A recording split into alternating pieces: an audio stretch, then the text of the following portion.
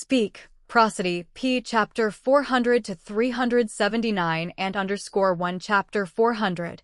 Chapter 379 and underscore 1 Zhou Ning took out his phone and dialed He Shankun's number. It wasn't long before he answered. What's up? How is Qin Xiangyu doing after his dialysis? Better than we expected. The kid is young, but the results of various tests are still pretty decent. Despite constant vomiting and less absorption, it shouldn't impact his lungs much. He's already awake and has been transferred to the ICU. Are you guys planning to do an interview? Zhou Ning laughed.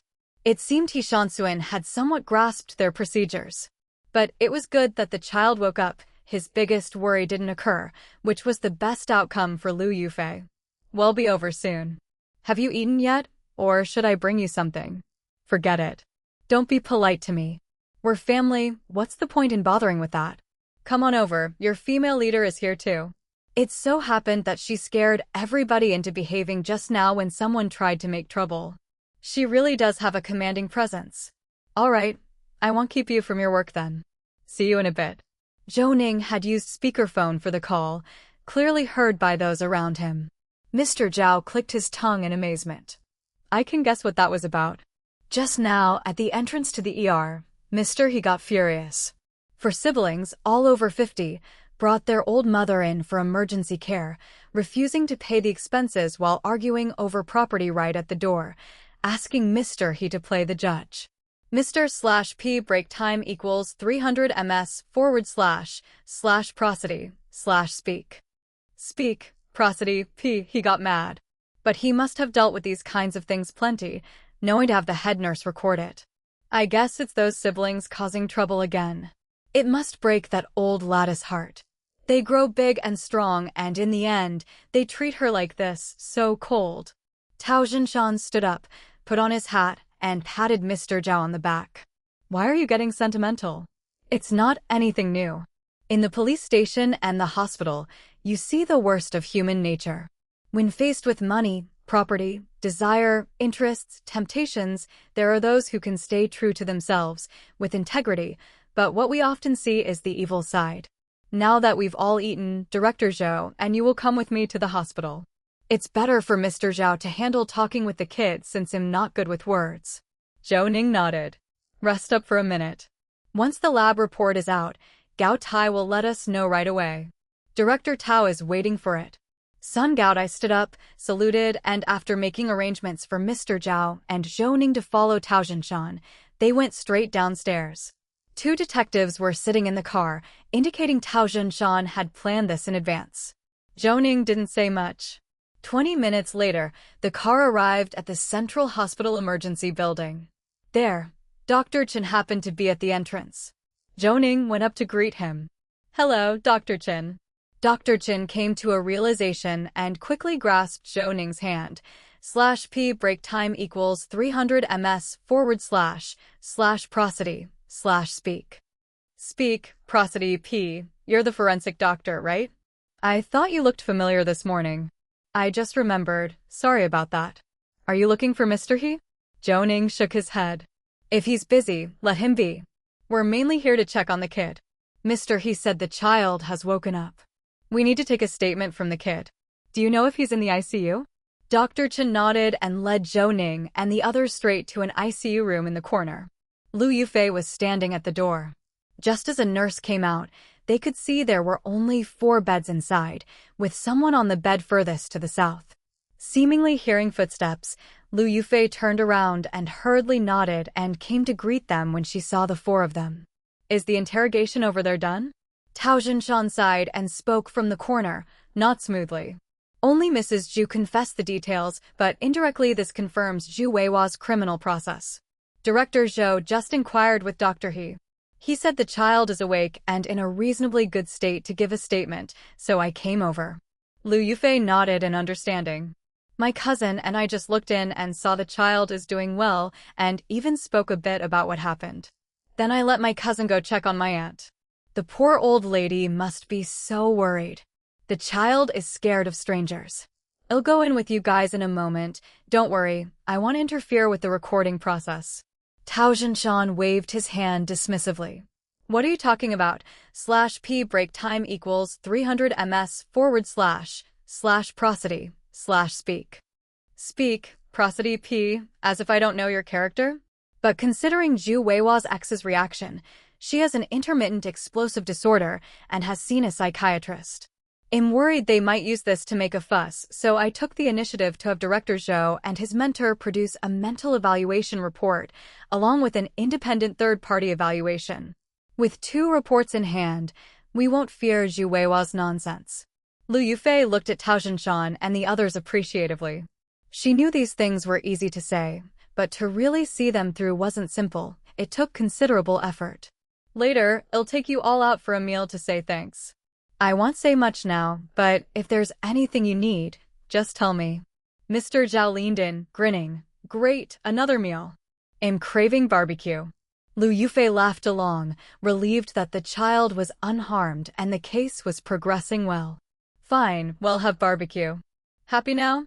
Dr. Chen coughed to catch their attention, and Zhou Ning promptly turned back, remembering the doctor was still with them. According to Mr. Zhao, this Dr. Chen seemed to have taken a liking to Lu Yufei. Sorry, Dr. Chen, for bothering you as soon as we arrived. I know He Shansuan has asked you for a lot of help. Let's go in and see the child and take his statement, shall we? Tao Zhinshan made a phone call and the 2 policemen walked in. Together, they entered the intensive care unit. /p break time equals 300 ms / prosody / speak. Speak, prosody p. In fact, Chen Xiangyu's condition was stable enough to leave the ICU, but due to the paraquat poisoning and the fear of potential relapse, he still needed intensive care to monitor any changes closely. After all, each person reacts differently, perhaps with some experiencing slower progression in lung damage. This couldn't be generalized, and furthermore, the investigation was not yet concluded, so he definitely needed to stay here a few more days to settle the nature of the incident. Seeing so many people, Chen Xiangyu on the bed became a bit nervous, his big eyes constantly watching everyone. It was only after seeing Lu Yufei coming in behind them that he breathed a sigh of relief. Auntie, why are there so many people? Lu Yufei walked to the other side of the bed and stood beside it, gently touching the child's hair. Xiangyu, be good. These uncles are all colleagues of your auntie. That chubby uncle is the one who rescued you from the bottom of the pit. Do you remember him? Mr. Zhao grinned as he moved closer and waved at Chen Xiangyu. You little brat, you grabbed the collar of my shirt and got it all dirty with dirt. Chen Xiangyu laughed. Children don't tend to hold on to fear for long, and for him, what he had been through felt like a terrible nightmare. Now he was not in pain, and his auntie was there, so all his fears were gone. Clutching Lu Yufei's index finger, he nodded vigorously. I remember you. Thank you, police uncle. Mr.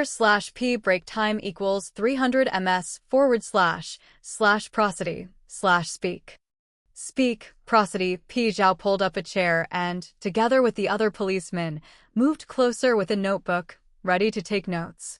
Mr. Zhao glanced at the computer, which had several prepared questions, and said to Chen Xiangyu, Your auntie is here too, there's no need to be afraid. We just want to ask you a few questions. Just tell us whatever you know, there's no need to be shy about telling the truth, okay? Chen Xiangyu nodded, the oxygen tube wobbling slightly with the gesture. Zhou Ning glanced at the various data readings on the monitor, which were fairly stable. Dr. Chen thoughtfully gave the nurses some instructions, and the ICU, apart from the sounds of the equipment, quieted down. What's your name? Where do you live? Where do you go to school? How old are you? Can you tell me these things? Chen Xiangyu nodded. My name is Chen Xiangyu. I'm 8 years old this year. I live in Beijia Cherry Gully Village. I go to school at Beijia Primary School, and am in the 2nd grade already. Very good, Chen Xiangyu. Well done. Can you tell me, did you sleep at home last night? Or somewhere else? Who woke you up in the morning? What did they give you to eat? And then where were you taken? Can you tell me what happened? Don't rush it, just say whatever comes to mind, okay? Chen Xiangyu thought for a moment and didn't rush this time. He held onto Lu Yufei's hand tightly, gripping hard as if the thought of those events still frightened him. /p break time equals 300 ms// prosody/speak. Speak, prosody, p. Fearing that Lu Yufei would get anxious, Tao Jinshan hastened to reassure in as soft and gentle a voice as possible. Don't be afraid. With so many police uncles here, you don't have to worry. Just tell the truth. Chen Xiangyu nodded, pulled down his oxygen mask a bit, and then said, last night, after dinner, I hadn't finished packing my school bag when my aunt came in and told me to go to sleep. I saw she was a bit angry, so I hurried to bed. After lying down, I heard her arguing with my grandma, saying something about my grandma being biased and calling her an old thing that won't die. After that, I fell asleep and didn't hear anything else. Early in the morning, when it was still dim out, my aunt woke me up. I said it was still early, but she slapped me and scolded me, calling me a lazy pig, and told me to get up quickly and go out with her. Scared from the slap, I hurried up without even going to the bathroom and quickly folded my blanket and got out of bed. Before I could go out, my aunt handed me a bottle of Nutrition Express, which is my favorite kind of milk, a yellow bottle with a red cap, pineapple flavored. But after I took a sip, I found that it tasted wrong, like it had gone bad, a very stinky smell. I felt like vomiting at that moment, but got yanked up by the collar by my aunt and accidentally swallowed it. My throat felt full of that stinky smell. /p break time equals 300 ms// prosody/speak. Speak, prosody, p. She scolded me for wasting money, saying that the stuff costs several yuan per bottle, and Liang didn't even drink it, and here I was making such a fuss about it. If I didn't drink properly, she said she would complain to my dad when he returned so that he would beat me. I got scared at the thought because my dad always listens to my aunt. She had already gotten me beaten several times before this by complaining to him, so I quickly pinched my nose and drank it, but I kept wanting to vomit. After I finished drinking, my aunt took the bottle and left my room. At that moment, my stomach started gurgling, and I ran out of my room, wanting to go to the toilet to throw up. My aunt caught me and twisted my thigh, making me squat in front of the electric bike before taking me away on it. I couldn't hold it in and vomited once on the way, and my head felt dizzy. Soon, it seemed we had arrived at Liang's grandma's house, where my aunt threw me in the courtyard. After that toss, I threw up again, and I heard my aunt talking to Grandma Zhu about throwing a child into a cave and specifically into the deepest one in the south. I wanted to get up, to run home and find my grandmother, but I couldn't move or even breathe, so I just lay on the ground vomiting nonstop. After a while, my aunt left, and in my daze, I realized I was stuffed into some kind of bag. I tried to struggle, just moved a little, and got kicked. /p break time equals 300 ms// prosody/speak. Speak, prosody, p. Grandma Zhu cursed me as a cursed child, then I was carried off into a very dark place. When the bag was opened, I fell down. After waking up, I discovered I couldn't move or speak at all. Police uncles were shaking me, and I don't know how you all got me out. When I woke up again, I saw my aunt and a sea of white around me. At this point, Chen Xiangyu cried, shaking uncontrollably, while Lu Yufei kept comforting him. Mr. Zhao hurriedly asked, Chen Xiangyu, you are a strong young friend. The police uncle has one last question for you. Who is the aunt you mentioned? Chen Xiangyu sniffled, wiping the tears from his face. That's the wife my dad found afterwards. Her name is Zhu Weiwa, and she's not nice to me at all. But my grandmother said I should just bear with it, so I tried to endure it. Chen Xiangyu pouted, showing clear distaste. This expression made the adults understand. Despite being young, he could discern people's true colors. He could sense when someone wasn't good to him. Your dad and your grandma don't let you call her mom. /p break time equals 300 ms// prosody/speak. Speak, prosody, p. Chapter 401 to 380. Chapter 401. 380. Chen Xiangyu shook his head and continued to speak. Let it be.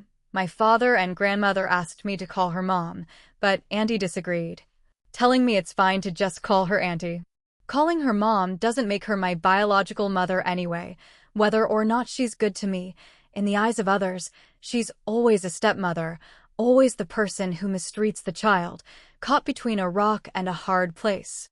Mr. Zhao glanced at Tao Zhinshan once all the questions seemed to be asked, at which point Tao Zhinshan gave a hand signal to the officer recording the video. The officer taking the statement went to find Dr. Chen, considering that this needed to be printed. Even if the person is a minor, a statement still requires a signature and a thumbprint, but it must be done with a guardian present, and the process should be video recorded. After sorting all of this out, everyone left the intensive care unit, and Tao Zhinshan took Dr. Chen's hand. One of these days, I'll send a banner of gratitude to your emergency department. Ever since Mr. He started working here, we've always been coming to you for help. I know how busy your regular duties are, and here we are causing even more trouble. Yet, it's our job. Thank you for your assistance and understanding. Thanks a lot. Such formal courtesy made Dr. Chen somewhat embarrassed. This is what we ought to do, and you can come over anytime, even if Mr. He is not around. /p break time equals 300 ms / prosody / speak. Speak, prosody, p greater than I didn't feel much while collaborating with them on other cases before, but this one has deeply affected me. If it hadn't been for you, the child would never have been rescued within the golden 6 hours. Even if he was found later, we could only watch helplessly. As a doctor, that's when we feel most helpless. In the future, feel free to come to us anytime. Later on, I'll leave you my phone number. Tao Zhinshan smiled. Mr. Zhao, standing behind Liu Yufei, raised his phone, secretly pointed at Liu Yufei, and with both thumbs up, he touched them together, signaling Tao Zhinshan with his eyes. Tao Zhinshan's face showed no change as he continued to shake the firmly grasped hand of Dr. Chen. All right, thanks a lot, Dr. Chen. Leave your phone number for Yufei. They handle the most major criminal cases, and we'll reach out to them when we need to come over. Yufei, help me to apply for the gratitude banner to Director Su when you get back. Facing the people who had just helped find her cousin's child, how could Liu Yufei refuse? She quickly nodded in agreement. Sure, I'll apply to Director Su as soon as I get back, and he'll probably be back tomorrow. Let Yufei stay behind to look after the child. We'll take our leave. As for the case, you don't need to worry about it. I'll personally oversee Zhu Weiwa's trial proceedings. Liu Yufei smiled. Thank you, Director Tao. I have no other requests. The child didn't die, and that's a testament to our effective rescue. /p break time equals 300 ms / prosody / speak. Speak, prosody, p. As for the motive, I won't comment. It wasn't determined by Zhu Weiwa when she had her mother throw the child into the hole, but when she fed the child paraquat, the matter was already finalized. Tao Zhinshan nodded. Rest assured, I will clarify everything that needs to be explained. When transferring the case, I will pay special attention. Your task now is to adjust your state of mind, take good care of your cousin's child, and rejoin the team soon. Liu Yufei sighed, and the group quickly left. Dr. Chen stood by Liu Yufei's side, waving goodbye to everyone until they were out of the emergency department and in the car. It wasn't until then that Mr. Zhao finally relaxed. Tao Zhinshan looked skeptically at Mr. Zhao. What are you up to, lad? All mysterious. Come on, tell me what's going on. Why insist on Dr. Chen giving his phone number specifically to Yufei? Wouldn't it be more convenient for all of us to have it? Mr. Zhao grinned, showing his teeth. Director Tao, you don't know what I'm thinking, but you followed through just as I said. That's what I call understanding. Dr. Chen is a good fellow, and Mr. He holds him in high esteem too. He's got a bit of a thing for Mrs. Fei. We've got to give them a nudge, right? Tao Zhinshan had a moment of realization and, following suit, he laughed. You know, Dr. Chen is a good-looking fellow, kept glancing at Liu Yufei. /p break time equals 300 ms / prosody / speak. Speak, prosody, p greater than I thought. He was just concerned about the case, but now that you mention it, it seems he really does have a bit of a thing for Liu Yufei. But you and your Mrs. Fei, isn't Liu Yufei younger than you all? Mr. Zhao waved his hands with a grin, signaling the detective to hurry up and drive since they needed to get them back first. Look, Director Tao, you really have a keen eye for detail. Mrs. Fei is indeed a year younger than me and Zhou Xiao, but she has a commanding presence. Plus, she's one of the top talents among the young generation at the City Bureau. Calling her Mrs. Fei is appropriate. Just don't spread the word about this matchmaking. Let's not nip it in the bud. After all, several in our bureau have a thing for Mrs. Fei, but few dare to make a real move. Tao Zhinshan waved his hand, obviously grasping what Mr. Zhao meant. Got it. I'll keep Mr. Zhang busy with work lately. Though this case is essentially over, public legal education in rural areas is still lacking, especially the village committees. Today, their cooperation was reluctant at best, and that's an issue. I'll have Mr. Zhang work on this at the grassroots level. Mr. Zhao arched his eyebrow and sighed. It's not that we lack brotherly loyalty. We've all been working together for so long. If Mrs. Fei had any interest in that guy, she would have shown it by now. Besides, didn't she get upset that one time in Qidong City? That guy is just not on the same wavelength as Mrs.P. break time equals 300 ms//prosody/speak. Speak, prosody, P. Fei. If they got together, it would just lead to frustration. They're not suitable for each other. Zhou Ning glanced at Mr. Zhao, who seemed lost in thought, and put down his phone. He texted Su Dayuan to briefly report the day's events, providing an update. Su Dayuan was quite shocked. After all, had the situation been delayed, the outcome could have been entirely different. Arriving back at the technical department of the City Bureau, Tao Zhinshan and company collected various reports and went straight to the interrogation of Zhu Weihua. Since the facts were clear, with ample evidence, accomplices, victims, and consistent testimonies, they planned to review it all with her. If she refused to admit guilt, they would proceed with the formalities, but the refusal would result in a harsher sentence in court. As for the third-party report, they would simply explain the situation and submit it a little later since it included the forensic doctor's assessment results. Satisfied, Tao Zhinshan headed to the main building. Watching them disappear, Zhou Ning didn't rush upstairs, but remained standing at the door of the technical section. Mr. Zhao noticed that Zhou Ning had been quiet the whole way and seemed somewhat off. What's up with Zhou Xiao? Zhou Ning shook his head. Just feeling a bit sentimental, no big deal.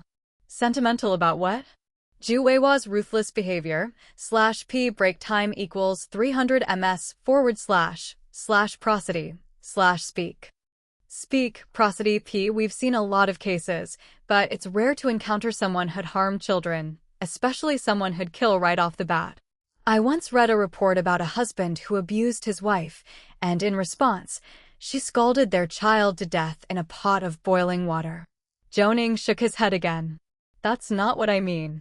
Today's events have made me feel that one must be cautious when choosing to marry or have children. To be born and not cared for is the greatest tragedy for a child. Take this case, for example.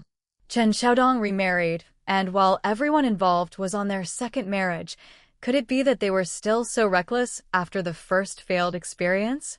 Could the people in the neighboring villages really not know about Zhu Weihua's mental issues? Perhaps it was because Chen Xiaodong's prospects were poor, making it hard to find a wife, and he thought the child was too young, needing a wife to help take care of the home. A mild illness, he might have thought, was not much of an issue to him. That there were no problems in the first 3 years of marriage was because Chen Xiaodong treated Zhu Weihua's child equally. However, the main trigger for Chen Xiangyu being poisoned wasn't his grandmother's illness, but rather Chen Xiaodong's failure to manage the relationships effectively. Letting Zhu Weihua's child go back to her mother's with his grandmother, she agreed to that in June, acknowledging Chen Xiaodong's arrangements, /p break time equals 300 ms//prosody/speak. Speak, prosody P. Yet when she acted out in October, it was partly because promises weren't kept and also because he failed to attend to Zhu Weihua's emotions. So, in this case, Chen Xiaodong bears an inescapable responsibility. Mr. Zhao was stunned. I only heard that Chen Xiaodong's ex-wife ran off with someone else, leaving behind the 1-year-old Chen Xiangyu. He probably felt that because the child was young, he was in a hurry to find another wife. But I agree with you. Even if they weren't close, a little inquiry and everyone would know the business of each household. Especially when it comes to mental illness or intellectual disabilities, the whole area would be aware. Generally, people would steer clear when matchmaking, aware of the hereditary risks involved. Only those who can't find a wife or have disabilities would settle like that. You make some valid points. Everything fears analysis. The Chin family's house looks quite new, probably just renovated within the last year. Mrs. Fei caring for her aunt's home, she also did it because of financial difficulties in the past. It was only 4 years ago that relatives helped to gather the money to lease the orchard that her condition improved. Once life got better and they overcame their hardships, their concerns naturally changed. Alas, it's just a pity for the child. Zhou Ning gestured dismissively. Let's go back to the office. There's no need to watch the interrogation. Mr./P break time equals 300 ms / prosody / speak. Speak, prosody. P. Zhao shook his head and followed Zhou Ning's steps back to the office, not daring to chatter, and went straight to the office. Upon arrival, he saw Xia Momo standing at the door, and Lu Yongxin must have said something because she was laughing. Mr. Zhao blinked, hurriedly took off his hat to hang it up properly, grabbed a bottle of water and drank half of it before sidling up to Lu Yongxin's side. What are you saying, Mr. Lu? That's got Mr. Xia laughing like that. Lu Yongxin handed a bottle of mineral water to Zhou Ning as he moved closer to the other two. We were just chatting, making fun of Dr. Lu a moment ago, and Mr. Xia thought my impression was spot on. Now tell us, how come you're back from the hospital so quickly? The kid didn't wake up? Knowing Mr. Zhao was eloquent, Lu Yongxin didn't trouble Zhou Ning and directly addressed Mr. Zhao with his last question. He's awake, in good shape, and clear-headed when answering questions, so we finished taking his statement quickly. As for the interrogation, Zhou Xiao said there was no need to watch. After all, Zhu Weihua was in such an agitated state, and the testimonies from Mrs. Zhu and Qin Xiangyu completely lined up. The facts are clear and the evidence is solid. Lu Yongxin glanced at Zhou Ning, realizing he wasn't in the best state. Without asking further, he quickly told Yang Xuedong and the others, all right, it's best this way, /P break time equals 300 ms / prosody / speak. Speak, prosody, P, your work here is done, so hurry up and get everything organized to send over to Director Tao. Oh, isn't Mr. Zheng at the Tongshan Sub-Bureau? Didn't he go this time? Mr. Zhao, dragging Lu Yongxin with him, headed to the lab and gave a brief on the situation. Of course, under Lu Yongxin's pressing questions, he also repeated Zhou Ning's perspective. Lu Yongxin thought for a long while before he sighed.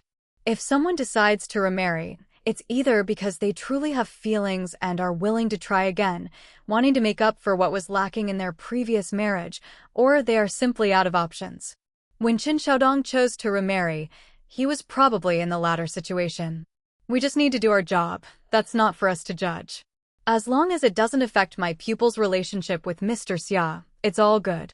Mr. Zhao clicked his tongue. Zhou Xiao and Mr. Xia are currently all over each other. They were fine before everything was out in the open, but now they're all gooey-eyed every day. Mr. Lu slapped him on the back.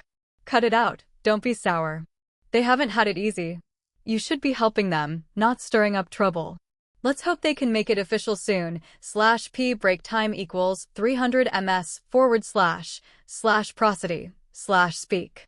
Speak, prosody, P, chapter 402 to 381, temporary transfer _1 chapter 402, chapter 381, temporary transfer _1 November 5th, 2012. Zhou Ning pushed the door open to enter the lab, wiped the water stains off his shoes on the doormat, and saw everyone crowded around Mr. Chu's computer, wondering what they were looking at as he quickly stepped inside. What are you guys watching? Mr. Zhao turned around, saw Zhou Ning, and flashed a toothy smile before patting the person in front of him. Except for Lu Yongxin, everyone stood up to make room in front of the computer. Didn't the department ask everyone to sign up for WeChat? Mr. Chu helped Mr. Lu get one too, and he added a whole bunch of friends right away, like 180 people. There was a classmate of Mr. Liu's training class, 2 years younger than our uncle, working in the forensic department of Dao City Criminal Police in Qidong Province. We've long heard Mr. Liu was working at the Qidong Research and Development Center. Finally, after some reaching out, he's gotten in touch. He's just sent Mr. Liu a video from a very bizarre case they have over there with no leads yet, asking if our software could lend a hand. Zhou Ning had already walked over, curiously glanced at the screen, and pulled out his phone. Sign me up for an account too. Mr. Zhao was about to reach out when Xia Momo took the phone from him. No need for him, I'll set it up. What nickname do you want? Zhou Ning was taken aback. Wasn't this thing supposed to be real name based? /p break time equals 300 ms / prosody / speak. Speak. Prosody, P greater than I don't know, isn't it real name based? Just use my actual name, I guess? Lu Yongxin took off his reading glasses, turned his head to look at Zhou Ning with a look that screamed looking at an antique, and glanced at his prized disciple. How are you even more out of touch than me? I ask you, what's your QQ nickname? Just pick something interesting. As for anyone who wants to add you, they'll directly annotate who you are. Don't think I can't sign up, I've heard about it from my son. That's generally how it works. Zhao Xinli gave Lu Yongxin a thumbs up, impressed. Who would have thought the old guy was so trendy? Mr. Liu is a trendy old man. So, what's your online name? Peace Messenger. Sun Gout I couldn't hold back his laughter, but got slapped by Mr. Zhao, quickly stifling his smile as he pulled 2 new interns and Mr. Wang back a few steps. Lu Yongxin bristled, hands on hips, glaring at Zhao Xinli. What's the problem? If it weren't for this Peace Messenger, Qin University wouldn't have the software center, let alone all the stuff that came after. What's wrong with me calling myself that? Mr. Zhao raised both hands as if to surrender, quickly placating the old man. My apologies, uncle, your accomplishments are immense. The apology caught Lu Yongxin off guard, who blinked and turned to Zhou Ning. This kid actually uses a 4-character idiom. His cultural level has suddenly increased. But what does immense accomplishments mean? It's not an insult, is it? /p break time equals 300 ms / prosody / speak. Speak, prosody. P. Zhou Ning struggled to contain his laughter and quickly calmed Lu Yongxin down. This old man could match his grandfather, a man who never minced his words, considered cultured and knowledgeable, though limited in traditional cultural capacity, but at least he was open-minded. It's definitely a compliment. Now, tell me about this video. What exactly is going on? Lu Yongxin cast a glare at Mr. Zhao and pointed to the computer. Mr. Zhao said they've been busy with crackdowns lately and encountered a tricky case. He sent me a video to take a look. The details are too small to see on a phone, so I begged Mr. Chu to play it on the computer for me. When we watched it, it gave us quite a shock. You'll see the video yourself in a minute. Let me just tell you the content he sent me, or else you'd be looking in vain. They've got their own crackdown operations going on. Lately, public order's been quite good. But suddenly on October 27th, they got a call about some bags found in the protective moat around Dao City. The sanitation department sent out boats to retrieve them, especially since they're applying for the title of Hygiene City and are under inspection. Everyone's quite concerned. They opened the bags and everyone was shocked stiff. Inside were pieces of a corpse, missing the head and limbs. The video is from the law enforcement recorder. Mr. Chu, play it once for my intern to see. Mr. Chu promptly zoomed the video to full screen and hit the play button. /p break time equals 300 ms / prosody / speak. Speak, prosody. P. What appeared was a wide river with crowds on both banks, clearly making quite a scene and putting a lot of pressure on the police. The camera panned from the river surface to a nearby boat and finally rested on the stone bank. Along the stone decorative stairs, there lay a row of bags, big red plastic ones tied tightly at the opening. They bulged with something that shone wetly under the light. Off camera, retching sounds could be heard, not from just one person. Then the camera focused on one open bag with its side slit open, revealing a human elbow.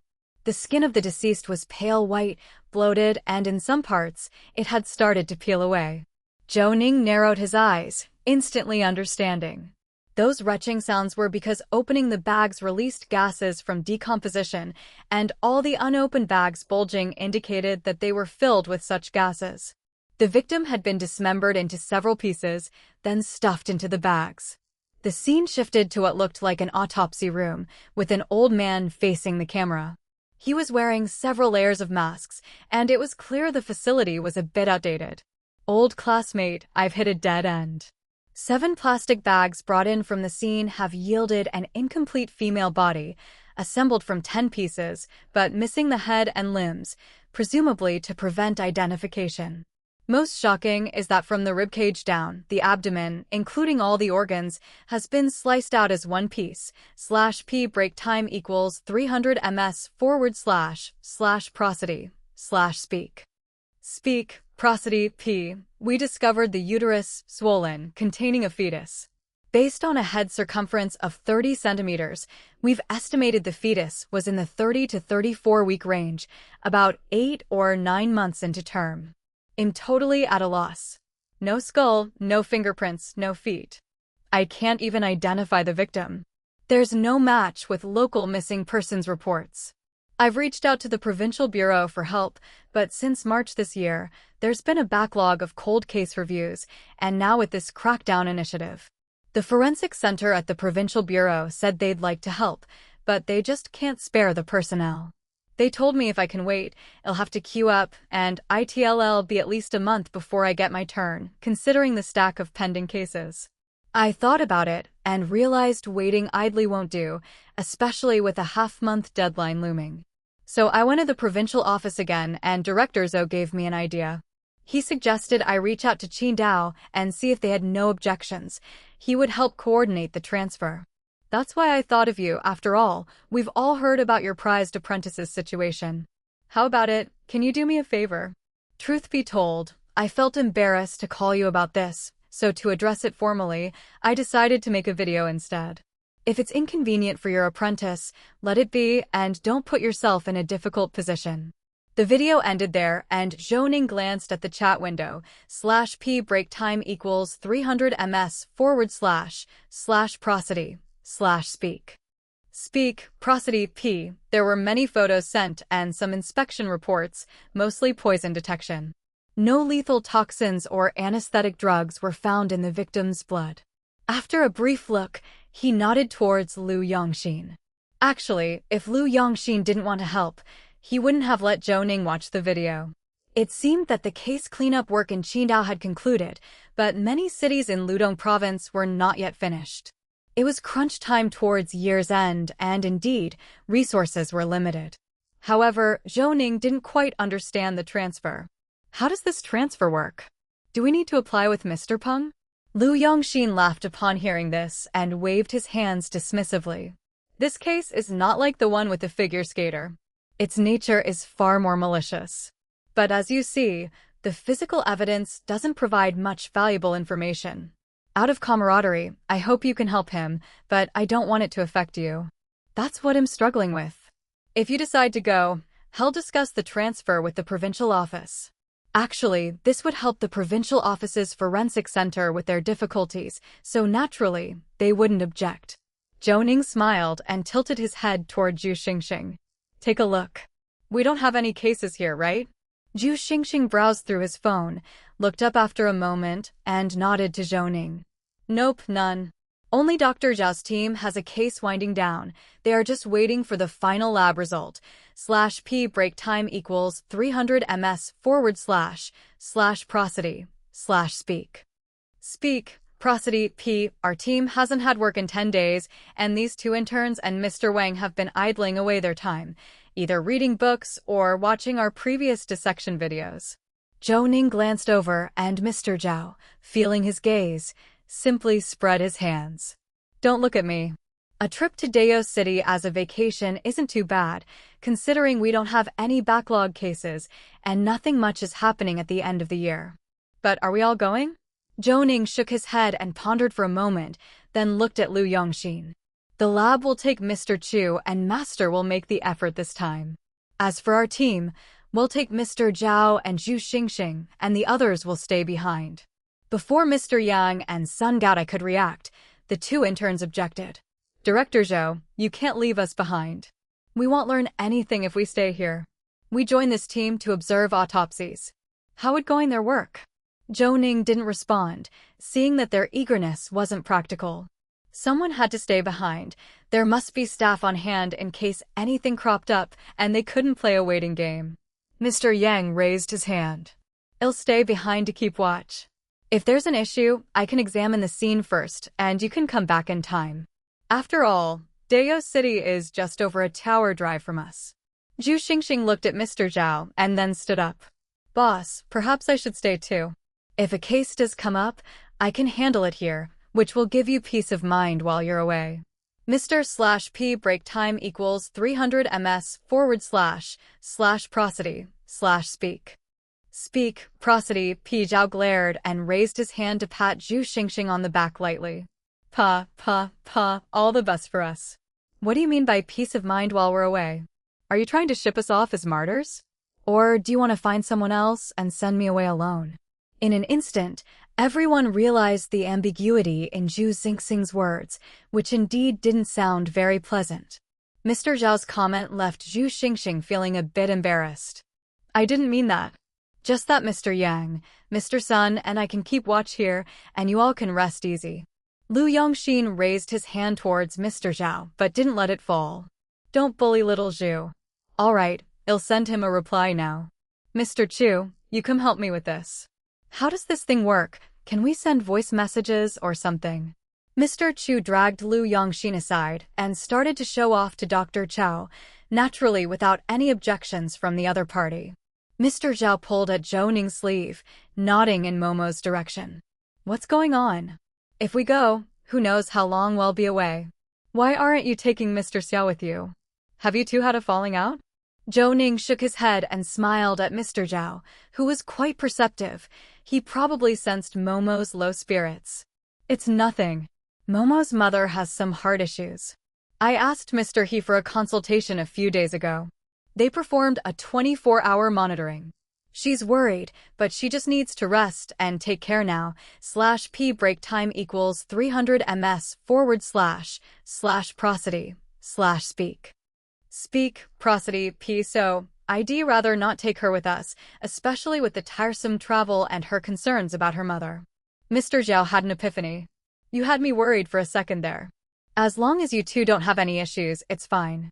But the problem isn't serious, right? Is it okay for you to leave at this time? Zhou Ning shook his head, and before he could speak, Xia Momo approached. It's fine. My mom was just too tired before and didn't get enough rest, which made her uncomfortable. After the doctor's examination, she's been feeling less pressured. She's been recovering well these past 2 days. Zhou Ning should go if he needs to, especially since it's a classmate of Mr. Liu's that we definitely need to help out. Before she finished speaking, Zhou Ning's phone rang. It was Su Dayuan calling. Seeing the number, Zhou Ning paused for a moment. Could it be a new case was coming just as they were about to leave? Hello, Director Su. Is there a case? Case, my foot. I'm asking you. We just got a call from Mr. Peng. He mentioned a transfer request from the provincial office asking for your entire team. What's going on? /P break time equals 300 ms / prosody / speak. Speak, prosody, P. Chapter 403 to 382. Special Project Group _1 Chapter 403, Chapter 382, Special Project Group _1 What exactly is going on with the leadership?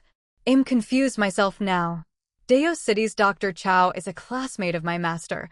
They have a case that needs help, and they reached out to the provincial office. The provincial office suggested contacting us and eventually issued a transfer letter. Is there a problem or something?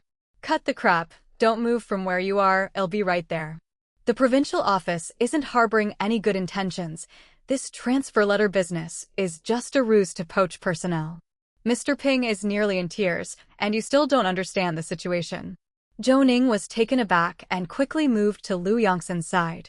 In fact, Lu Yongxin had heard the entire conversation clearly just now, pointing to the computer screen, to the WeChat chat window with Dr. Chao. In the dialogue, that Dr. Chao said he had already asked the leadership to notify the provincial office. Once they agreed, the transfer letter had already been sent over. Zhou Ning was at a loss for words. From Su Daiwan's tone, he could feel that he had been trapped, but of course, this had nothing to do with Dr. Chow. On second thought, probably Mr. Peng was the one who was scared the most. Sitting at home, suddenly receiving such a transfer letter, especially from the provincial office, his first thought was that Zhou Ning was about to take his team and reach for higher branches. /p break time equals 300 ms / prosody / speak. Speak, prosody, Zhou Ning sighed and hurriedly held the phone to offer explanations. The situation is like this. The case on Deo City side is at a standstill, and it came directly to my master. It would not be good to ignore it. We just want to offer a hand. It doesn't involve a transfer. My roots are here. Our cooperation with Qin University is here. Where could I possibly go? Su Dayuan grunted twice, the sound of his footsteps not stopping. Spare me, you might not have any intentions, but can you guarantee that no one else does? Cooperation with Qin University isn't an everyday occurrence. To my knowledge, you've only been to Qin University's research center twice in a year. So don't tell me you haven't thought about it, and don't try to calm me. Though it's just a transfer letter, how many people have left and never returned because of such transfers? You just wait right there for me. I'm coming over immediately, with Mr. Hu in tow. Zhou Ning was dumbfounded. No matter how much he explained, Su Dayuan seemed even more anxious. After hanging up the phone, Lu Yongxin had already approached. He, too, was puzzled.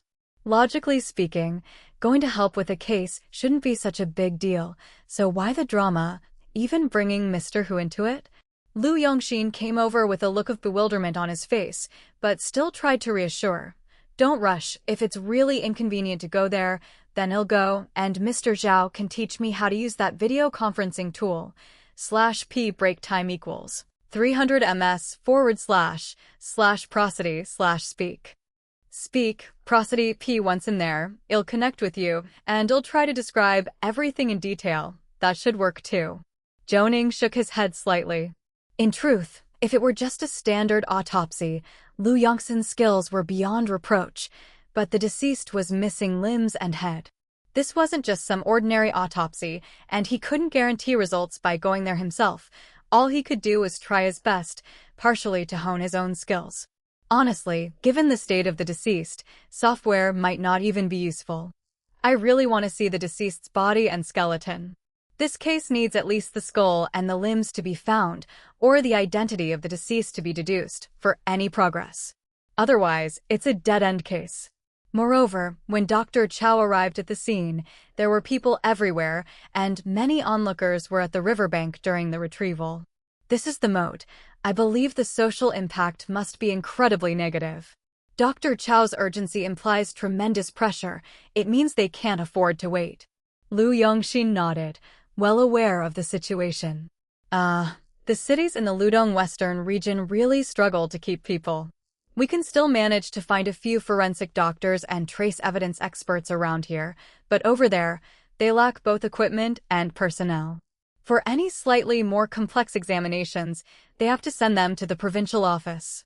Mr. Zhao leaned in, rubbing his chin, his small eyes blinking constantly. /p break time equals 300 ms / prosody / speak. Speak, prosody P. Uncle Lu, I think Director Su considers you one of our own. He wouldn't really stop you from helping a classmate. Perhaps Dr. Chow and you are being played. Think carefully about what Director Su said. Many people, because of the temporary transfer, don't return to their original positions. Who arranged this transfer in the first place?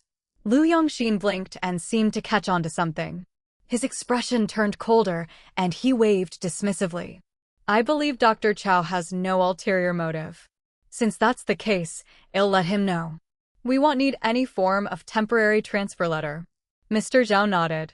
Before he could speak, the lab's security system started beeping. Sun Gaodai, being the closest, rushed over to open the lab door and disarm the alert. As soon as Su Dayuan and Mr. Hu entered, neither of them had sour expressions, which suggested that Mr. Hu had also figured out on the way here that such a scheme wasn't something Zhou Ning and the others would come up with. Someone at the provincial office was stirring trouble. Wow, everyone is here. Perfect, let's talk. Mr. Huss' opening was lighthearted. He found a chair for himself, then pulled Lu Yongxin and Zhou Ning to sit down, smiling. Only then did he speak in a relaxed tone. I had just received the temporary transfer letter from the provincial office, and I knew immediately you guys had been set up. Su Dayuan is an impatient man. He didn't understand the situation and started yelling at Zhou Xiaozhou. Don't take it to heart. /p break time equals 300 ms / prosody / speak. Speak, prosody, p in the end, it's my fault. I shouldn't have bragged last time I went to the provincial office. Now I've caught their attention. But it doesn't matter. I've already spoken to the provincial office and asked them to retract the transfer letter.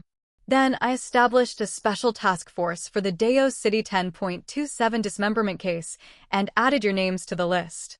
I mean, we shouldn't be playing a bluff here. Work hard on the case, and once it's resolved, come back.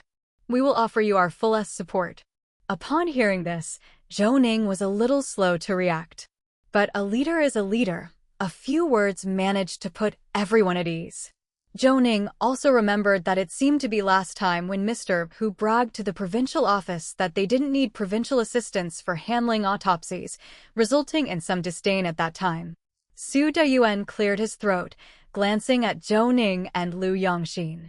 He struggled for words, then finally spoke in a lowered voice. I'm sorry, I was too hasty earlier and my attitude wasn't good. I'm just like that. I have this temper. After all these years, I've had such smooth cooperation with Mr. Liu and Zhou Ning. When I saw that there was something fishy about the transfer letter, how could I not be angry? Mr. Hu has already criticized me. I'll make it up to you guys with a meal later. Zhou Ning waved it off, knowing well what kind of person Su Dayuan was. Director Su, what are you talking about? /p break time equals 300 ms / prosody / speak. Speak, prosody, p. My master and I are technical people. We don't understand all these maneuvers. We were still discussing how to help out. Never thought that someone would take advantage of such a situation, which is despicable to us. Moreover, now my career and family are both in Qidong. My girlfriend is also in the lab, and we collaborate so closely. How could I possibly leave? After all, we still have the research and development after Phase 6 to continue, and Elder Huss handwriting analysis has already begun research trials. Mr. Zhao coughed and sidled up to Su Dayuan, his smile so wide his eyes had nearly disappeared. So, just interrupting, but when Director Su says he's inviting us to dinner, what's the standard? Is it just Zhou Ning and Mr. Liu, or does it include everyone here today? Don't tell me you're going to fob us off with a KFC meal. Su Dayuan subconsciously raised his hand, but Mr. Zhao had already swiftly moved back to avoid it. His evasion was so practiced, it was as though he was a martial arts master. Zhu Xingxing even gave him a thumbs up, and Mr. Hu laughed, looking up. How have you arranged it? The special case team still wants a list of names. Zhou Ning glanced around and quickly said, in our team, we'll leave Zhu Xingxing, Yang Xuedong, and Sun Gaodai on duty. If anything happens here, the three of them can handle it. Mr. Xia will stay at the lab, and the rest will come with me. Su Dayuan nodded in satisfaction. The arrangement was much better than he had expected. /p break time equals 300 ms / prosody / speak. Speak, prosody, p greater than I have no objections then. Holding back a laugh, Lu Yongxin looked to the side where Mr. Hu had already taken out his phone, and Mr. Chu was helping him input the list of names into a message to be sent out. Soon after, his phone rang, and the person on the other end was very polite. After a short while, Mr. Hu ended the call and stood up, patting Su Dayuan. Let's go. Tell them to get ready quickly. It would be best if we could leave today. Zhou Ning was a bit surprised, but after a moment's thought, he understood. Before Dr. Chao contacted Lu Yongxin, preparations must have been well underway. The WeChat message was just a heads-up. Indeed, this was not something that could be delayed. After Mr. Hu and Su Dayuan left, Su Daiwan's last words were to come back as soon as possible. Only when they were out of sight did Mr. Zhao wipe the sweat from his forehead. You scared the leadership half to death. making them think you were taking a large team to jump ship. This guy even brought out Mr. Hu. But that transfer letter from before, did it have that many implications? Lu Yongxin's brows furrowed, and his expression was not pleasant. Zhou Ning helped Lu Yongxin sit down, and Xia Momo brought over his thermos. Master, don't be angry. This has nothing to do with Dr. Chow. Perhaps it's an overinterpretation. Lu Yongxin shook his head. I know what kind of person Dr. Chow is. He's slow by nature, but capable at his job. You can't say he's excellent, but he's diligent and uncomplaining. /p break time equals 300 ms / prosody / speak. Speak, prosody, p, he's not one for scheming. And besides, after all this fuss, offending me wouldn't get you transferred to Dao City. It would be a loss-making deal. It seems like the provincial department is the one trying to poach you. Mr. Zhao waved his hand. Mr. Liu, don't overthink it. Mr. Hu laid it out clearly today, and that should prevent anyone from getting prickly. These kinds of tactics can't be brought to light. Besides, Zhou Xiao is not likely to leave Qidong. He has to attend classes with Professor Li from time to time. Both of his apartments are here, his grandfather is here, and his girlfriend is even more so. Why would he go to the provincial city? This statement met with everyone's agreement, and they nodded continuously. Zhou Ning waved his hand. All right, let's put this matter to rest. Hurry up and pack your things. For those inspecting the scene, make sure you have all the special protective gear for handling highly decomposed bodies. Take everything you can carry, including the diving and various sampling gear. Yang Xuedong raised his hand and, pulling Sun Gaodai with him, said, You should go get your luggage ready. Mr. Liu and I will prepare a comprehensive list. Don't worry, we will only have more, not less. The testing capabilities in Dao City aren't great. So, you might as well send it back here for analysis. It's just over a tower drive. If it's sent to the provincial city, it would take too long. Just one way is over 4 hours. /p break time equals 300 ms / prosody / speak. Speak, prosody, p. Zhou Ning nodded. Working with his team members was always so reassuring. They took care of everything without him needing to worry. Got it. We'll have to see what Dr. Chow and his team think over there. If they agree, we'll send it back for testing. That's it for now, you're dismissed. Mr. Yang, I'll have to trouble you to make a list and get ready. Everyone else, go home and pack some changes of clothes. Prepare for half a month. Mr. Zhao blinked, his small eyes filled with disbelief. Are you really that unconfident? Zhou Ning nodded, sighing involuntarily. Although the provincial department has a lot on its plate and is caught up in several major crackdowns and anti-gang operations, it's not like they can't spare anyone. This case, to identify the victim, would be extremely difficult unless the victim had a criminal record. We have to be fully prepared.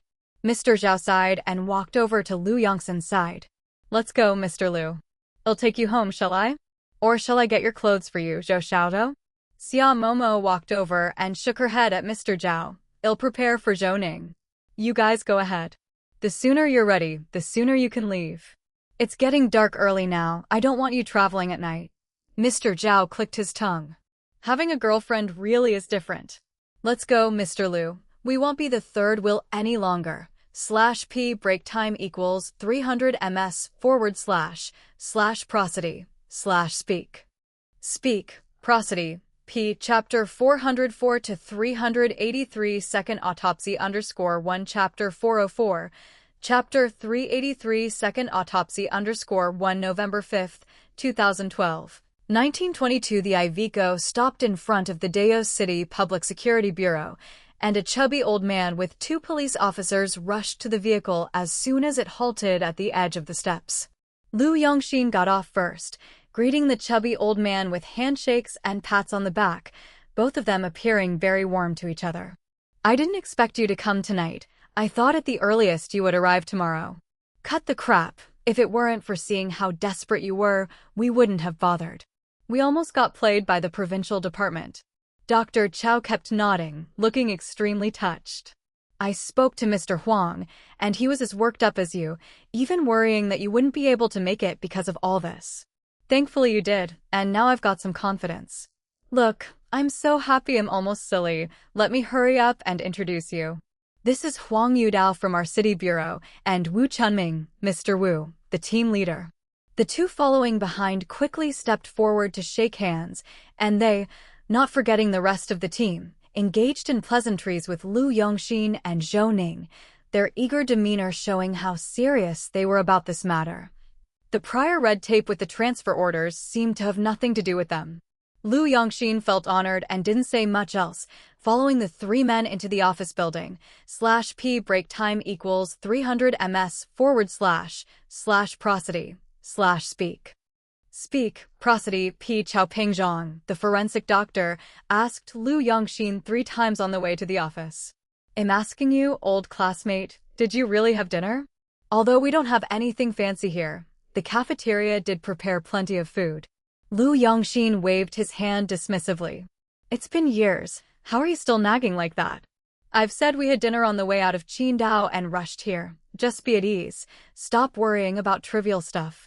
Let's take a look at the progress of the case, then continue everything tomorrow. Otherwise, I won't feel at ease, you know?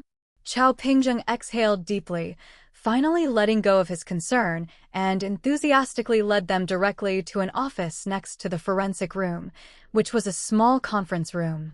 Everyone settled down, and Huang Yudao spoke directly. I'm a straightforward man, not one for excessive pleasantries. I can't tell you how happy I am to have you here. Dao City can't compare to Qidong in terms of facilities and capabilities.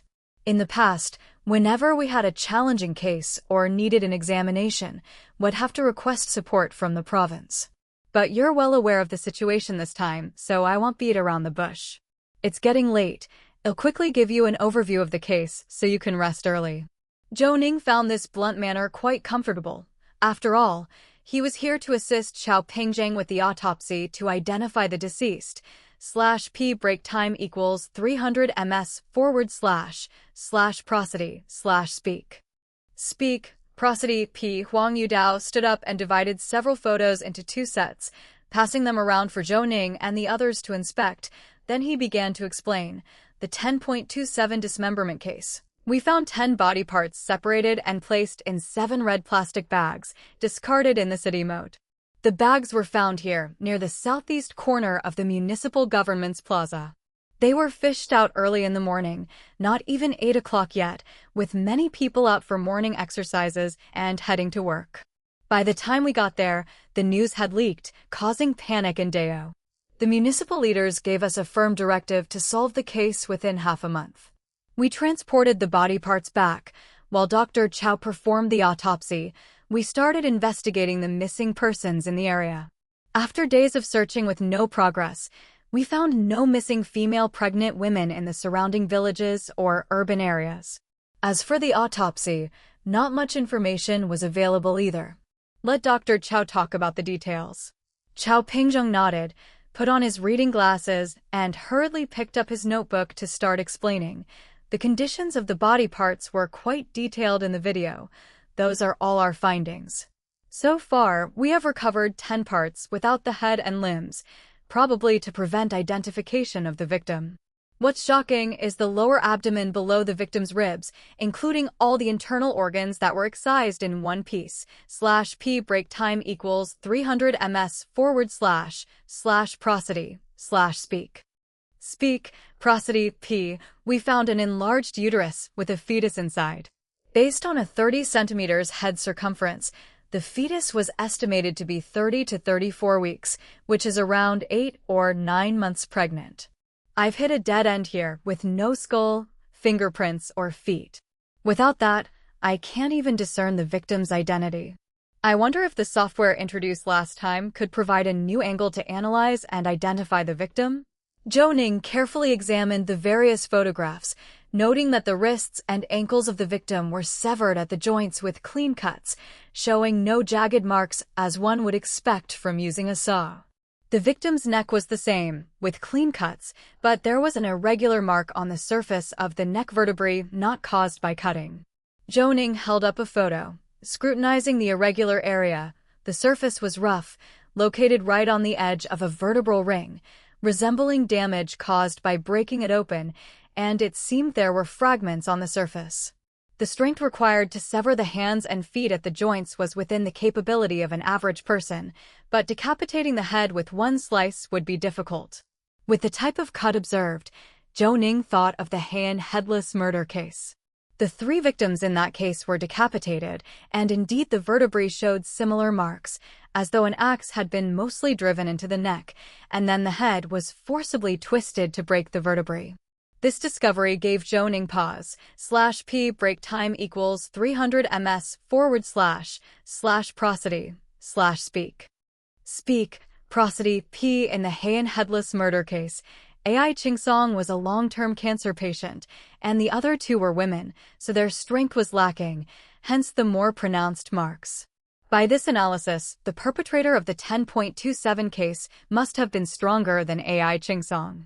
Lu Yongxin nudged Zhou Ning, who looked up at Qiaoping Zhang. Dr. Qiao, may I ask, when the body parts were discovered, were they already in a highly decomposed state? Are you keeping the body parts frozen at this moment, or have you preserved only the skeletal remains?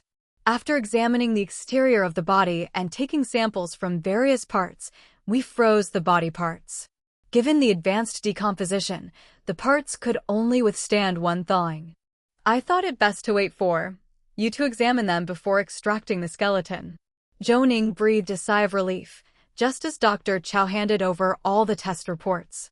I've collected samples from the victim's wounds, body surface, the vaginal area, the handles of several bags, as well as samples from inside and outside the bags for analysis. No DNA was found other than that of the victim and her child. 13 fingerprints were found on the bags, all belonging to sanitation workers at the scene. Zhou Ning nodded and gave Qiaoping Zhang a reassuring smile. He understood Qiaoping Zhang's feelings very well.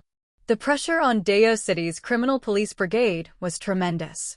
The city leaders had only given them 15 days, and today was already the 9th day. /p break time equals 300 ms / prosody / speak. Speak, prosody, p. The provincial department couldn't find any assistance, so they had started to use personal relationships to work the case. If it had been Zhou Ning from 2 years ago, he probably would have been in a state of confusion too. Dr. Qiao, don't worry. Thawing the body also takes time. Let's rest for a bit and notify them to start the autopsy at 8 o'clock tomorrow morning. Tell them to thaw it according to this schedule and try to keep the body blocks dry to facilitate observation, Zhou Ning said. Qiaoping Zhang nodded vigorously. All right, they'll go notify them in a bit. After exchanging pleasantries with Mr. Wu and the others, the group went directly to the hotel. After washing up, Lu Yongxin came to Zhou Ning's room with a worried expression. Apprentice, I regret letting you get involved in this case. He didn't mention there was a deadline before. There are only 6 days left, and we haven't even identified the victim's identity. There's not a single clue in this case. Zhou Ning poured a glass of water for Lu Yongxin and sat beside him, while Mr. Zhao, wiping his hair, also sat on the bed and leaned in. Mr. Liu is thinking of beating a retreat now, but I think even if we have to force a duck onto a perch, we need to see it through. Dr. Qiao and the others, their lips are blistered from all the hot air. They seem really anxious. I think the provincial department isn't sending anyone because the case isn't easy to crack, Mr. Zhao said. Zhou Ning nodded. /p break time equals 300 ms / prosody / speak. Speak, prosody, p. Actually, it might not be that difficult. Lu Yongxin and Mr. Zhao looked at each other, and both paused what they were doing to stare directly at Zhou Ning. What do you mean?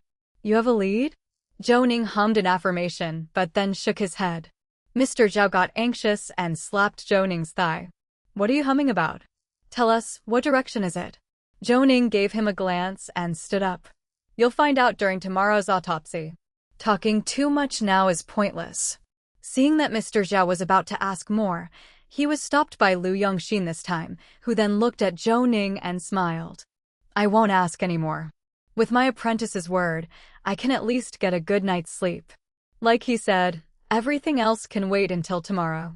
The next day, early in the morning, after finishing their breakfast, everyone arrived at the autopsy room. The hardware conditions of this autopsy room were average, It wasn't for highly decomposed bodies and lacked an odor-eliminating circulating air protection system. Mr. Zhao surveyed the area and simply turned off the room's air conditioning. Trainee Zhou Jialong approached Mr. Zhao. He had been with Zhou Ning's team for 2 months and felt closest to Mr. Zhao. After all, Mr. Zhao was the most approachable and not standoffish, so Zhou would dare to speak to Mr. Zhao about things he was afraid to ask Zhou Ning. Mr. Zhao, why did you turn off the air conditioning? Won't it be very cold during the autopsy? Mr. Zhao waved his hand dismissively. /p break time equals 300 ms / prosody / speak. Speak, prosody, p quit your yapping. Even if a highly decomposed body has been frozen, the smell is still particularly strong.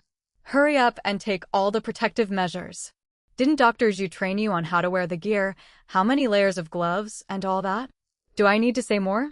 All three nodded their understanding, and Mr. Wang, who was attending an autopsy for the first time, looked both excited and a bit nervous. Mr. Zhao, should we also gear up? Obviously. Don't you see Mr. Chu is already wearing it? Do you really not care about those clothes you are wearing? Hurry up and get dressed properly. The body or body blocks will be brought over soon. Hearing this, everyone hurriedly got moving. They were quick, each one donning the heavy protective garb for decomposing bodies in the changing room and securing 3 layers of gloves before following Mr. Zhao back into the autopsy room. They stood behind Zhou Ning when the doors of the autopsy room opened, and Dr. Chow, along with an older man, pushed in a gurney. Before they even got close, the pungent scent of decay assailed their nostrils. Zhou Ning appeared unfazed as those behind him started to retch. If you can't handle it, go outside to throw up, then come back, he said. /p break time equals 300 ms / prosody / speak.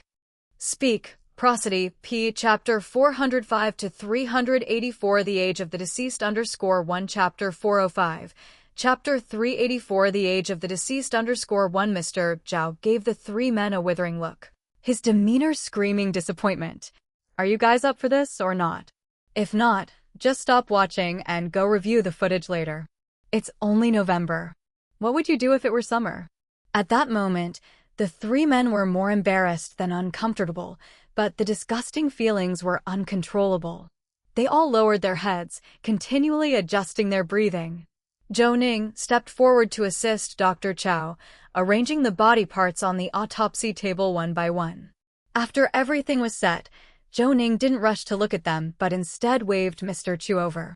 Use the equipment we've assembled to take X-ray images of the body parts first. Mr. Chu hurried into action. In fact, these preparations were done early in the day. As the images were taken, they appeared on the autopsy room's monitor. Zhou Ning looked up at the monitor. The deceased's ribs showed multiple linear fractures. Judging by the placement of the fractures, it was determined that these injuries were caused during dismemberment and not prior to death. There were no additional injuries to the limbs and spine, which corresponded with Zhou Ning's initial suspicions. Zhou Ning shifted his gaze to the body part with the fetus. /p break time equals 300 ms / prosody / speak. Speak, prosody, p. The front side of the deceased's abdominal skin originally had blisters from decomposition, but now they had burst, and a dense pattern of decomposed veins was visible. The inner abdominal wall and uterus were intact, except for a cut at the bottom near the pubic symphysis, with marks that looked like they had been made by tweezers. It appeared that Dr. Chow had collected fetal DNA from the spot and had not removed the fetus entirely.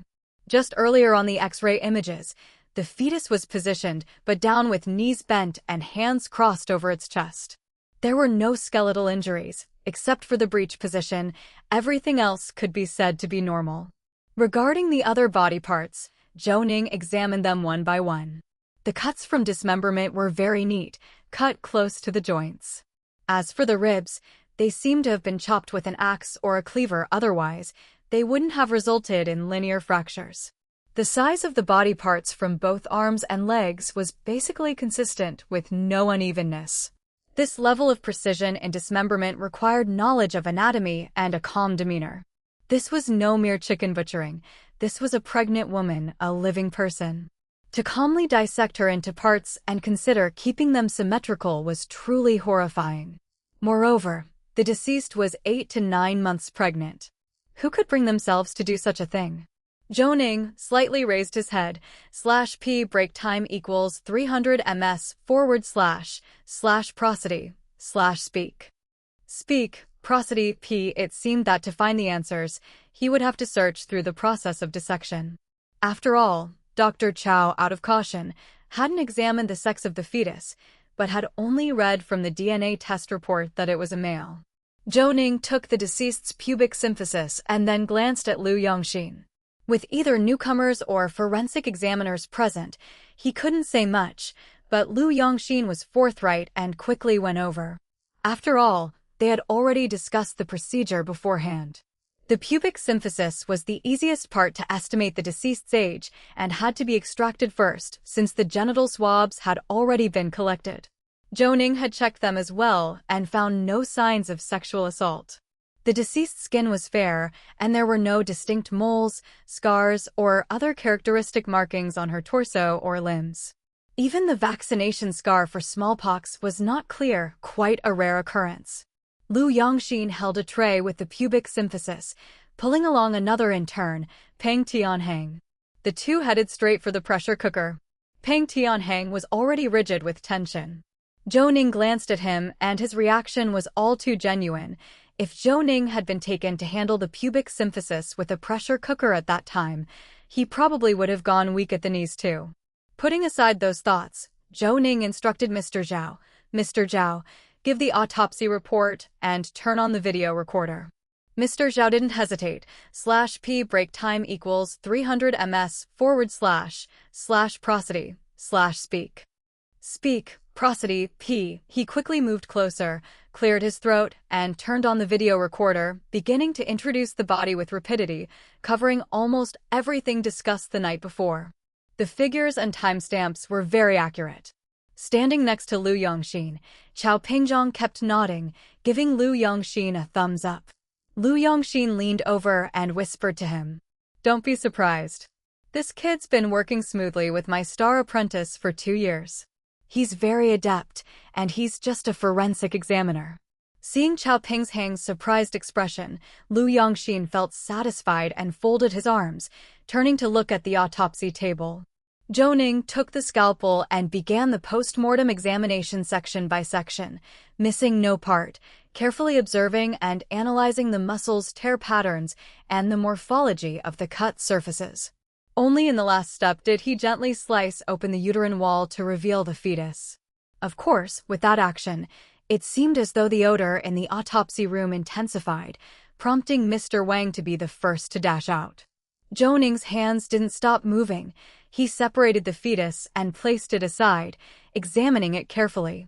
In the X-rays, the fetus appeared to be 8 to 9 months along, but now, seeing the fetus in person, Zhou Ning could assert that the actual gestational age was at least 9 months, or even close to 40 weeks. /p break time equals 300 ms / prosody / speak.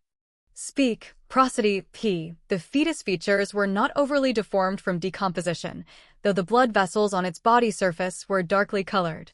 There were no deformities on its facial features or limbs. However, the fetus size seemed unusually small. Zhou Ning cut the umbilical cord and picked up the fetal body, signaling Mr. Zhao to bring the electronic scale over. Zhou Ning placed the fetus on it and checked its weight. It was only 1,980 grams. Zhou Ning paused. A fetus that appeared to be fully developed, even at 9 months, seemed too light.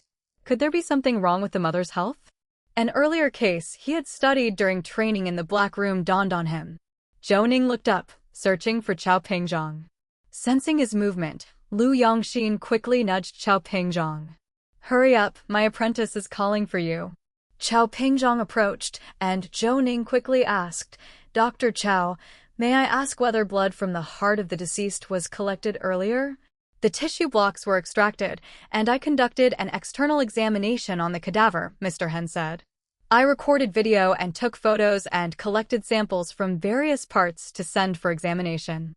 As for the blood in the heart, I took as much as I could since I was thinking that if we managed to identify the victim, we could still perform a blood comparison, right? Zhou Ning nodded, quickly intercepting an excited Dr. Chow. /p break time equals 300 ms / prosody / speak. Speak, prosody, p. Previously, I noticed in the test reports that the victim didn't undergo a blood sugar test. Since you've collected the blood from the heart, let's contact the lab and conduct a rapid blood sugar test.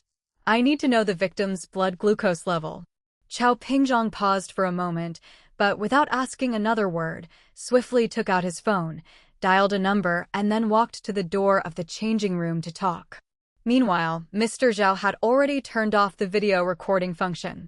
Lu Yongxin leaned in closer, glancing at the fetus on the scale. Considering its weight and state, he said, "You think the fetus' actual age might be greater than it appears," suspecting that the victim had gestational hypertension or gestational diabetes, which led to the lag in fetal development or the fetus being undersized. Zhou Ning smiled. It seemed his mentor knew him well. The fetus appears to be fully developed based on the facial features. However, the head circumference and body weight really don't match. I think the fetus is near full term. Let's wait for their examination results. This should be quick, and if we can proceed in this direction, I think the search area could be significantly reduced. Lu Yongxin nodded, his face filled with hope. Indeed, let's wait for the results. It didn't take long for Dr. Chow to hang up and hurry over with a hint of surprise on his face. After all, blood sugar tests are very fast. The victim's blood sugar is 16.7 millimoles per liter, which is quite high. /p break time equals 300 ms / prosody / speak. Speak, prosody, p greater than. I didn't even think of this earlier. Before Dr. Chow could finish, Zhou Ning turned around and walked up to the victim's tissue block, finding the one near the upper abdomen. After distinguishing it, he noted that the parts of the digestive tract were all placed next to the tissue block at the lower abdomen's rear side. Zhou Ning squeezed the victim's stomach, which was completely empty, and also checked the intestines.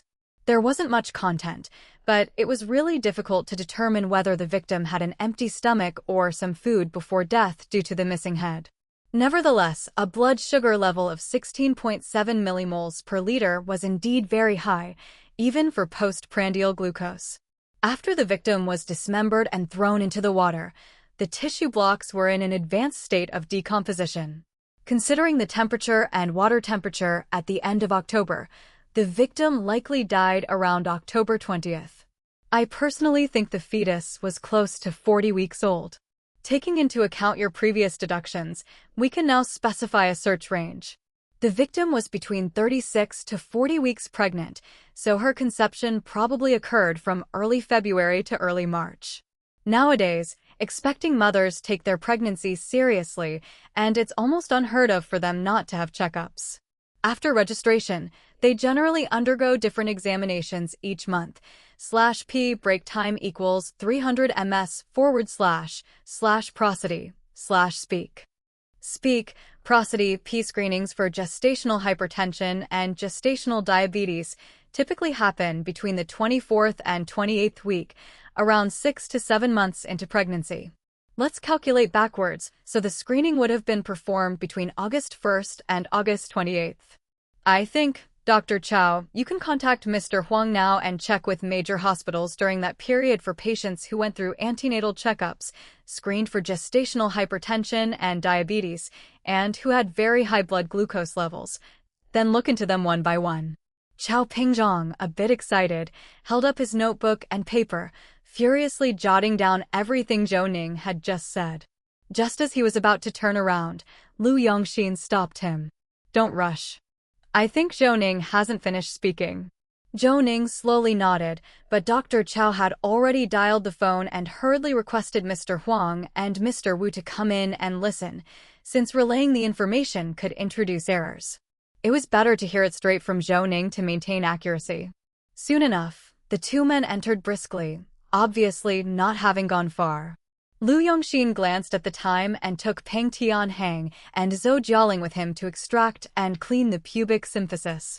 These two, handpicked by Zhou Ning himself, were outstanding not just for their endurance to unpleasant odors, far greater than the average person, but also for their curiosity as they peered at the surface of the pubic symphysis. Mr. Huang and Mr./P break time equals 300 ms / prosody / speak. Speak, prosody P. Wu didn't rush Zhou Ning, who apologized to them with a raised hand. Just a moment, please. I'll take a look at the victim's pubic symphysis surface to give the best estimate of the victim's age range, which will benefit your further search. The two men looked at each other and nodded seriously. They had heard of such procedures before, but major criminal cases were so rare in Dao City that it had been years since they'd dealt with any. Whenever there was one, specialists would come from the provincial department to form a special investigation team. Zhou Ning ignored the others, carefully observing the morphologies of 7 characteristic locations: the pubic crest, pubic groove, pubic tubercle, inferior extremity, dorsal margin, superior extremity with bony nodes, and ventral angulation of the pubic symphysis surface. Having been trained in identifying age based solely on the pubic symphysis surface during a month in the Black Room, this was not difficult for Zhou Ning. After examination, he looked up. The victim's age is between 20 to 24 years old. Director Zhou, are you sure? Facing Mr. Huang's skeptical gaze, Zhou Ning paused. Certain. Of course, I haven't finished. Regarding the deduction of the profession, would you like to hear my thoughts? /P break time equals 300 ms / prosody / speak. Speak, prosody P. Chapter 406 to 385. Profile of a suspect _1 Chapter 406. Chapter 385. Profile of a suspect _1. As soon as Zhou Ning's words were out, everyone did the same thing. They all looked at Zhou Ning and nodded. Seeing their expressions, Zhou Ning raised his hand and pointed at the X-ray of the lung part of the torso piece displayed on the screen. It was relatively intact and captured very clearly, with some dense web-like traces on it. The victim had mild silicosis, which is pneumoconiosis. This level isn't severe. At her age, she probably showed no symptoms at all, maybe just some coughing when she had a cold. However, this should have been discovered during prenatal checkups. Whether it's related to her death, I'm not sure. Someone this close to giving birth being murdered shouldn't be related to this condition, but it's a good avenue for a search. The victim must have lived near a polluted factory or engaged in a job that allowed her to come into contact with silicon dioxide. This can also be a point for investigation. Additionally, during the autopsy, I found that the victim had slight pulmonary edema. There were no mycelium-like foams in the respiratory tract, and not much exudate, appearing a bit like dry drowning. However, there are several high-density nodules here, which I suspect are inflammatory responses. Considering the victim's pulmonary edema, I conclude that the victim may have died from mechanical asphyxiation. /P break time equals 300 ms / prosody / speak. Speak, prosody P. Though the victim's head and limbs were missing, there were no defensive wounds on the body, indicating she was deceased before dismemberment. Regarding the victim's height and weight, I've estimated them. Despite the advanced state of decomposition making the body appear swollen, the victim's weight was not high, between 120 to 125 pounds, and this is considering her pregnant state. The height was between 155 to 160 centimeters. Mr. Huang watched Zhou Ning and nodded continuously, taking out a notebook and jotting down everything Zhou Ning said without missing a word, since although he didn't experience it firsthand, Zhou Ning's assertive gaze made him believe it all. Having a direction is good. We've previously contacted hospitals, just lacking a standard for investigation, so we collected information on all pregnant women of around the same months, but the number was too large to confirm one by one with calls. Zhou Ning nodded, gave a slight smile towards Huang Yudao, understanding his feelings all too well, knowing that the victim might be among the data but unable to narrow down the huge volume was indeed frustrating. Don't worry, Mr. Huang. Start with this information and search. If you've already done an investigation, you can give the data straight to Mr. Chu to help filter. After all, He's a lab man and no one in Qidong City dares to compare with him in terms of computer skills, Zhou Ning advised. Mr. Huang patted Mr./P break time equals 300 ms/prosody/speak. Speak, prosody P Chu, who had come close and without any nonsense took his team away.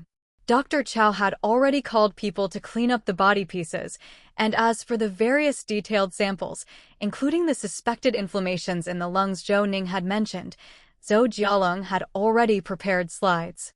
Boss, should these slides be sent to the local inspection department? Lu Yongxin glanced at Chao Pingzhong and simply waved dismissively. Let's not make duplicate efforts. Have Mr. Wu arrange for someone to bring them to Mr. Cui, as they do more of these and know exactly what tests you're looking for. Zhou Ning nodded. Tell Mr. Zhao and Mrs. Cui the expenses should be covered by Dao City. The corner of Lu Yongxin's mouth twitched twice. His prized apprentice was great in many respects, but was slightly tight-fisted. However, this task indeed wasn't part of Qindao's responsibility, so he didn't say anything further. They quickly stripped off their gear and left the autopsy room to wash up and leave. Back in the office, Zhou Ning organized all the findings from the autopsy. Then at one side, he drew up a table and pieced together various known information about the victim/P break time equals 300 ms/prosody/speak. Speak, prosody P. The victim was female. Torso and limbs showed no obvious resistance injuries or abrasions, no signs of sexual assault, age between 20 to 24 years old, height between 155 to 160 centimeters, weight between 120 to 125 pounds, fetal gender male, pregnant for 36 to 40 weeks, patients with preeclampsia or eclampsia. Underwent relevant checks at the hospital from August 1st to August 28th. Mild silicosis in the lungs, suspected of living near a factory that uses or produces silicon dioxide, or possibly engaged in related work, lung edema and high-density nodules, suspected mechanical asphyxiation death. Lu Yongxin, standing behind Zhou Ning, looked at the listed autopsy characteristics of the victim and nodded constantly, rubbing his chin and quietly saying, actually, once the victim's characteristics are listed out, some characteristics of the killer can also be listed. Why don't you try profiling the killer? Zhou Ning slightly furrowed his brow. In fact, he had some thoughts, but there was still too little to go on. I do have some thoughts, but due to the lack of evidence, it's difficult to make judgments. I'm afraid of misleading the direction of Mr. Huang's investigation team, he said. Before Lu Yongxin could speak, Chao Pingzhong had already approached and spoke first. Just say whatever you think. They'll look into it. We're idle anyway, so share your profile with us and let me learn something new. Zhou Ning glanced at the photos on the whiteboard and the space left empty next to them. /P break time equals 300 ms/prosody/speak. Speak, prosody P. He didn't rush into creating a profile of the perpetrator. Instead, he turned back to look at Chao Pingzhong. Forensic Doctor Chow, I have a question for you. What's the flow rate of the moat? Is it very rapid? How deep is it?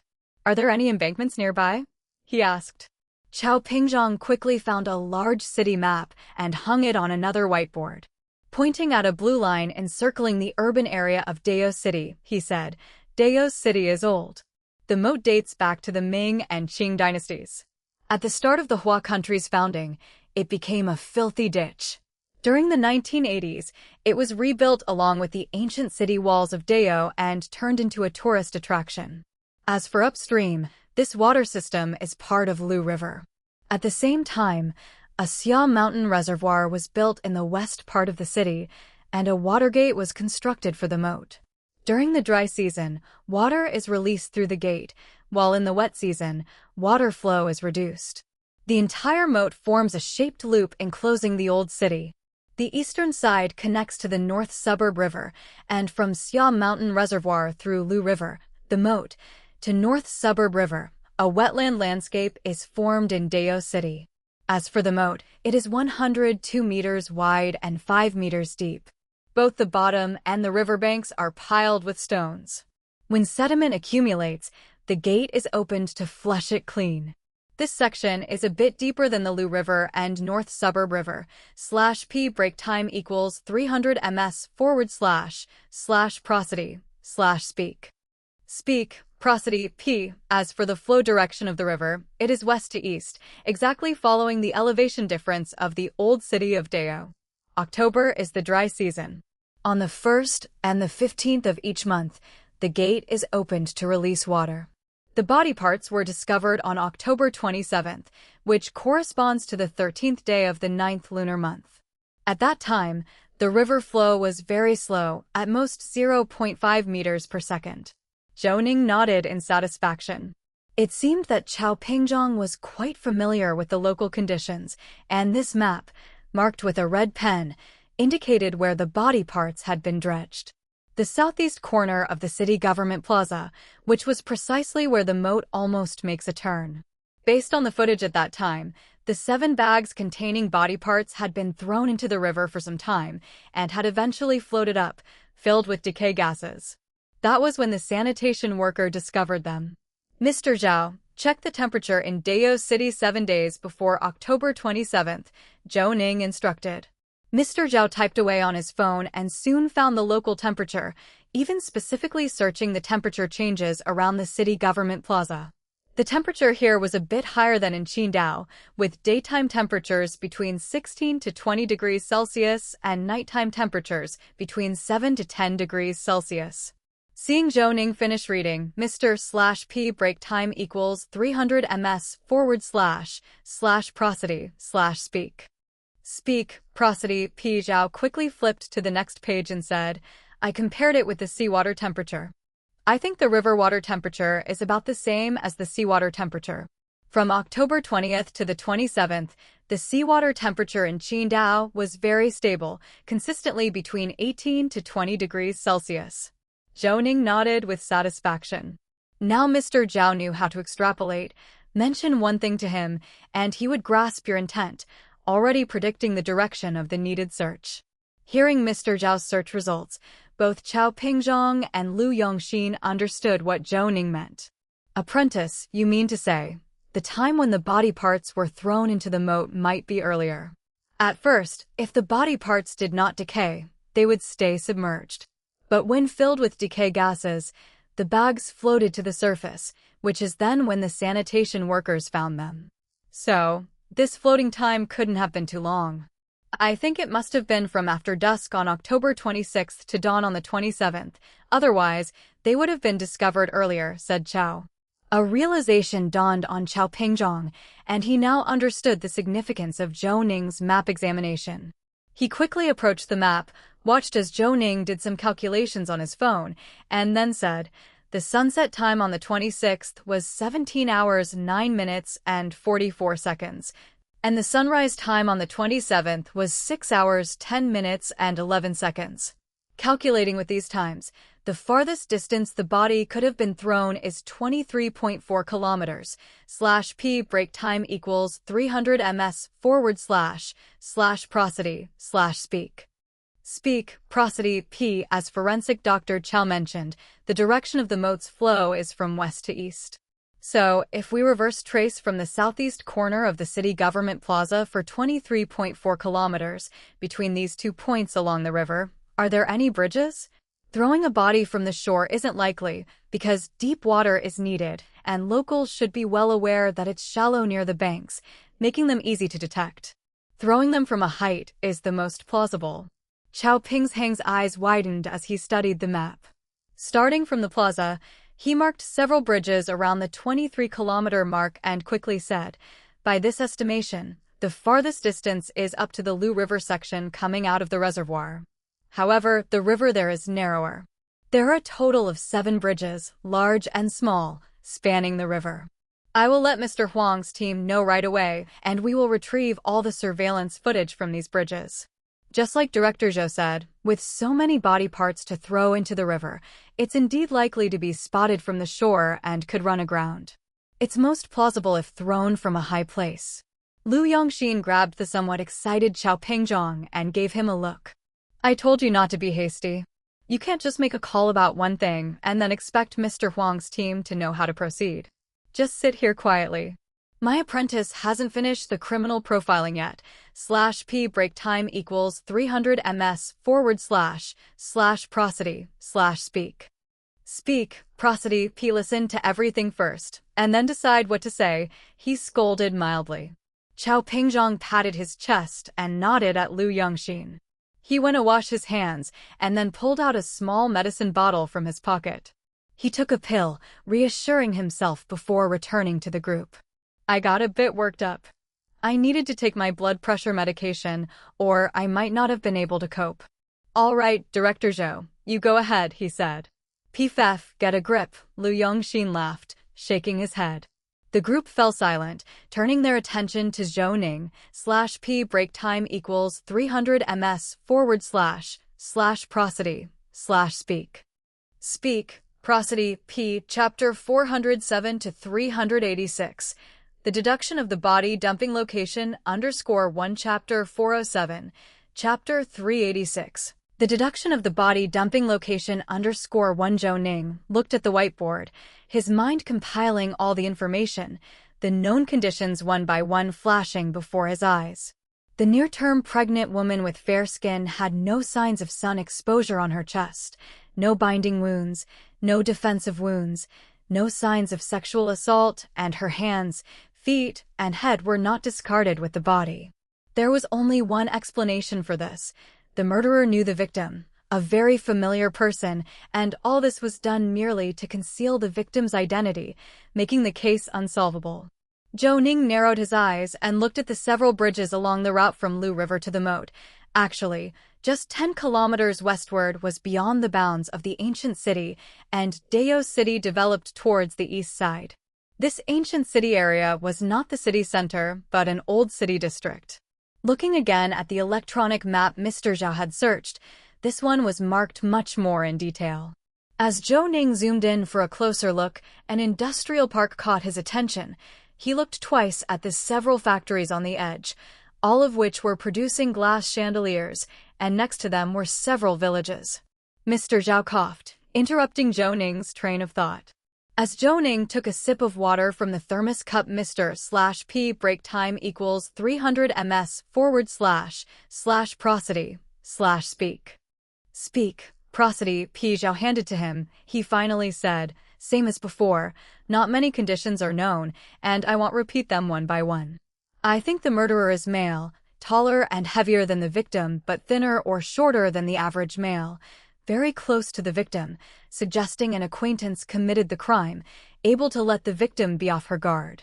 As for the undiscovered primary murder scene, it's large enough for dismembering a body, understands human anatomy, or at least has butchering skills, has greater arm strength than the average person, located in a hidden place not easily found, with access to transportation to move the body parts.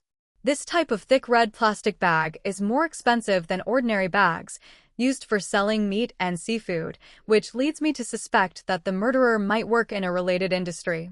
After all, very few people would buy such bags for personal use. They are expensive and not practical.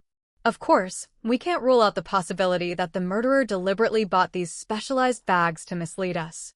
Additionally, look here, on the electronic map I just found from Mr. Zhao. I saw this area, a potential industrial park with several glass shade factories, alongside a few villages. This location is not far from Lu River in terms of direct distance and falls within the edge of the calculated radius of 23.4 kilometers. The victim had mild silicosis without symptoms, but with changes in the lungs. /p break time equals 300 ms / prosody / speak. Speak. Prosody, p greater than I believe this place can be a key area to investigate for the victim's place of residence. Chao Pingzhong kept nodding. Then he started taking photos and jotting down notes in his notebook. After checking his notes, he took out his phone and made a call while walking.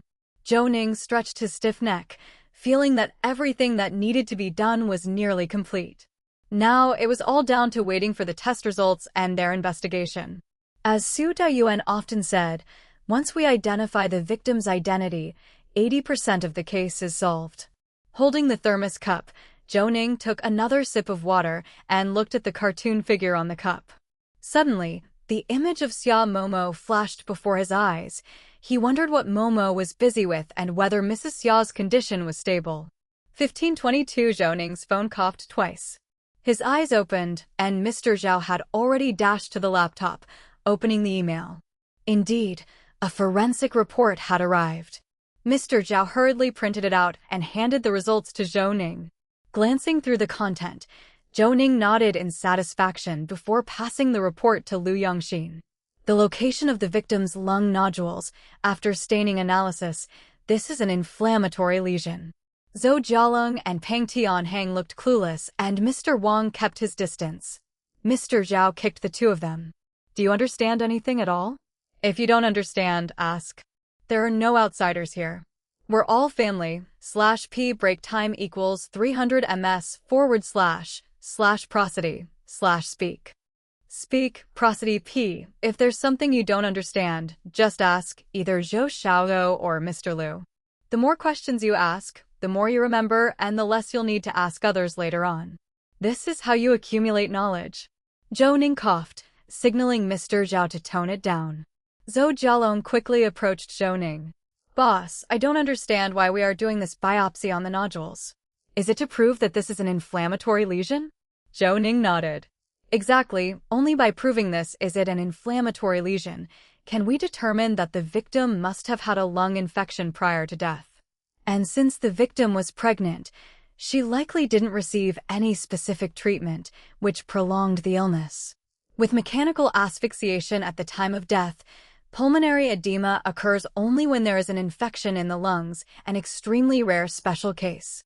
Today, having encountered such an example, I hope you all take note because this situation can be easily confused with dry drowning. Zhou Jialong had an epiphany and hurriedly wrote down what Zhou Ning said in his notebook. A forensic doctor's skill is shown by the number of dead bodies they have seen. The more they see, the more they learn. Peng Tianhang was biting his pen, not in a hurry to act, seemingly lost in thought. Lu Yongxin kicked him. Mr. Peng, what are you thinking about? Don't hold back, speak up. Peng Tianhang chuckled and approached Zhou Ning. /p break time equals 300 ms / prosody / speak. Speak, prosody p boss. Since the victim was dismembered and the body parts were discarded in the river, where do you think the head and limbs might be? Zhou Ning shook his head. I can't provide an answer. The murderer showed no excess movement in the dismemberment.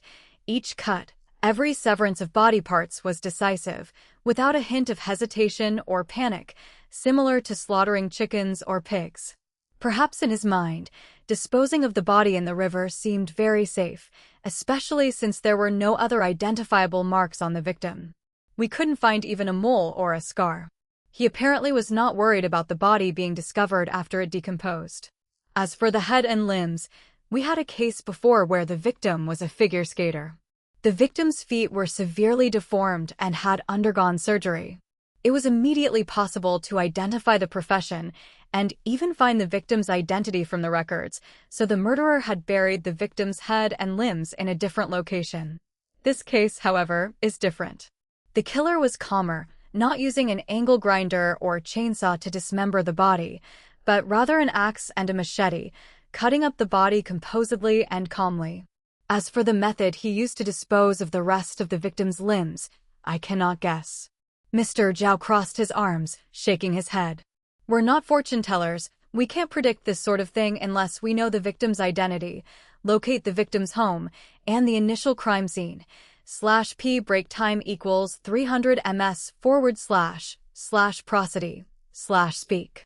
Speak, prosody p greater than I think it would all be easy to judge then. Right? Mr. Chu went to help him check, didn't he? It's been half a day already. Is there really no result yet? Chao Pingzhong glanced at the time and shook his head slightly. Nowadays, with good living conditions, unless it's a very rare case, everyone gives birth in hospitals. What with the new rural cooperative medical scheme and medical insurance reimbursements, personal expenses aren't much. I roughly estimated, just in the month of October, there were over 1,000 births. According to Director Zhou's screening criteria, I think there must be around 1,500 people who went through the screening in August. Zhou Ning dialed Mr. He's phone, and it connected after 2 rings this time. What is it now? Are you using me as Wikipedia, or is it free online consultation? Mr. Zhao couldn't help it and immediately burst out laughing on the side. Hearing someone else's voice, Mr. He became a bit more restrained. All right, quit joking. What is it? You sure talk a lot.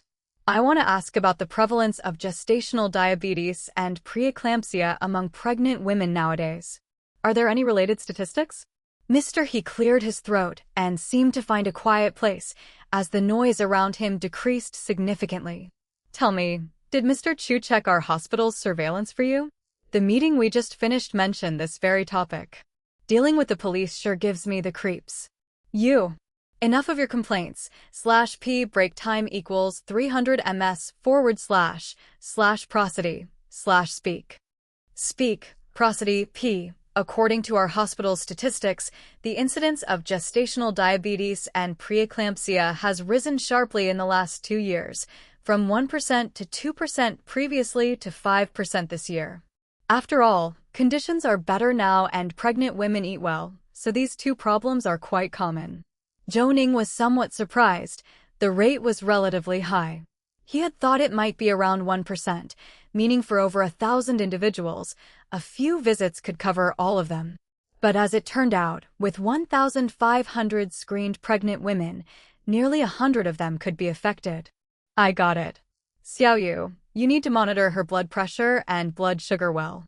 She's eating too much. She can't gain weight too fast. These 2 issues aren't something to mess around with. Hearing this, Mr. He's voice softened a great deal. Don't worry, I've been monitoring all of Xiaoyu's indicators early on. They're all within a reasonable range. As for her diet, my mom has put together several books. Even if we eat through them all, we wouldn't repeat a meal in a month. I wondered why you were interested in these conditions. Is there a case involving a pregnant woman? Yes, a dismemberment case. The victim was a pregnant woman. The fetus head circumference was only 30 centimeters, but it weighed almost 2 kilograms. I suppose it was gestational diabetes that caused the small size of the fetus. I just don't know much about the condition, so I wanted to ask you. He Shansuan was clearly taken aback, and then heaved a sigh. /p break time equals 300 ms / prosody / speak. Speak, prosody, p. All right, I'll get back to work after I answer this. I shouldn't listen too much to your work. It's not good for the baby's nighttime education. My girl doesn't need to know the dark side of society. She should just be happy and joyful. Hanging up now. Zhou Ning felt at a loss for words, but the mention of my girl surprised him a bit. How come you had another ultrasound by yourself? Come on, I'm not that idle. The conditions to do so might be convenient, but my girl does not cooperate with the movements. If you try to use the ultrasound on one side, she'll just tuck her legs and spin around, totally avoiding being seen. Her little antics are just like Xiaoyu's, so I believe it's a girl. Don't be envious. You and Momo should hurry up and you'll have one soon. Zhou Ning coughed awkwardly and hurriedly turned off the speakerphone. I need to get busy here. Let's stop chatting. After hanging up the call, Chao Pingzhong, who was behind, had already stood up and approached Lu Yongxin and Zhou Ning. I think our analysis is taking shape now and the test reports are out too. It's almost 5 o'clock. How about we go down and see how they are progressing? Lu Yongxin stood up. Coming here had one purpose, to solve the case quickly, or else they couldn't leave. The pressure from the city was not small, with a deadline of half a month to close the case. This task could not be completed by merely increasing personal efficiency. It required interdepartmental cooperation to spot the issues. /p break time equals 300 ms / prosody / speak. Speak, prosody, p. So, there was no reason to refuse. Zhou Ning motioned for Mr. Zhao to take the notebook and photograph all the various issues listed on the whiteboard before they went downstairs. /p break time equals 300 ms / prosody / speak. Speak, prosody, p. Chapter 408 to 387 investigation _1 Chapter 408. Chapter 387 Investigation _1 Walking through the courtyard. They headed straight for the criminal police brigade ahead, where the most westerly room seemed to be a meeting room. Smoke drifted continuously out of the two open doors, giving the impression of clouds and mist swirling about, and the sound of phone calls echoed from within. There was no need to ask. This was definitely the brigade's meeting room, where all the members of the special case team should be. Upon reaching the entrance of the meeting room, Chao Pingjong was already choking and rushed in to open the windows, waving his wrists incessantly. Zhou Ning looked around and saw that most of the people inside had a similar appearance, hair disheveled, eyes red, dark circles under weary eyes. But despite their fatigue, the tone of their phone calls was light and their actions quick and agile. Mr. Huang saw Zhou Ning and his group and quickly stood up, gesturing with his hands. "What brings you all here?" Without answering, Zhou Ning walked up to Mr. Huang and Mr. Chu. "The medical reports have come out, and our analysis has just concluded. I thought I should check on your progress here. After all, I consulted with medical professionals, so perhaps I could help you narrow down the search." Mr. Huang's delight was evident, and he hastily waved for everyone to find a seat. "Mr. Chu has helped us screen these over 1,500 pregnant women. /P break time equals 300 ms / prosody / speak. Speak, prosody, P70 were filtered out during prenatal screening and received treatment in obstetrics, and 3 had problematic test results, but didn't seek further treatment. We've contacted those 3. They had gone to the provincial city. As for the remaining 70, we're calling each one to verify their status and, based on their addresses, we plan to visit each of them in person. This is a large workload, but having a clear direction energizes everyone. The past few days have been frustrating for them." Zhou Ning smiled. He understood their feelings well. After all, having worked with Su Dayuan for 2 years, he had experienced many such awkward moments. When they were buzzing around without direction, it was most distressing. But having a clear objective, they actually felt much more settled. A bit of busyness and fatigue was of little concern. "Have there been any unusual calls? I mean, one's not answered by the person herself, or where the pregnant woman can't be reached for now, or even when a meeting is arranged, the other party tries to avoid it?" Mr. Chu looked at Mr. Huang. It was clear that Mr. Huang was unaware of any issue, given the sheer number of people and the chaotic situation making it difficult to single out any problems. Their accents were quite distinct, each speaking with a thick Dao accent, which was quite indecipherable. Zhou Ning's question clearly made Mr. Huang puzzled. /P break time equals 300 ms / prosody / speak. Speak, prosody, P. We've just been instructing to confirm the current status with 7 assigned individuals each by phone, then register the address and visit them tomorrow to verify. We only said it was a follow-up with the doctor, and didn't dare say more. We couldn't risk saying it's from the criminal police. If something went wrong, it would be hard to explain. Indeed, Huang Yudu's concerns were not superfluous. After all, judging by the months the deceased had been pregnant, some of the women in question were likely already in labor, if not having given birth. Hearing of an investigation into a dismemberment case would definitely cause an uproar. Mr. Huang's experience shows. Well then, let's get in touch. That's a good excuse. I'm not sure if there are any pregnant women living in the village near that industrial park. What's it called? Chao Pingjong leaned in hurriedly. Renha Industrial Park, mostly light industrial enterprises. To my knowledge, quite a few are high pollution factories. They've been somewhat overlooked in the pursuit of economic development. There was an incident involving cement dust pneumoconiosis from a cement factory within the industrial park. We checked, and there are several glass lampshade factories in Renha Industrial Park. These factories are right next to 3 villages, Shitai Village 1, 2, and 3. Director Zhou suggests we pay close attention if there are any pregnant women living there and conduct a thorough investigation. Mr. /P break time equals 300 ms / prosody / speak. Speak, prosody, P. Huang realized the significance and immediately raised his hand, signaling the detectives who were making phone calls. They too, having heard the discussion, hung up their phones. Everyone check the information you have to see if there's anyone registered as living in Qidong Village 1, 2, or 3, or if their household registrations are there. You've all searched and allocated the names from the system, so quickly have a look. As he finished speaking, a burly detective stood up and shook a list.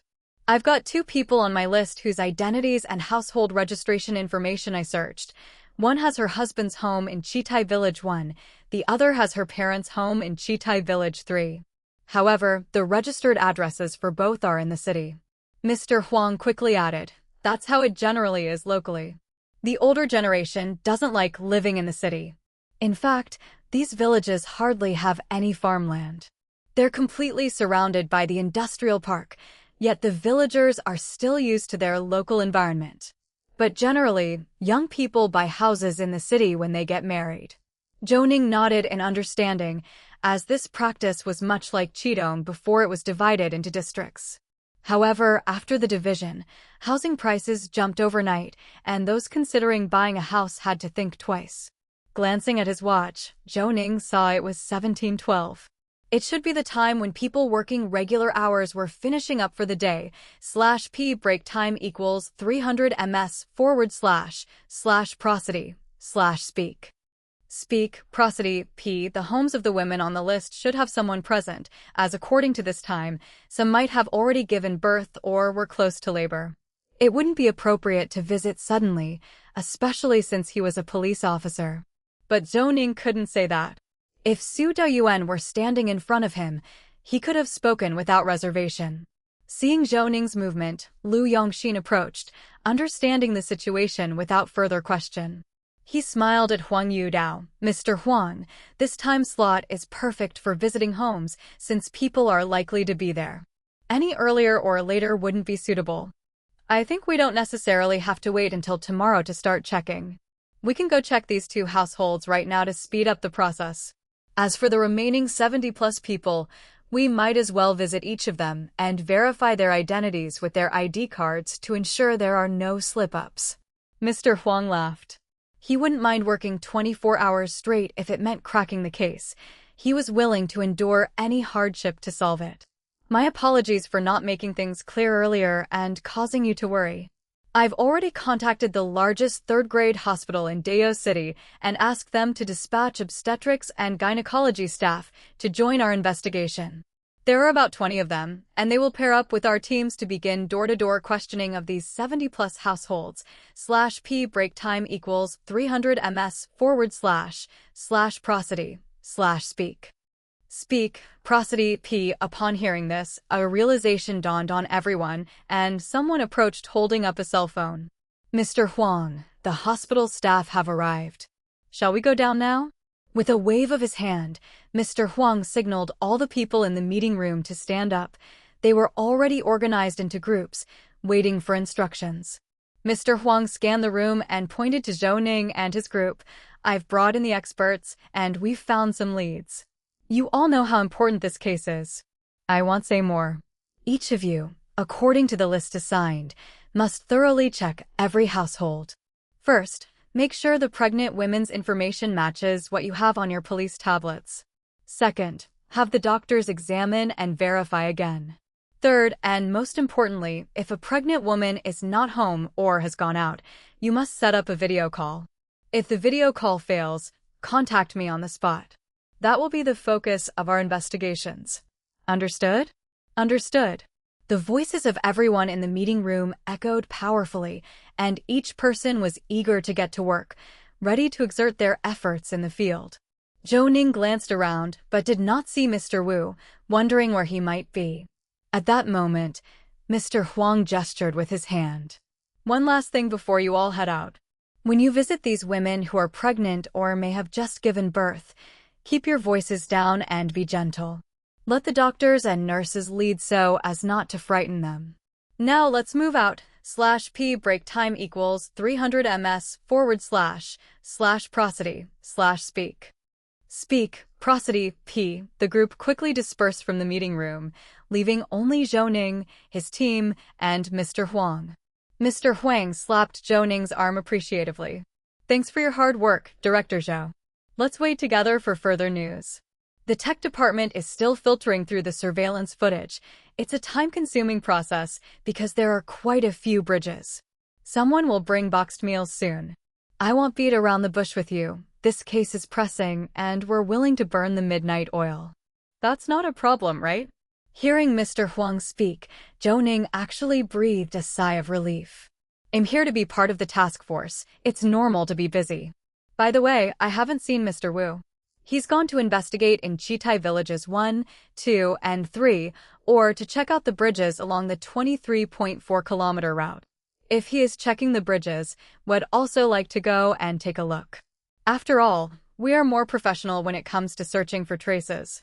Mr. Huang was immensely grateful. According to Chao Pingshang's words, they had many contacts at the provincial office and frequently interacted with experts. To meet someone as active and enthusiastic as this was a first for Mr. Huang. All right, I won't stand on ceremony either. It's not our style to be pretentious. Wu Chunming has gone to investigate Renhe Industrial Park and will also visit the 3 villages. Let's head out now and go look at these bridges, shall we? Zhou Ning nodded, taking the map printout from Mr. Zhao. /p break time equals 300 ms / prosody / speak. Speak, prosody, p. The map had a line drawn on it, and several bridges were marked with star symbols. There were 7 bags, each weighing at least 15 jin. The guardrails on the bridge are high. You have to lift the bags high to avoid tearing them. Otherwise, the bodies would be easily discovered. Let's go against the flow and check each bridge, shall we? Right, let's go. 1744 the group headed west, arriving in front of the second bridge, Suizhao Bridge. They didn't stop at the first bridge, Qidong Bridge, because it was right at the entrance to the ancient town, flanked by squares, with a huge spotlight above.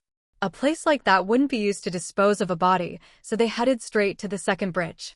On seeing this bridge, Mr. Zhao sighed and turned to look at Zhou Ning. Zhou Xiao, are we going down? Zhou Ning nodded, understanding Mr. Zhao's point. The bridge was narrow, with just a 2-lane road, and the guardrails on either side featured an antique loop-shaped pattern made of metal, freshly painted in bright red. The group got out of their cars, and as Zhou Ning walked to the east side of the bridge and raised his hand, he found that the guardrail came just below his armpit. With Zhou Ning standing at 184 centimeters, the guardrail was about 160 centimeters high. Based on earlier analysis, the killer wasn't a tall person. Surely they wouldn't be tossing bodies off bridges with a ladder or stool in hand. /p break time equals 300 ms / prosody / speak. Speak, prosody, p. Chapter 409 to 388. Am I going after the murderess? _1 Chapter 409. Chapter 388.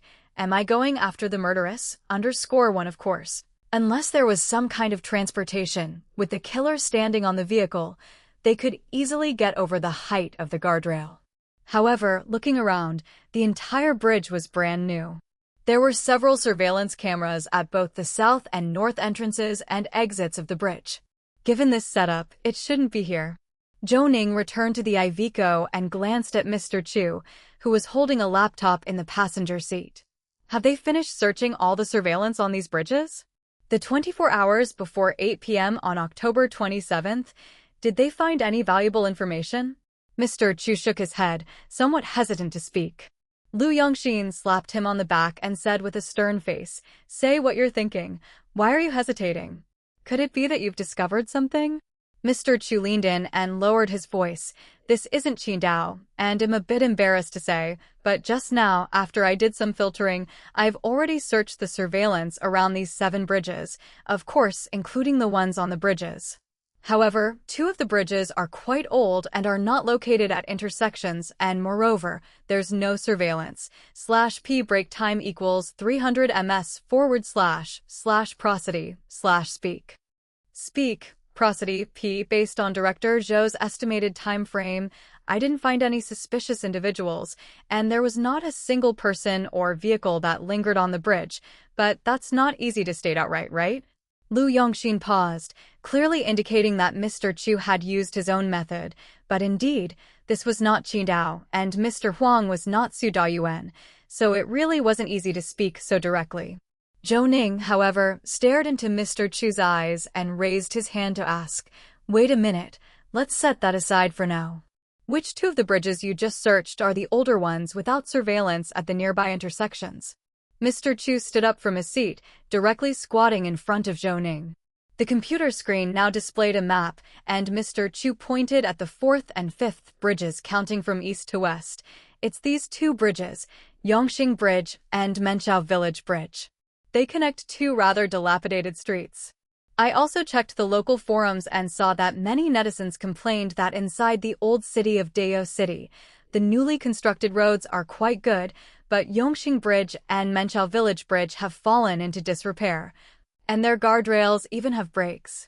As for the remaining 5 bridges, the first, Qidong Bridge, and this Chuizhao Bridge in front of us are showcase projects and are well maintained. The other 3 bridges are Haixin Bridge, Hexie Bridge, and Xinguang Bridge. /p break time equals 300 ms/prosody/speak. Speak, prosody, p. Just by hearing it, you'd know they were built recently, along with the roads they are connected to. Zhou Ning nodded. "Go call Mr. Zhao and Mr. Huang over. We shouldn't waste any time at this moment. We should hurry over to take a look. Only by seeing it at night will we understand what the situation is like on the bridge." A moment later, Mr. Zhao and Mr. Huang returned. Zhou Ning briefly mentioned Mr. Chu's findings, merely saying that Mr. Chu discovered that not all bridges had surveillance and wanted to go see what those two without surveillance were like at night. Mr. Huang naturally had no objections. They all got into the car and quickly arrived at Menchao Village Bridge. The driver took this stretch, and Mr. Zhao watched closely out of the car window, almost pressing his face against it. When the car stopped, he exclaimed in surprise, "Are we here? I didn't see anything. Is there no street lighting here?" Mr. Huang laughed and was the first to jump out of the car. Dao City can't be compared to Qidong. Although we're also a prefecture-level city, we aren't by the sea nor do we have any major corporations. In terms of economic development, we might not even compare to one of Qindao's county-level cities. Otherwise, we wouldn't struggle so much to retain people. Initially, the forensic department also had 4 or 5 people, but one by one they all left. /p break time equals 300 ms/prosody/speak. Speak, prosody, p. Zhou Ning realized in retrospect that when he first arrived, he had also been too embarrassed to ask, how could a prefecture-level city have only one forensic doctor accompanied by an evidence technician? This was no joke. The inspection department, on the other hand, was not short-staffed. It seemed he really ought to be content. "Mr. Zhao, you go with them to check the bridge's railings. Call me if you find anything." Mr. Zhao went on his way, and Mr. Huang continued, "All right, no more lamenting." Menchao Village Bridge, as the name suggests, used to be called Menchao Village. It was the first major village outside the moat. This bridge was built in the 1980s and at that time served as the main road outside the West City Gate, mainly to accommodate the textile factories number 3 and 6. Ever since the textile factories closed down, the bustling Heping Road that extends beyond Menchao Village Bridge has also lost its luster, especially since they cut off Heping Road when they expanded and redirected the roads to the south. Hence, hardly anyone comes this way. The streetlights used to all be on, but now 8 out of 10 are not working, and there are many large potholes in the road. This introduction made Zhou Ning understand. During that era, many families suffered such changes. Glancing at the pitch-black bridge surface and out towards the sides, indeed, it was rare to see a streetlight on. /p break time equals 300 ms/prosody/speak. Speak, prosody, p. Given its proximity to the moat, with no surveillance, no streetlights, no pedestrians or residents, it indeed was an ideal spot for dumping a body. Is the crime rate around here high? Not high. The surrounding area is all in a state of demolition and relocation. There are not many people coming here on a regular basis. I heard that both Factory 3 and 6 have sold their land and factory buildings, and it looks like this whole area is set to be redeveloped. Actually, the residents are happy, at least bringing life back to these crumbling buildings. However, it's been back and forth for 2 years, and I don't know whether negotiations fell through or what, but they've never started construction. The roads leading here have been blocked off with mounds of dirt, making it inaccessible to four-wheeled vehicles. To drive in like us, one must come along the riverside road. Zhou Ning nodded, understanding what Huang Yudao meant. You mean that if you want to drive here, you must take this small road along the river, and even if this entrance can't be captured on camera, other entrances could still capture it. /p break time equals 300 ms / prosody / speak. Speak, prosody, p chapter 410 to 388. Am I going after the murderess? _2 chapter 410, chapter 388. Am I going after the murderess? _2 exactly, that's what I mean. Zhou Ning said no more. After hearing 2 coughs from his phone, he looked at it and saw a map screenshot sent by Mr. Chu. The Menchao village bridge under his feet was 8.7 kilometers from the salvage location. Moreover, this stretch of river channel is quite straight, while to the west of Yongxing Bridge, between there and the Menchao village bridge underfoot, there is an S-shaped bend. Understanding Mr. Chu's point, Zhou Ning thought that if the bag were to float up, it might not remain in the middle of such an S-shaped bend, but could have gotten stuck somewhere along the way. Zhou Ning put away his phone and walked onto the bridge. Mr. Zhao and his team stood at the western edge of the railings. This bridge was indeed old-fashioned with a very simple design, a gently sloping concrete structure with railings about 1.4 meters tall on either side, painted with dark green that was peeling off in many places, making it look mottled and dilapidated. With a powerful flashlight in hand, Zhou Ning shone it on the railings from his position at the bridge's center. The river below was not too turbulent, and the sound of the water was faint. As he moved slowly with the flashlight, he kicked a stone, which rolled into the river through a crack. /p break time equals 300 ms / prosody / speak. Speak, prosody, p. At that moment, the beam of the flashlight swept across the outside of the railing, and Zhou Ning paused abruptly. Mr. Zhao, come over here. This shout, so abrupt in the quiet night, had Mr. Zhao, Mr. Huang by the car, and others nearly running over to Zhou Ning. What is it? Zhou Ning leaned slightly forward and pointed the flashlight toward a horizontal beam on the external side of the railing, where several mottled black marks were almost indistinguishable from the rust, but Mr. Zhao still noticed something off. Is this bloodstains? Diluted bloodstains. I think they are remnants on the outside of the bag that had been resting on the transport vehicle for some time, sticking to the bottom of the bag. When the killer threw the bag down, diluted blood dripped onto the outside of the railing. However, with a height of 1.4 meters, we would have to stand on our tiptoes to throw a heavy object into the river without hitting the railing.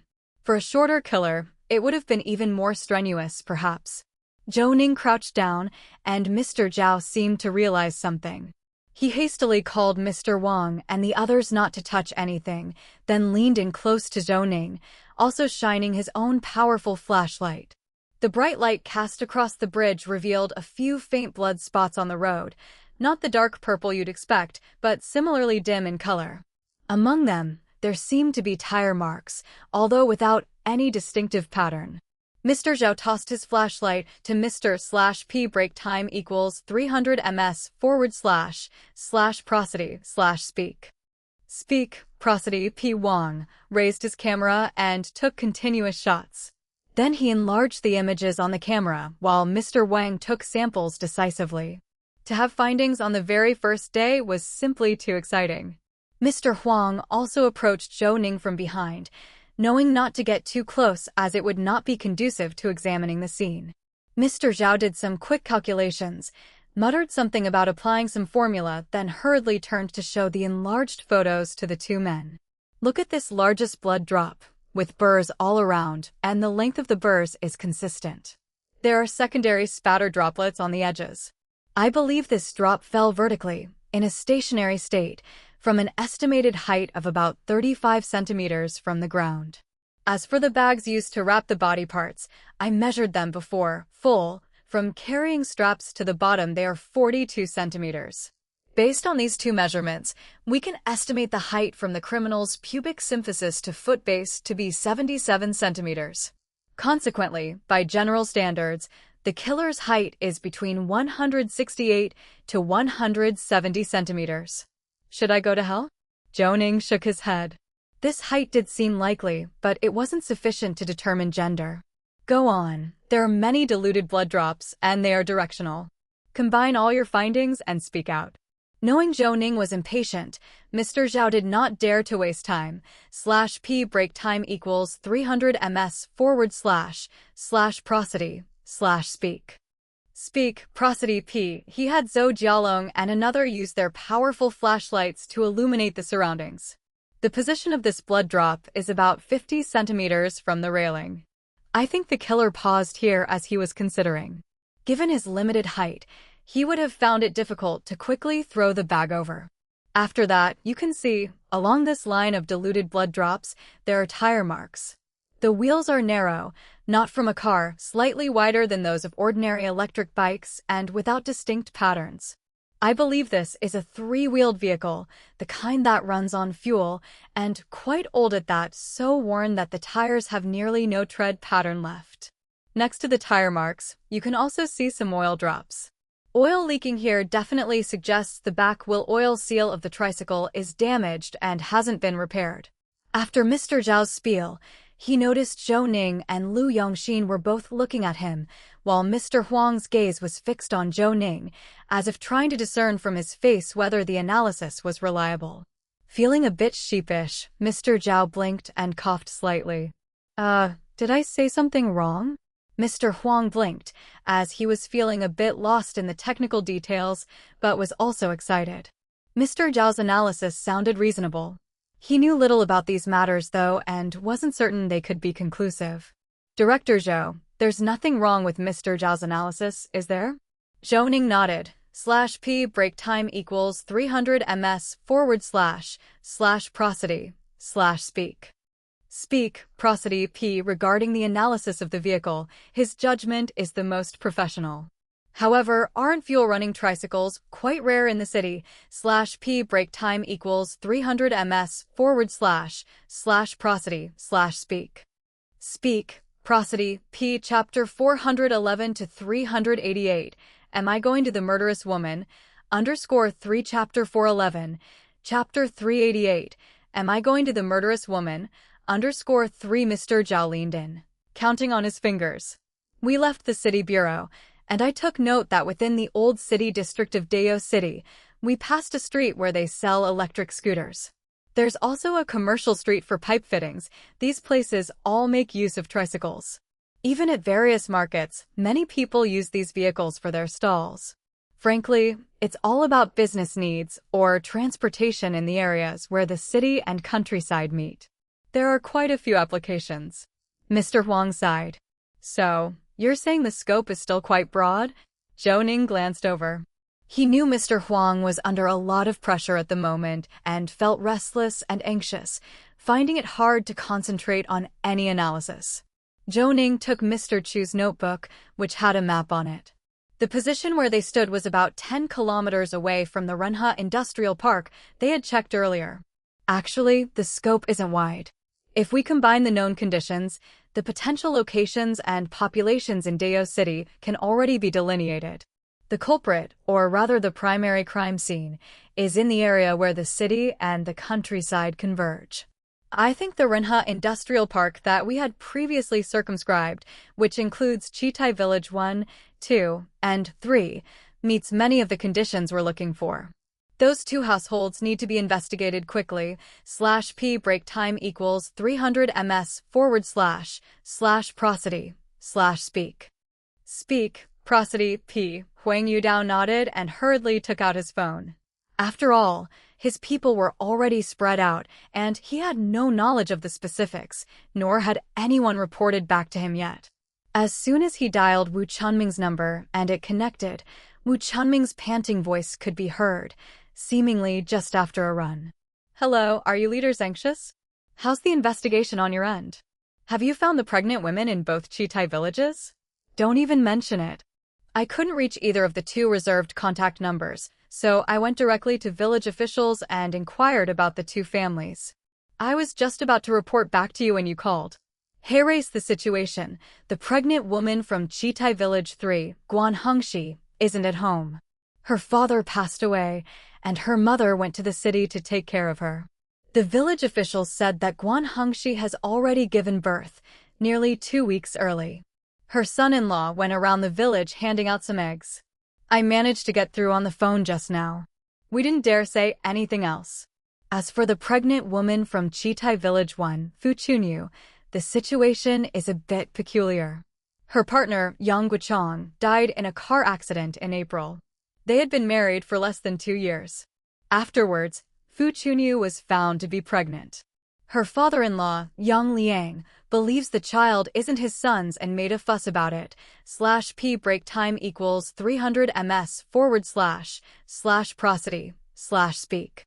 Speak, prosody, p. The village officials reported that someone saw Fu Chunyu with a new boyfriend since May, accompanying her to prenatal checkups and so on. In July, Fu Chunyu, along with her new boyfriend and a lawyer, came to Chitai Village 1 and got in touch with Yang Liang through the village officials, intending to have him join in a heritage notarization. Their new house in the city was purchased after Yang Guochang's marriage. Both contributed to the purchase, but Yang Guochang had been without steady work for a year before his death, had just found a job, then died, and Fu Chunyu has been paying the mortgage. Given current property values, that house is worth 200,000 yuan. Fu Chunyu, still pregnant, could own 84% of the property rights to the house according to inheritance laws once the child is born. Thus, Fu Chunyu proposed to give Yang Liang some compensation, considering that the child isn't solely hers. She suggested not giving the money from the sale of the house to Yang Liang, turning it into 32,000 yuan, a sum meant to be the child's milk powder money. Regarding the house in their hometown, Fu Chunyu was willing to give it up, only asking to go along with the notarization. When Yang Liang heard this, he blew up, implying he isn't even sure whose child it is. He's just an old man, without his son and wife, over 50, making a living by selling things from his greenhouse. He hadn't received a cent of his son's compensation and was being asked to pay, which was impossible. /p break time equals 300 ms / prosody / speak. Speak, prosody p. He demanded that Fu Chunyu vacate the house, insisting that he paid for it. At this point, Mr. Wu paused and Huang Yudao became anxious. /p break time equals 300 ms / prosody / speak. Speak, prosody, p. Chapter 412 to 389. The Missing Pregnant Woman _1 Chapter 412. Chapter 389. The Missing Pregnant Woman _1 Huang Yudao was getting anxious. But considering Zhou Ning and the others were present, he held back his anger and asked patiently, in saying, "After all that fuss, you just went off to listen to gossips? Haven't you handled anything serious? What about Fu Chunyu? Has she been found? Did you manage to get in touch? Where is she from originally?" "Don't worry, boss. I haven't finished yet. These details are part of the process, right?" When they couldn't come to an agreement, Fu Chunyu and Yang Liang were about to come to blows. Fu Chunyu's new boyfriend had a shouting match with Yang Liang and slammed on the table, then the two of them left with their lawyer. After that, it seems Fu Chunyu hasn't been back to the village. Yang Liang was summoned, and he said he hadn't seen Fu Chunyu since July and she hadn't bothered him again. The village committee gave 2 phone numbers. One was Fu Chunyu's mobile number, which we already have, and the other was her boyfriend's. I just made a call to check, and this guy is in Shin City, named Zhang Hongwei. He went there at the end of August to take charge of a construction project. He's some kind of middleman in the construction industry. He hasn't been back for over 2 months now. According to Zhang Hongwei, Fu Chunyu just took advantage of his kindness to sort out the real estate deed and then broke up with him. /p break time equals 300 ms / prosody / speak. Speak, prosody, p. The statement made everyone freeze, and Huang Yudu's eyes widened. What? Say that again. The real estate deed is in her hands? Weren't there supposed to be some notarizations or something, and Yang Liang hadn't agreed, so how were the property procedures carried out? Boss, don't panic. The specific details Zhang Hongwei gave were very vague. I just did a quick search here, and he has an older brother who works in the notary office. I think he must have asked his brother for help with the procedures. To know for sure, we need to bring Zhang Hongwei back. As for Fu Chunyu, she's not a local. Her household registration is in Huaining province. We can only find information about her parents and her birthplace. I haven't got the full details yet. Huang Yudao was getting irritated, and his voice grew considerably louder. Send me Zhang Hongwei's and his brother's information, and get the details of Fu Chunyu's place in the city as well. Now, you head back to the municipal bureau and we'll talk when we meet. After hanging up the call, Mr. Zhao was the first to approach. We might as well go directly to Fu Chunyu's home to have a look, see if anybody lives there. Neighbors can at least provide some information. If she really went back to Huaining, we can help make contact too, since the Huaining people previously bought software from Qin University. Huang Yudao nodded, then his phone rang. He received several WeChat messages. /p break time equals 300 ms / prosody / speak. Speak, prosody, p. Upon glancing at them, one read, Textile District, Building 7, Unit 2, Room 301. He then called everyone to get in the car. On the way, nobody said much, but it was clear to everyone that Fu Chunyu might be the victim. Before long, they arrived at a dilapidated residential area.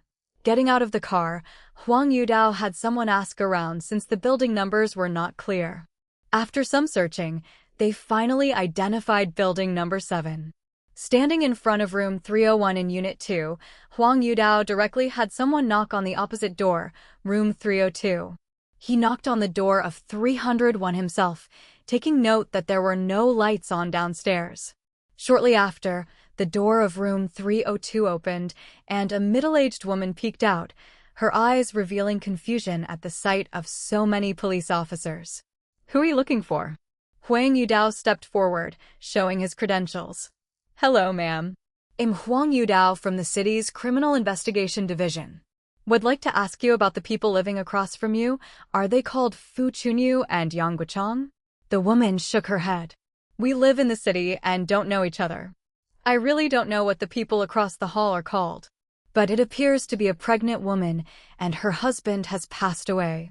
This statement indirectly confirmed the previous investigation, making it clear that there was no mistake with the address.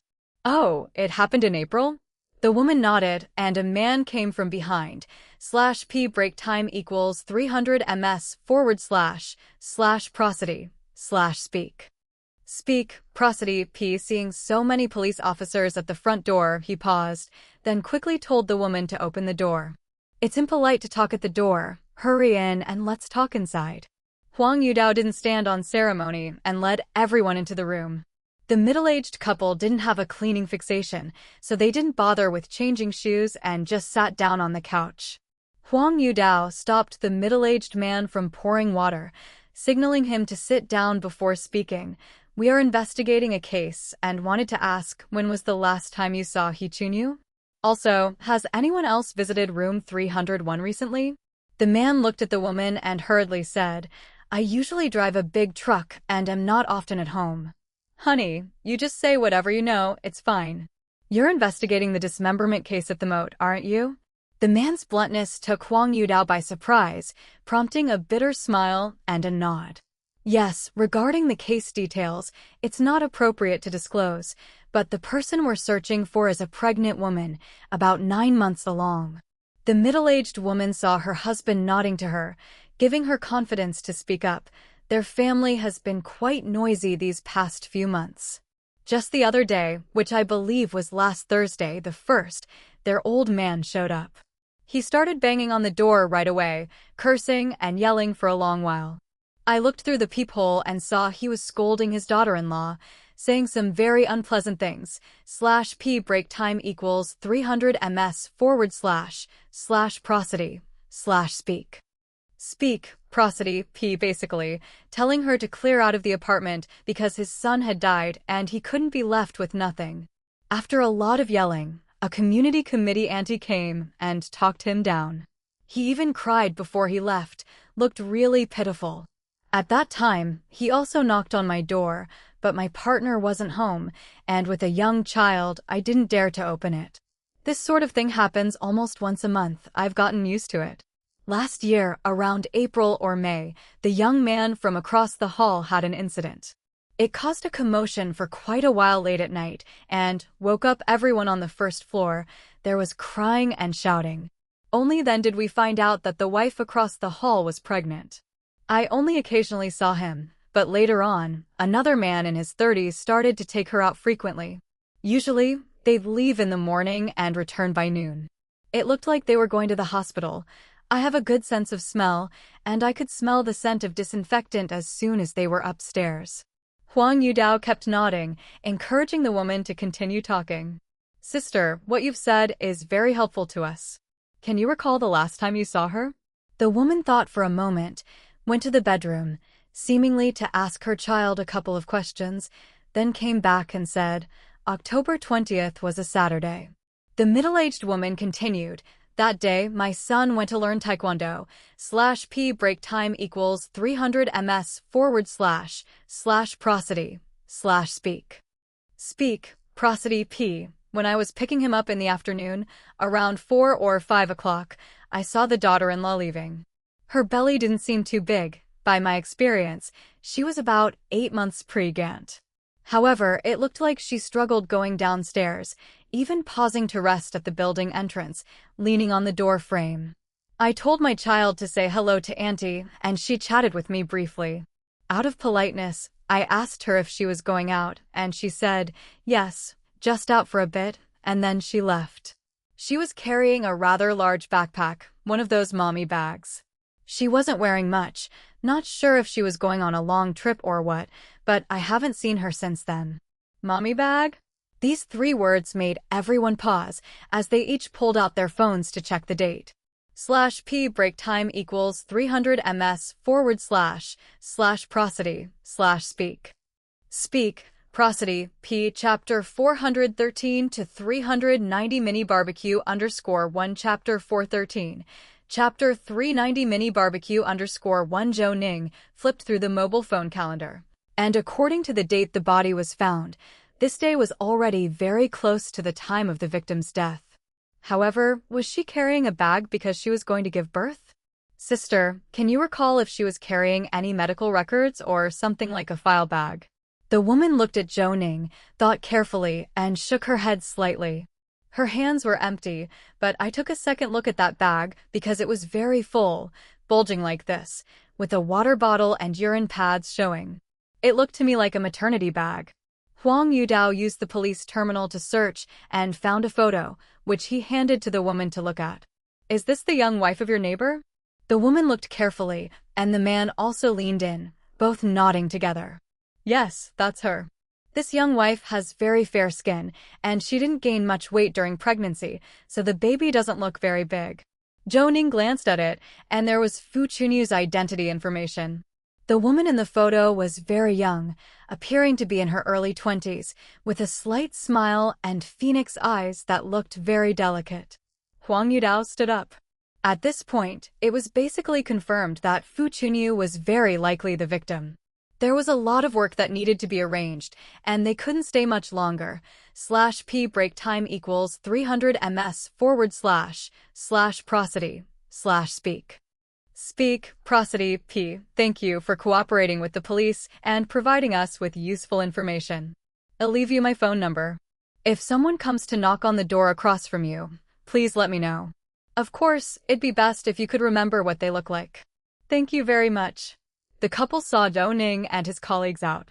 As they descended the stairs, Huang Yudao hurriedly walked toward the car, while Mr. Zhao helped Lu Yongxin, pulling his collar tight for him. Mr. Lu, don't hurry and run. It's much colder here than in Qidong. Lu Yongxin waved his hand. I'm fine, don't worry about me. Hurry up and get in the car. It's very likely that Fu Chunyu is the victim. After all, among the 70-plus pregnant women we checked, everyone was contacted personally, except for her. Besides, Both her boyfriend and father-in-law have motives for the crime. Our job is pretty much at an end here. Mr. Zhao shook his head. I feel like my work is just beginning. Let's go. We may come back as soon as we get the search warrant. But my dog sniffer didn't detect any smell of blood or decay, and after all, that scent would be too stimulating. The car started and sped toward the city bureau. Mr. Zhao and Zhou Ning sat side by side, taking up 1.5 seats. He elbowed Zhou Ning and asked in a low voice, Zhou Xiao, why are you so quiet today? Do you have any doubts? Zhou Ning shook his head. Not really doubts, but I want to search for Zhang Hongwei's information when I get back. /p break time equals 300 ms / prosody / speak. Speak, prosody, p. This boyfriend showed up too quickly and left just as fast. Why do I feel like Fu Chunyu is not a simple person? Mr. Zhao nodded in agreement. Mr. Wu's words could be analyzed to show this woman is not simple. With a lawyer and a boyfriend backing her up, she went straight to the village committee as a witness, bringing the father-in-law to discuss property issues. It appeared to be a rational argument, following legal procedures, but in fact, it was also putting pressure on the father-in-law. One is an old man who lost his son, the other a pregnant woman carrying a posthumous child. With these people accompanying her, she was telling everyone that the old man was lacking in humanity, that he wanted to drive his daughter-in-law away after his son's death and didn't acknowledge the child, making the public pressure the old man through public opinion. In this way, whether she later found someone to forge a notary document or transferred the property ownership, others would think it was compensation given by the father-in-law. As for whether there were any proofs in the village, the witness testimony of the village committee is the strongest evidence. Zhou Ning nodded. Such events were common when his grandfather had been a village chief. Many people came to his grandfather to settle disputes, not the kind that go to court, but matters like family arguments, who should provide support and who should pay.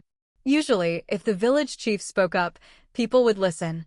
/p break time equals 300 ms / prosody / speak. Speak, prosody, p. If such trivial matters went to court, the thresholds of the courts would be worn down.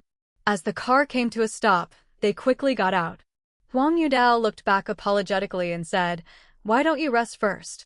I have a few things to arrange, sending someone to bring back Zhang Hongwei, another to keep an eye on Yan Liang, and to sort out the search warrant. However, I won't be able to get it stamped until early tomorrow morning, and the crime scene investigation will also have to wait until then. Zhou Ning didn't object. This being Dayou City and not Qidong, they had to comply with the local practices, after all. All right, then we'll go rest now. We'll come over at 7 tomorrow morning, ready for the crime scene investigation and awaiting orders to depart. Huang Yudao nodded, as if he had just remembered something, adding quickly, Oh, and Mr. Zhao mentioned that you're familiar with people from Huaining province. I found the information about Fu Chunyu's hometown, so I'll contact you about it. After all, many cross-provincial details are inaccurate and require local cooperation. Zhou Ning smiled. Just send it to me, and we won't go up then. After saying goodbye to Huang Yudao, Mr. Zhao drove toward the hotel. Upon arrival, Mr. Zhao patted his stomach. Say, are any of you hungry? We didn't eat much for dinner, and my stomach is making a fuss. How about grabbing some barbecue? After all, Dayou City's barbecue is famous. Lu Yongxin waved his hand. I'll rest, /p break time equals 300 ms / prosody / speak. Speak, prosody, p. I'm getting older and my feet are a bit swollen. You young people go have fun. Zhou Ning glanced at the few interns and clearly, they were all somewhat interested. However, since they were not familiar with the area, going out for barbecue could mean drinking, which might delay tomorrow's work. Zhou Jialong, run over to the barbecue place across the street, order some special skewers, and have them send it straight to the room once it's done. Remember, no alcohol. We're busy tomorrow, and we can't afford to embarrass Qidong City Bureau. Got it? As he spoke, he pulled out 300 yuan and handed it to Zhou Jialong, who declined. Mr. Zhao quickly took the money and gestured to the others to go ahead. Mr. Peng and Mr. Hen, help Mr. Liu up. Go wash up if you need to. I'll order the food. Let Zhou Jialong handle this. He knows what everyone likes to eat. I'm good at this, he told them. Everyone laughed, and Mr. Zhao cheerfully ran off towards the barbecue shop. Zhou Jialong scratched his head, feeling a bit awkward, and said, Boss, having the opportunity to come out with you is already a great learning experience, so why won't you let us in turns treat you? Zhou Ning smiled and assisted Lu Yongxin as they walked inside, continuing the conversation. I've been through these times myself. Everyone's just poor students. Just focus on improving your professional skills and try to stay on. /p break time equals 300 ms / prosody / speak. Speak, prosody, P. Zhou Jialong and Peng Tianheng quickly nodded, but still eager. They hurriedly said, but treating you to a round of barbecue wouldn't delay us. It wouldn't cost much either. Exactly. Lu Yongxin glared at them, and in an instant, they fell silent. Within this group, although Zhou Ning seemed a bit intimidating, they knew he was the easiest to talk to and didn't have any bad habits. After all, the interns also shared notes among themselves, and the one known for scolding the least was Zhou Ning.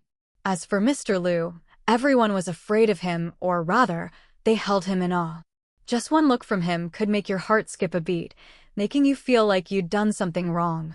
Right now, you're not earning money and still paying for your internship. Don't waste your parents' money. Earning a bit of travel allowance while on business trips is good. My apprentice doesn't lack this little bit of money. If you can learn well and become excellent forensic doctors, it would reflect well on me too. Don't focus on these trivial matters, got it? The two of them felt a little embarrassed, but seeing the sincerity on Mr. Liu's face, they nodded earnestly. Mr. Liu, we know our mistake. We won't let any case slip by. We'll follow the boss closely, improve our professional skills, not embarrass you out there, and we'll stop these little schemes. Mr. Liu coughed and waved them off. Save the small schemes instead, learn from my apprentice. /p break time equals 300 ms / prosody / speak. Speak, prosody, P. He developed a piece of software on his own, managed to collaborate with Qin University, and even found an opportunity for me to work after retirement. It's fine to have more of these kinds of thoughts. This statement made everyone laugh, and the awkwardness of the two disappeared. At that moment, Mr. Zhao hurried back into the hall, where everyone was still laughing, and he hastily approached. What's this all about? You're waiting here for me instead of going upstairs? Zhou Ning saw the soda in Mr. Yao's hands and couldn't help but laugh. Where's the barbecue? We said no alcohol, so you bought soda? Are you on a mission to gain 3 pounds tonight? Mr. Zhao pouted and extended his hand to Zhou Ning, showing only a couple of coins left in his palm. Do you still want the change? In telling you, although the city doesn't look that big, the cost of living ain't low. Just that little barbecue cost nearly 300 yuan. A corn skewer back in Qidong costs only 50 cents each, but here it's 6.8 yuan. They're practically robbing us. Zhou Ning narrowed his eyes and paused, contemplating. Wait a minute, how many corn skewers did you order? Mr. Zhao spread his hands, looking helpless. Seeing the prices, I only got 6 skewers, 1 for each person so we could try the flavor. But I ordered a lot of meat because, oddly enough, the meat was cheaper than the corn. Lu Yongxin looked puzzled. You sure you didn't get swindled, boy? /p break time equals 300 ms / prosody / speak. Speak, prosody, P. At that moment, the hotel's revolving door opened, and a young man hurried towards them with 2 foil-wrapped bags in hand and eagerly presented the bags to the fat man. Bro, your barbecue is ready, he said.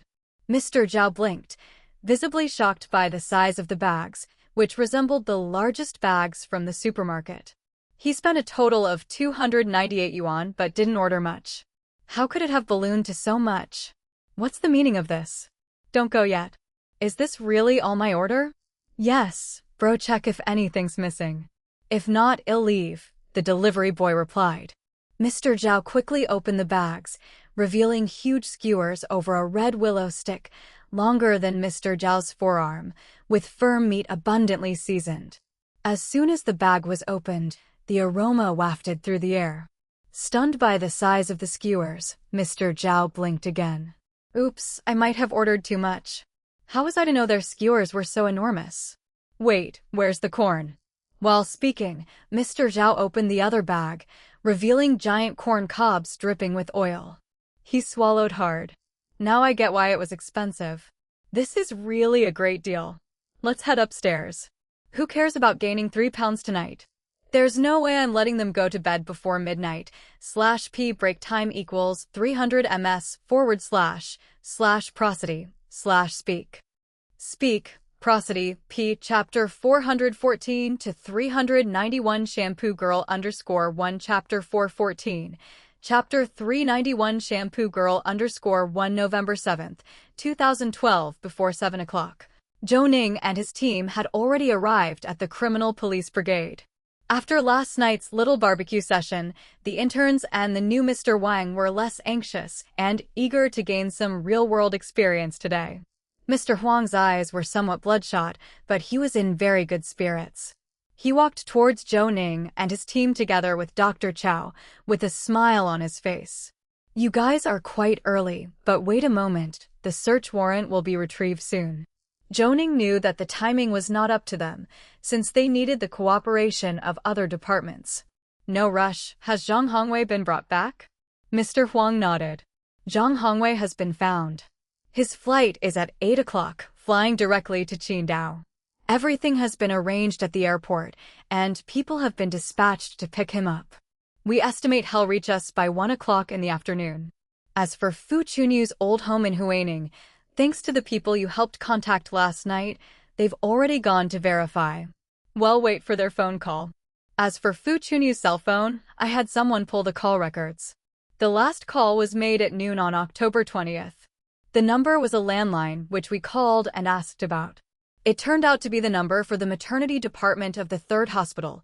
/p break time equals 300 ms/prosody/speak.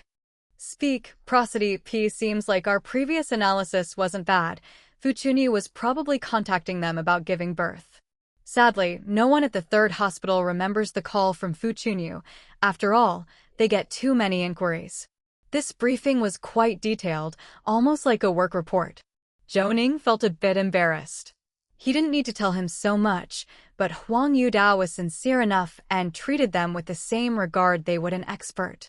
Zhou Ning hurriedly replied, Mr. Huang, there's no need for such a detailed introduction. You're making me blush.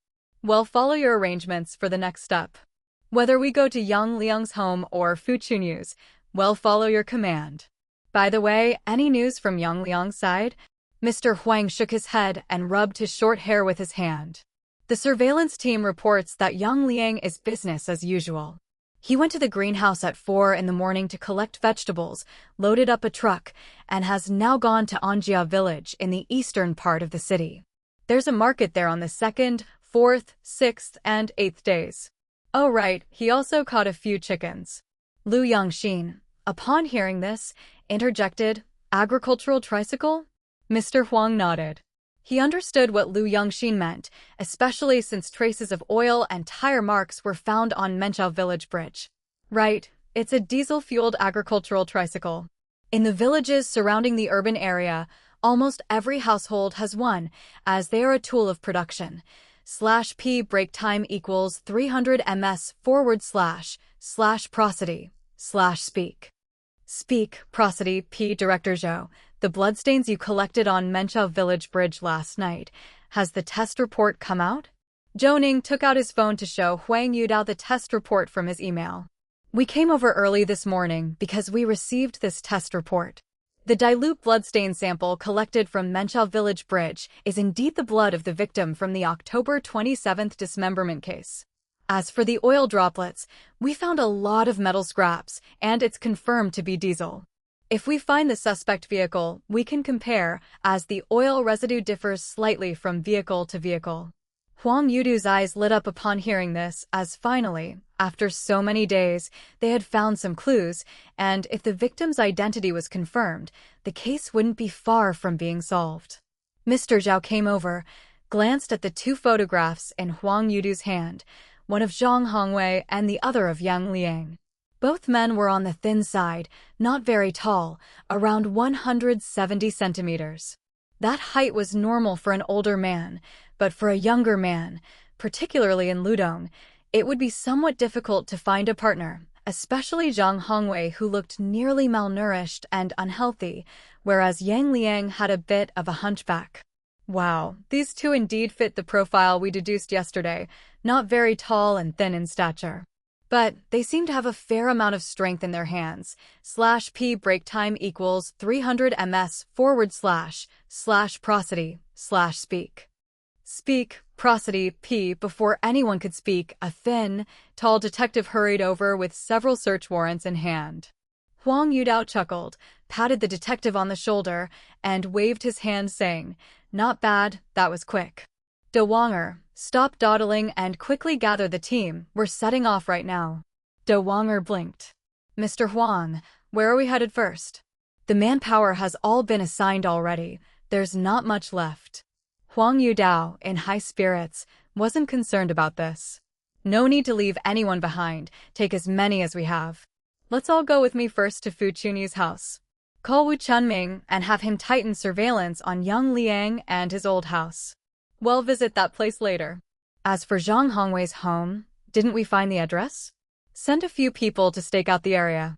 This arrangement was very thorough, and Zhou Ning and his team also turned and followed Huang Yudao downstairs. Amidst the clatter of numerous footsteps, quite a few people followed them down, some in plain clothes, some in uniform, everyone sporting an excited expression. It was clear that this case had been a tough challenge for them. At Huang Yudao's command, everyone got into their vehicles. With the sirens wailing, they sped off towards the textile district, and before long, they arrived under building number 7. The presence of so many police at this early hour, just after 7 o'clock, attracted many onlookers as people were just getting up to go to work, heads poked out of windows. /p break time equals 300 ms / prosody / speak. Speak, prosody, p. Upon stepping out of the car, Mr. Huang gestured, and the division of labor was clear. The entrance to the second unit of the building was cordoned off with police tape, and some elderly men and women began to gather around, whispering to each other or continuously inquiring. A woman came out of the unit, the same lady they had seen in apartment 302 yesterday. Huang Yudao promptly nodded to her. "Good morning, sister." The woman nodded slightly, scanning the crowd. Seeing that many people were watching her, she was actually quite proud and greeted them warmly, adjusting her collar and smiling. "You've come." "Yes, we're going up to take a look. I'll make sure to let everyone know not to disturb your normal life." "It's fine, go ahead with your work and come over to my house for some water when you're finished."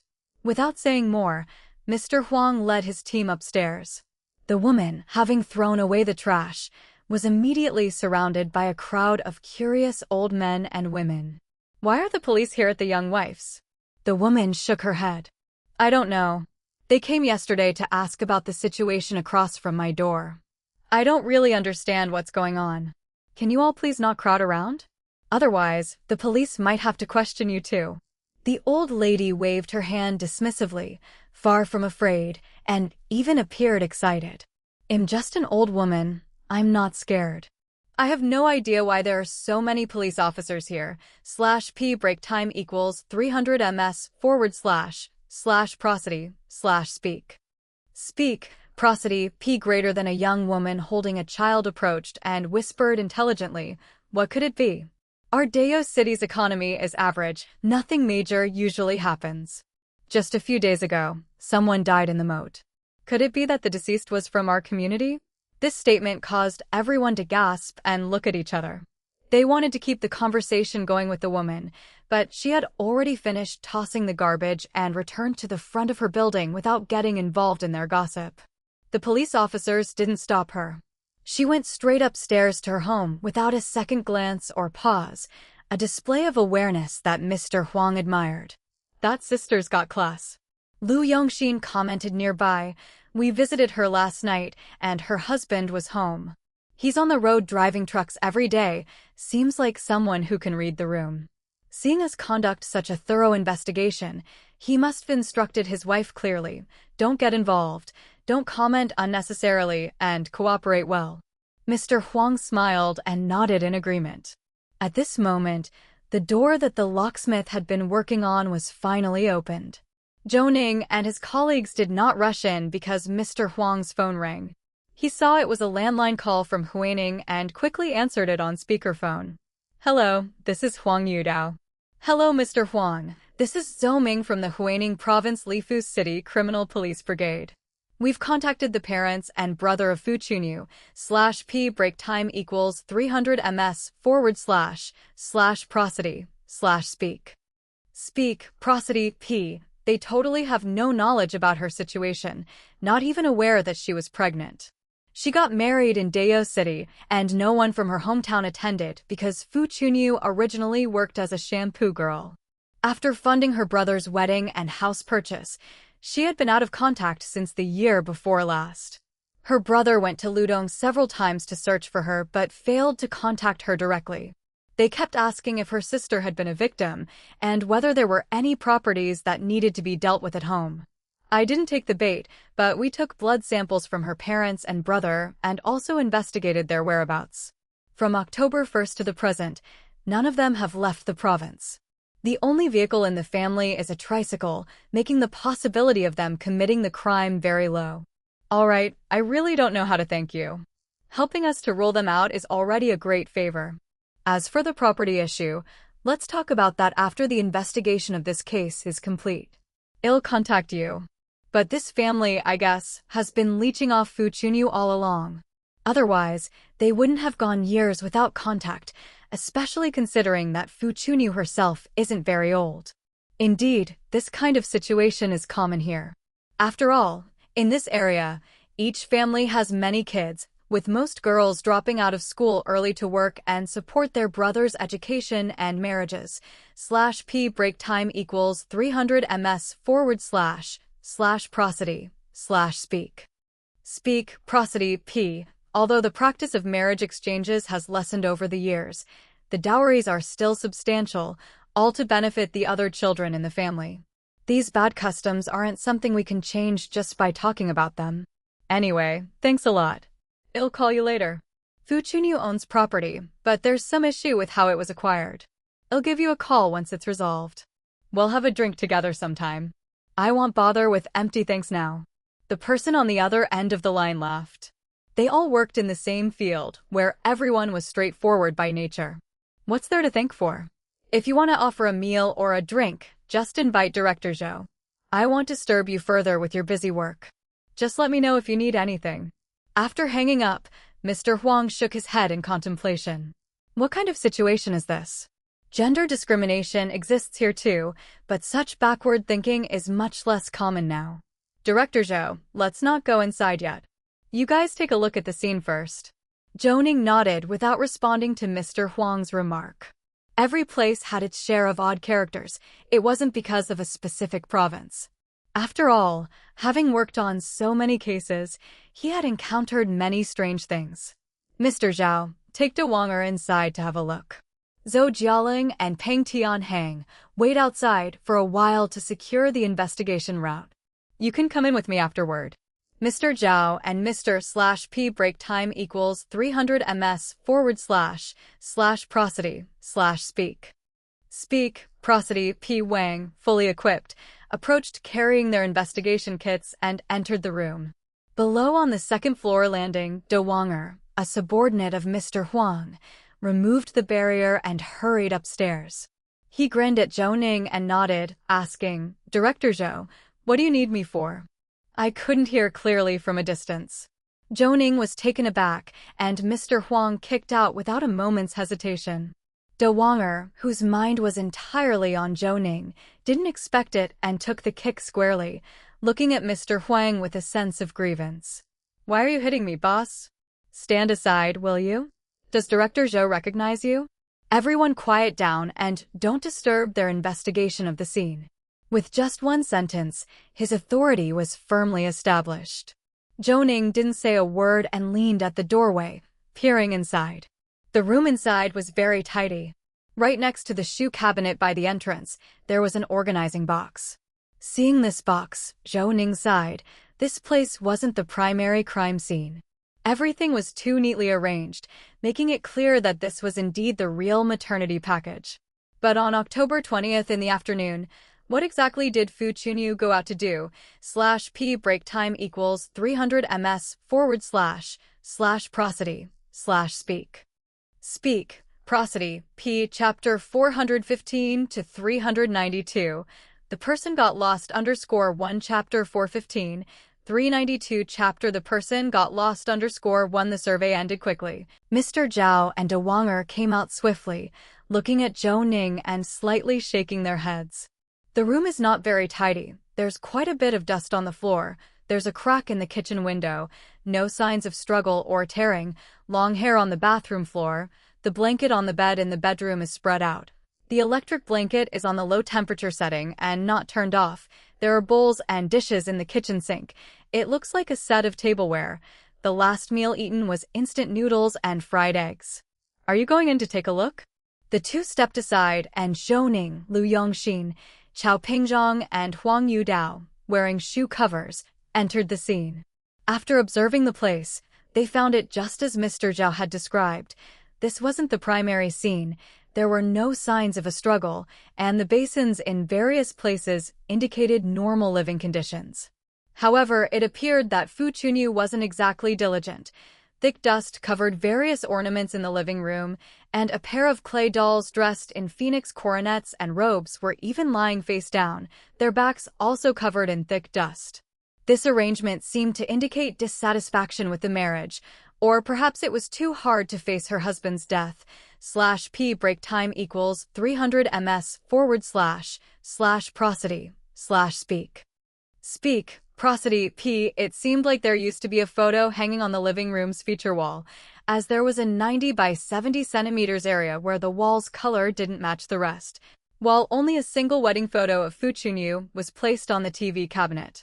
In the photo, Fu Chunyu wore a calm smile, with features typical of Huaining locals, phoenix eyes, a melon seed-shaped face, not flamboyantly beautiful but elegant, reminiscent of a Jiangnan woman, quite slender with long limbs. Honestly, she didn't look like someone who had worked as a shampoo girl. There wasn't a trace of world weariness about her. Zhou Ning put down the photo and made a round in the kitchen, then turned and looked towards Mr. Huang's team. This definitely isn't the primary scene. I think we should start by sending samples like Fu Chunyu's toothbrush and hair for testing. Once the DNA comparison is completed, we can confirm the identity of the deceased. Zhang Hongwei hasn't returned yet, so where are we heading next to survey? In fact, there were only 3 places to consider. Since they had checked Fu Chunyu's house, that left the homes of Yang Liang and Zhang Hongwei. But now, with Zhang Hongwei only able to arrive at noon, the choice was only one. Let's go to Yang Liang's house. He's gone to the market, which gives us a good opportunity to bring someone from the village committee and take a look. He had a dispute with Yang Liang before, so he is also a suspect. /p break time equals 300 ms / prosody / speak. Speak, prosody, p. I'll have someone wait for him at the market to finish, and as soon as he does, bring him and the car back. Mr. Chow, you go back to the city bureau and wait. When the car and people arrive, take the necessary samples. As for the scene, well, take a look. Additionally, once the survey here is complete, I'll have someone search for the property deed.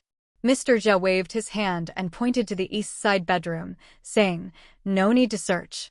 The property deed is right there in the drawer of the nightstand. I saw it just now. Fu Chunyu is listed as the owner on the deed, which was issued on August 10, 2012. According to what Zhang Hongwei said, they broke up at the end of August, so it looks like they split right after getting the deed. Huang Yudao frowned, as Mr. Zhao, already bouncing with eagerness, took the property deed. Putting it directly into an evidence bag with his gloved hand, Huang Yudao didn't look at it again through the transparent bag, but waved his hand and said, all right, let's set off. Everyone left without more words, heading downstairs and away. Of course, Mr. Huang still greeted the older sister across the hall. As the police cars wailed away, The onlookers behind didn't diminish. A few particularly curious ones directly approached room 302, knocked on the door, and asked the woman what the police were there for. The woman got angry, pushed the old lady blocking the door away, and said sternly, "Are you saying you have nothing better to do? /p break time equals 300 ms / prosody / speak. Speak, prosody p. Do you really need to stir up some trouble and make the property values in this community plummet? Don't knock on my door for no reason." With a loud bang, she closed the door. Bang! A muffled sound made Zhou Ning shrink his neck and look up at the wall Mr. Zhao had climbed over. In reality, its height was only 2 meters. Jumping down from there shouldn't have caused such a loud noise. "Mr. Zhao, are you all right?" From inside the wall, there came a moan of pain, but soon the door opened, and Zhou Ning quickly stepped inside to see Mr. Zhao rubbing his backside, wanting to check on him, but stopped by Mr. Zhao's gesturing hand. "Don't worry, I didn't fall to the ground. I just stepped on a spade when I jumped down, then the spade stood up and hit me. I'm not sure if this was done deliberately or not. The yard is too messy." Seeing that Mr. Zhao was all right, Zhou Ning finally relaxed. Looking around, indeed, too many things were placed along the wall near the main gate of the yard. Broken bricks, tiles, a broom, a wooden flatbed cart, a spade, a hammer, a sieve, and even a few bags of sand and cement, with a rubber bucket beside them. Such items were commonly used by bricklayers, especially since these rubber buckets are not easily broken, convenient for holding mortar, and easy to clean without leaving residue. In the Qidong Peninsula region, these are quite common. /p break time equals 300 ms / prosody / speak. Speak, prosody p. Looking towards the north side, the ground in front of the main house was old and paved, while only from the east side wing to the southeast corner toilet in the yard about 20 square meters was paved, covered with a straw mat. Probably to avoid stepping in mud on rainy days when going to the toilet, considering there was no roof enclosure or rain shelter in the yard. Seeing this puzzled Zhou Ning. The family's son had passed just about half a year ago, and he had almost gone to court with the daughter-in-law. It wouldn't make sense for them to have the heart to work on these things. Zhou Ning walked to the center of the yard. The unhardened part of the ground had been carefully cleared, but no crops were planted. Mr. Zhao and the others followed, with Mr. Zhao rubbing his backside and joining Zhou Ning. "What are you looking at? Do you think there's anything special about this yard?" Mr. Zhao and De Wanger grouped around, with Lu Yongxin and the others stepping forward after hearing Zhou Ning's words, all of them shaking their heads after a look around. Lu Yongxin looked around for a while. "The yard is tidied up, but the entrance is quite messy." Mr. Zhao was dismissive, still hissing from the pain. "Hiss, aren't rural yards always like this?" Although there are many campaigns for rural transformation, most are focused on drainage, dry toilets, streets reconstruction, and planning. /p break time equals 300 ms / prosody / speak. Speak, prosody p. The courtyards of individual homes, these can't be uniformly planned, especially since not every household is well off. Zhou Ning shook his head. He had a bad premonition, fearing that there wouldn't be any discoveries here either. However, he subconsciously took another look at the hardened road surface. It seemed to have just been completed, and the concrete on the ground had been covered with straw mats and sprinkled with water for curing purposes. The only son in the family died, and they still had the mood to renovate the yard? Didn't the daughter-in-law ask him to sign over the rights to the house? Mr. Huang came over and glanced at the ground. He didn't seem surprised. "It looks like it's for convenience when going to the toilet. I guess he must have fallen before. My dad also got someone to fix the entrance to the toilet this year. It used to be tiled, but now all the tiles have been removed. It's too slippery in winter. He had a fall before." Zhou Ning did not speak again. Since they all thought so, there was nothing good to argue about. The most important thing was the inspection. "Let's divide the tasks. Mr. Zhao, take Zhou Jialong to the main house. Mr. Wang, take Peng Tianhang to the east and west wing rooms and the toilet. Examine all the locations carefully, especially the places with knives. Spray luminol reagent everywhere for a detailed inspection. Received /p break time equals 300 ms / prosody / speak. Speak, prosody, p at the response. Several people quickly dispersed to their assigned tasks, and Huang Yudao dragged the village committee members to one side. The committee member sighed. Actually, Mr. Yang's situation is quite tragic too. His wife was diagnosed with breast cancer 5 years ago. It was already late stage when they discovered it. She lived for fewer than 3 months after and spent quite a bit of money. She never woke up. He worked hard to save money and managed to have enough to find his son a wife. We all thought he could finally enjoy some peace for a couple of days, but who could have imagined? His son then had a traffic accident. The other party was driving a tractor. The driver was a mute and didn't have much money. In the end, I think he compensated more than 20,000, but not a cent reached him. His daughter-in-law was even demanding the property rights to the house. Was Yang Liang's temper good? The village head shook his head. Who could have a good temper after issues like these? Normally, Mr. Yang was a good person. He would proactively help out with anything in the village. But ever since his wife got sick and died, and his son got into trouble, his temper has gotten worse day by day. Just the other day, some people came to measure the land. Mr. Yang chased them away. Huang Yudao had been making small talk, but when he heard that, he quickly turned and asked, "When did this happen? /p break time equals 300 ms / prosody / speak.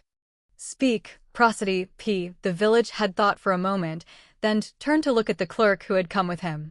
After a brief exchange, he looked at Huang Yudao and said, "I remember it was a Monday, October 22nd. People from the Land Bureau came with surveyors as if they were going to expand this industrial park or develop a commercial area. I wasn't entirely clear. The surveying has happened quite a few times before, but who knows if it was reliable this time. They first visited the east end of the village that morning. Mr. Yang's home was the first they entered, but he drove them out, saying that the yard was going to be cemented and that the concrete was already mixed. They should go to someone else's home first. The surveyors weren't too happy about it, and Mr. Yang argued with them a few times. The clerk followed them and quickly led the surveyors away. Eventually, they surveyed his house the next day. Some wooden boards were laid on the freshly done cement floor. It looked like it was finished on the 21st, but hadn't set yet, probably because they were afraid of leaving marks.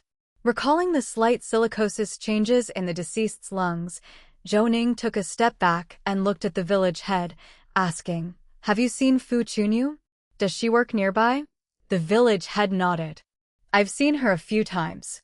This daughter-in-law is a shrewd girl. She speaks Mandarin very well, also quite eloquent. /p break time equals 300 ms / prosody / speak. Speak, prosody, p. When those two were about to get married, knowing she was from Huaining and had no relatives around here, I had my son introduce her to a job. It's not far, in the industrial park, at a glass lampshade factory. She was working as a warehouse manager there, but am not sure about now." Zhou Ning realized it all matched up. The degree of silicosis wasn't severe, which meant she hadn't been working at that factory for a long time. But even a warehouse manager was affected like this, indicating there might be many people with silicosis in the vicinity. However, that's an environmental issue and not his responsibility. How tall is Yang Liang? The village head thought for a while, then gestured towards his own shoulder. "He's about a head shorter than me. I think he's in the high 160s, not reaching 170. He is thin and hunchbacked, so he seems even shorter." This result was a direct verification. Meanwhile, Huang Yudu's phone rang, and he walked over to them and directly answered on speaker. "Hello, old Wu, what's happened?" "Leader, I'm at the market in Anjia village. Just 3 minutes ago, at 11:12, someone settled Yang Liang's vegetable delivery. He delivered it to a restaurant, and then we lost him." Huang Yudao exploded, his eyes going round with anger. "Wu Chuming, can you do anything right? Spread out and start looking for him right away." Zhou Ning motioned to Mr. Chu, who quickly approached. He knew what was asked of him. /p break time equals 300 ms / prosody / speak. Speak, Prosody P. Opening the notebook and squatting on the ground, he began to directly access the traffic police system. What's the restaurant called? Roughly where did he disappear? What color clothes was he wearing? What color is the vehicle? Huang Yudao hastily held the phone up to Mr. Chu, repeating his questions. Upon hearing this, Wu Chuming hurriedly said, Yang Liang was wearing a blue cotton-padded jacket with 4 white characters lighting on the back. The vehicle is green, no brand. The restaurant he delivered vegetables to is called Li Min Barbecue. He went in through the front junction, but we noticed he left through a back road. I don't know the name of that street. Huang Yudao glanced at Mr. Chu's actions and quickly shouted into the phone, Don't hang up the phone, wait. /p break time equals 300 ms / prosody / speak. Speak, prosody, p chapter 416 to 393. Dig for me, I'll take the blame if anything happens. _1 chapter 416, chapter 393. Dig for me, I'll take the blame if anything happens.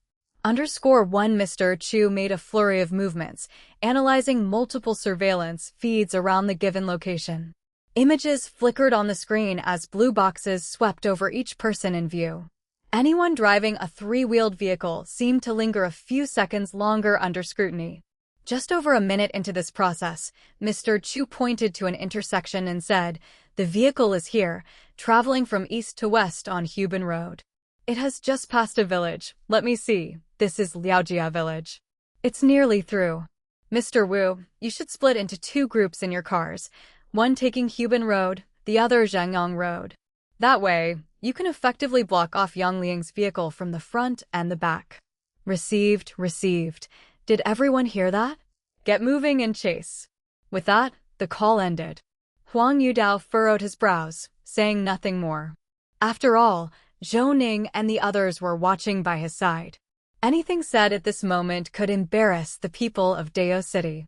Unsure of how many times he had turned in place, Mr. Zhao and the others had all emerged. Seeing their demeanor, no words were necessary to tell that something had gone wrong here. No one dared to speak. After a short wait, Huang Yudao's phone rang. He answered on speakerphone without hesitation. /p break time equals 300 ms / prosody / speak. Speak, prosody, p. Before he could utter a word, Wu Chunming on the other end spoke hastily. Leader, I just lost my phone. Wanted to tell you. We've intercepted Yang Liang, and he's currently detained in the vehicle. I've got Mr. Su driving the 3-wheeler. We're heading to the city bureau now. Are you also on your way back to the bureau? Zhou Ning's brow tensed slightly, recognizing from Mr. Zhao and the others state that they probably hadn't found any useful evidence. To rush someone into a police car in such a hurry, not to mention driving Yang Liang's 3-wheeler, it was not hard to guess the person was handcuffed and pressed down, just like a typical arrest. He didn't rush to respond. After all, this was Dao City. Huang Yudao looked at Zhou Ning and his team, then said thoughtfully, We need to bring him back politely. We're asking for assistance in an investigation, not making an arrest. Boy, restrain that reckless energy of yours. Don't go around cuffing people and beating them up. You've received more disciplinary actions than commendations. Use your head, will you? Huang Yudu's lecture was intense, and it was unclear how much Wu Chunming on the other side could take in. However, this time there was no further chit-chat. He merely chuckled foolishly. I'll apologize to Yang Liang in a bit and have a talk with him. Don't worry, I won't rush. I promise we'll talk in the interview room, not the interrogation room. Is that fine now? Huang Yudao sighed, trying hard to suppress his anger. /p break time equals 300 ms / prosody / speak. Speak, prosody, p. Enough talk. Just leave him alone in the interview room. Send over some tea. You don't need to show your face. I can't trust you with that. With a slap, he hung up the phone. Only then did Mr. Zhao approach, looking at both Huang Yudao and Zhou Ning.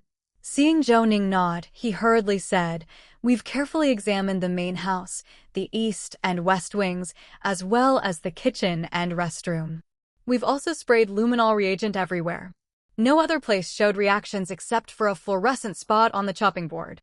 But it was just a drop, less than a centimeter in diameter. We've collected a sample. Judging by its position and size, I think it might be from cooking and accidentally cutting oneself. Huang Yudao let out a sigh, seemingly not surprised by this find. All right, if nothing was found, nothing was found. Let's hurry up and withdraw. Zhou Ning did not move, and neither did Lu Yongxin. Mr. Zhao and the others looked at Zhou Ning and also stopped their actions. Zhou Ning surveyed the yard, closing his eyes slightly. The lack of clues puzzled him as well. Yet, linking together the signs left at Menchao Village Bridge, where the body was dumped, the three-wheeler, the distance between this place and the crime scene, Yang Liang's height, and the previous disputes, all of this, if considered together, made Yang Liang a more likely suspect than Zhang Hongwei.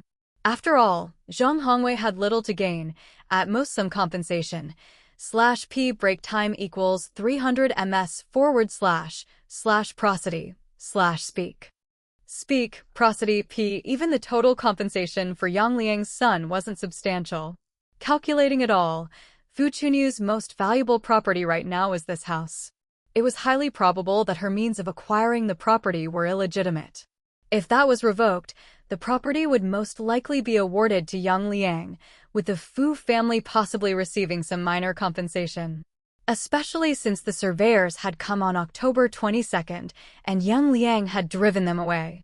The cement floor had just been poured and hadn't even dried yet, which was why Yang Liang had been so agitated. The timing was too coincidental. October 21st was when Fu Chunyu went missing in the afternoon. There could indeed be a connection they hadn't found. With this perspective, there might be some secret beneath the floor. Seeing Zhou Ning silent, no one dared to urge him, and, uncharacteristically, Huang Yudao didn't either. The policeman at the entryway paced back and forth, only to be dismissed by Huang Yudao. After watching for a good while, Zhou Ning looked towards the main gate. The village chief had been standing there recently, but now he was nowhere to be seen. Mr. Huang, may I ask the village chief a question? Of course, there's no problem. Lu, call the village chief over. As soon as the words fell, a policeman brought the village chief over. Zhou Ning smiled at him, then slowly asked, "Good day, I wanted to ask if our village has any surveillance cameras. /p break time equals 300 ms / prosody / speak prosody p. That includes cameras at the village entrance and exit." The village chief shook his head. Our 3 villages are connected. To the north are all greenhouses. There are exits and entrances everywhere, so we don't have surveillance in the village. Have you been to Yang Liang's house before? Yes, I have. What was his courtyard like before? The village head looked puzzled but still thought about it seriously before he said, "Technically, he is a distant uncle of ours, just within the 5th degree of kinship, so we would visit him every New Year's, but we rarely interacted otherwise. As for the courtyard, I never paid much attention to it before. It didn't seem to have changed much. The ground used to have some broken pieces of marble and such, cobbled together, but now it's all been uniformly paved over." Zhou Ning wasn't satisfied. He felt that the village head was being perfunctory, or rather, exceedingly indifferent about things he should have been quite familiar with. "Don't rush. People in the village usually have dogs. I didn't see any at their place." "I suppose you have dogs at your homes, right?" The village head slapped his thigh, blinked, and looked toward the space next to the west wing of the house, between the west wing and the toilet, and gestured. "Now that you mention it, it reminds me. Do you see that iron tool at the corner of the wall? There used to be a dog tied there. /p break time equals 300 ms / prosody / speak prosody p. But their dog always kept its tail between its legs, didn't bark nor bite. I had completely forgotten about it. However, when did their dog, along with its kennel, disappear?" Huang Yudao looked puzzled. Zhou Ning had asked for so long, but hadn't gotten anything substantial. He subconsciously checked his watch as Mr. Zhao leaned in, seemingly understanding what Zhou Ning was getting at, and chuckled as he chimed in, "He's a close relative of yours, and you all live in the same village. When the old man's son died, you couldn't have all neglected to attend the funeral, right?" The village head hurriedly said, "How could we not have gone? When there's a death in the family, Not just relatives, but everyone in the village comes by, especially for an accidental death like his. I even helped organize the wake at the restaurant south of the village, got them a good discount. Zhou Ning stared at the village head and persisted. When you came here then, what did this courtyard look like? Think back now, was the dog still there? Was the dog kennel still there? Was the ground paved yet? Or, under this paved area, was it a vegetable patch or something else? The questions came like a torrential downpour, all seemingly insignificant, but the urgency of his inquiry still made the village head pause for a moment before he moved to the wall where the iron tool was placed. The ground here wasn't paved, and the shape of the original dog kennel was still visible. /p break time equals 300 ms / prosody / speak. Speak, prosody, p standing there. The village head looked out over the paved area, as if trying hard to remember, but then simply shook his head. Most homes in our village look pretty much the same. Everyone has a connected row of main rooms, with kitchens and storage on either side of the wings. Only those with many children build a larger extension of the wing rooms. The toilet is usually in the southeast corner. As for the open space in the courtyard, most people plant some vegetables or flowers. Paving is usually just in front of the house, behind it, and the path from the courtyard gate to the main and wing rooms. Hardly anyone paves their entire courtyard. Before Rinha Industrial Park next to our 3 villages was built, the land belonged to our villages, and every household grew corn and wheat. There used to be cellars in the yard for storing vegetables and such. Now it's only the older folks like Mr. Yang who still rent greenhouses. The younger ones all work in the city, and there isn't much land left around here, just over 70 acres to the east of the village. Not much left once it's divided among all the families. Zhou Ning seized upon the key point mentioned by the village head. Wait, you said that basically every household used to have a cellar? The village head was taken aback by Zhou Ning's sudden loud remark and jumped, but quickly nodded along. Yes. When were most of them built, and have they all been filled in? Does Yang Liang's family have a cellar? Where would it be? /p break time equals 300 ms / prosody / speak. Speak, prosody, p. Huang Yudao seemed to understand something and hurried over, setting aside his hurry to leave, and looked at the village head, urging him, don't rush, think carefully. Right, during Yang's wedding, were there photos taken? Do you have any group pictures we could see? Before the village head could respond, Mr. Zhao raised his hand. I saw a few albums in the main room. Just give me a moment to get them. The village head knew that if he couldn't accurately remember today, the police wouldn't let him off the hook. After thinking, he quickly said, I haven't paid attention to whether the Yang family had a cellar. Whenever I came here, it was mostly in winter. There were small greenhouses on the land on both the east and west sides of the courtyard. It seemed like they were growing leeks since they sell well during the new year and are easy to manage. With just a little space, the yield can be quite high. I really didn't notice whether there was a cellar in the yard. When young Guichang got married, they laid out feast tables there. The entire courtyard was covered with red carpets. Who would lift them to look underneath? Should I call a neighbor over and ask? While he was still speaking, Mr. Zhao had already run out with the photo albums in his arms, came to where Zhou Ning and the others were, opened the albums, and said with a look of shock, look at this one. Their family photo from the wedding was taken in the courtyard, with the east wing as the backdrop. /p break time equals 300 ms / prosody / speak. Speak, prosody, p. Even though there is a red carpet on the ground, this corner isn't fully glued down. Look at the shape and size of the wooden plank. Could it be a cellar door? Indeed, beneath the carpet in front of the dog kennel, there was a square protrusion, partly lifted to reveal the wooden material. Comparing it with the current position in the courtyard, it was right in the center of the newly paved area. Zhou Ning looked at Huang Yudao, having found the problem. As for the decision on what to do next, it was up to Huang Yudao. Understanding the meaning behind the look, Huang Yudao bit his lip and took out his phone. Dig it up, it'll take responsibility for any consequences. /p break time equals 300 ms / prosody / speak. Speak, Prosody, P. Chapter 417 to 394. Septic tank _1 Chapter 417. Chapter 394. Septic tank _1. The village chief's face showed worry as he quickly approached Huang Yudao. Officer, Mr. Yang is very stubborn, and the recent misfortunes in his family have made his temper even worse. He isn't home yet, and if we climb over the wall and dig up his newly paved ground, he'll surely smash up the village committee office. This really won't do, it absolutely won't. Seeing how agitated the village chief was, Huang Yudao waved his hand dismissively and pointed at the chief, saying, "Don't bother with useless talk.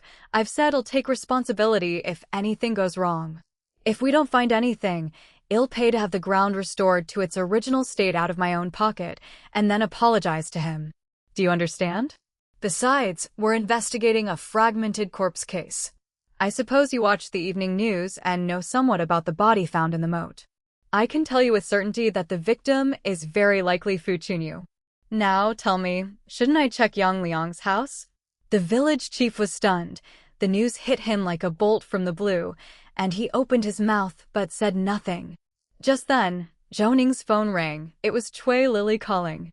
Zhou Ning quickly stepped away to answer the call. "Hello, Mrs. Cui. The samples couldn't have come back so quickly, could they?"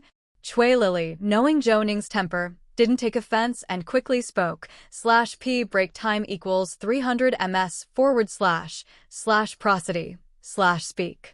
Speak, prosody, p. You're in luck. It seems that the person had periodontitis, and there was a blood trace left on the toothbrush that was sent in, so I compared it with the blood sample previously sent for testing. The rapid comparison showed it's from the same person. However, the DNA comparison results won't be out until this afternoon. I just wanted to give you a heads up, and I'll send the report to you later. Thanks a lot, Mrs. Cui. I won't beat around the bush with you. After ending the call, Zhou Ning's heart finally settled, and he breathed a sigh of relief. This confirmed it. They could identify the victim as Fu Chunyu. Even if they didn't find anything in the underground cellar in Yang Liang's courtyard, they had the search warrant to justify their actions. Zhou Ning returned to Huang Yudu's side, where he was still talking to the village chief, but had already instructed people to find a pneumatic drill and an excavator. As the beeping sound came from his phone, Zhou Ning opened the report. The rapid test results are in, and we can confirm the victim is Fu Chunyu. Keep digging here.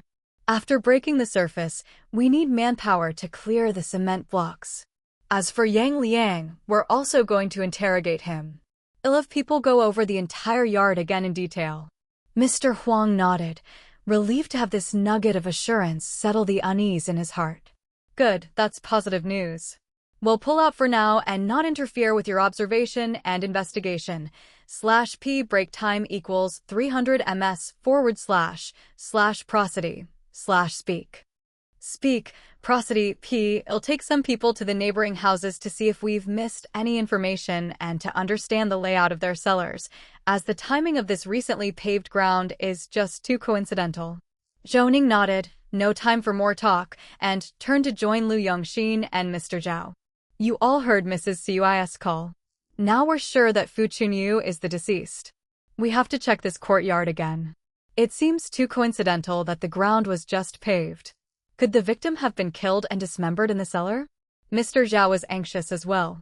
We sprayed luminol reagent on all possible work surfaces in the main house and both side rooms, including all tables, beds, and countertops, and didn't overlook any knives or farm tools. But apart from a single fluorescent reaction on the chopping board, we didn't find any blood at all. Mr. Hen nodded along, and Lu Yongxin rubbed his chin, stepping onto a flatbed cart and standing on it. This courtyard was quite different from the ones they had dealt with in cases like the pear orchard, just a low wall a man could climb over with a little effort. The perimeter was on the edge of the village. To the west was a stretch of greenhouses. Seeing those greenhouses, Lu Yongxin's eyes brightened. Ask the village chief which greenhouse belongs to Yang Liang. Zhou Jialong moved quickly, immediately dashing out. He returned swiftly and asked, I've asked, and the village chief said to follow him over there. What shall we do? /p break time equals 300 ms / prosody speak. Speak, prosody. Zhou Ning looked at Liu Yongxin. Master, why don't you take De Wanger and Zhou Jialong to check it out? We'll search here again. I feel more at ease with you overseeing things. Liu Yongxin nodded and left with the two, and Zhou Ning scanned the courtyard before gesturing to Mr. Zhao and Mr. Peng to follow him out. By this time, quite a crowd had gathered, watching from a distance. Without a word, Mr. Zhao put on his mask, nudged Mr. Peng beside him, and following suit, Mr. Peng masked up and followed Zhou Ning to the outside of the southeast corner, where they could see that the toilet on the east side corner had a septic tank. The tank was large and directly opposite the southwest corner toilet of the house to the east. Observing the situation, Zhou Ning realized that the two septic tanks were connected by precast boards, and the strong odor was offensive. Not just the smell of excrement, there was an additional scent like rotten eggs. Zhou Ning's eyes brightened. Considering the dead man's head and limbs had not been found, could it be? He stooped down for a closer look. The exposed opening of the septic tank wasn't large, just a rectangular slit around 40 by 80 centimeters. It appeared to have been washed around the edges, and this discovery ignited hope in him. Zhou Ning stood up and looked back towards Yang Liang's front gate. Mr. Huang had done well. Several machines, including an excavator, had been brought to the scene. Mr.P break time equals 300 ms / prosody / speak. Speak, prosody. Zhao came over, and following Zhou Ning's gaze, he felt a chill of foreboding. Zhou Xiao, you're not planning on having the excavator lift this piece of the precast board, are you? Zhou Ning nodded. There's no rush. I'm not sure if my judgment is correct, but the smell inside the septic tank is somewhat familiar. You must have smelled it too, right? Mr. Zhao had a pained expression on his face and sighed deeply after a while. I'll go get the reagent and spray it around first. If we observe blood traces on the periphery, then we can lift the precast board. That should be okay, right? Zhou Ning patted his back. If body parts had been discarded in the septic tank, that would be the most vexing issue to tackle. He had always read about such things in the news and didn't expect to face it himself today. Mr. Zhao dragged Mr. Peng over, opened the box, and took out the luminol reagent. They had brought quite an amount, but its rapid consumption left only 2 bottles remaining. The two began to spray along the edges of the precast board and the gaps around the septic tank. Before long, a swath of blue-green fluorescence in the shape of brushstrokes and drips appeared. Seeing this, Mr. Zhao was both excited and distressed, his face twisting with emotion. Zhou Xiaozhou, we found it, blood traces, and they're at the edges of the septic tanks of both neighboring houses. Zhou Ning naturally saw it and waved at Mr. Peng.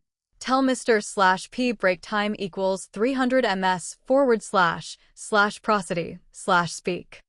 Speak, prosody. P. Huang to bring over an excavator first, then have someone go to Yang Liang's yard and bring out those sieves. Go up to the Iveco, take the boxes from the back seat and move them down. Call a few more people from their team to help with the sifting. Mr. Peng gave a weak his legs wobbling slightly. Initially unclear about the situation, with Zhou Ning's arrangements, he understood what was happening and his face paled a bit. Mr. Royal patted his shoulder and gestured to Zhou Ning, saying, "Forget it, don't scare him. He's never seen anything like this before. I'll go talk to them. After all, we need to coordinate with more people. We can't be the only ones digging through the muck." After speaking, Mr. Zhao ran directly to Mr. Huang Yudao while motioning with his hands, explaining the situation here. Mr. Huang Yudao's face broke into a smile. Now there was no task, no matter how dirty or dangerous, he wouldn't take on as long as there was progress, which was key. With the deadline looming, everyone was under immense pressure.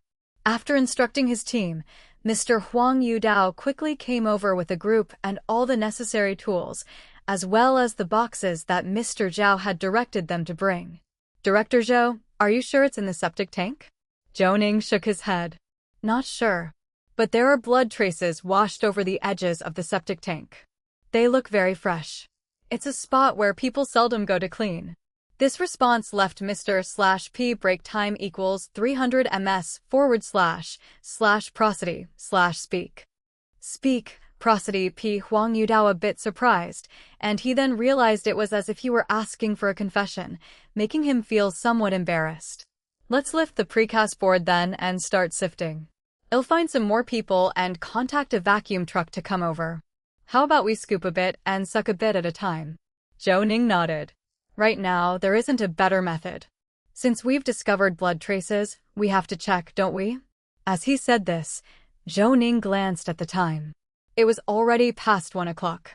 Considering Mr. Huang Yudu's earlier arrangements, it was likely that Zhang Hongwei had already been brought back. Zhou Ning continued.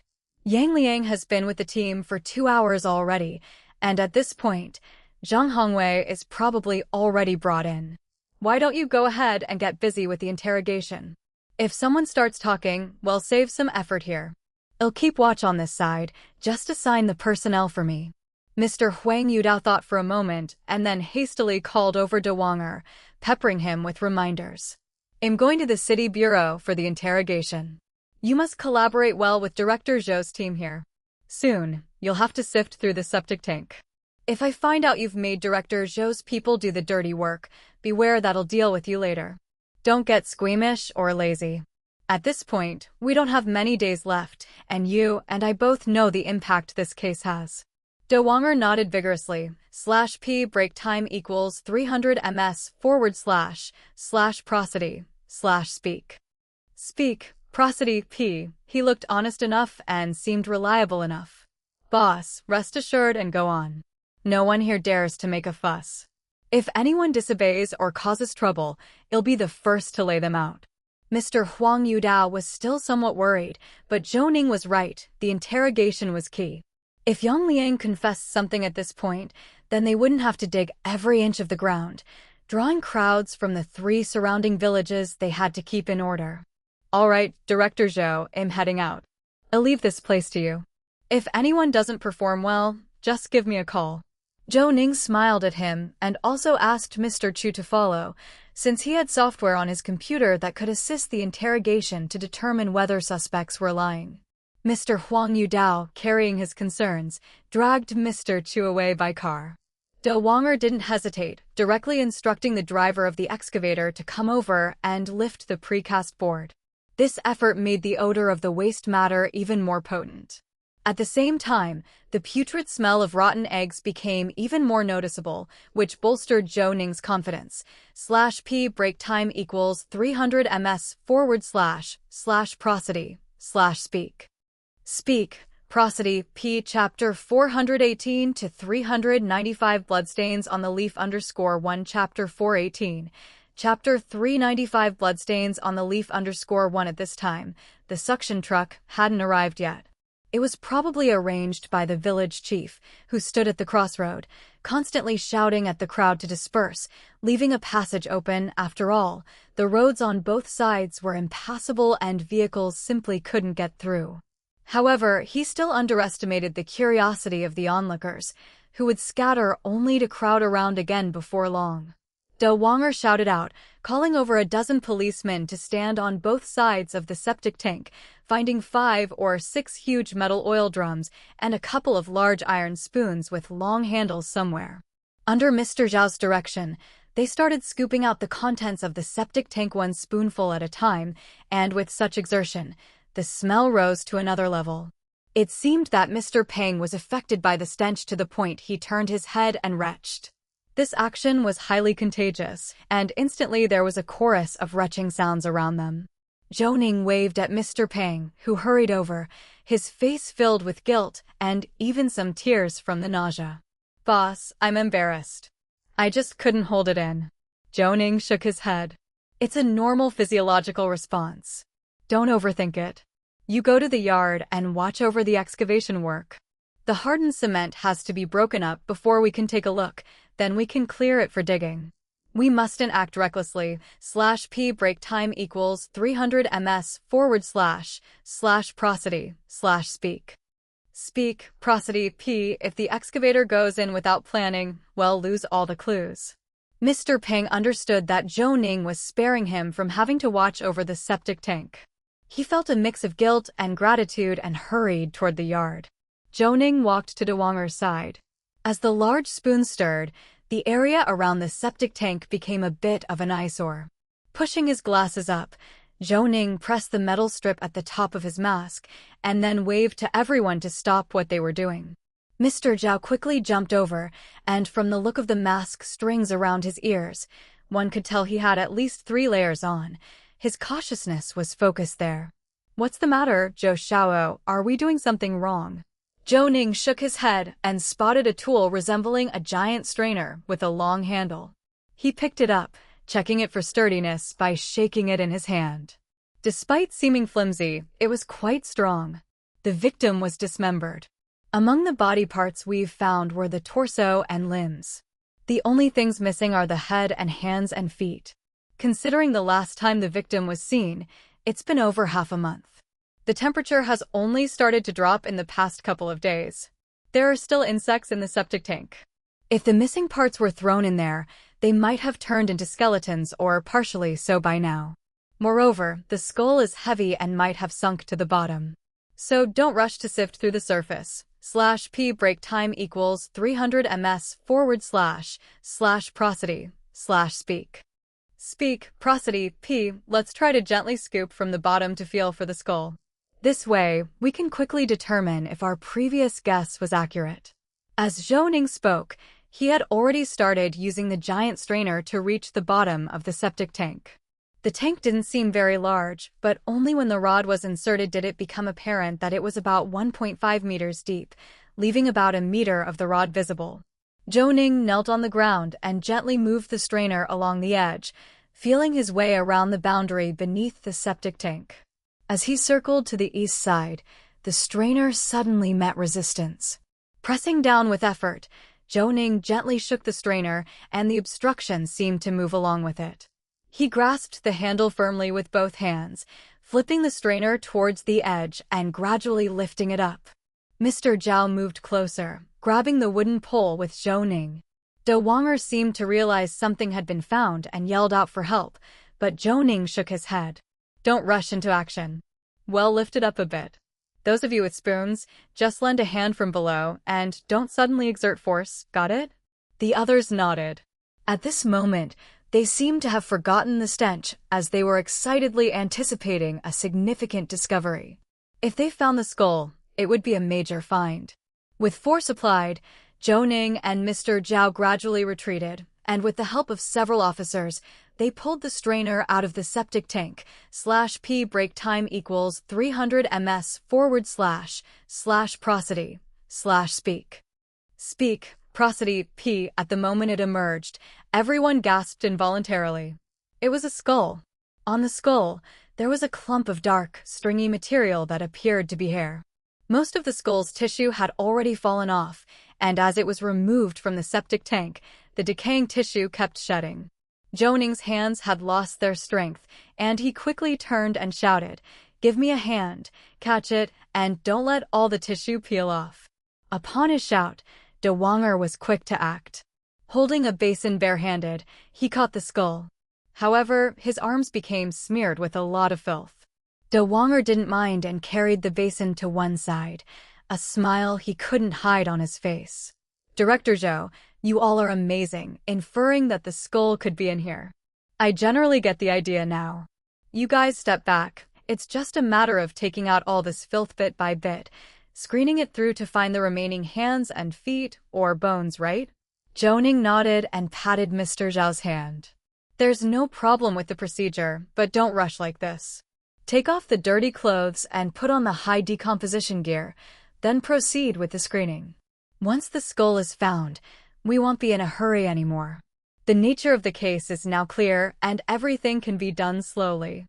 De Wanger was obedient and took off his police coat, threw it into a bag, hurried over to put on the high decomposition protective clothing, got fully dressed, and with his gas mask on, he commented in a muffled voice, /p break time equals 300 ms/prosody/speak. Speak, prosody, p greater than I have to say. Once you put this thing on, you can't smell a thing. I was just too hasty. All right, everyone step back, we're going to start sifting.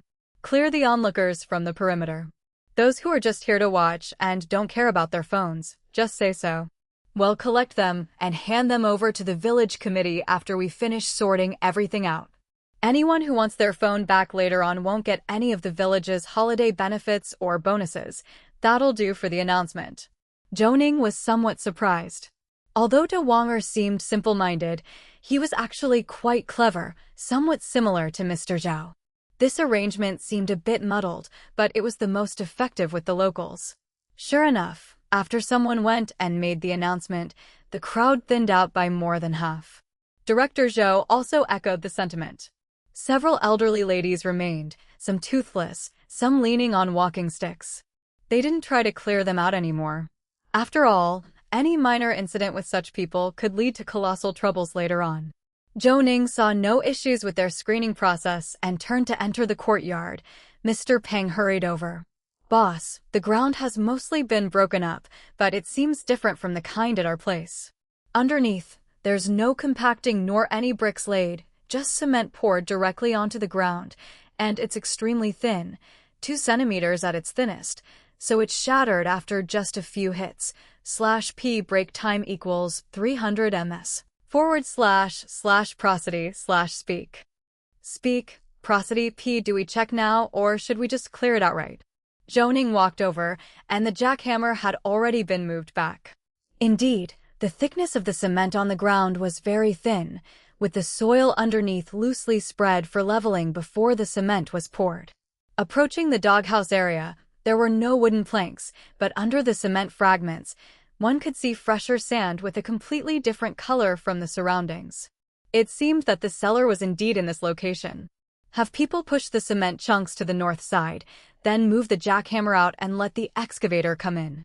Find a skillful operator to expand the area around this sand infill and start digging it up. Place the soil that's dug up on the south side. Got it? Mr. Peng nodded. Don't worry, boss. I'll arrange that right away. The cellar looks pretty big. The outline of the sand seems to be about 10 square meters. Zhou Ning said nothing. Mr. Zhao came over. He had washed his hands, but kept shaking them off. He offered Zhou Ning an alcohol wipe. Let's put everything else on hold for the moment and clean up quickly. Should I have someone wash the skull to remove residual tissue and hair and send it all directly to Mrs. Cui? Zhou Ning frowned and nodded reluctantly. Mr. Chu went with them to the Daya City Bureau. Even if he was here, we don't have the scanning equipment. Have to Wonger assign someone to take these things back. /p break time equals 300 ms / prosody / speak. Speak, prosody p. Just rinse them slightly and find an empty sorting box to pack these items and send them off. Mr. Zhao hurried to make arrangements. The excavator entered the area, and its noise was a lot quieter than the jackhammer. Under Mr. Peng's direction, they began to excavate the soil around the sand. Zhou Ning walked to a corner of the courtyard and called Liu Yongxin. After all, Liu Yongxin had 2 rookies with him, and Zhou Ning was somewhat worried about Mr. Wang's expertise. Plus, they had been gone so long without any news. If they hadn't found anything, they should have returned by now. Soon, Liu Yongxin answered the phone. I knew it, you're worried, huh? Rest assured, we're fine. Yang Liang's greenhouse is quite large. We've made some discoveries here. I was just about to call you when your call came in. As he spoke, Liu Yongxin laughed, pleased that his apprentice was so concerned about him. Oh, what did you find? Bloodstains? Or did you find the murder weapon? You wish. No weapon, but we've found tissue fragments and bloodstains, splash patterns no less. Although the ground has been tilled over again, we found traces on the sides of the greenhouse and on some plant leaves. We're marking the area and taking photos. It seems that the dismemberment likely took place right here. Zhou Ning was taken aback. According to Director Zhou, the greenhouse was not close to Yang Liang's house. Had the killer gone there to avoid being overheard? But why fill the cellar? /p break time equals 300 ms / prosody / speak. Speak, prosody p. Was there something in the cellar that needed to be hidden? Zhou Ning was now confused, but Liu Yongxin's voice interrupted his thoughts. You're so busy asking about me. Why is it so noisy there? Have you found something? After comparing photos, We've found that there's a cellar beneath the newly hardened ground in the yard. The timing of the ground hardening is precisely October 22nd, which matches up with the time the victim was killed. I suspected this was the site of the dismemberment. However, it seems I might have been mistaken. We've found bloodstains near the septic tank, and we've started the salvage operation. Luckily, I've found a woman's skull, with long hair, and the decay suggests a duration of about half a month. Some tissues are missing, and it's already on its way to Mrs. Tway. Do you need me to come over and check on your side? /p break time equals 300 ms/prosody/speak.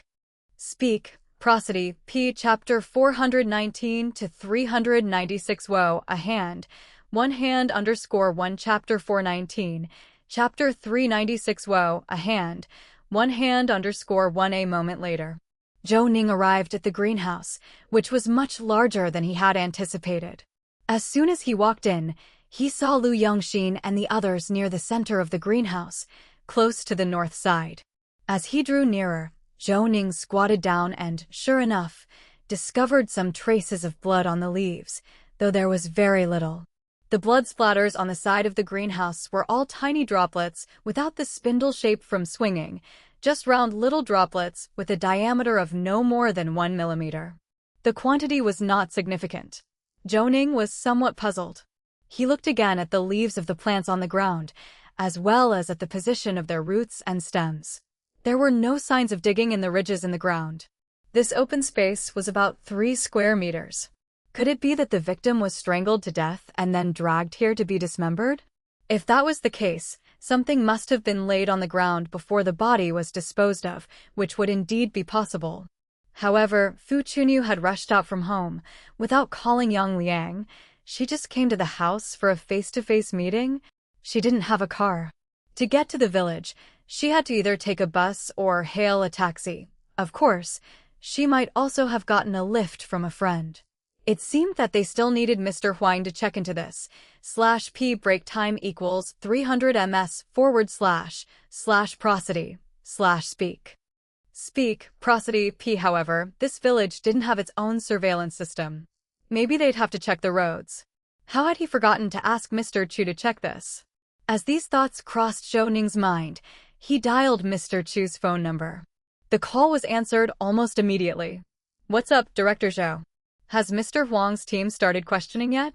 "Yes, Mr. Huang is inside, interrogating Yang Liang. The old guy is very irascible. He blows his top with every question." Mr. Huang didn't lose his temper, but he got fed up first, banging on the table and shouting loudly. He was so loud I couldn't understand his dialect anymore. Seems like we'll need to improve our software's recognition of dialects, taking into account the major differences in tone and expression. Zhou Ning knew Mr. Chu was right, but at that moment, he really wasn't in the mood to talk about software. 2 things. First, check the surveillance around Shitai Village 1 and the Textile District for October 20th in the afternoon. See if Fu Chunyu got a taxi or took the bus to Shitai Village 1 from her home. The second thing, it's best to have Mr. Huang ask the elder sister from apartment 302 in building number 7 if she knows what kind of clothes Fu Chunyu usually wears, the style and color. This will help your search, and it would be even better if you could find the driver. Okay, I'll go ask now and send you the information as soon as I find out. After hanging up the phone, Zhou Ning let out a deep sigh. /p break time equals 300 ms/prosody/speak. Speak, prosody, p. Lu Yongxin was slowly standing up. It appeared that his legs had gone numb from squatting too long. As he stood up, he lost his balance and toppled over into the crops alongside. Zhou Ning reflexively grabbed Lu Yongxin's arm. Although he didn't fall over completely, he still ended up sitting on the ground with a thump. Lu Yongxin merely laughed. "I'm getting old. My legs go numb just from squatting for a while. I've even managed to ruin these nice chives." Mr. Wang with the forensic team came over, and together they helped Lu Yongxin up. Just then, Zhou Ning noticed that the soil beneath the upturned chive roots seemed to be a dark brown color. He hurried over. He knew the soil in the Ludong Peninsula region was usually yellow or red, so this color of soil made him think of blood. With few splattered blood drops and having laid something down during the cutting, there must still be blood that had penetrated down into the soil. No need for instructions, Mr. Wang and the others came over to help. The chives, along with their root system, were lifted and multiple soil samples were collected. Mr. Wang pinched a bit of it, placed it on the surface of an evidence bag, and sprayed it with luminol reagent. Sure enough, there was a fluorescent reaction. Why is there blood underneath but not in the soil on top? Lu Yongxin slapped his back lightly and seemed a bit more relaxed. You can tell you're a city kid. Have you never seen a pig being slaughtered for a wedding? /p break time equals 300 ms / prosody / speak. Speak, prosody, p. Normally, when slaughtering a pig, they'll put a basin underneath, but the blood will still splatter everywhere. It's likely to get all over the place. The blood seeping into the soil is a problem in the summer because it attracts flies, so that's why people sprinkle a thicker layer of sandy soil over it. The same thing happened here. We only saw the splattered blood before, but as for the ground, after the perpetrator dealt with the body and what was spread on the ground, they probably later realized that there were seeped blood stains on the ground as well. So they had no choice but to cover them with dirt, tamp it down, and then rake it over. This made it look no different from the surrounding ground. Zhou Ning nodded and took the measuring tape to gauge the area covered by the bloodstains. The area of the bloodstain is over 1 square meter. When blood is spilled on the ground, it seeps in quickly. To reach this area, considering the resistance to seepage, the amount of blood should be around 4,000 milliliters, which is roughly the total blood volume of a person. However, a significant amount of blood was extracted from Fu Chunyu's heart, and there was obvious blood residue in the body parts. This doesn't add up. Also, is it because the soil below has turned red that the blood that seeped into it looks darker? I've got a feeling that this blood isn't fresh. Lu Yongxin waved his hand dismissively. Stop analyzing, we better get these samples tested right away. Let evidence do the talking. /p break time equals 300 ms / prosody / speak. Speak, prosody, p. Let's go. Well, leave someone here to guard the place. We should check out Yang Liang's courtyard. They're probably done excavating there by now. If Yang Liang is the murderer, that old man has quite the nerve. After killing someone, his first thought was to cover up the pit cellar and harden the ground, and he still had the presence of mind to go to the market. I'm afraid the questioning by Mr. Huang won't go smoothly. By the way, has Fu Chunyu's live-in boyfriend arrived yet? Zhou Ning shook his head and got up as well. Mr. Wang and the others were packing up. Zhou Ning helped Lu Yongxin and walked towards the exit of the greenhouse ahead of the rest. It was really stuffy inside, and Lu Yongxin had high blood pressure, which could get worse if he stayed inside too long. I just called Mr. Chu in such a hurry that I didn't ask about that. Judging by the time, Zhang Hongwei should have arrived by now. Given Mr. Huang's temperament, he wouldn't question the guy right off the bat. Lu Yongxin smiled and waved at the two people behind him. Let's get going. But the situation here in Dao City can't compare to Qidong. Qidong is a sub-provincial city, while Dao City's economy originally relied on the gold mine. But now that the gold mining has stopped, trade can't take off, the local industrial chain is missing, resources are scarce, investment can't be attracted, leaving it in an awkward position. Retaining talent is a key issue. Zhou Ning nodded. Every place has its awkward aspects. /p break time equals 300 ms / prosody / speak.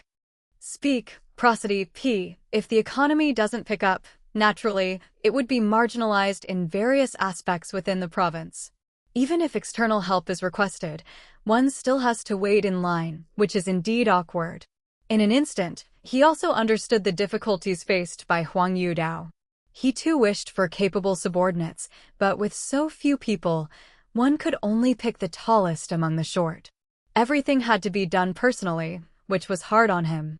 The group made their way back to Yang Liang's house. The sound of the excavators had become very soft, but as soon as they approached, they could smell the stench of the septic tank. While the others were okay, Mr. Peng hesitated, and Zhou Ning turned around to glance at him. If you can't stand it, wait in the car or wear a few more layers of masks.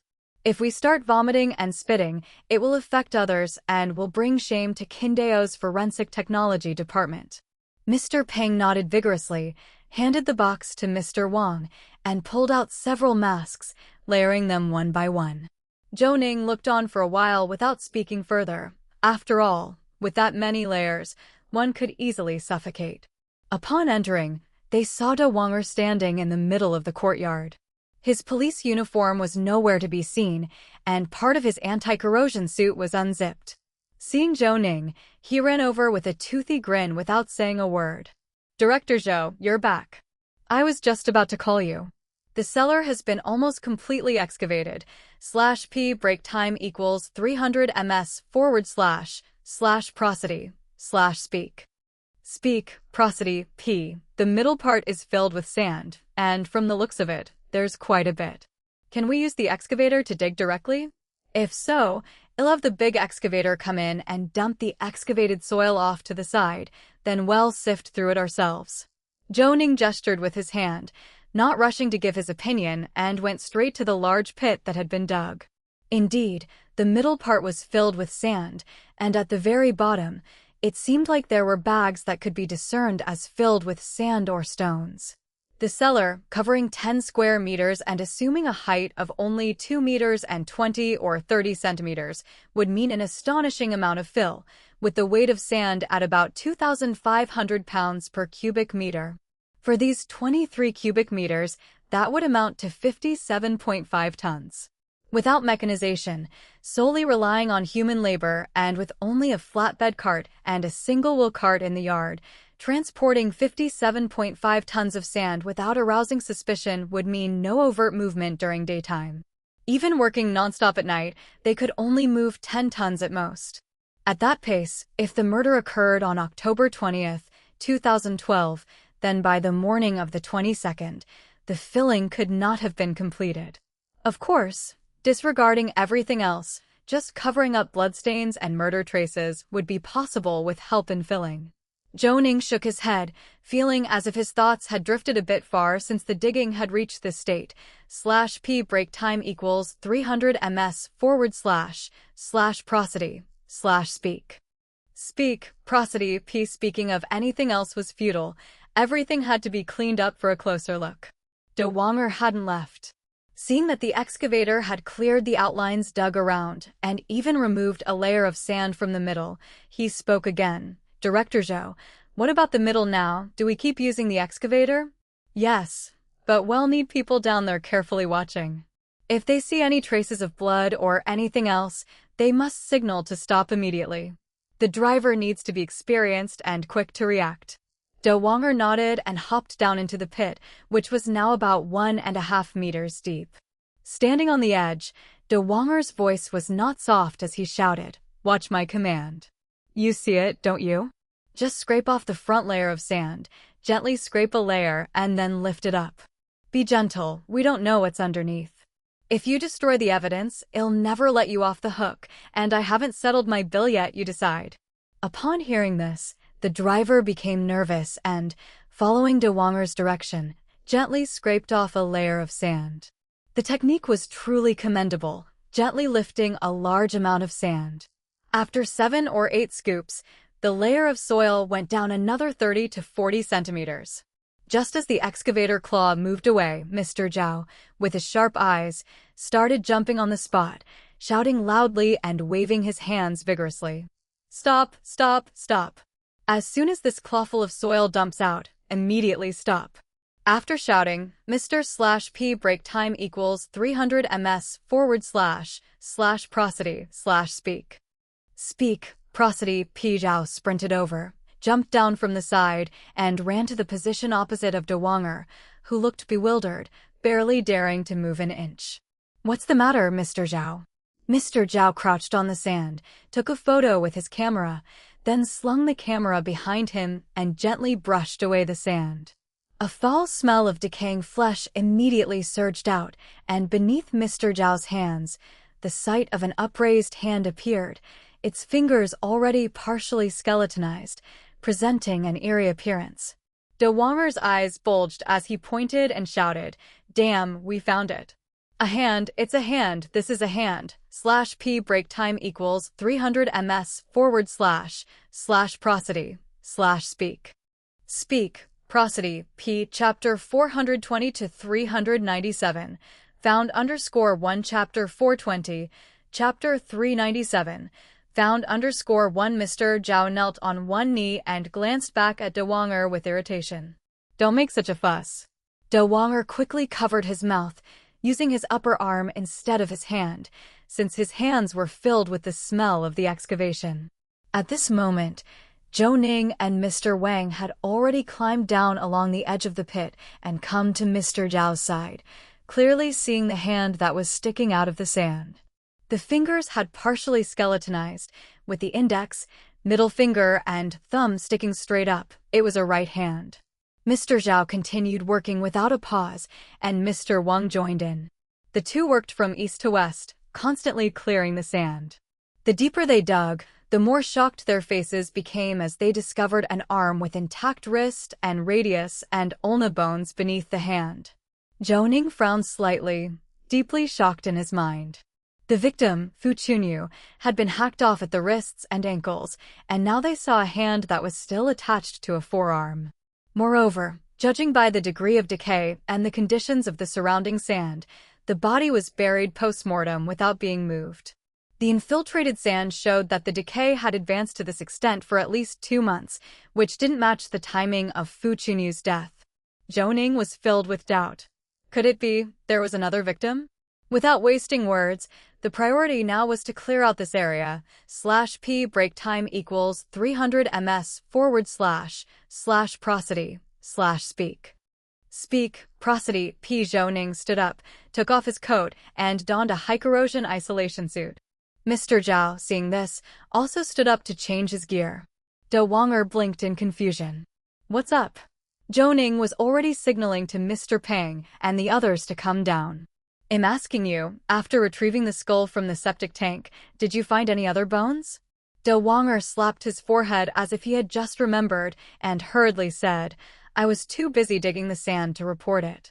They're still dredging outside. After finding the skull, we found another 7 or 8 small bones, almost the size of the ones in chicken claws. They're being sieved slowly. I'm not sure if there have been any more findings. Want me to go check? Zhou Ning shook his head. It was fine as long as the procedure was followed there. No need, well, clean the nearby sand. It looks like there might be a complete corpse here. Once we've cleaned it up enough, we'll have the body bags and stretchers ready. We'll need an excavator to assist, and after we've cleared the body, we'll proceed layer by layer, similar to an archaeological dig. De Wonger didn't talk back, simply nodding and quickly calling someone on his phone to make arrangements. The team dug around the skeletonized hand and quickly made progress. In less than half an hour, they could discern the general shape of the corpse. /p break time equals 300 ms / prosody / speak. Speak, prosody, p. At the same time, strands of white mixed long hair appeared in the sand, the hair at the back of the head tied with a brown elastic band, not longer than 10 centimeters. Zhou Ning squatted to the side, gently shifted the hair, and 2 black beetles crawled out of the earth. Mr. Pang shuddered, dropping his camera. Mr. Zhao cast him a side glance. What are you doing? If you can't handle it, stand back. Hang the camera around your neck. Zhou Ning said nothing, and Mr. Pang quickly picked up the camera, wiped it clean, and hung it around his neck. In fact, Mr. Zhao's reaction meant Zhou Ning wouldn't say anything else. It was a kind of indirect protection. Zhou Ning reached out, lifting the victim's hair to reveal a hoop gold earring at the back of the ear. The style was quite old-fashioned, and some parts were tarnished black by the corrosive fluids. However, it hadn't been removed, indicating the burial had been hasty. Moreover, from the overall view, the body was prone on the ground with its hands reaching up, especially the right arm, which was extended high above its head.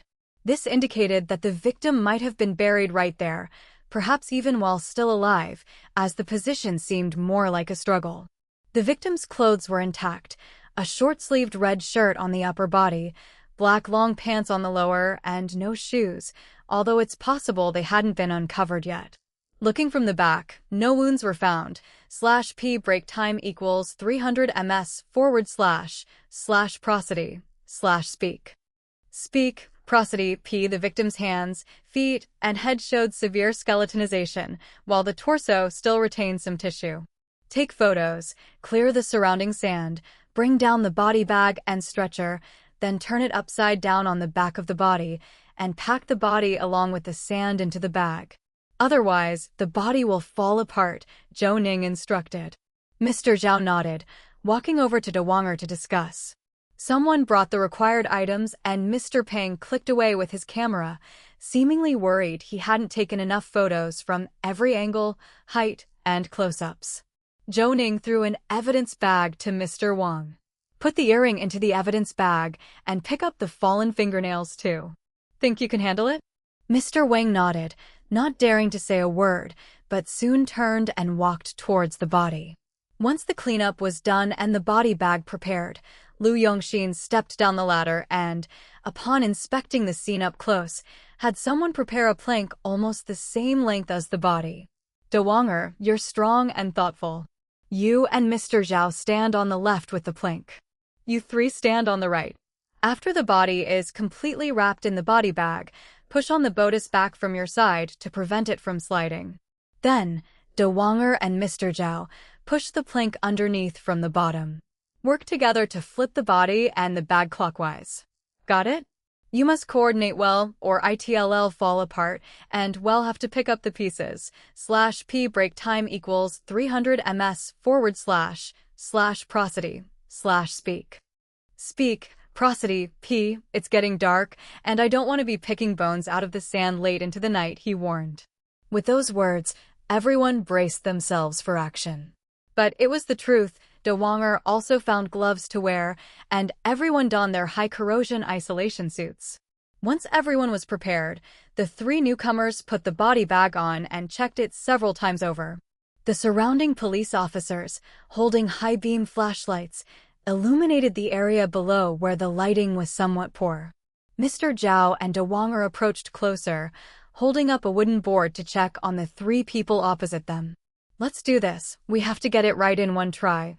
Otherwise, it's just as Mr. Liu said, we'll extend the work time by 5 or 6 hours. After all, I'm really hungry. Mr. Peng had a bitter look on his face. Mr. Zhao, can we not talk about food? If you cooperate well, I won't mention it. Brace yourselves, we're going to insert the boards now. 1, 2, 3. Following the countdown, the two men directly inserted the wooden boards beneath the corpse. The sand wasn't very compact, but there was a significant weight on top. Gasping for breath, they took a short break, then with renewed effort, they slightly lifted the board. Seeing the two men appear to be exhausted, several police officers jumped down to help. /P break time equals 300 ms// prosody/speak. Speak, prosody, p. Following Lu Yongxin's commands, they quickly flipped the body over, laid the body bag flat, and removed the boards, while Lu Yongxin carefully checked the area beneath the body.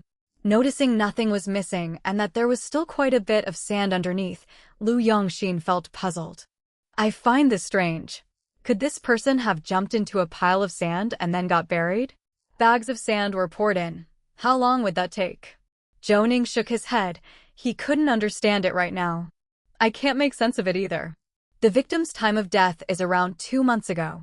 Later, we'll take it back for scanning and then use the software to reconstruct the image for investigation. Judging by the clothing, the victim's age is between 40 to 50. The attire is quite ordinary, and the jewelry has a vintage feel. The body was discovered here, buried by Yang Liang, so it might be related to him. However, we need to wait for a more detailed autopsy for specifics. Dewanger, leave someone to continue sifting through the septic tank. Get someone to take over the lighting here. We need to carry out further cleaning.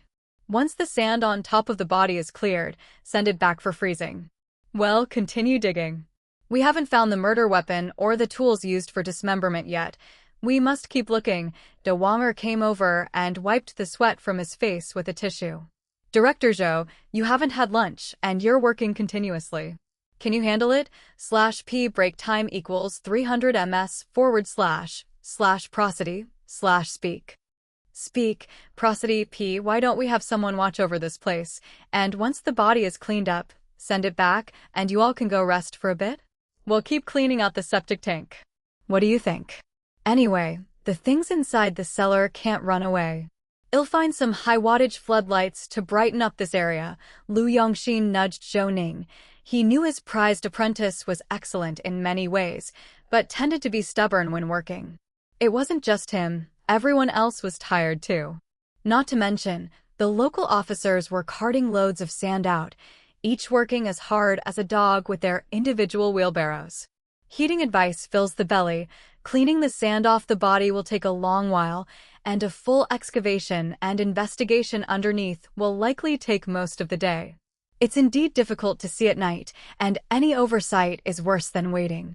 Besides, we've discovered another body. I need to talk with Mr. Huang. The previous interrogation techniques are useless now. Zhou Ning sighed with this thought. All right then, master, you guys go up first. I'll stay with Mr. Zhao and the others to clean the sand off the body, then we'll leave. De Wonger, how much longer until the septic tank is sifted through? Lu Yongxin turned and walked away. De Wonger gestured. I think it'll be quick, only about 10 centimeters deep left. But the bottom is uneven, and the outside lighting is poor. They're pulling in lamps. I guess the progress is about the same as ours. /p break time equals 300 ms / prosody / speak. Speak, prosody p. Zhou Ning breathed a sigh of relief and gestured for De Wonger to go check it out. He then walked over to the body bag. The three had heard their conversation and were carefully clearing away the sand.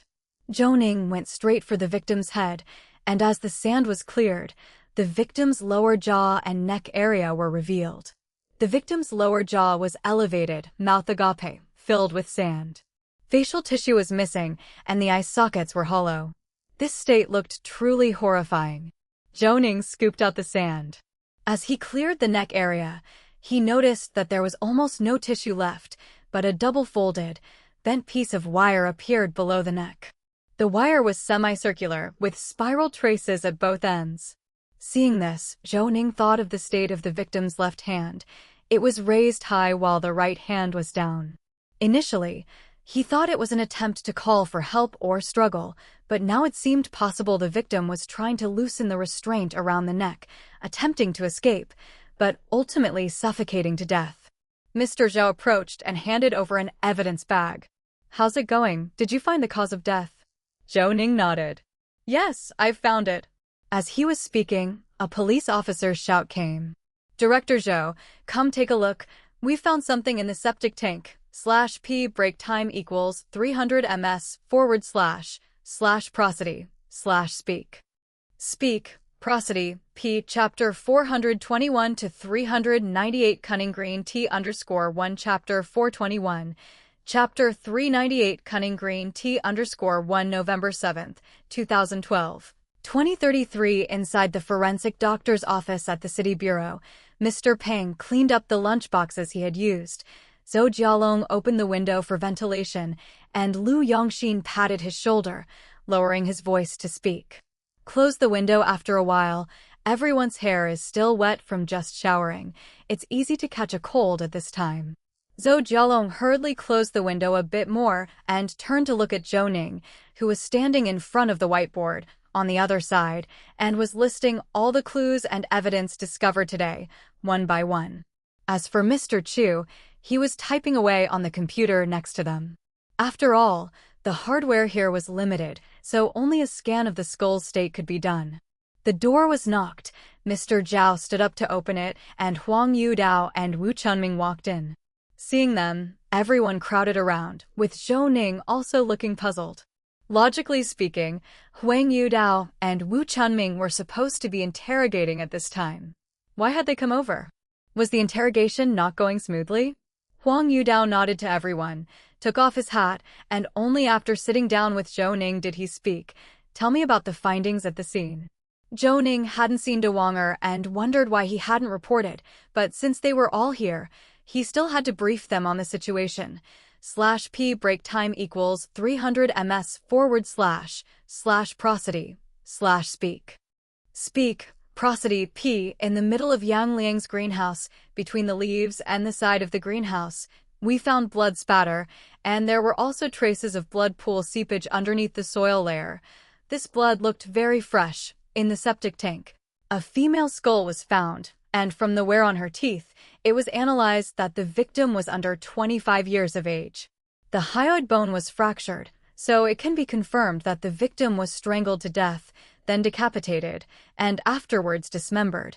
In the septic tank, phalanges, metatarsal bones, and carpal bones were found, along with intact and broken pieces of tissue, totaling 47 pieces, which could be assembled into 4 hands and feet, as well as an axe and 2 kitchen knives, all of which have been sent for examination. Besides, we broke open the newly hardened ground in Yang Liang's courtyard and cleared the sand filling the cellar. Inside, we discovered the partially skeletonized body of a female aged between 40 to 50, who had died about 2 months ago. Below the neck, we found a double strand of number 8 iron wire, and the unwound part had spiral marks.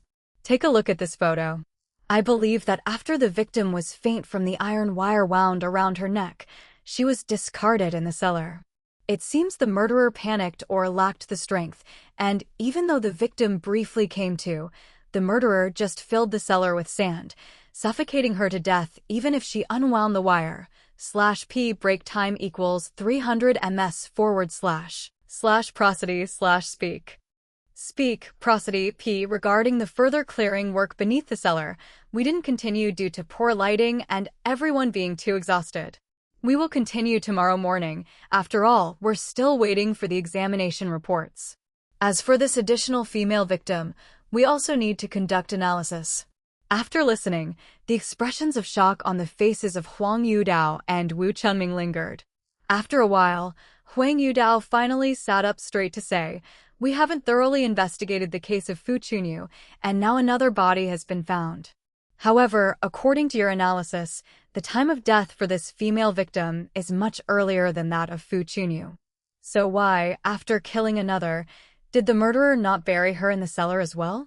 Why all the trouble with dismemberment, tossing parts into the moat, and throwing the head and limbs into the septic tank? I really can't figure it out. You mention a grudge, but throughout the lengthy interrogation, I realized that Yang Liang's resentment towards Fu Chunyu isn't that strong. I asked him repeatedly, and in the end, he said that if he hadn't been with the lawyer and the village committee members when going to his house, he wouldn't have become so infuriated. If you talk nicely with him, what can't be given? After all, it's his son's child, his own flesh and blood. Let alone the city house. If this old house gets demolished one day, could her share be smaller? /P break time equals 300 ms / prosody / speak. Speak, prosody P. After all, he's already lost his son. It wouldn't make sense for him not to care about his grandchild. He felt uncomfortable because of the lawyer, and words led to more words until they had a confrontation, and even more so, he followed to the house in the city. However, after returning from the city, he hadn't seen Fu Chunyu again. I believe this account is very credible. The elderly in the village all care about face. But with the appearance of the body of this female victim aged 40 or 50, I'm starting to doubt Yang Liang's earlier confession. Zhou Ning thought for a moment before raising his head to look at Wu Chunming. Earlier, I gave Mr. Peng the swabs and test tubes for you. Did you sample Yang Liang's tricycle? Wu Chunming listened attentively and made continuous notes. When Zhou Ning suddenly asked him, he was startled, slapped his thigh, and jumped up from the chair. I messed up. I was only thinking about the interrogation and forgot all about that. I'm going to do it right now. Huang Yudu's face darkened, showing that he was anything but lightly angered. Mr. Zhou approached and held Wu Chunming's shoulder. Mr. Wu, you sit and talk. We should go down and take the samples instead. We excel at this stuff. Later, just arrange for someone to bring us directly to the technical department at the city bureau. But where is the tricycle? Wu Chunming pointed out the window to Mr. Zhao and then dejectedly sat back down. Mr. /P break time equals 300 ms / prosody / speak. Speak, Prosody P. Zhao left with others, and Zhou Ning glanced over to see Mr. Chu seemed to be finished and walked over. How is it? Has the victim's skull been reconstructed? Mr. Chu nodded. It's done. Based on the restored image and your age estimation, I've searched and found 3 pieces of information. Mr. Huang and his team can take a look at these. Mr. Huang and Wu Chunming hurried over to look. After a glance at the information of these 3 women, they quickly took note. Wu Chunming, with his keen eyes, pointed at one and said, "Look at this 47-year-old Feng Shuan. She's from Hepingzhuang, which isn't far from Qitai Village 1, although not under the same local government. I will inquire with the local village committee and their police station now to see if there's been a report of a missing person." Wu Chunming rushed off to make a call. In reality, Zhou Ning knew that Wu Chunming also knew he hadn't performed well and now needed to make a good impression. Zhou Ning glanced at the computer nearby, which was still searching through surveillance footage at high speed, occasionally pausing at a comparison frame for a second before skipping. Zhou Ning understood this was part of the software's development, performing surveillance comparisons. So, there's still no sign of Fu Chunyu on the surveillance, right? Yes, we can see Fu Chunyu leaving the textile district at 1622, crossing the junction here. She was blocked by a vehicle for 2 minutes, but this isn't a bus stop. /P break time equals 300 ms / prosody / speak. Speak, prosody P. I'm certain she didn't take the bus, just don't know which car she took and where she went. However, at the eastern intersection, I've searched through all the vehicles that passed by within 7 minutes of that time to check their directions, but the volume is quite substantial. I think the software needs at least 7 or 8 hours to analyze everything. At this moment, Wu Chunming returned with an excited expression on his face. It's somewhat good news. The police station had no report of missing persons, but after contacting the village committee, the head of the village said Feng Shuan has lived alone for many years. Her son and daughter both work in the south and only come back once every year or 2. The last time they saw her was in mid-August. She hasn't been seen since then. I got them to ask her neighbors, and they just called back. The neighbors said they didn't see her leave with luggage, nor did she mention going to visit her children. When they went to borrow something from her home on August 16th, they found that she wasn't there.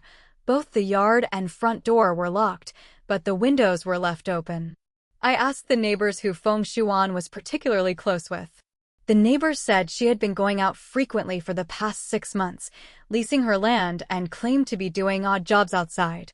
They described her as secretive and noted her preference for dressing up more than before, especially wearing red clothes. On hearing the last sentence, Mr. /P break time equals 300 ms / prosody / speak. Speak, prosody P. Huang's eyes lit up. You go to Hepingzhuang now, take the village committee people with you, and find Feng Shijuan's home. Look for her toothbrush, hair, and such inside the house. Actually, let's have Director Zhou send a professional along. After collecting the samples, send them directly for testing to see if she is the deceased found in the cellar. As for the rest, have a rest, and yes, collect the blood samples of Yang Liang and Zhang Hongwei for testing too. If there's DNA found on the wire pulled from the septic tank and the cellar, we'll have hit the jackpot.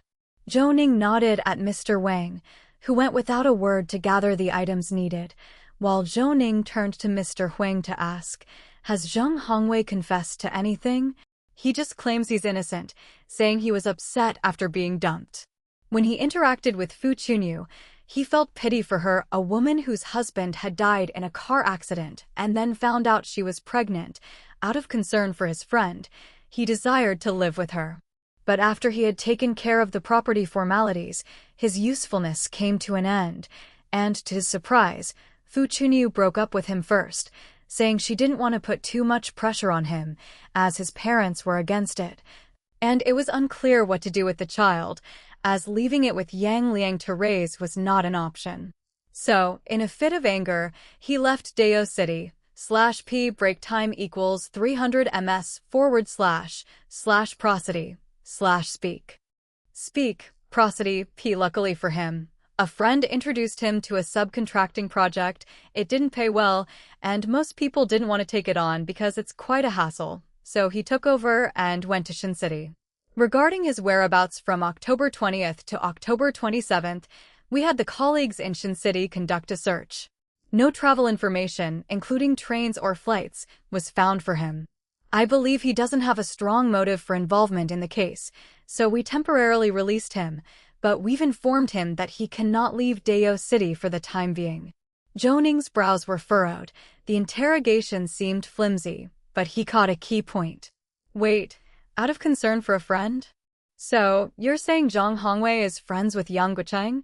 Mr. Huang nodded, indicating he had noticed it too. I asked him right away. Zhang Hongwei is Yang Guocheng's elementary school classmate, and they used to be best playmates, but lost contact over the years. They connected again at a class reunion during the Spring Festival, where the married classmates came with their spouses. According to Zhang Hongwei, Fu Chunyu stood out, not like the girls from the Ludong region. Her small frame made her look exceptionally delicate and gentle, so he was deeply impressed. After Yang Guocheng's accident, Fu Chunyu notified his friends using Yang Guocheng's phone, /p break time equals 300 ms / prosody / speak. Speak, prosody p. Upon hearing this, Zhang Hongwei actively helped with the funeral arrangements, doing most of the running around, which led to increased contact and developing feelings. He initiated the offer to take care of Fu Chunyu, conveniently volunteering to help her fight for her rights, because the property couldn't remain under the dead man's name. Fu Chunyu was very reliant on him. It wasn't until they broke up that he felt Fu Chunyu was a calculating green tea type, merely feigning weakness all along. She had used his local connections to acquire property, then changed her attitude.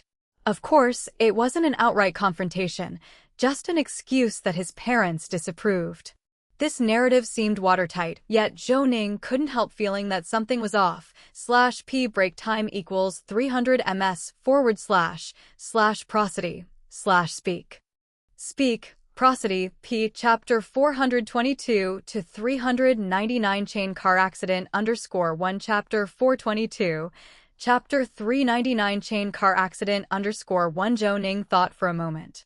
All this seemed too melodramatic, a class reunion where one sees classmates they haven't seen in over a decade, then one of them suddenly dies in a car accident, and someone is even willing to take care of his pregnant widow. After glancing at the photo of Fu Chunyu, Zhou Ning finally lifted his head. Elementary school classmates? The children from your Dayo City's villages, they all go to school nearby, right? Which elementary school were they from? That way, doesn't it mean that Zhang Hongwei's childhood home, or rather where he lived as a child, must have been quite close to Yang Guocheng's? This question stumped Huang Yudao. He paused, took the case file bag in his hands, searched through it for the statement, found a sentence, and pointed it out to Zhou Ning. Found it. It's Guanzhuang Elementary School. Zhang Hongwei's family was originally from Longwang Guanzhuang village, but they moved to the city when he reached middle school. His father was one of the earliest contract workers, so their family was relatively well off. Zhang Hongwei had a few relationships, but he never married due to various issues. The main reason being that he was short. Among their classmates, he was the only one who had never married. Mr. Zhao came over and, seeing that Zhou Ning was lost in thought and not speaking, he seemed to understand Zhou Ning's meaning. /p break time equals 300 ms / prosody / speak. Speak, prosody p. However, he stuck to the same line. This place was Dayo City, not Qidong. Huang Yudao wasn't Su Dayuan. Too formal suggestions, if repeated too often, might not be welcomed by the other party.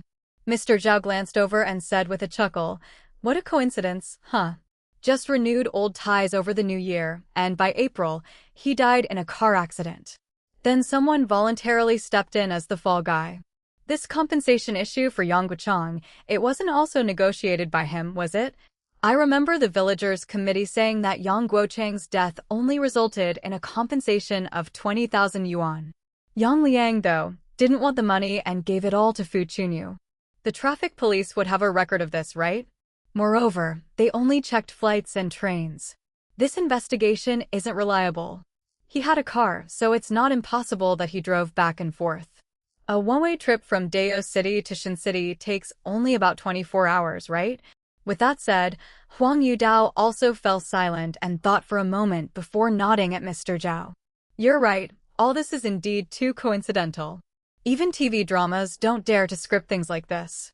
I'll get the traffic police to check their records now. It's too late right now, you guys go rest. I'll have someone follow Zhang Hongwei.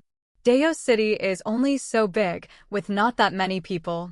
Very often, when you make contact, you'll find that people are either distant relatives or acquaintances. /p break time equals 300 ms / prosody / speak. Speak, prosody, p. They were all classmates and never left Dao City, so how is it possible they haven't seen each other for over a decade? Suddenly they meet and there's no effect on their feelings, and he takes such good care of a classmate's widow. It seems I've thought too simply of this.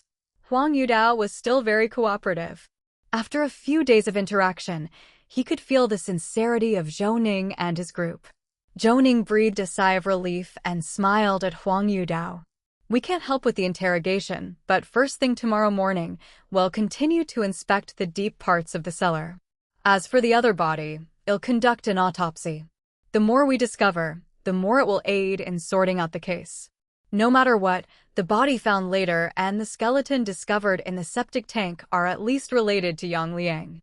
Everything will become clear once tomorrow's autopsy report comes out and we'll know the identity of the deceased. The rest is just a matter of time. Huang Yudao nodded. This statement was practically a reassurance for him. Okay, well, pull back too. Wu Chunming is grilling Yang Liang with a barrage of questions. We don't expect results right away, but at least it will make him uncomfortable. Once you finish the autopsy and put the report in front of him tomorrow, there will be nothing left to hide. After saying that, he did not linger in courtesy as Huang Yudao took Wu Chunming and left. Mr. /p break time equals 300 ms / prosody / speak. Speak, prosody, P. Zhao stretched languidly, supporting his waist and neck and groaning endlessly. Ouch, my back and neck just can't take it anymore. We left before 7 in the morning, and now it's already past 9. We've been busy for more than 10 hours, missed lunch, and whether it's sifting the septic tank or shoveling sand, it's been a tiring day. Uncle Lu, let's hurry back to the hotel and rest. Lu Yongxin nodded and tugged at Zhou Ning's sleeve, his eyes sweeping over everyone present. Everyone's exhausted. We can't keep going like this. We got back late last night and then went for barbecue. Everyone is lacking sleep. Zhou Ning naturally had no objection. He wasn't made of iron. He was tired, and more importantly, he was worried about Lu Yongxin's health. The old man had squatted in the greenhouse all afternoon, and with his blood pressure, Zhou Ning was truly afraid something might happen to him. Let's go, master. Let's rest. Tomorrow, I'll have Mr. Zhao take Mr. Hen, Mr. Zhou, and Mr. Peng to continue clearing the bottom of the cellar, while you and I conduct the autopsy together. Lu Yongxin nodded. No problem, shall I call Mr. Chao to join us? At that, Zhou Ning suddenly remembered. That's right, where was Dr. Chao? He hadn't seen him all day. Could it be that there was another case? Lu Yongxin sighed. Don't get me started.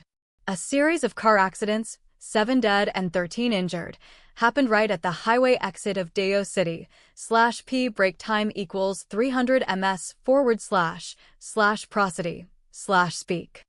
Speak, prosody, p. They had no choice but to deal with it locally, and he's still busy in the autopsy room. Zhou Ning blinked. To perform 7 autopsies in one day, even if they were traffic accidents, would probably take close to 20 hours. Work in a grassroots forensic office was truly not meant for humans. With such high intensity, if an assistant got too tired, they might leave directly, and then no one would be there to do the work. They had to cajole and endure tempers. Just the thought was exhausting. That's really unfortunate. All these problems hitting at once. Mr. Zhao came over, patting his own belly. You guys walk slowly. I'll go ahead and take them to buy some fruit, milk, bread, and stuff like that. At this sentence, Zhou Ning was at first stunned, and then he laughed as he realized what Mr. Zhao meant. There's no need to prepare food. Today's situation is special. The smell from the septic tank cleaning is so strong. Even if we stop to eat, do you think you can work properly after getting back? Mr. Zhao pouted, a look of dissatisfaction on his face. For a fatty, hunger was the most unbearable of all sensations. That's you who can't eat, I can. Worst comes to worst, I eat then puke, puke then eat again. I don't care, I'm going to buy something to eat and drink and put it in the car. Having food at home makes you fearless. Zhou Ning shook his head as Mr. Zhao was already calling those few and walking away. /p break time equals 300 ms / prosody / speak. Speak, prosody, p. Watching their cheerful demeanor, Lu Yongxin smiled as he caught up with Zhou Ning's pace, and the two slowly walked outside. You young man, why do you act like an old cadre? You've got none of Mr. Zhao and their youthful energy. Don't be so gloomy all the time. Stop fixating on your parents' issues. You're about to be married. Focus more on Xia Momo. After all, it was Mr. Xia who gave you an ultimatum to settle your relationship. You know you need to give her a sense of security, right? Zhou Ning laughed awkwardly, as if since the age of 10, he had never indulged his natural tendencies like other children, causing trouble or making a fuss. He had always been the role model for Zhou Xiaoyu and the others. In truth, he too wished he could let loose, but there was always a tight string in his heart. I got it, master. Although I've never been in love before, we're working hard together. As for my parents' issue, I've talked it over with Xia Momo. I've been busy recently, but I'll visit Dr. Shi when I get back to continue with the adjustments. Don't worry about me. Lu Yongxin patted Zhou Ning on the back, many words swallowed back down. This topic was something they couldn't discuss, as each time brought pain to Zhou Ning, and they couldn't offer help. At this time, the two had already strolled out of the police bureau. Glancing at the bureau's building behind them, Lu Yongxin turned to Zhou Ning. So, tell me, you seem to have some thoughts about Zhang Hongwei. /p break time equals 300 ms / prosody / speak. Speak, prosody, p. Zhou Ning didn't dodge the question. After all, it was just the two of them, and a casual chat to analyze the situation wasn't too much. I just think that the timing of Zhang Hongwei's appearance is too coincidental, and what's key is that he confessed on his own initiative. I've looked at the map. Longwang Guanzhuang Village is not far from Qitai Village 1, and right in the middle is Guanzhuang Elementary School. In other words, Zhang Hongwei should be very familiar with the area around Qitai Village 1. There isn't much surveillance around there, and Yang Liang's home being at the eastern edge of the village makes it a blind spot. If someone killed a person and then dumped the evidence in the septic tank at Yang Liang's house, it's not impossible. Zhou Ning's words left Lu Yongxin deep in thought, and he couldn't help but slow down his pace. That makes sense. It looks like the investigation into Zhang Hongwei wasn't thorough enough. We don't know how much was compensated when Yang Guichang died. Who hit him? Nothing at all. Let's simply have Mr. Chu search for surveillance footage tonight. We were previously too focused on finding Fu Chunyu's whereabouts. This time, let's use the new feature of our software to look for Zhang Hongwei. As for the nature of the conflict between him and Fu Chunyu, I think only he knows. If he says he killed someone, dismembered the body, dumped some pieces in the moat, and the rest at Yang Liang's place, this isn't an ordinary mind at work. /p break time equals 300 ms / prosody / speak. Speak, prosody, p. If nobody discovered it, he could rest easy. If someone did, he could pin it on Yang Liang, especially since they fought so badly everyone in the village knew. As for the real estate information, I don't quite understand. I don't know what's going on with that. Let's not think about it now. We'll talk about everything tomorrow. November 8th, 2012, early in the morning, Mr. Zhao and the team, including Mr. Hen, set off. The cellar at Yang Liang's house still needed further cleaning. Of course, before they left, they loaded the car with several boxes of food. Zhou Ning watched, his eyelids twitching. This guy really was terrified of hunger the day before. After sending them off, Zhou Ning and Lu Yongxin went to the autopsy room together. Dr. Chow was already preparing inside. When he saw them, he turned around with an apologetic look on his face. This mess, who knew that I would have a backlog yesterday? The autopsies for the day were as much as half a year's workload. All these incidents had to coincide. I heard from Mr. Huang that you guys didn't get to eat lunch. I'm really sorry. Here I am having rested for just a few hours, and you're already coming over. Lu Yongxin waved his hand. We're not experts from the province, so put away those empty courtesy phrases. Everyone's here to work. Isn't it better to be straightforward? We're here to help you work. Instead of talking, let's get started on the autopsy. We're still waiting for the report. /P break time equals 300 ms / prosody / speak. Speak, prosody, P. I've already notified them. The body is almost here. That's more like it. Open the ventilation system. Chill it a bit. The smell will be slightly less intense. Did you thaw it in advance? Chao Pingzhong was a bit embarrassed and hurriedly nodded. As they were talking, Zhou Ning's phone rang. He pulled it out and saw that he had received numerous emails. Zhou Ning quickly looked toward Mr. Chu, who had come with them today. Several laptops were lined up, and he wore a gas mask squatting behind them, looking as different from his prior untransformed form as the Monkey King. Mr. Chu, print out the report. /P break time equals 300 ms / prosody / speak.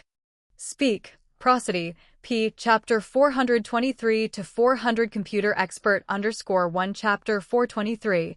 Chapter 400 Computer Expert _1 Mr. Chu had already started working, and after a quick glance, he quickly handed over the report to Zhou Ning and the others, blinking with confusion on his face. Zhou Ning gave him a glance. What's the matter? Mr. Chu hastily handed the report to Zhou Ning. You should look at it yourself. I just flipped through it. I don't understand most of it, but what does it mean when they say there's no effective complete DNA found on the weapon? I didn't quite get that. Zhou Ning took it and read it over. The report was very lengthy, but the most important points stood out immediately. DNA from Zhang Hongwei was extracted from a comb found in Fu Chunyu's home, along with his fingerprints. Incomplete fingerprints and DNA from Yang Liang were found on the iron wire in the cellar, which was quite direct. Samples collected from Yang Liang's tricycle tested positive for Fu Chunyu's DNA. Mr. Zhao did mention that the dirt tray was filthy, with black crevices clearly showing bloodstains that hadn't been washed away at all. The report matched the grease collected on the Menchao Bridge with samples taken from the rear wheel of Yang Liang's tricycle. This fact could demonstrate that the vehicle used to transport the body parts to the moat was this tricycle. The body in the cellar had been confirmed as Feng Shuan, and the DNA collected from the skeleton in the septic tank matched Fu Chunyu's. As for the part that puzzled Mr. /P break time equals 300 ms / prosody / speak. Speak, prosody, P. Chu. Zhou Ning looked it over carefully. As for the blood found in the greenhouse, it was consistent with Fu Chunyu's DNA. This was the weapon found in the septic tank, an axe and 2 kitchen knives, all with notches on their blade edges. If one had sufficient arm strength, indeed, the process of dismemberment could be completed. Fu Chunyu's DNA was found on all 3 weapons, but the contamination was so severe that no other information could be retrieved. Zhou Ning frowned as he finished reading. He was now confused. The evidence and analysis turned on their heads. With Fu Chunyu's blood found on Yang Liang's vehicle and the tricycle used for dumping the body, this differed from yesterday's analysis. Could his analysis have been wrong? Additionally, his worst fear had come true. Had it not been for the notches in the blade edges of the knives and axe, it would have been impossible to obtain the victim's DNA after being soaked in the septic tank for so long. Thinking this, Zhou Ning dialed Cui Lily's number, and the phone was answered after just 1 ring. I knew it. As soon as you got the email, you'd call right away. Don't panic, but listen to me. These were the earliest samples collected last night. Given the severe contamination, I didn't trust their reliability. Around dawn, the weapons had been disassembled by me. I washed all the connecting gaps of the 3 weapons and also vibrated the fillers. /P break time equals 300 ms / prosody / speak. Speak, prosody, P. The results of this batch of samples will come out in 2 to 3 hours. I'll send them to you once they're available, Chui Lily said. Zhou Ning chuckled. Thanks a lot, sis. It's been crazy busy here, and if we had sent the samples to the province for examination, it would have taken too long, plus they wouldn't understand what we need as well as you do. Communication alone could drive a person insane. But I do appreciate your hard work. Stop blabbering useless words. I'm still monitoring the equipment. Hang up now. Zhou Ning rubbed his nose and hung up the phone as Chao Pingzhong looked on enviously and nudged Lu Yongxin. Look at your apprentice, that's no ordinary leader. He's created such an enviable work atmosphere. You know, forensic departments are usually not easy to deal with. If you ask them for a test, they'll do it, no more no less. But your forensics department is actually proactive in finding solutions. Impressive. Lu Yongxin gave him a glance. Less of your sour grapes. My apprentice genuinely cares for each and every one, doing his utmost to help everyone gain benefits. The forensic department's new equipment, which is internationally top-notch, was all thanks to my apprentice lobbying the leaders for it. He even managed to expand the budget because seeing the effects of technology on aiding investigation work, it's clear they complement each other, you know. Chao Pingzhong raised both hands in a gesture of surrender. I was wrong, just humiliating myself. /p break time equals 300 ms / prosody / speak. Speak, prosody, p. We here are short on funds and personnel. Being able to persist in autopsy work is already my limit. It's no use asking any more, as I would get no answer anyway. Since we have to wait a few more hours, I might as well get to work. I've ordered the body to be brought over. With that, Chao Pingzhong left. Shortly after, the body arrived. Indeed, after being frozen overnight, the smell had diminished significantly, especially compared to sifting through the septic tank yesterday. This was much more bearable. Properly attired, Zhou Ning started a meticulous external examination of the body. He had already taken a general look yesterday, but today he needed a detailed autopsy. The deceased had been positioned in a supine posture, arms not changed in direction, still raised high. The decay was most severe in the hands, feet, abdomen, and face, with some parts already showing bone. But the upper arms and legs were quite intact, and even partially dehydrated and dried, somewhat resembling a cured duck. To have reached this state, it indicated the deceased naturally had a low content of body water and fat, was thin, and, coupled with the lack of rain in late August, this partial skeletonization, partial mummification could have occurred. After the examination, no additional injuries were found. Zhou Ning then cleared the highly decayed tissue in the abdomen and proceeded to inspect the deceased's fingers, this time finding a phalanx in the soil, bearing a cut mark. /p break time equals 300 ms / prosody / speak. Speak, prosody, p greater than a stab wound was also found on the ribs, in between the second and third ribs. Such a location, while not having pierced the heart, would have rendered the victim immobile in an instant. This outcome did not surprise Zhou Ning. It was likely the victim had been stabbed. As she tried to fight back, her finger was almost cut off. Then the killer strangled her with the iron wire and left her in the cellar. Perhaps out of panic or lack of strength, the iron wire wasn't twisted tight. When buried, the victim regained consciousness and broke free from the wire, but was unable to climb out. After concluding the autopsy, Zhou Ning exhaled a sigh of relief, removed his gear, and the body was taken away. After washing his hands, he then took out his phone and dialed Mr. Zhao's number. How's it going? They're still cleaning up.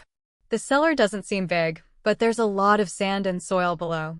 Why, has the autopsy finished? Yes, look carefully. I feel there should be a knife in the cellar. Judging from the shape of the wound, it's a double-edged dagger, about 2.8 centimeters wide. I believe it should be located beneath the body. Mr. Zhao was momentarily speechless, not knowing what Zhou Ning had seen during the autopsy to provide such accurate information. All right, I'll have a thorough look now. After hanging up, Zhou Ning turned to Mr. Chu. You sniff around here. Does the work progress faster? Mr. Chu looked at Zhou Ning's relaxed face. He rarely joked like this, slash P break time equals 300 ms / prosody / speak. Speak, prosody, P. It seemed like there was good progress, so Mr. Chu also smiled. No kidding, working with you guys here, it seems like we're moving quickly. I've actually made a discovery. What began as a joke turned out to be true. Mr. Chu did have a finding, which surprised Zhou Ning. Opening a window, he walked over to Mr. Chu, staring at a row of laptops in front of him. What did you find? Tell us quickly. Lu Yongxin also came over, and Mr. Chu hurriedly opened the video he had just clipped to show both of them. Look at this black sedan. The license plate and emblem are covered in mud. I can't tell what car it is, so the software overlooked it during the search. But I found out that on October 20th at 10:22 a.m., this car came to the textile community, although it stopped at the shopfront here. Look, a person got out of the car, wearing a hoodie with a cap and a mask, carrying a bag from this side passage, directly entering the residential building behind it. I checked the map, and it leads to building number 7. At 11:02, he returned the same way, but this time the mask was gone. Right here, he turned his head towards the east side, and I was able to match his face. Then I quickly searched for videos after 1600 hours based on the information of this car. Indeed, in the 2 minutes the car was blocking, I tracked it at an intersection on the east side. I followed it through the intersections it passed, and finally it circled to the outskirts on the west of the city and disappeared. /P break time equals 300 ms / prosody / speak. Speak, prosody, P. Moreover, after October 20th, I haven't seen this car at any of the intersections in Dao City. Of course, it could have been washed. After all, I don't know the license number. I searched for Zhang Hongwei's name, and the only car left under his name is a white Wuling Hongguang. As he spoke, Mr. Chu opened an electronic map, showing where the car was found and the intersections it had passed, all marked with a red line, ending where the car had last vanished. What surprised Zhou Ning was that this spot was precisely the intersection heading north of Guanzhuang Elementary School. Could it be he drove Fu Chunyu to Yang Liang's house, then did something there? Wait a minute. Zhou Ning let out a hiss, and Lu Yongxin glanced up at Zhou Ning. Seeing that Mr. Chu seemed about to speak, Lu Yongxin covered Mr. Chu's mouth with his hand, fearing that Mr. Chu's words would interrupt Zhou Ning's train of thought. After a moment of thought, Zhou Ning, staring at the computer, said seriously, "Check Zhang Hongwei's address, and of course his original home address. Didn't he used to study at Guanzhuang Elementary School, supposedly called Longwang Guanzhuang Village? Right? Doesn't their bureau have anyone from the technical department?" Mr. Chu smiled. They do, but there's been a series of car accidents, and everyone has gone to support that. Since you brought a computer expert, they left quite reassured. This time I'm acting as the expert. Lu Yongxin gave Mr. Chu an annoyed look, a slap landing on Mr. /P break time equals 300 ms / prosody / speak. Speak, prosody, P. Chu's head. Are you silly? Just the words computer expert and you're grinning like this? But honestly, their skills really aren't as good as yours. Get to work, comrade expert. Mr. Chu nodded and quickly began sorting through data on the computers, the constant switching between screens, and in a short while, many surveillance images appeared. They seemed to all be of roads and looked quite similar. Zhou Ning blinked. This was clearly the traffic police system. At Qidong City Bureau, Su Deyuan had given Mr. Chu access, but it was only the third day in Dao City.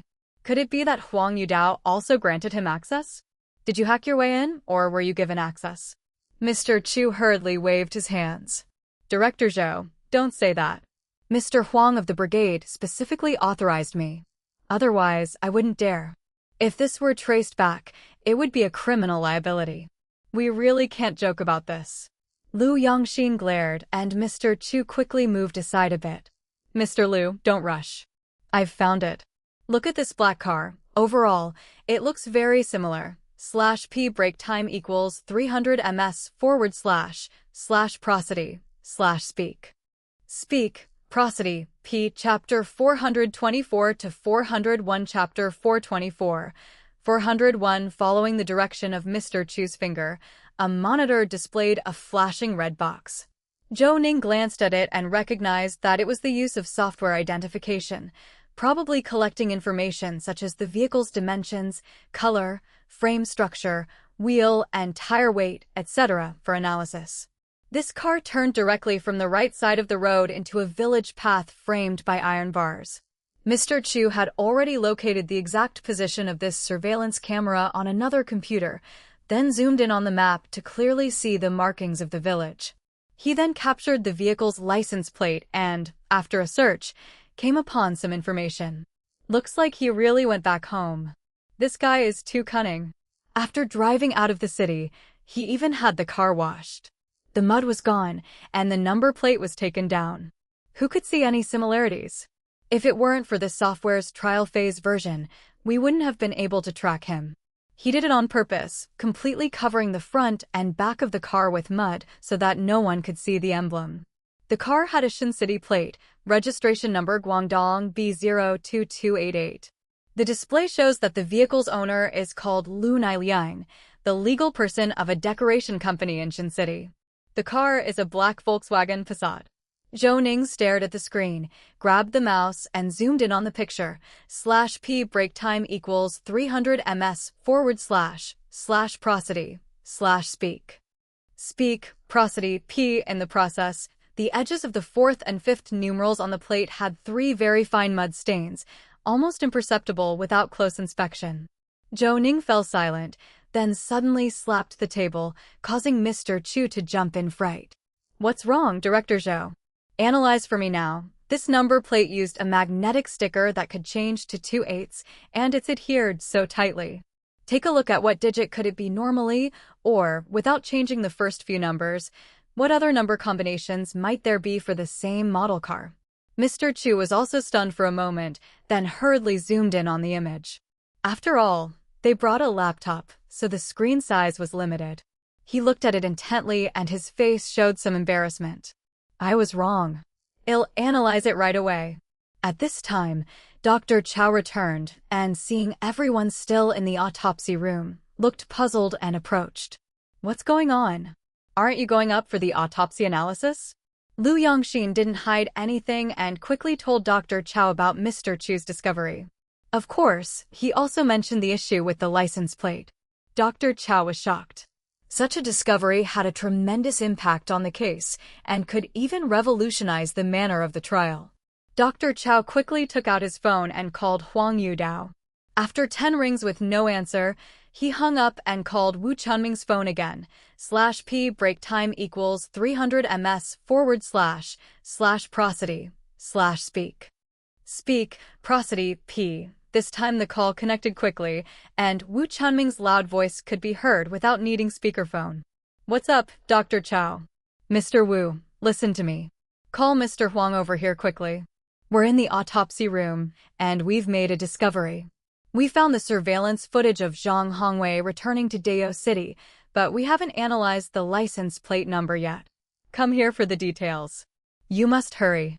I guess the interrogation right now won't yield much.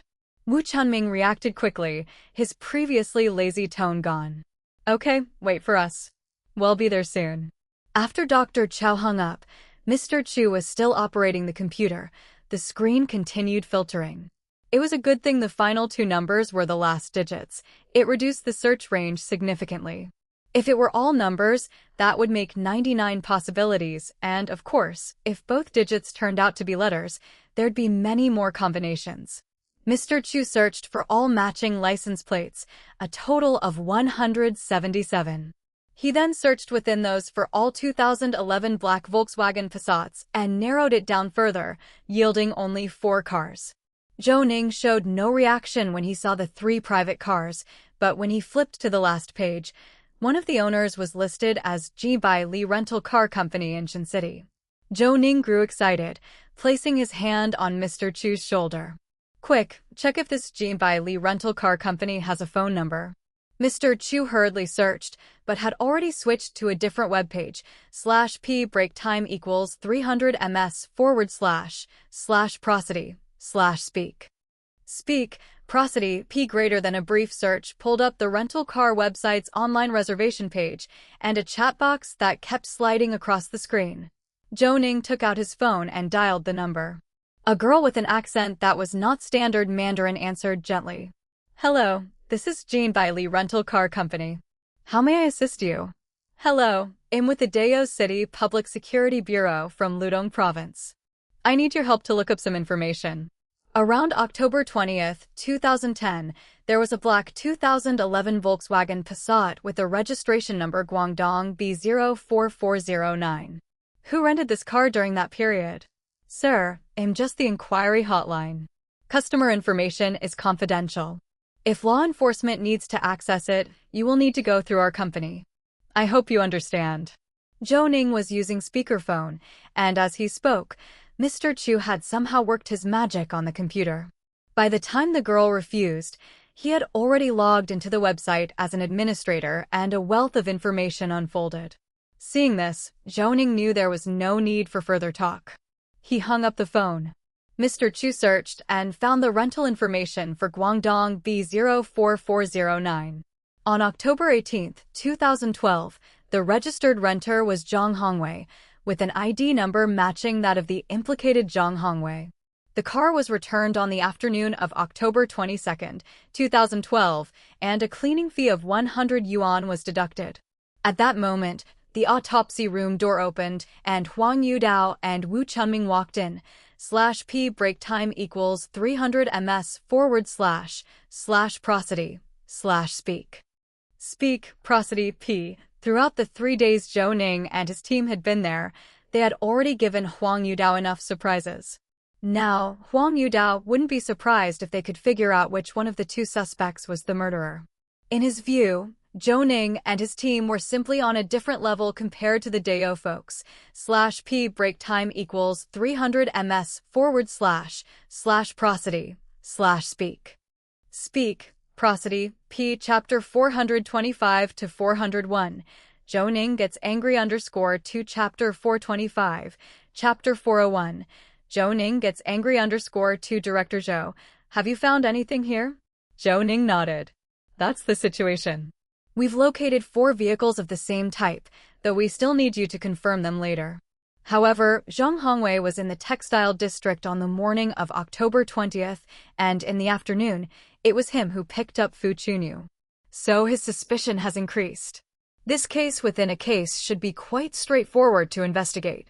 Feng Xuan has been living alone for many years, and there might have been some emotional entanglement with Yang Liang. With a little diligent investigation, we should be able to uncover something, as people tend to pay more attention to a widow's interactions. What I can't figure out now, according to the inspection report, is that Yang Liang's car had Fu Chunyu's bloodstains on it. Could Yang Liang have taken part in killing Fu Chunyu? Based on previous investigations, Zhang Hongwei went to Yang Liang's house with Fu Chunyu. They weren't that close. Could they have cooperated? But according to the current clues, the primary murder scene for killing Fu Chunyu should be the greenhouse. She was strangled to death and then dismembered. It involved killing in the greenhouse, transporting the body parts by tricycle to Menchao village to dump the body, and discarding the head, limbs, and weapons in the cesspool. This series of actions is quite baffling. /P break time equals 300 ms / prosody / speak. Speak, prosody, P. If we say that it was all done by Zhang Hongwei, how did he know the location of Yang Liang's greenhouse? How did he manage to drive the tricycle without alerting Yang Liang? And to do all this without disturbing anyone? That doesn't seem to make sense. Could it be that Yang Liang didn't hear anything? After Zhou Ning finished speaking, the scene fell silent. Indeed, everyone was baffled, and Huang Yudao squinted his eyes. To travel all the way from Shin City to rent a car and intentionally evade surveillance, to make such a disguise, all the evidence has already proven that he is lying. As for Yang Liang's silence, I think it's still because of Feng Shujuan's death, but weren't there any discoveries on those 3 weapons? Zhou Ning shook his head.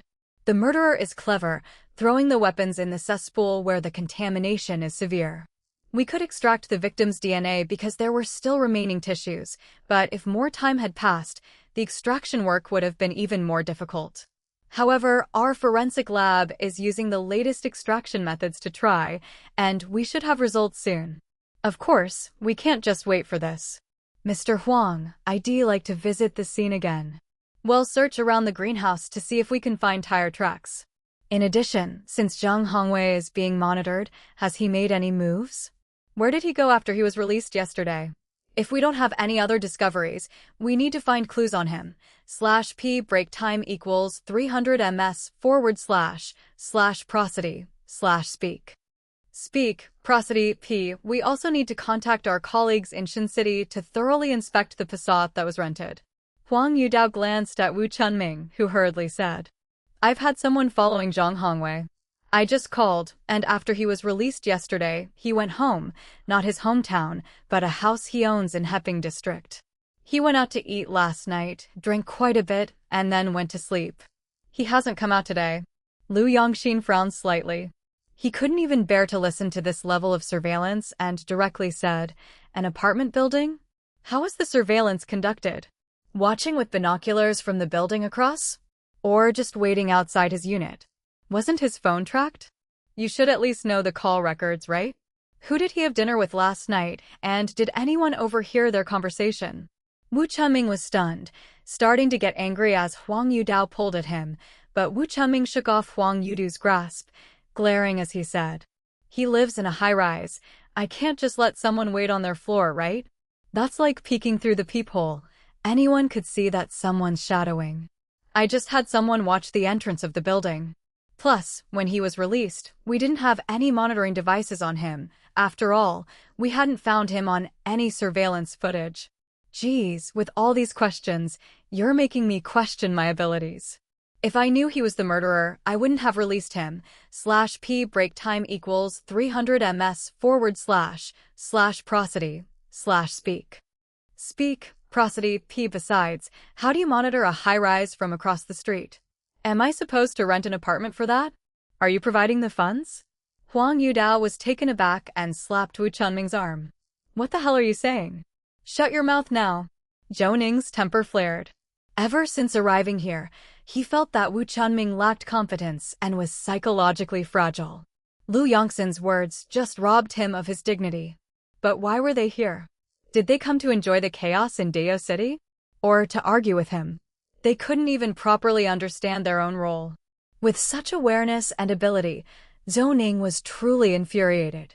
Wu Chunming wanted to shake off Huang Yudu's arm and say something, but Zhou Ning raised his hand, directly sweeping aside Wu Chunming's hand that was about to point at Lu Yongxin, and pulled Lu Yongxin back a step. Chao Pingzhong approached, wanting to mediate. However, Zhou Ning gave him a look, and Chao Pingzhong stopped in his tracks, not daring to come closer. Zhou Ning's face darkened, and his voice rose. Sorry, Mr. Wu, we're just forensic doctors. The team we brought only consists of forensic doctors, crime scene technicians, and network technicians. We don't have the capability to help you analyze the case or execute arrests. Aside from autopsies and site inspections, we've also analyzed the nature of the body dumping sites and even participated in excavations. /p break time equals 300 ms / prosody / speak. Speak, prosody, p. To say something you want like to hear. The searching of surveillance, testing of sample submissions, and many of the tasks we've done before are your job. As far as I can tell, we haven't done anything to hinder the investigation of the case. Moreover, we're standing here today not because of an invitation from Deo City, nor because of your, Wu Chunming's, grace, nor even that second mint notice from the province. It's because Dr. Chao is my mentor Lu Yongxin's classmate. /p break time equals 300 ms / prosody / speak. Speak. Prosody, p. Chapter 426 to 401 Zhou Ning is angry _3 Chapter 426. Chapter 401 Zhou Ning is angry _3 My master, Lu Yongxin, wanted to help Dr. Chao solve the problem and had heard about your deadline for solving the case. Knowing your difficulties, he came immediately, so I hope you'll hold back your impetuous temper and apologize to my master for the disrespectful words you just said. As for the related work, Once the final report comes out, after Young Ling's family cellar is cleared and the greenhouse perimeter is inspected for tire tracks, we will withdraw. After all, the work pertaining to forensic science and trace examination has been completed, and even done so beyond expectations. Huang Yudao was so angry that he slapped Wu Chunming on the back. Have you lost your mind, kid? Have you been not sleeping for 2 days, turning your brain into mush? What do you think Director Zhou and his team are here for? What benefits has Dao City offered them? Are you daft? Without Dr. Zhou and his team, would still be running in circles, might even not be able to find the victim's head. Do you want to be scolded? At this moment, Wu Chunming also felt that he had indeed gone too far, scratching his head as he turned to Zhou Ning. Director Zhou, I was wrong. I hope you won't hold a grudge against the pettiness of us lesser people. Zhou Ning shook his head. You know if you were wrong, but you shouldn't apologize to me. /p break time equals 300 ms / prosody / speak. Speak, prosody, p. Your words just now were disrespectful to my master, to Dr. Chow, and didn't show any respect for Mr. Huang's team either, losing face for the Dao City Police. Huang Yudao dragged Wu Chunming over to Lu Yongxin and bowed deeply to him. Dr. Lu, we truly were inappropriate. Our impatience doesn't excuse disrespecting you. Wu Chunming, now with the awkwardness lifted from his face, realized that Zhou Ning was genuinely angry and bowed to Lu Yongxin. Dr. Lu, to be honest, given our age difference, I should also call you Mr. Lu, like the others. I'm a blunt man who rushes in headfirst, not even knowing what I'm saying. Mr. Huang's team has indeed spoiled me too much. I sincerely apologize to you. It wasn't out of disrespect for you, and am truly grateful for the help your team provided. Ever since the day you arrived, I knew this case was hopeful. It was just momentarily awkward for me. I indeed have shortcomings in my work, not being careful enough and always looking for excuses. Director Zhou is right. Please don't take it to heart.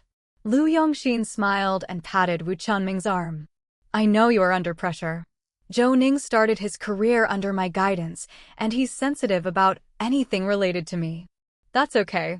We all have the same intention, to solve the case within your said deadline. Now that it's been cleared up, let's all work together. Nevertheless, the investigation into Zhang Hongwei needs to be stepped up. /p break time equals 300 ms / prosody / speak. Speak, prosody, p. This includes his financial status and interpersonal relationships. It's rather uncommon for a rural kid to still be unmarried at 31 or 32. Even if he had friends in Shin City introducing projects to him, that doesn't mean he can just lay his hands on them. There are many details involved. Of course, the issue of traffic accident compensation involving Yang Guochang is the most critical. Mr. Huang nodded. The investigators who went out just now have returned, and we've checked the compensation related to Yang Guochang's traffic accident. The party at fault was indeed a mute tractor driver. According to the records in the coordination letter, an insurance company paid a total compensation of 120,000 yuan, 110,000 yuan for casualties, 8,000 yuan for medical expenses, and 2,000 yuan for property damage. As for funeral compensation and mental distress damages, according to the records, both parties negotiated a total compensation of 478,000 yuan. Because the party at fault couldn't afford it, the agreement stated that it would be paid off within 2 years. We have contacted the party involved. After questioning, he said that at the traffic police station, after the insurance paid out 120,000 yuan, he paid 100,000 yuan in one go because he didn't have enough money, otherwise he wouldn't have signed that agreement. However, in May, a few young men dragged him to a warehouse. /p break time equals 300 ms / prosody / speak. Speak, prosody, p. They beat and threatened him until he couldn't withstand it any longer and finally agreed to sell his house, which he was preparing to use for marriage. These young men directly found an agency to handle the sale, fetching 520,000 yuan for the house, all of which those men took. They also took the receipt for the 100,000 yuan he had paid and only left him with a receipt stating a compensation of 478,000 yuan had been fully paid off. By the time he managed to escape, he realized it was an abandoned grain storage. Considering the threats from those young men, he didn't dare to call the police and could only accept his bad luck. Upon hearing this explanation, Dr. Chow's eyes widened in disbelief. Isn't this illegal detention? Does the driver remember what those men looked like? /p break time equals 300 ms / prosody / speak. Speak, prosody, p. Chapter 427 to 402 will tracks 1 Chapter 427. Chapter 402 will tracks 1 Mr. Huang shook his head. I asked in detail, and those guys were all wearing masks. However, when I showed him Zhang Hongwei's photo, he said that person looked like the one who first talked to him, but he didn't lay a hand on him. The other 4 did the beating, and he said he doesn't want to pursue the matter anymore. But according to his account, when they went to coordinate with the traffic police team, it was Zhang Hongwei who went along with Fu Chunyu. However, Fu Chunyu left halfway, seemingly feeling unwell, and whatever the settlement amount was and how it was compensated, Zhang Hongwei was the one who determined it. Fu Chunyu just came in to sign his name and didn't even know the amount. Afterwards, we checked Fu Chunyu's account. There was indeed a deposit record of 220,000 at the end of April from the person who caused the accident. But on May Day, the money was withdrawn, taken out in cash at the counter, and Zhang Hongwei's account had the same amount of cash deposited on the same day. As for the 520,000 the party at fault mentioned, there was no record of it entering Fu Chunyu's account. I have asked someone to check Zhang Hongwei's account, and I expect to have news soon. Additionally, there's another piece of information. The property deed we saw in Fu Chunyu's home was a fake. Fake? Yes, I was shocked when I heard it, too. But the deed itself isn't entirely a forgery. It's an authentic booklet. /p break time equals 300 ms / prosody / speak. Speak, prosody, p. However, a search in the system using the numbers on it turns up no record of a change. With that explanation, Zhou Ning understood. It could be that someone got hold of a real property deed booklet and had someone print the required information on it. It appeared that Zhang Hongwei had deceived Fu Chunyu. He hadn't found someone to notarize it, nor had he changed the property's ownership. Thinking of this, Zhou Ning glanced at Liu Yongxin. According to this statement, Zhang Hongwei indeed had a motive to commit the crime. The two sums totaled 740,000, with one taken out in cash, quite a cautious move and enough to tempt him, especially since with Fu Chunyu dead, there would be no one to hold him accountable. As he was thinking, Mr. Huang's phone rang. He responded with a few hums, then hung up and let out a long sigh as he looked towards Wu Chunming. Stop the surveillance and go arrest someone. The proceeds from the house sale were still a cash transaction. On the day of the transaction, cash was deposited into Zhang Hongwei's account, but he wasn't the one who deposited it. According to the bank's surveillance footage, it was the homebuyer who deposited the cash. Zhang Hongwei has been extremely cautious, hardly leaving a trace of evidence. Wu Chunming waved his hand dismissively. There are plenty of suspects with brains who end up confessing during our interrogations. Before we didn't have the evidence, but now it's different. /p break time equals 300 ms / prosody / speak.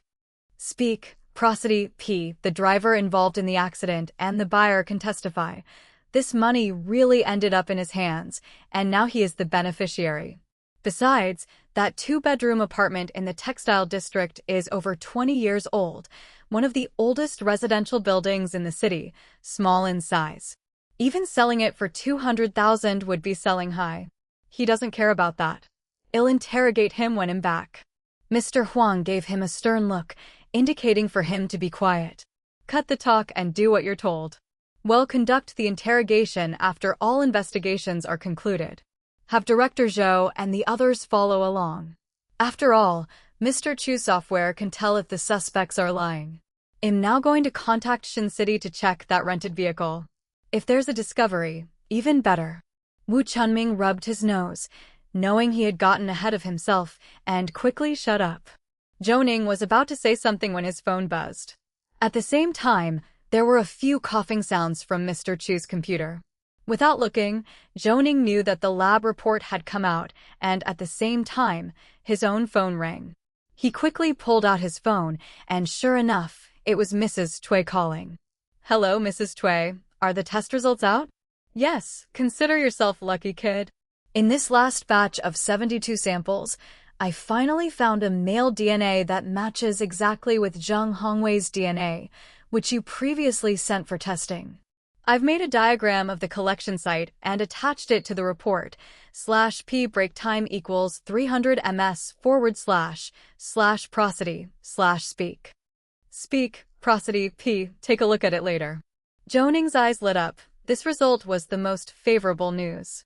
"That's great. Thank you, Mrs. Cui. I'll take a look right away. Don't rush. I want to ask you if there are more tests to be done. If not, I'll get some sleep. I've been working on these things for you guys since the night before last, and I haven't slept in over 36 hours. Zhou Ning felt apologetic.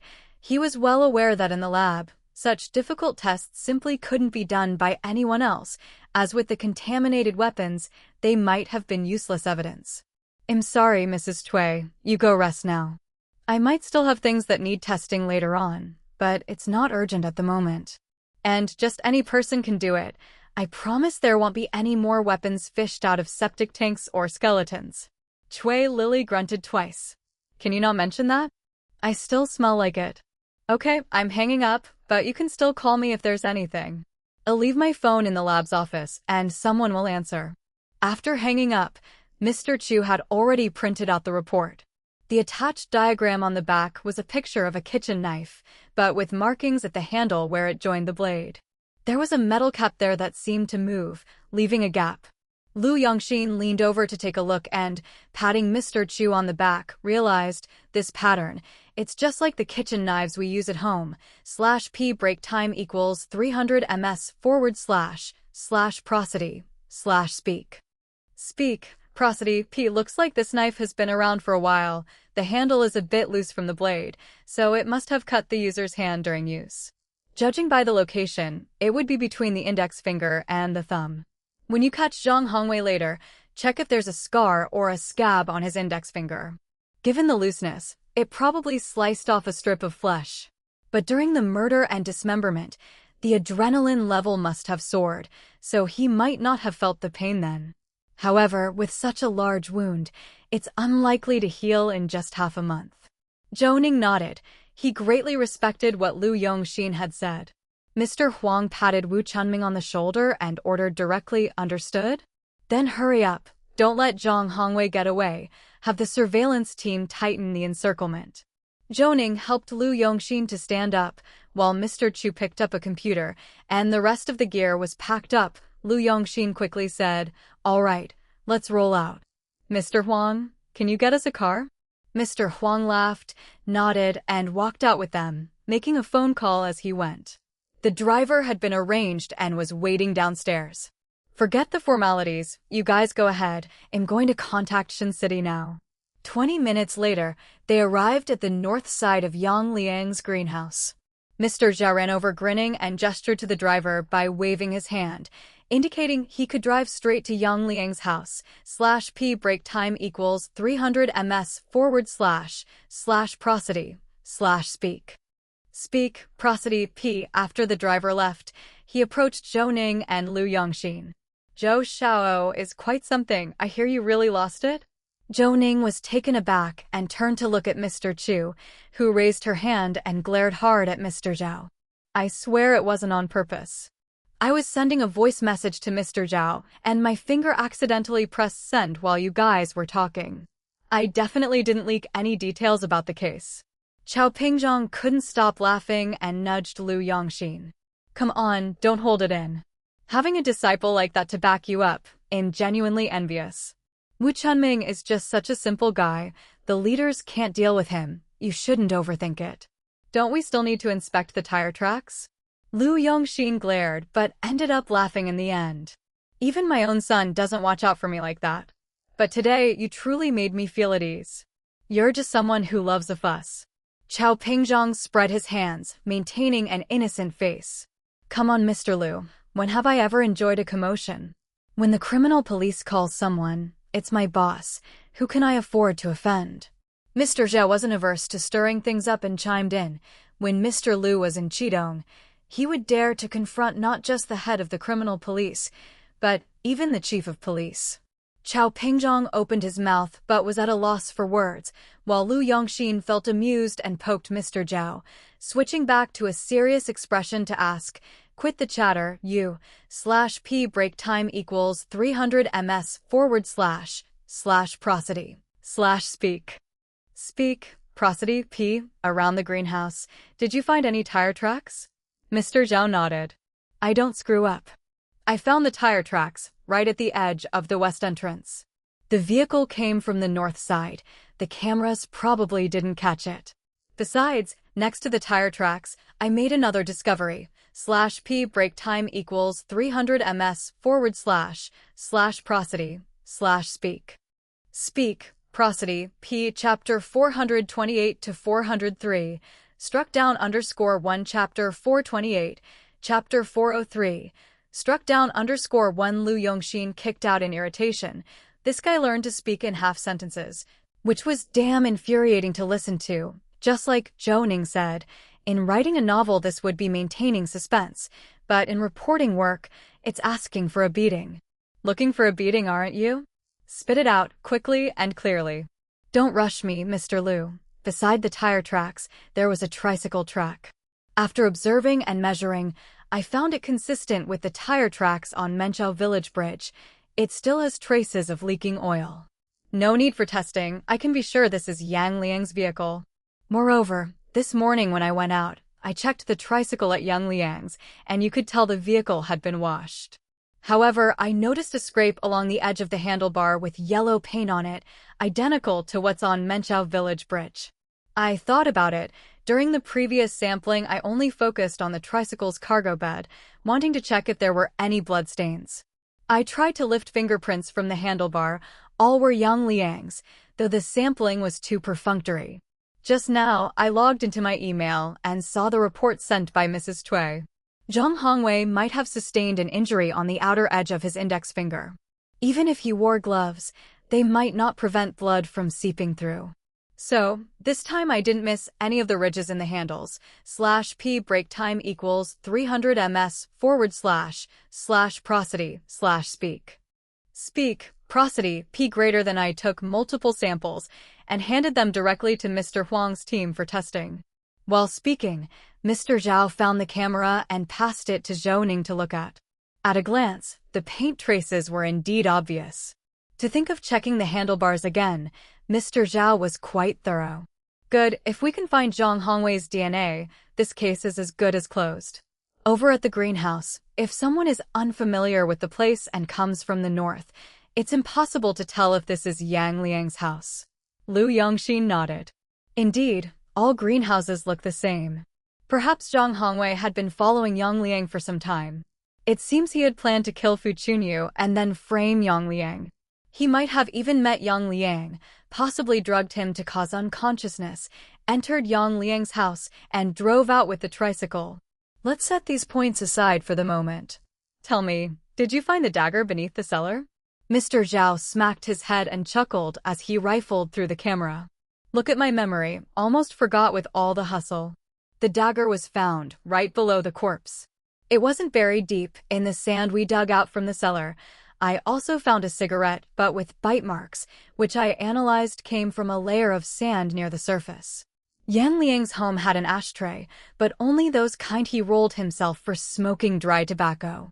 It's unlikely he would be smoking such expensive cigarettes/p break time equals 300 ms/prosody/speak.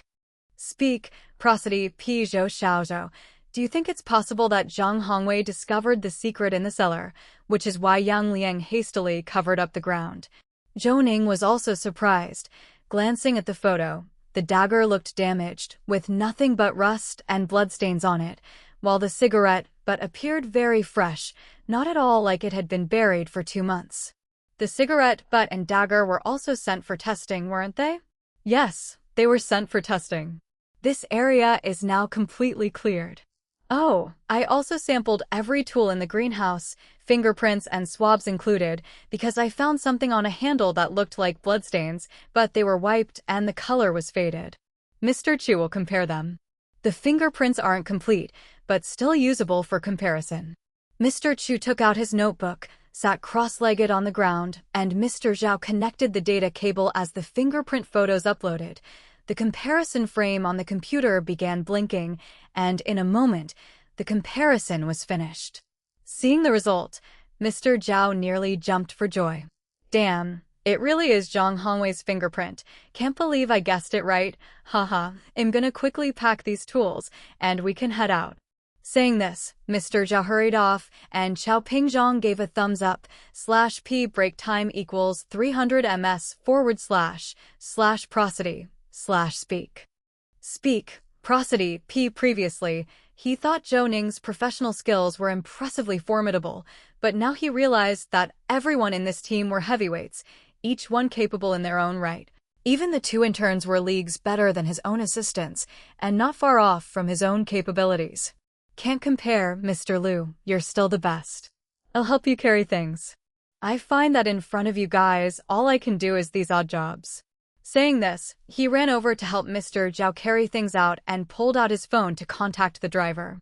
Lu Yongxin let out a long, contemplative sigh, his hand resting on Zhou Ning's shoulder. You've made me proud again, kid. If Zhang Hongwei's hand is injured, just as Mr. Zhao analyzed, we'll find DNA on the tricycle and these tools. Despite all his meticulous planning, he's not a professional, and as the saying goes, wherever there's contact, there's trace. This is an undeniable fact. But for that final jolt, we still need help, so follow along and lend an ear. Zhou Ning nodded, and upon seeing the car approaching, he called Mr. Chu to get up from the ground and helped Lu Yongxin into the vehicle. Let's go, as the master says, let's see this through to the end. Everyone got into the car and quickly returned to Dao City Bureau. This time there was no hurry and they had a proper lunch. /p break time equals 300 ms / prosody / speak. Speak, prosody, p. Xiao Pingzhong inquired and found out that Wu Chunming had captured Zhang Hongwei, who had run out from a building and was chased down at the long-distance bus station, leading to a tense chase and arrest. Mr. Huang was not in a rush this time, as neither Yang Liang nor Zhang Hongwei were urgently interrogated. After all, they had to wait for the test results. Based on the latest testing schedule, the results should be out by 5 in the afternoon. As for Shin City, the Passat had also been found. Mr. Rao inquired around and came back with a vivid account, saying that professionals had gone to inspect it and found a lot of soil and bloodstains in the car based on the record of a 100 yuan cleaning fee. They found a blood-stained glove in the trunk, a white cotton glove for the right hand, with a tear between the index and thumb on the outside, along with streaked bloodstains inside. The test samples were sent in the morning, and the results would be sent over later. Upon hearing this news, everyone relaxed. Lu Yongxin hummed a Peking opera tune while basking in the sun by the window. Mr. Chu played games, and the young lads helped Mr. Zhao finish off the snacks in the car, naturally with Mr. Zhao being the biggest snacker among them. Xiao Pingzhong went to the front building and didn't return for quite a while Zhou Ning lay on the sofa sleeping. Seemingly upon seeing that Zhou Ning had fallen asleep, Mr. Zhao covered him with a coat, and the room fell silent. /p break time equals 300 ms / prosody / speak. Speak, prosody, p. Seconds ticked by, and at 4:30, coughing sounds emerged simultaneously from both Mr. Chu's computer and Zhou Ning's cell phone. Zhou Ning's eyes snapped open instantly, but he didn't rush to check his phone. If Mr. Chu receives the test results from Shin City, send them directly to Mrs. Cui for comparison, he said. Mr. Chu glanced at his screen and began to click away rapidly. After a short wait, coughing sounds came from both the computer and the cell phone. Zhou Ning then sat up, hung the coat on the coat rack, and, carrying a small bag, left the room. Zhou Jialing and Peng Tianhang were both perplexed and nudged Mr. Zhao's arm, whispering, "Mr. Zhao, why has our chief gone out?" Mr. Zhao shook his head and flicked each on their heads. I've told you to pay attention to your surroundings, to train your observational and judgment skills, but you're not taking it to heart. Can't you even notice the details? Zhou Xiao brushes his teeth after every meal, and when he gets up, it's his habit. You've been with him so long and still don't notice. What are you observing? The two had a moment of realization, and Zhou Jialong muttered, honestly, talking to the chief makes me nervous. My palms sweat involuntarily, just like when I went to see the big concert of 5 superstars in 2011. Excited, nervous, clueless. Whenever I see the chief, my mind goes blank. If I can remember 1 out of the 10 things I prepared to say, I consider it lucky. Ping Tianhang chimed in, yes, I feel the same way. /p break time equals 300 ms / prosody / speak. Speak, prosody p. The chief's presence is too strong, and it seems like he's cheating. He glances at a corpse and seems to know all the details and problems. The chief kindly encourages us to ask more questions, but with my ability, it's not that I don't want to ask, I don't even know where to begin. That's the difference.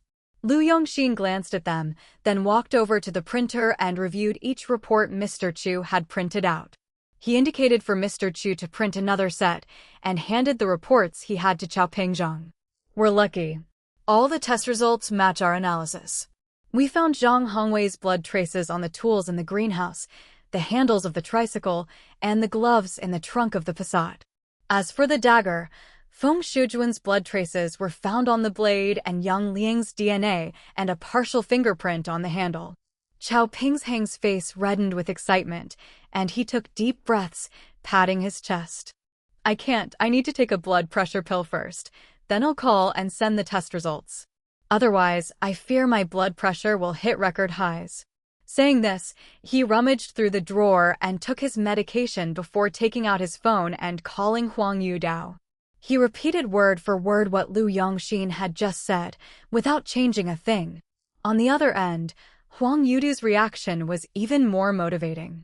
A loud thump came through the receiver as if he had slammed his hand on a desk, probably overwhelmed by the suppressed excitement. /p break time equals 300 ms / prosody / speak. Speak, prosody p. Great, we finally have complete evidence. Let's strike while the iron is hot. Why don't you ask Director Zhou and his team to come and listen to the interrogation? After all, we should also use that software. It gives me more confidence if he's here. Cao Pingzhang looked at Lu Yongxin, who nodded. We can do that. Well, head over as soon as Zhou Ning returns. As he was speaking, Zhou Ning came back, carrying his small bag. Seeing everyone looking at him, he hastened his steps. Let's go, he said. Is it to listen to the interrogation? Cao Pingzhang seemed to know the content of the test results and was in an exceptionally good mood, so he decided to tease Zhou Ning a little. Director Zhou, don't you want to know the contents of the test reports? Zhou Ning glanced at him and shook his head slightly. No need, I knew the results when they were sent. It was just to see if we could find Zhang Hongwei's DNA in the analysis. As for Yang Liang, there's not much to say about his killing Feng Shuan, we just needed to find the weapon. Cao Pingzhang was taken aback and his pace faltered. Lu Yongxin supported him and shook his head. Why was the old man asking for trouble? But the calmness of his own disciple was actually more maddening than any boasting. With such a major case and the primary evidence in hand, he remained unfazed. You were asking for that, weren't you? /p break time equals 300 ms / prosody / speak.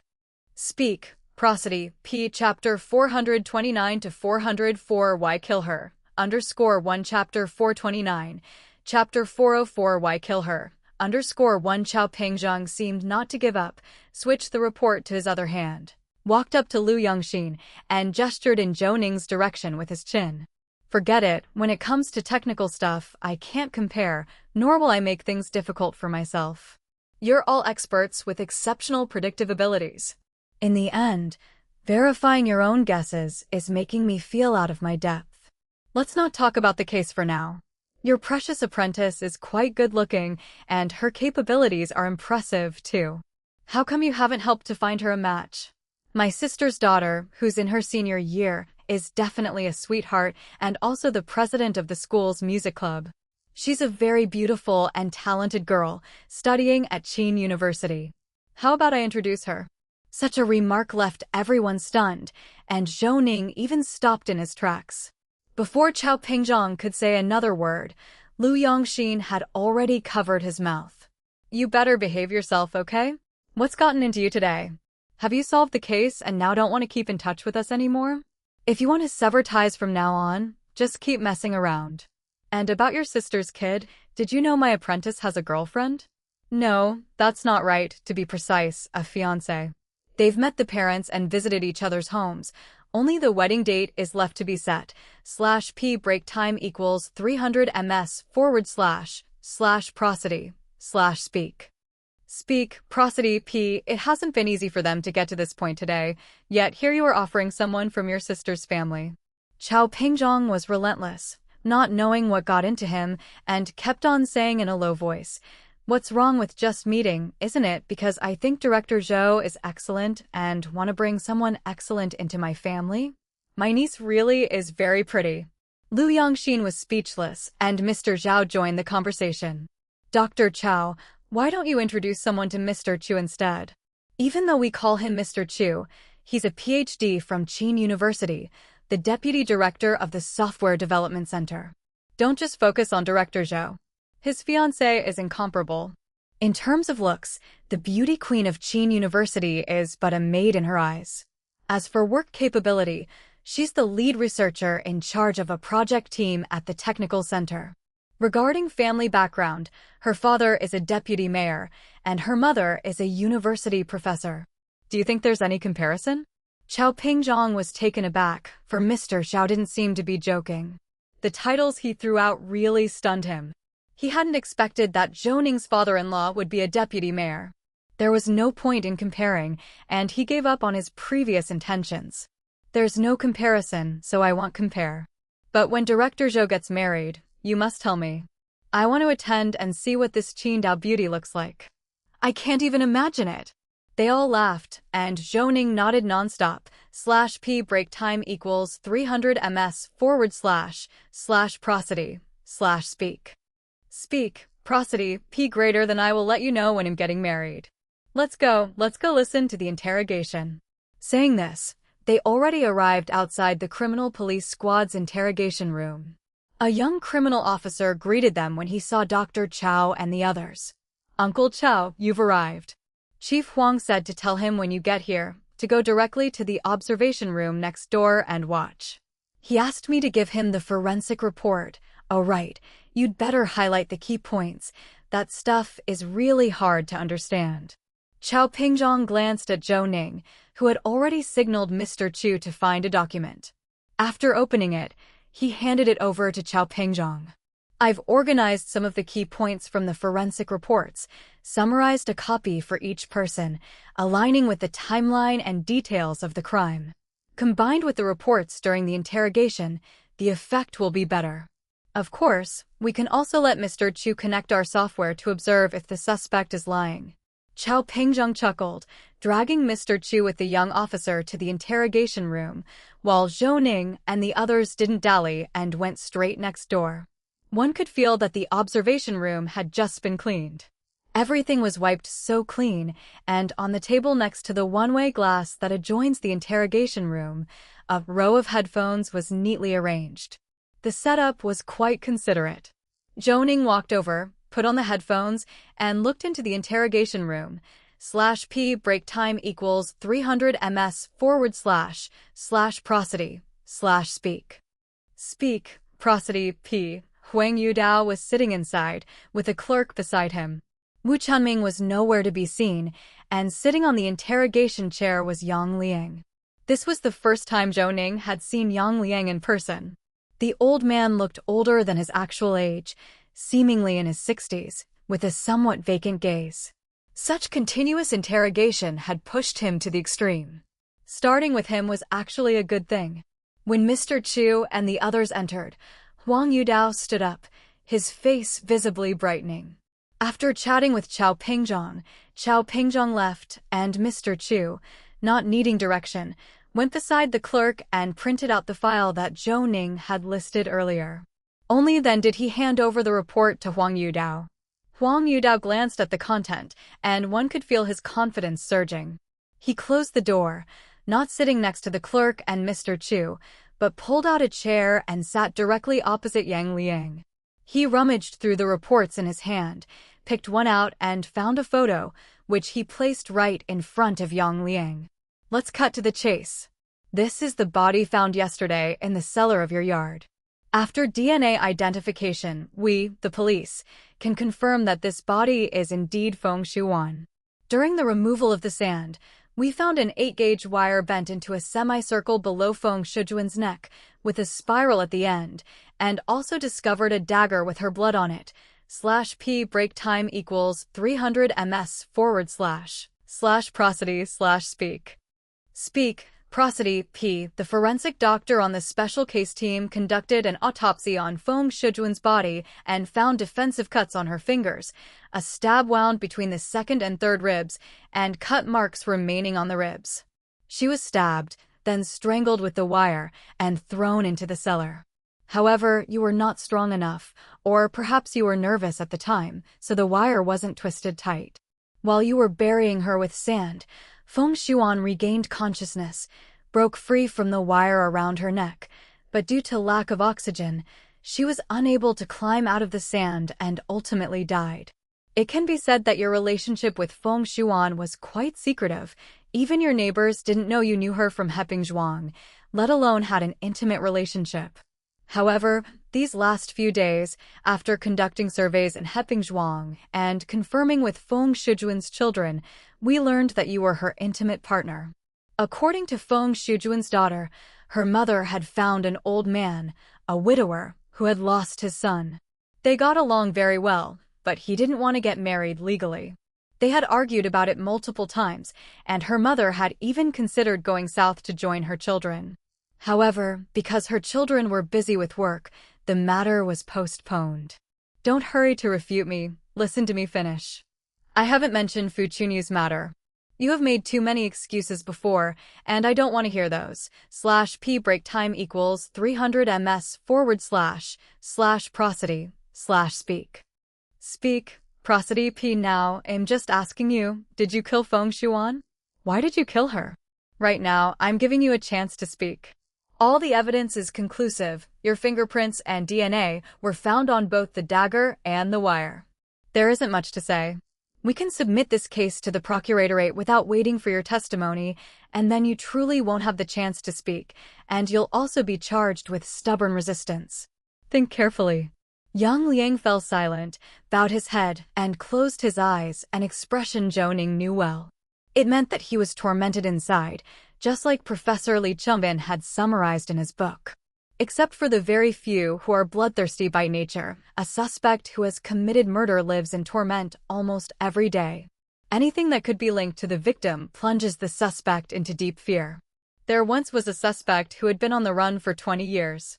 He even hung around the Public Security Bureau's entrance, hoping the police would catch him in time, because the torment was maddening, making it impossible to sleep, eat, or work, always hiding in the shadows. This torture was even worse than being in prison. At that moment, Yang Liang's state was clearly just like that. After a short wait, Yang Liang opened his eyes, his fingers trembling slightly. It was me who killed her, but I had no choice. Huang Yudao didn't rush, stood up, and handed Yang Liang a paper cup filled with water. /P break time equals 300 ms / prosody / speak. Prosody P. Yang Liang took the cup and had a sip, even offering Huang Yudao a word of thanks. Don't rush, just have a casual chat with me about what happened. I met Feng Shuan at a market gathering. It was probably before Labor Day last year, right in Heping Zhuang. She lost her money and couldn't find her phone either. She had bought some fish but couldn't pay for it, and it seemed she had guests at home and was in a hurry to buy it, so when she was negotiating with the fishmonger, the person flat out refused. I was next to the fishmonger's stall and stopped the somewhat irate fishmonger and paid 174 yuan for her. Feng Shuan was very grateful. hurried off with her things, and didn't even give me her name. The fishmonger said had seen too many like her, and though she sounded like a local from her accent, many people aren't so kind. The next time they come to the market, they act like they don't recognize you and don't repay the money, warning me not to do it again, as I probably couldn't earn 174 yuan in a day selling vegetables. I didn't mind, and after going to the Hepingzhuang market a couple more times and not running into Feng Shuan, I let the matter drop. When I helped her, I didn't even think about getting the money back. But on my third trip to Hepingzhuang market, I saw her right away. I could tell she had dressed up specially, wearing a red coat that made her look very young, and she had a nice figure. /p break time equals 300 ms / prosody / speak prosody p. She came up to me to say thank you, apologizing for rushing off without leaving a phone number last time. Then after giving me the money, she left her phone number and address and invited me to come to her house for a casual meal after the market. After exchanging pleasantries, Feng Shuan didn't leave, wanting to wait until I was done. I went to her house at noon, and the meal was simple, but definitely not the rough food cooked by the village wives. Rather, it was quite refined, more like what city folks would make. During our conversation, I learned that on that day her children had all come back and were rushed to go south since her daughter-in-law had given birth. However, after staying for a week, communication was impossible because they couldn't understand each other and had different living habits. So, she simply gave them some money and returned home. I was touched at the time, and we got along really well. I started visiting her weekly at Hepingzhuang Market, always bringing her something, and having lunch at her house. By August, I thought we were getting along so well, and we both had lost our spouses. It seemed right to get together. She was also inclined to this idea and said she would discuss it with her children, even though they were not local, fearing their objections. In the following months, she would visit my house once a week, or I would visit hers, usually going over at night and leaving at dawn. /p break time equals 300 ms / prosody / speak prosody p. Before the spring festival this year, she told me her children were not completely satisfied and wished I would show some sincerity. I asked if they were hoping for a house or something, because we both lived in the village, and if we moved to the city, managing the greenhouses would be impossible, and we'd be left with nothing to do. She said it wasn't necessary to buy a house, but at the very least I should give her some security.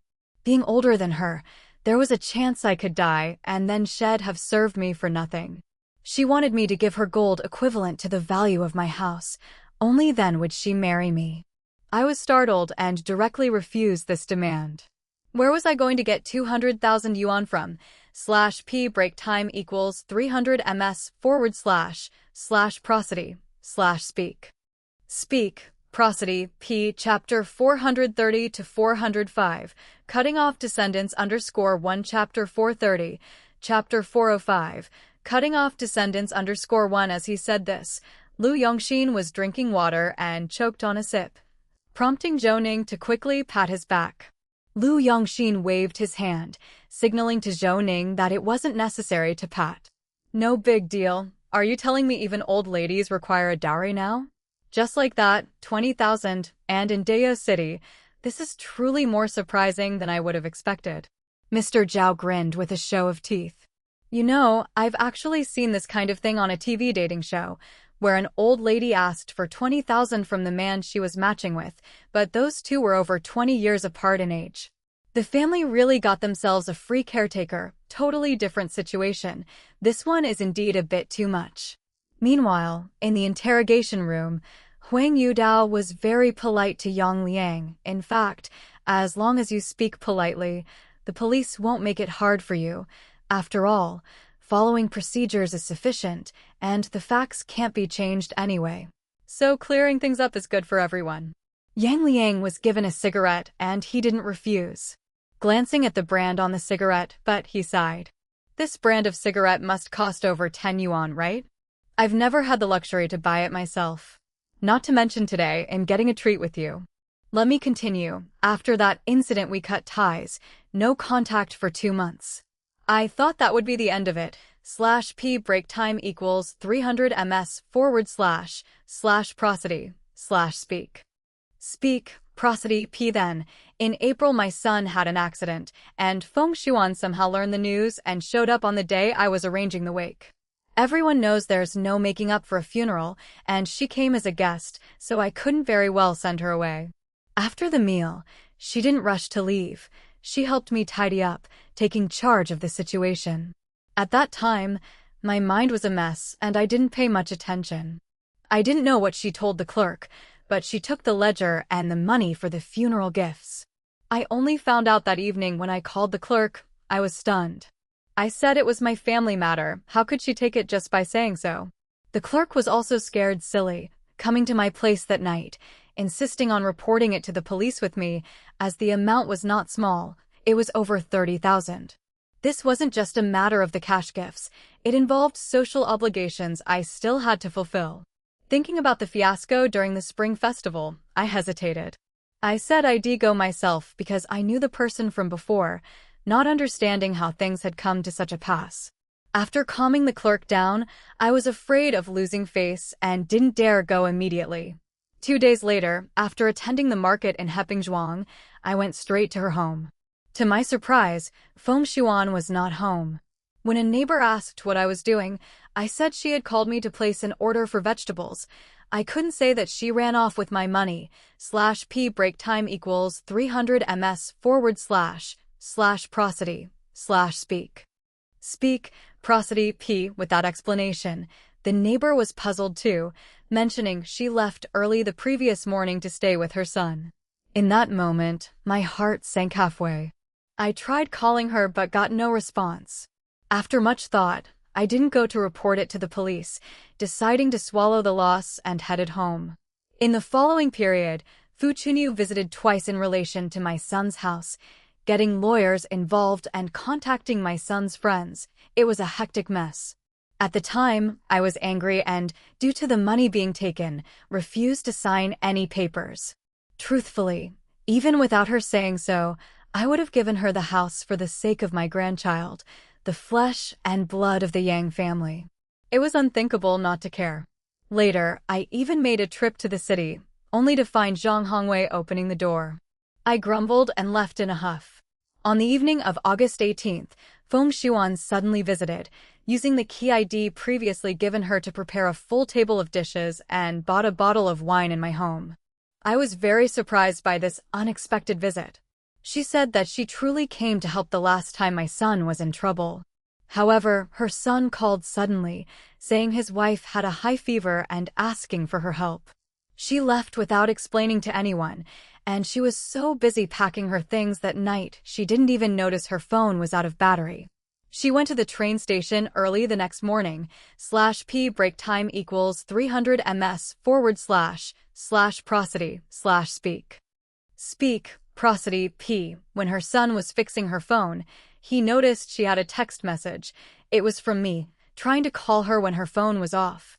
She didn't rush to explain. After all, she thought they'd be family soon enough, and it'd be time to discuss everything upon her return. A few days ago, her daughter-in-law got better, and she returned to Dao City, wanting to talk to me about how to live together in the future. After some thought, I downed the wine silently. I told her to firstly give back the money she took, and secondly, that there was no us anymore, let alone living together. We were not the same kind of people. Upon hearing this, she began to cry, accusing me of being heartless. We got along so well, she said, and here I was speaking such cruel words. I replied that I couldn't afford a house for a dowry. My grandchild, be it a boy or girl, was soon to be born, and I at least had to live well for a couple more years to help them out. I'm just destined to be a bachelor, not looking to take a single step forward. No more words needed, just give me back the 30,000 from the cash gifts for the funeral. After all, I still have favors to repay. The village clerk knows about this. They were about to call the police at the time, but held off. If you don't give it back, they'll go to the authorities tomorrow. After my firm stance, she got upset and started fighting with me. She raised her voice suddenly and came at me headfirst. I fell right to the door, and she ran into the yard. /p break time equals 300 ms / prosody / speak. Speak, prosody, p. There was a basket on the ground with a dagger inside, which I use for cutting radishes. With the dagger held to her throat, she screamed at me, claiming I was shaming her with my words. If that was the case, then she didn't want to live anymore. She'd die right at my home. Let the neighbors come out to see what kind of man I really was. Nothing but an old lecher.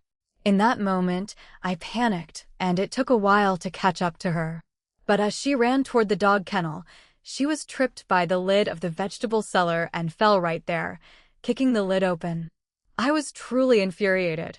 I went up to her and kicked her. Feng Shuan tumbled headfirst into the vegetable cellar, and the dagger dropped onto the pile of sand next to it. It was pitch dark inside, and as she clawed at me, the pain made me angrier. I groped for the dagger and, picking it up, I stabbed her with it. Then she fell silent, and I was stunned, sitting on the ground for ages without recovering. I thought about calling 120 or going to the police, but after thinking it over, I didn't do it because the situation was unclear. I got up and turned on the light in the cellar. Seeing that Feng Shuan was still breathing, I hurriedly found a piece of iron wire, doubled it over, and looped it around Feng Shujuan's neck, twisting it a few times. Then I buried her under several bags of sand and soil next to her. I could see the sand shifting as she moved underneath it. After a long time, she stopped moving. /p break time equals 300 ms / prosody / speak. Speak, prosody, p greater than I was very scared and didn't know what to do. I went back to my room and drank the whole bottle of alcohol. I drank so much that it seemed like someone knocked on my door. I staggered to open it, exchanged a few words, and then the person left. To this day, I still don't know who it was. The next day when I woke up, I found my front door wide open, and my dog was gone. My spine was drenched in cold sweat. I hurriedly closed the front door and went to check the cellar. Feng Shujuan's body was still there, but the dirt on her head had been scraped away. I didn't know if it was her own struggle or if someone else had tampered with it. After some thought, I realized I couldn't just leave things as they were. From that day on, I went to the market to buy vegetables as normal during the day, and in my spare time, I started hauling sand from the riverbank. After all, buying sand was expensive, so I went to the village gate to dig it out by myself, filling a tricycle a day. I kept at this for almost 2 months until the cellar was filled.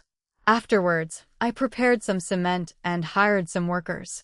On October 20th, I compacted the cellar, and on October 22nd, I started working on the ground. That very day, some surveyors came by, saying they would start measurements from my house. I sent them away, but I grew even more anxious. If there was a demolition, wouldn't the body hidden underneath be dug up? After all that was done, you guys showed up. /p break time equals 300 ms / prosody / speak. Speak, prosody, p. Actually, at the end of October, I can't remember the exact date. I called Fu Chunyu, but the phone was turned off. I counted the days and guessed that maybe her due date was delayed, so I didn't pay much attention to it, not realizing she had run into trouble. Ah, it's fate. My son is gone, my daughter-in-law is gone, and my grandson is even more so. I have sinned, making me lose my descendants. It's all because I didn't accumulate virtue for my children and grandchildren. Mr. Huang patted Yang Liang's shoulder. The old man was unfortunate enough to come across such an incident. If you had called the police the moment Feng Shuan took the money, none of this would have happened. Thinking more about it now is pointless. Regarding Fu Chunyu, I have some questions for you. Yang Liang let out a long sigh. Having harbored a secret for so long, the moment to reveal it was also when he felt relief. He nodded towards Mr. Huang. Ask away. During the time Fu Chunyu went to your house with the lawyer, who else accompanied her? Do you recognize them? Without a second thought, Yang Liang answered directly, Zhang Hongwei, that kid is just a troublemaker. He was a classmate of my son and not a decent person. I don't know how he got mixed up with Fu Chunyu. I was also angry because I saw Zhang Hongwei holding Fu Chunyu's hand. It was obvious there was something going on. How could I not know what he was up to? Mr. Huang glanced at the paper in his hand. /p break time equals 300 ms / prosody / speak. Speak, prosody, p. It contains some pieces of evidence and details listed by Zhou Ning, with several question marks drawn between Zhang Hongwei and Yang Guicheng, and a small note with many details unknown to the police. At this moment, Mr. Huang felt even more in awe of Zhou Ning's abilities. So, you knew Zhang Hongwei before, and Fu Chunyu was not familiar with him, right? Yang Liang nodded. The entire region knew this kid was up to no good, involved in petty thefts and the like. Though his family was not lacking in money, he took pleasure in bullying others. I advised Guicheng to stay away from him, so there wasn't much interaction. I have no idea how they got in touch. The first time I saw him this year was during Guo Cheng's funeral. I couldn't say anything then, because here in Qidong, we have a custom. No matter the grudge, if someone comes to your door during a wedding or a funeral, they are a guest. His dad does construction. Their family isn't short on money, but he cheats around, and many people know about this. I could tell his intentions towards Chunyu weren't pure. I tried to warn Chunyu over the phone, but Zhang Hongwei was the one who answered. I didn't say much, knowing some things were beyond my control. Children and grandchildren have their own fortune, I suppose. If I had said too much, Chunyu would have thought I was trying to stop her from getting the house. But after that, they didn't ask for my signature, and I've no idea how they handled the house. /p break time equals 300 ms / prosody / speak. Speak, prosody. P. Lu Yongxin rubbed his chin and kicked Xiaoping's Hang's foot.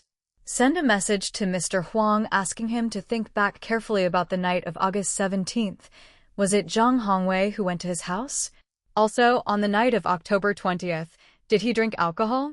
Where is the alcohol kept in his house? /p break time equals 300 ms / prosody / speak. Speak, prosody. P. Chapter 431 to 406. The spiked barrel _1 Chapter 431. Chapter 406. The spiked barrel _1 Chao Pingzhong hurried to take out his phone, and in his rush, he made several typos while typing. Mr. Zhao took over and helped send the message. Inside the interrogation room, Huang Yudu's phone vibrated.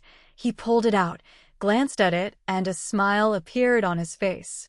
Then he moved closer to Yang Liang and continued asking, "Do you usually enjoy a couple of drinks?"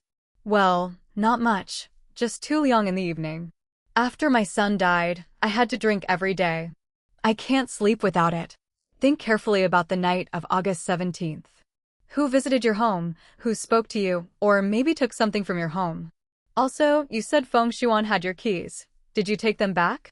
"We didn't find any keys in the cellar." Yang Liang was startled for a moment. "I didn't pay attention.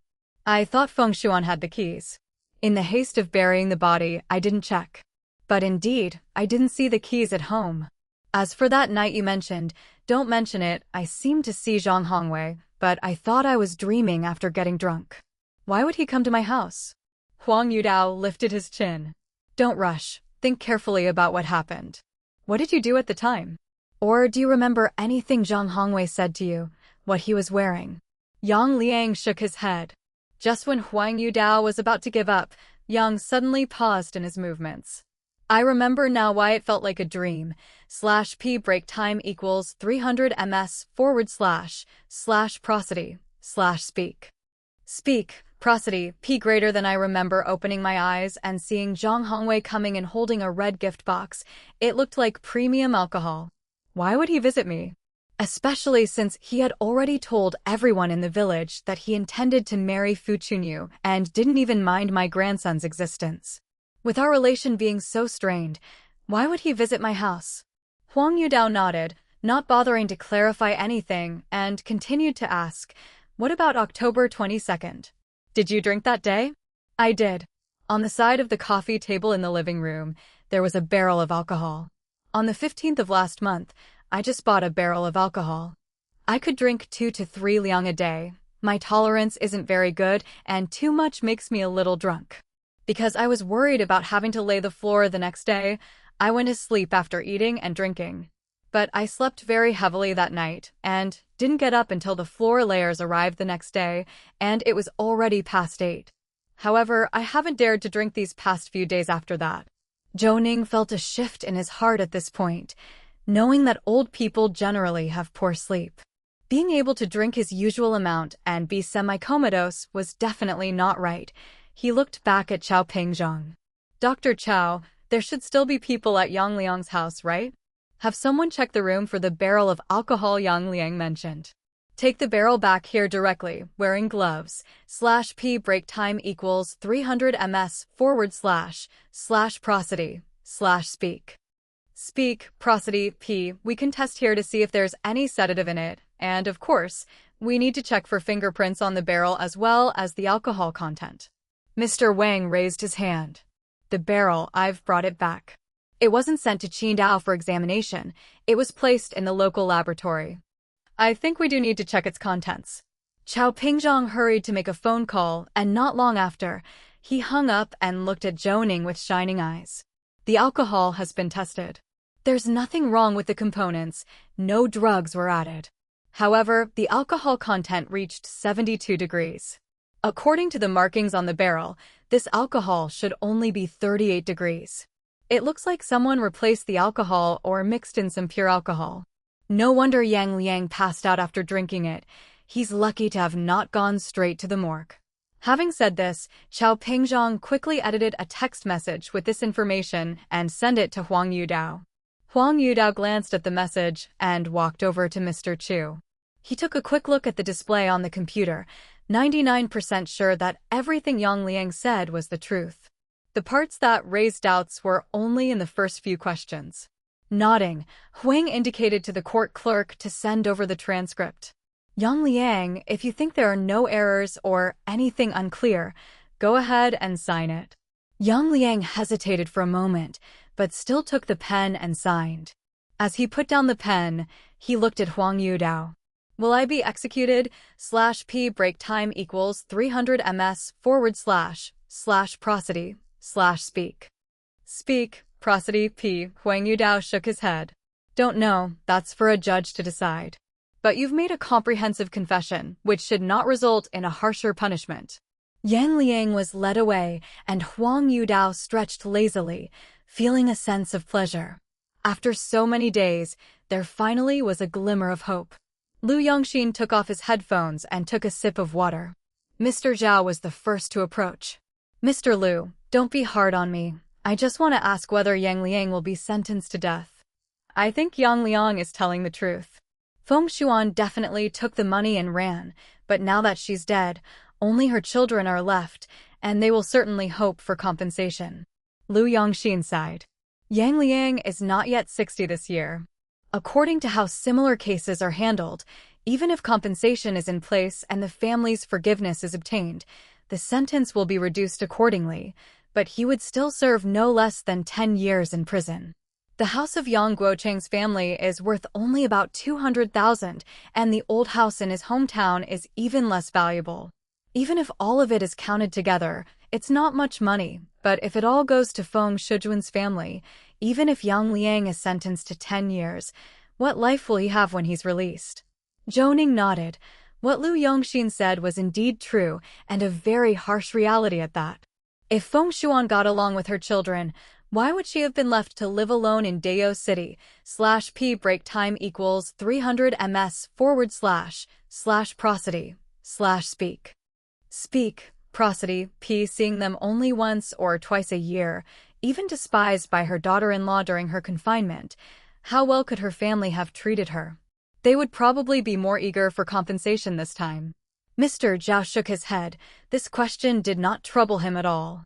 At this moment, inside the interrogation room, Zhang Hongwei had been brought in, and Mr. Zhao bumped Zhou Ning. This Zhang Hongwei is indeed quite smart, he said. Do you think the death of Fu Chunyu's husband has anything to do with him? Zhou Ning shook his head. This was something he had also considered before but couldn't fathom. Listen, I can't figure it out either. If he had already made up his mind during the New Year's class reunion, then this Zhang Hongwei is too terrifying. This needs Mr. Huang's judgment. There's not much we can help with. Mr. Zhao sighed. and everyone quieted down. Zhang Hongwei's handcuffs were removed, and he was cuffed to the interrogation chair, his face a mix of anger and disbelief. Do you police officers all eat shit? Can't catch the real culprit, no evidence, so you just go hard at me, right? Is it because you want to make me the scapegoat? I tell you, you've got it all wrong. I'm getting a lawyer. I won't say a word until the lawyer comes. Huang Yudao laughed, arms crossed, casting a glance at the notebook in front of Mr. Chu.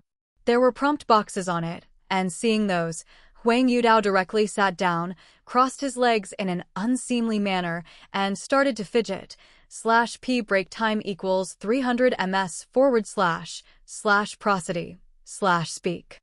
Speak, prosody, p greater than I haven't been able to eat or sleep well from October 27th until today, a total of 13 days. Do you know why? Don't look at me with that expression. I know my abilities are lacking, but I've brought in many experts, understand? A special investigation team has been assembled. Your every move, how you skated through school days, how you led your cronies, how you scammed the villagers for money, how much compensation you embezzled from those responsible for accidents, how much more money you swindled from others. Even the car rental company and the remnants inside the car, we know them all clearly. See this? This isn't just an ordinary laptop. It's monitoring your physical actions and can discern whether or not you are lying. So, put away your pretense of being irrationally angry and that deeply affectionate front you have with Fu Chunyu. You think throwing Fu Chunyu's head, limbs, and the weapon in the cesspool makes them undetectable? Wrong.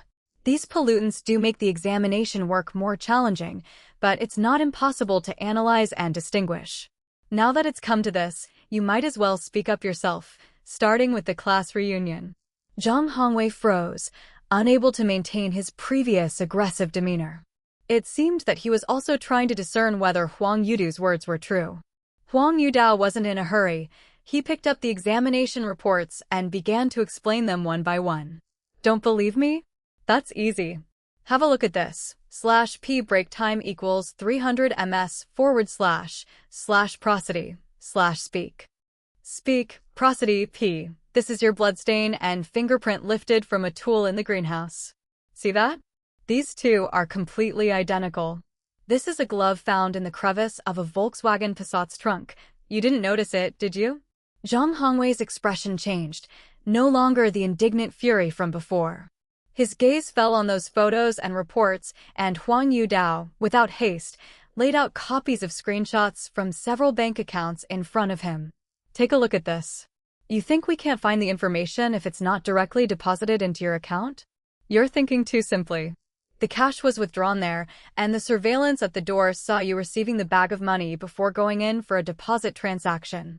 As for the other amount, you let the party responsible for the accident directly deposit the cash into your card. When transferring the body parts to Menchao village, you actually thought of using Yang Liang's tricycle. Such cunning isn't common. Perhaps it was when you visited Yang Liang's home on August 17th and saw Feng Shijuan's body in the cellar, you thought of framing somebody else, didn't you? What else do you have to argue? Zhang Hongwei fell silent, too weary to perform any longer. He simply closed his eyes and rubbed his thumb and forefinger together. Zhou Ning watched this, his brows slightly furrowed. If it were Su Dayuan standing inside, Zhang Hongwei wouldn't be so arrogant. /p break time equals 300 ms / prosody / speak. Speak, prosody, p. After all, Su Daiwan's aura was much more oppressive, unlike Huang Yudu's tepid manner.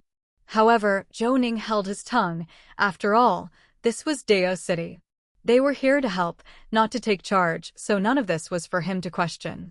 Meanwhile, Mr. Zhao grew somewhat impatient, rubbing his short hair and standing up to press his face against the one-way mirror. I mean, with this deadlock, when will it end? Zhang Hongwei is no kind soul, nor does he have any empathy. Otherwise, he wouldn't have murdered and dismembered Fu Chunyu, who was near childbirth. Zhou Ning was also anxious, but he knew that being anxious was useless. After some thought, he composed a text message and sent it to Huang Yudao. Mr. Zhao leaned in to peek, but Zhou Ning blocked him. After clicking send, Zhou Ning looked up towards the interrogation room. Huang Yudao glanced at his phone, then subconsciously at the one-way mirror, and then promptly stood up, casting a meaningful look at Zheng Hongwei before walking over to the interrogation chair and tapping on the table with his finger. Zheng Hongwei then opened his eyes, looking at Huang Yudao through the gaps between his fingers. Huang Yudao opened the timer on his phone, starting a 5-minute countdown, and then rolled up his sleeves to say in a measured tone, "Don't cover your face. I'll say a few last words to you. As far as the police are concerned, the evidence against you for the murder of Fu Chunyu is conclusive. /p break time equals 300 ms / prosody / speak. Speak, prosody, p. Don't bother making any comparisons in your mind. You've been to the police station quite a few times before, and every time you stuck to your guns, you muddled through. I'm telling you, that was the Public Security Division, but this is the Criminal Investigation Division. It's completely different. I've just started a 5-minute countdown. If you don't want to speak when time's up, we've done our duty, and it will be noted in the file that you refuse to confess. Suspects who refuse to confess, as long as a complete chain of evidence is formed confirming the crime, cannot escape criminal punishment, and their sentences will be increased. However, you've already reached your limit, and it can't get much worse. Still, getting fast-tracked for aggravated punishment is something I'm happy to see. Huang Yudao looked at the timer. As the numbers ticked down, Zheng Hongwei's breathing intensified. Zhou Ning exhaled in relief. He's panicking. /p break time equals 300 ms / prosody / speak. Speak, prosody, p. Chapter 432 to 407 countdown _1 Chapter 432, Chapter 407 countdown _1 time ticked by second. Mr. Zhou tapped Zhou Ning's arm and said with a sly grin, "You've picked up some bad habits, kid. I can probably guess the message you sent to Mr. Huang. It's that psychological tactic which is easiest to learn from Director Su. After all, it's Zheng Hongwei who's in a hurry, not us. Give him a sense of crisis, and no matter how cunning he is, he's never encountered anything like this." Chao Pingzhong watched with great interest, folding his arms and moving closer to Lu Yongxin. "I say, Qidong deals with a lot of major cases, right? Haven't you guys been following along and listening in plenty of times?" Lu Yongxin laughed, casting a glance at his prized apprentice before saying leisurely, "Our deputy director in charge of criminal investigation was originally the captain of the criminal police in Qidong. He cracked several major cases that shocked Hua country with Zhou Ning. Zhou Ning completed his interrogation by listening in the observation room, so the deputy director is extremely superstitious, always treating my apprentice as his lucky charm. My apprentice followed along during trials and managed to catch quite a bit. No wonder, it's truly eye-opening. I think our bureau should also organize internships or something. It wouldn't hurt to go over to your place and learn a bit. /p break time equals 300 ms / prosody / speak. Speak, prosody, p. Even though we have fewer migrants here and our economy isn't as strong, a major case like this would really be a headache. It's always better to have our own capabilities than to rely on others." Lu Yongxin patted his shoulder. "You hit the nail on the head with that. Having others is not as good as having your own, which is why we partnered with Qin University. The forensic doctors and trace examiners we're training now, among others, are all being educated according to our requirements. This way our staffing issues are resolved, and we get the talent we need. It's a win-win." Chao Pingzhang's eyes lit up. "That's great. Why didn't you mention this earlier? I'm going to speak to Mr. Huang about it soon, and afterwards, well, also arrange to have a couple of people." Lu Yongxin gave him a look. "I'm already doing you a favor by telling you, and still you complain that it's late. If it weren't for you being an old classmate, I wouldn't have told you at all.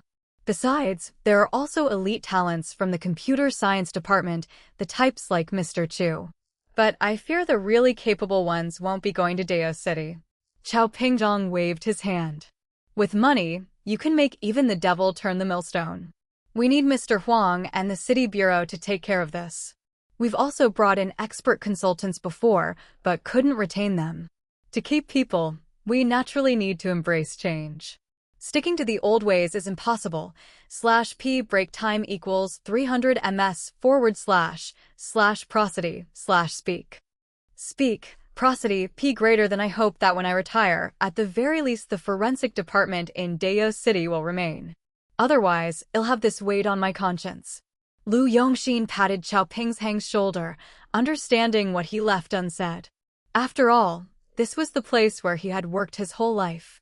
They had persevered through their convictions, but it was unfair to hold the younger generation to the same standards. If they wanted to make progress, they had to be willing to change, much like the economic development of a city. Dayo City needed to find its own path. Let's not talk about that. Let's watch the interrogation first. If you guys decide to go to Qin University, give me a call in advance. Chao Pingzhong smiled and nodded, turning with Lu Yongxin to watch the interrogation room. Huang Yudao didn't look at Zhang Hongwei again, but after chatting with Mr. Chu and others for a bit, he turned his attention back to the countdown on his phone. An impatient expression seemed to form on his face just as the timer was about to switch to 5 minutes. Huang Yudao reached for the phone, and at the same moment, Zhang Hongwei extended his hand and pressed it down firmly. Such an action revealed Zhang Hongwei's trembling hands.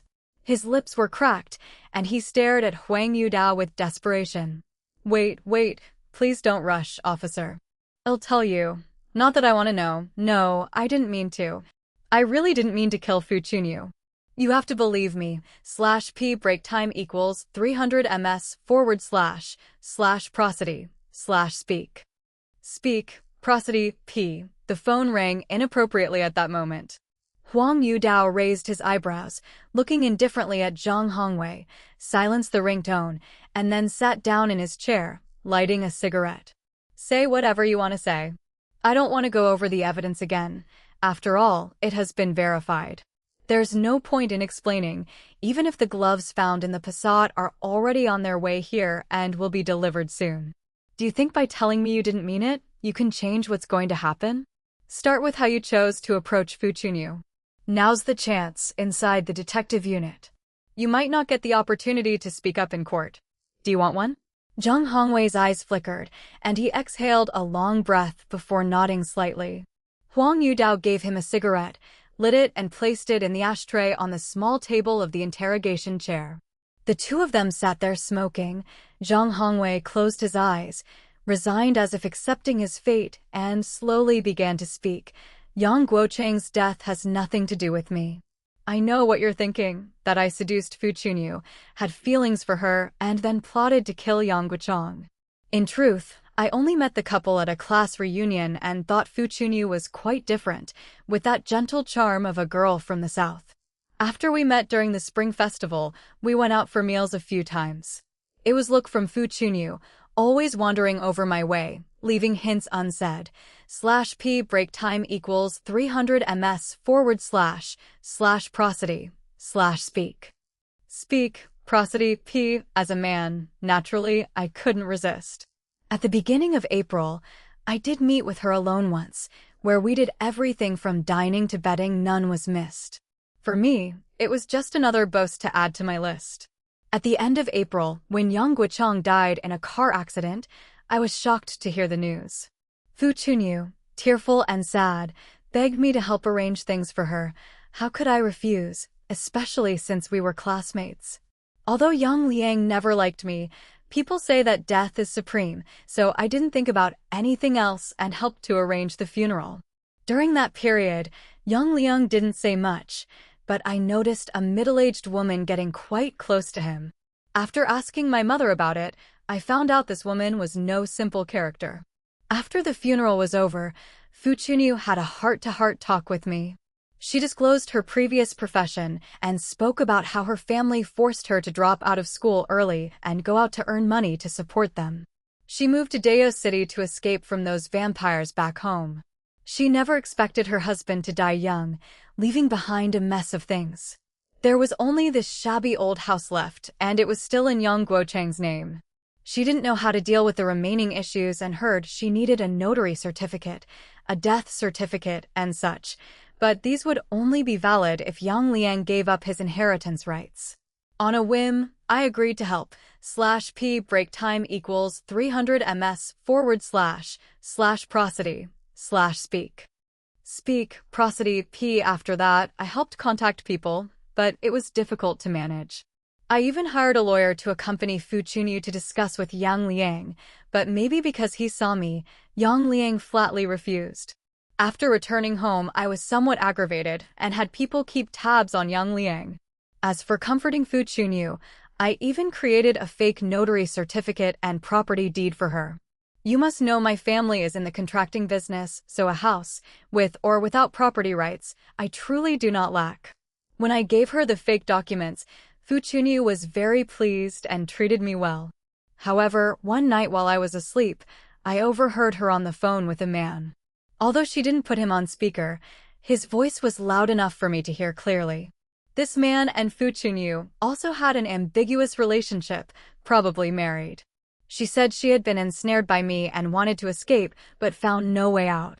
She even claimed I constantly abused or berated her, coveting nothing but her house. Essentially, she layered lie upon lie. I couldn't believe these were words she could say. I admit, I was enraged. I set an alarm, pretended to receive a call, and drove away from Fu Chunyu's place. After thinking through the night, I decided that I couldn't just let it be. The house wasn't valuable, after all. New homes in Dao City cost just over 3,000 per square meter. After much consideration, there was only the driver responsible for the accident left. /p break time equals 300 ms / prosody / speak. Speak, prosody, p. Greater than I had already contacted him through the traffic police and a settlement agreement was made. I had handled everything myself without telling Fu Chunyu the details. I had only informed her that a compensation of 20,000 was arranged and that it would take some more days. Fuming, I rounded up a few of the tough guys I knew well to confront the driver responsible for the accident, and we gave him a good thrashing. The previously agreed compensation was not a penny less than what was agreed upon, and in addition, we got a bit more, of course. The guys needed their share of expenses. After the event, I gave those two guys 20,000 each. Just when I finished dealing with these things, the person watching Yang Liang sent me a message, saying an old lady had visited Yang Liang's house, all dolled up late at night. I became intrigued and knew without guessing it was the Ms. Feng my mother had mentioned.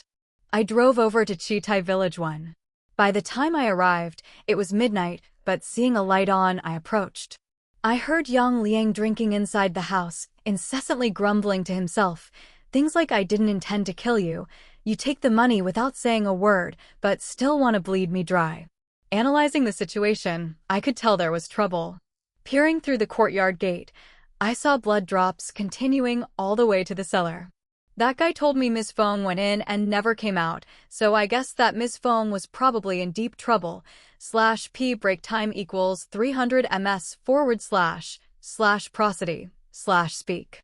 Speak, prosody, p. This was somewhat surprising to me, considering Yang Liang was such a straightforward and simple fellow. I then got out of the car with a box of gifts, fiddled with the gate, and it opened.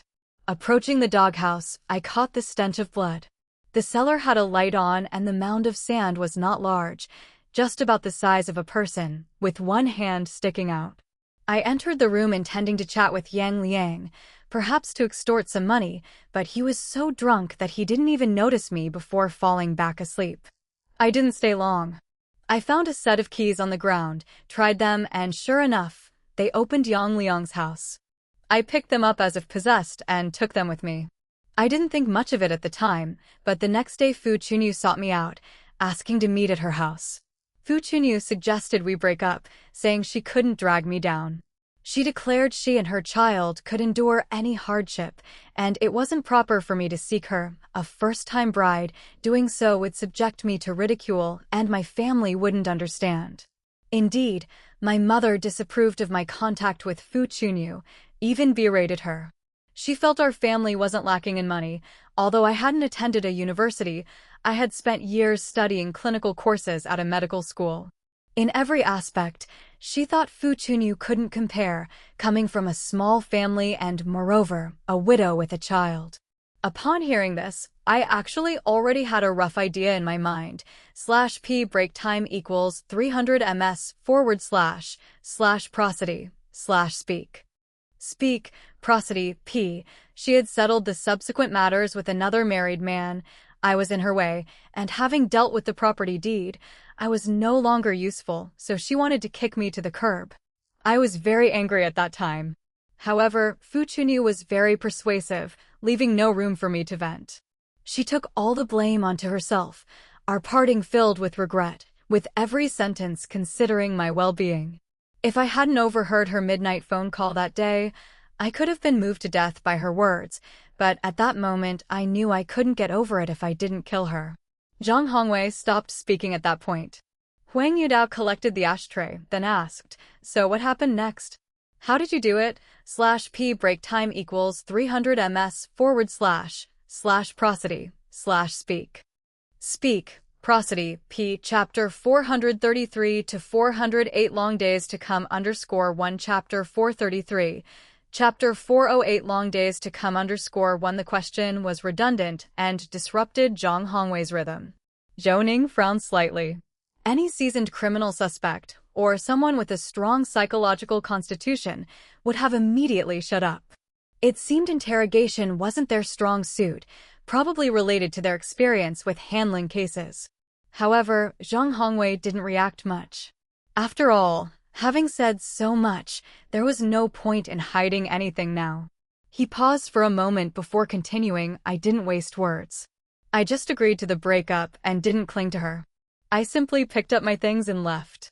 My father helped me contact Shin City, where I found a construction job and started working seriously. But I never lost track of Fu Chunyu, changed my number, and kept an eye on her at all times.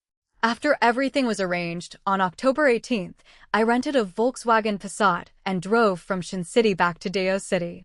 After getting off the highway, I deliberately found a spot to cover the car in mud and even fixed the license plate with a magnet.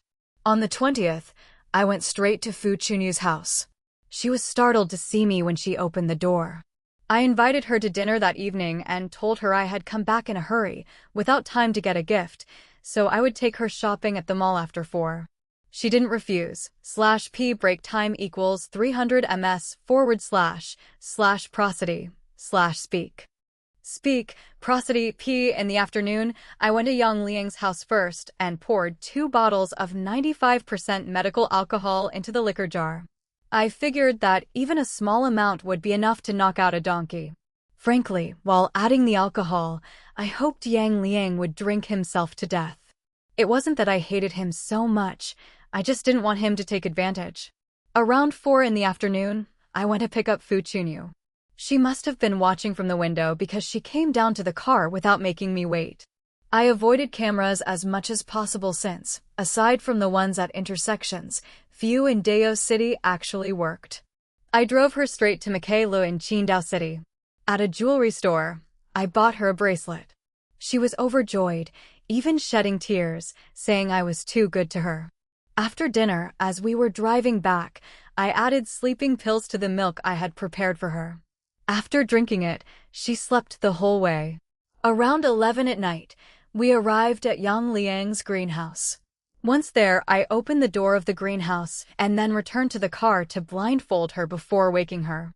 Fu Chunyu was a bit dazed at that moment.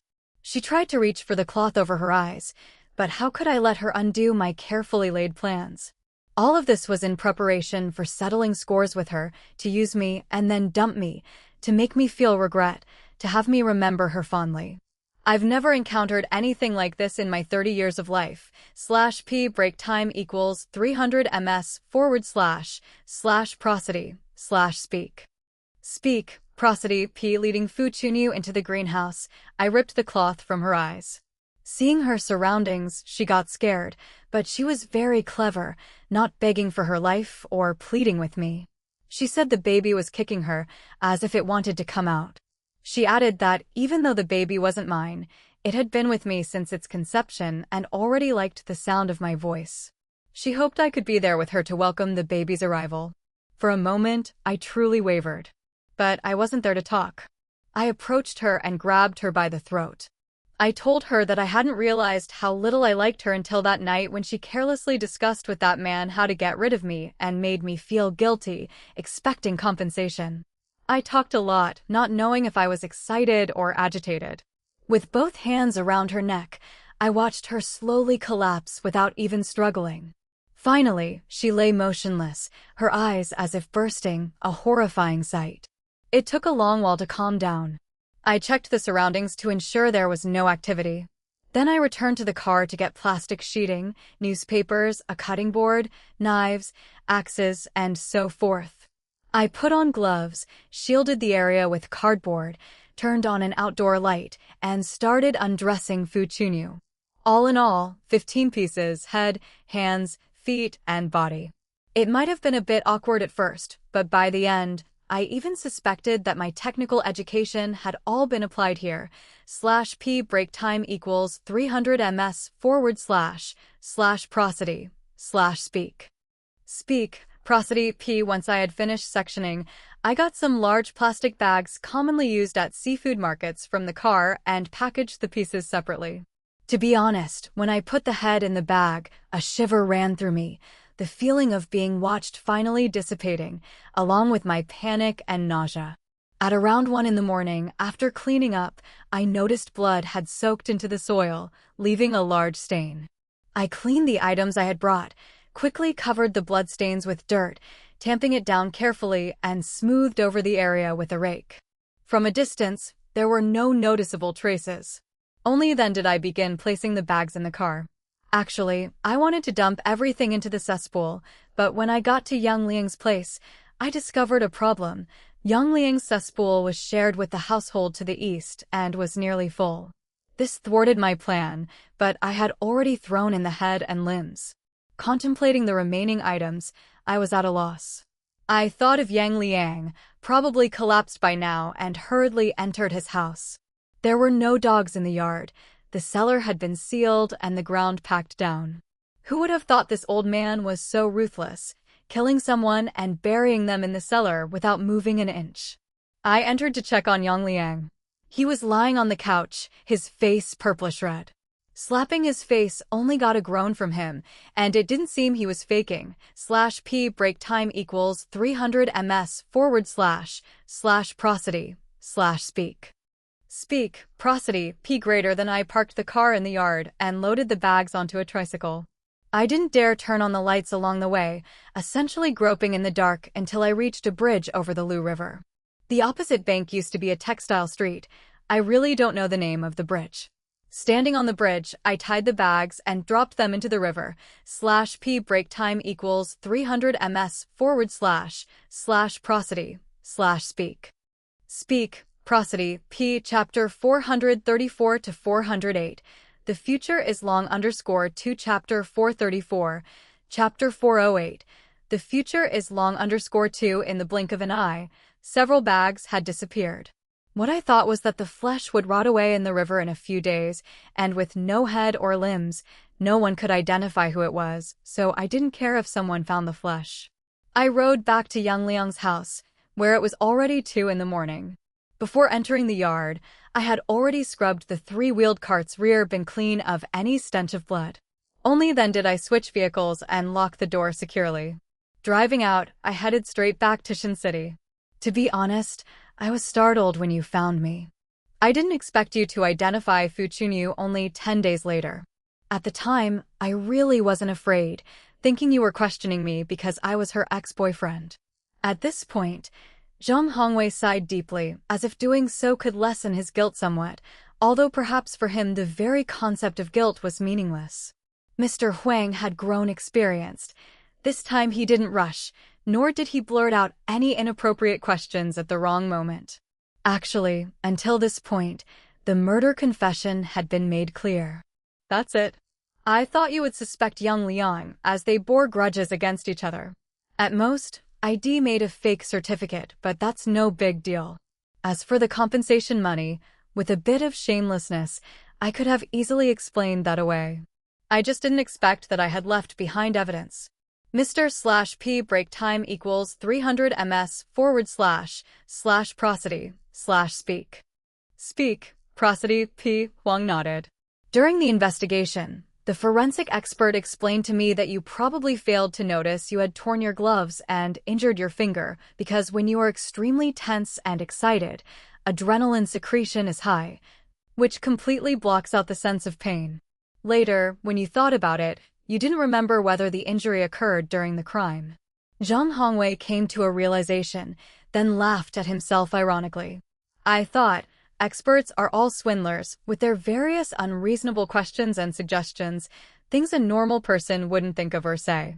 I didn't expect you'd consult with a real expert, someone who found the evidence and guessed I was the murderer.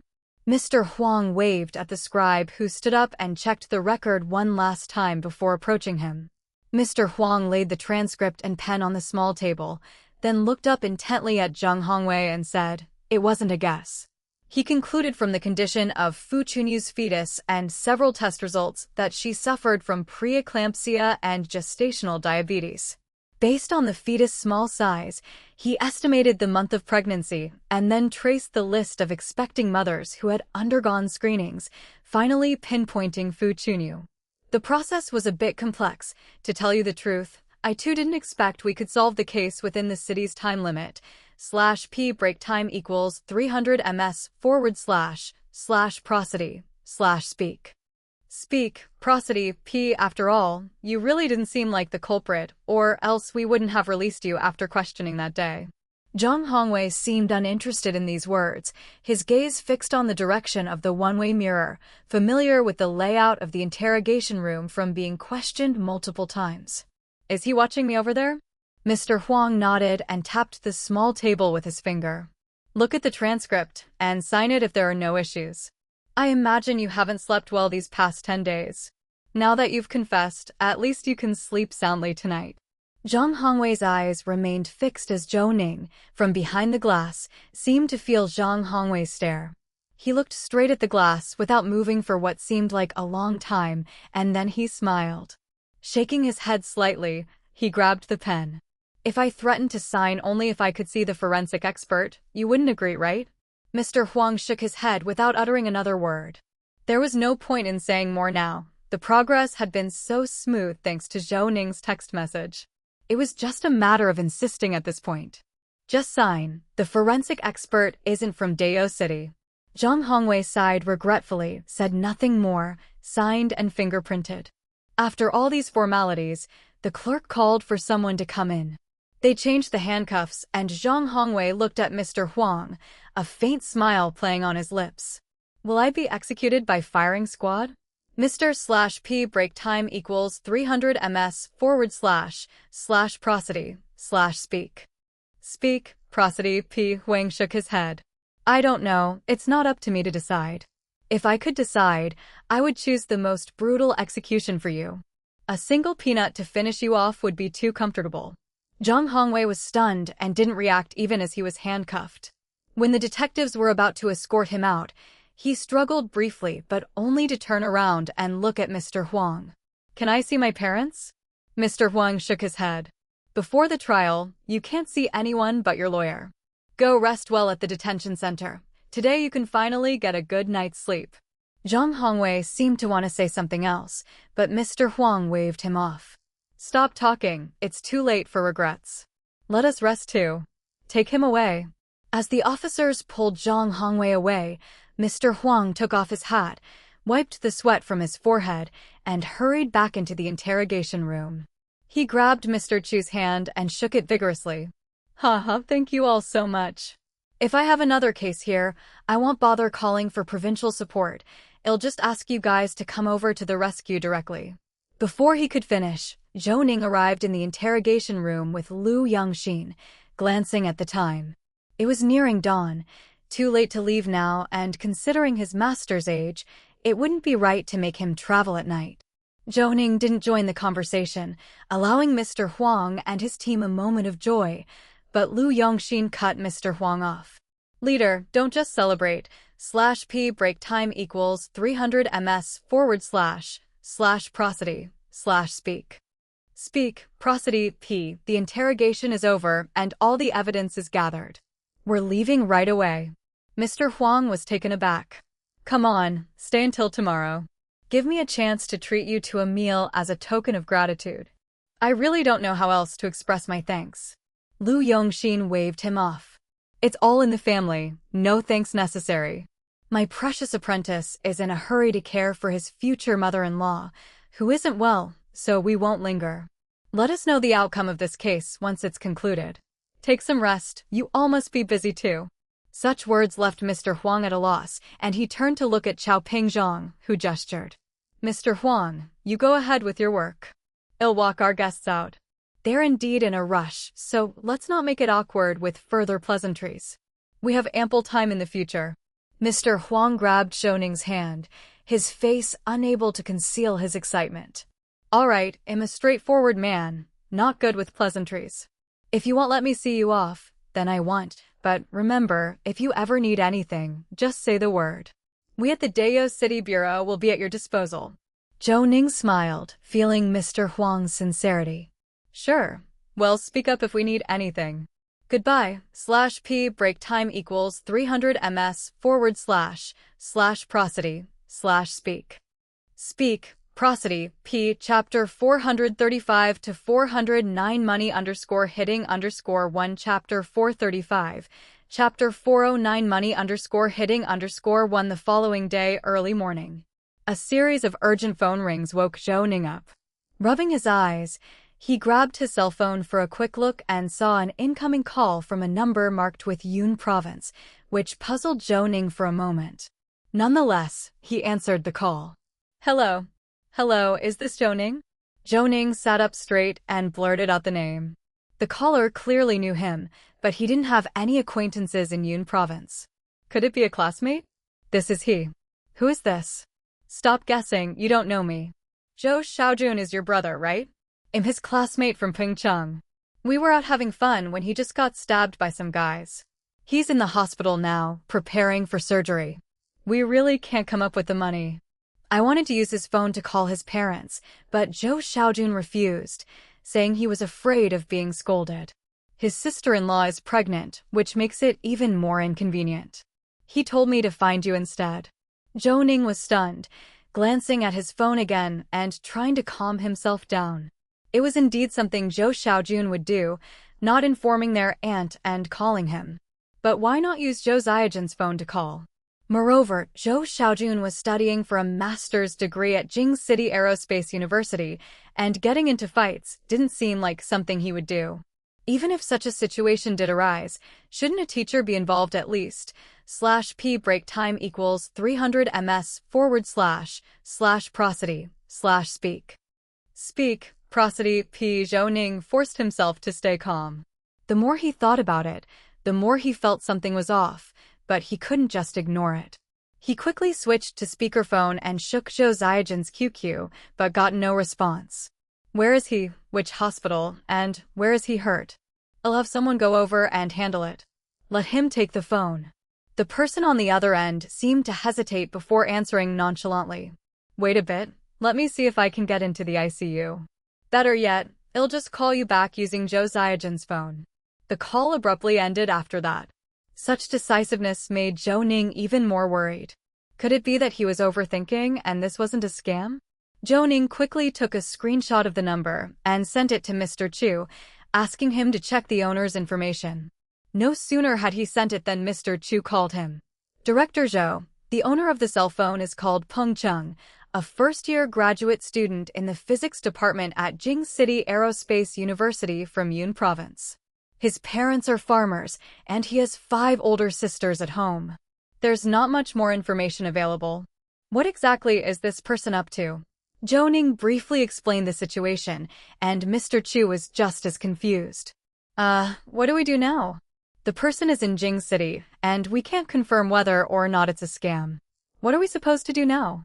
Should I look up the university's information, contact their instructor, or find the local police station? /p break time equals 300 ms / prosody / speak. Speak. Prosody, p. Do you know which hospital it is? Zhou Ning also felt annoyed for forgetting to ask that question. I didn't ask, but the noise in the background was loud. I couldn't tell what was going on. It doesn't seem quite right to call the police without any evidence, does it? Don't panic, Director Zhou. How about I check the hospitals? If he's in the ICU, then the emergency department would have him registered. I'll check on behalf of Qidong City Bureau. Naturally, Zhou Ning had no objections to that. Okay, my brother's name is Zhou Xiaojun. He's 25 years old, and his identity number is. He had just hung up and was about to look through his call history when the phone rang again. This time it was Zhou Xiaojun's number. Seeing this, Zhou Ning believed it a bit more. At least everything seemed reasonable. Hello? The voice on the other end spoke in a hushed tone. Hello, Zhou Ning? It's Peng Cheng. I'm in the ICU. Zhou Xiaojun is having some difficulty talking. You speak with him. Zhou Ning's heart raced. He couldn't articulate his feelings. He hoped it was a scam and didn't want Zhou Xiaojun to be truly in trouble, but he had no choice but to confirm what had happened. Just then, a feeble voice with a thick Qidong accent became audible. Hello, cousin, it's me. Xiaojun, don't tell my parents about my accident. It's nothing serious. At the mention of cousin, Zhou Ning narrowed his eyes. Zhou Xiaojun never called him that. It was always bro or, in a rush, by his name, same as Zhou Xiaoyu, /p break time equals 300 ms / prosody / speak. Speak, prosody p, because sometimes their grandfather would hear and inevitably, there'd be a beating. But Zhou Ning continued pretending to be worried and asked, which hospital are you at? Jishuatin Hospital. The voice suddenly cut off, and another, with a distinct Jing accent full of reproach, broke in. How did you get in here? Weren't you supposed to be paying the fees? The patient now urgently needs to have his spleen removed. What are you waiting for? Hurry up and contact his family. If there's no one soon, don't think about surgery. We'll send him directly to the morgue. What's the matter? Don't you value life? Just say it straight out. Don't take up our hospital bed. Zhou Ning's brows furrowed at the scornful tone, which was very uncomfortable to hear. On the other side, Peng Cheng seemed to be explaining something to the doctor, even covering the phone with his hand. He quickly turned to WeChat and sent the words Jishuatin Hospital to Mr. Chu. Back on the call screen, Zhou Ning could only catch bits and pieces of the conversation. Please don't get mad. I'm just getting in touch with his cousin, and he'll go pay the hospitalization fee right away. How much is needed? Is there any way to pay less? Do you think this is a vegetable market where you can haggle? The patient is severely bleeding, with a ruptured spleen and duodenum, needing a splenectomy and intestinal suturing. However, these need to be assessed during surgery, and we also need to stock blood. /p break time equals 300 ms / prosody / speak. Speak, prosody, p. Initially deposit 30 or 40,000 at least, and later another 10 or 20,000. Prepare accordingly. As the footsteps faded away, Peng Cheng hurriedly said, Hey Zhou Ning, are you still listening? I am. The doctor said emergency surgery is needed, at least 30 or 40,000 to start with, plus blood reserves and the like. I don't really understand. How soon can you guys get here? Do you want me to notify the instructor? Or should I call Zhou Xiaojun's parents? I can't handle this on my own.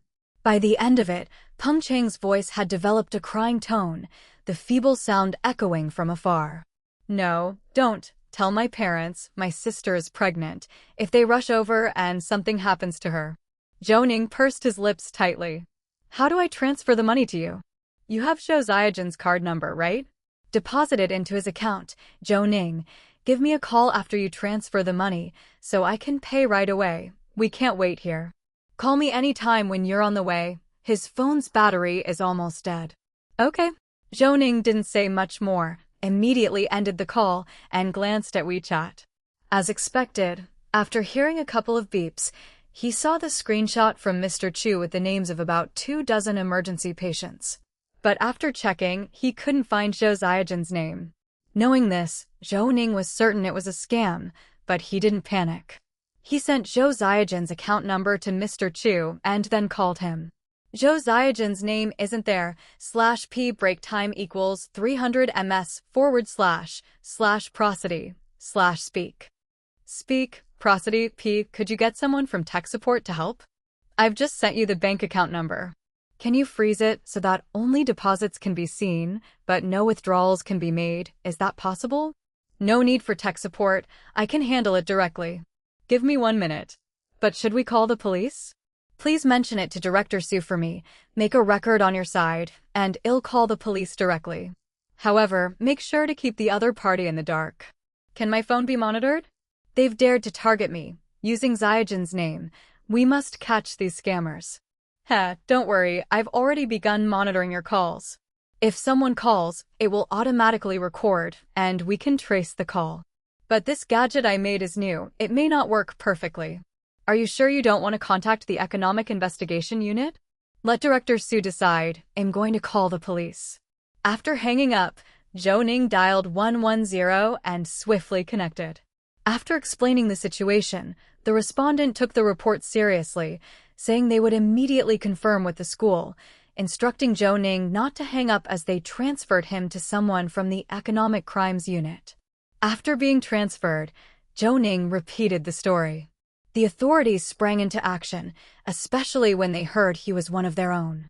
They were filled with righteous indignation and provided Zhou Ning with a phone number for Zhou Xiaojun's school, asking him to keep his line open. /p break time equals 300 ms / prosody / speak. Speak, prosody, p. Having done all that, Zhou Ning took a deep breath and called the school's responsible person. Only then did he remember it was Saturday. Despite the emergency, he dialed directly anyway.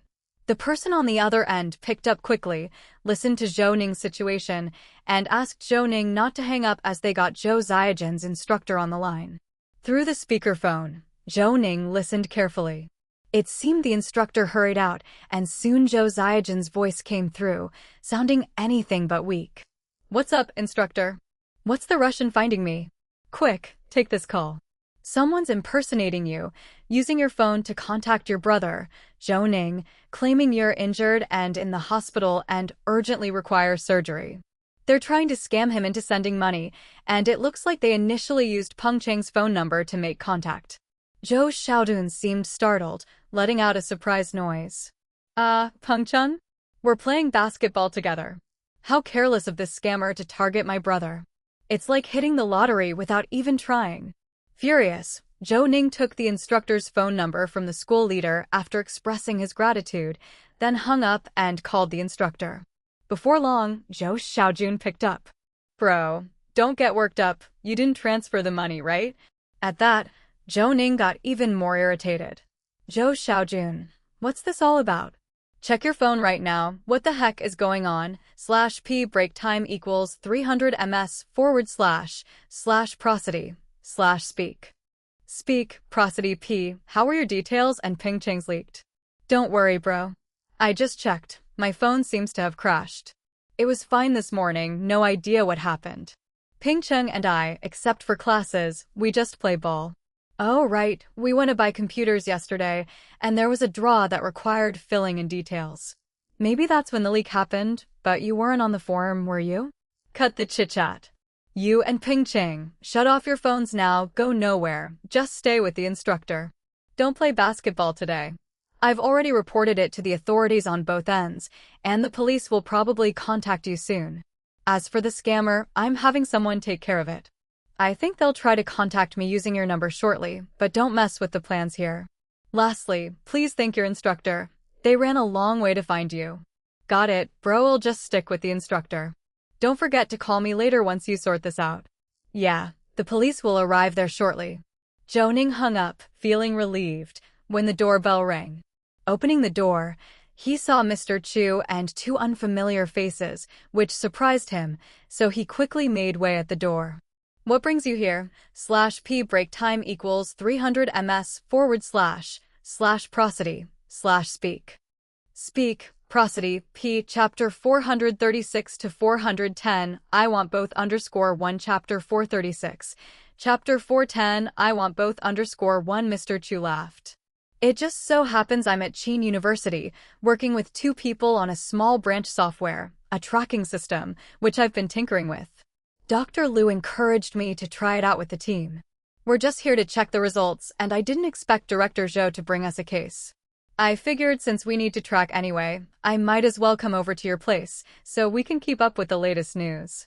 By the way, Director Zhou told me that the economic investigation folks are coming too, and they should arrive soon. Together, I reckon the tracking will be more effective.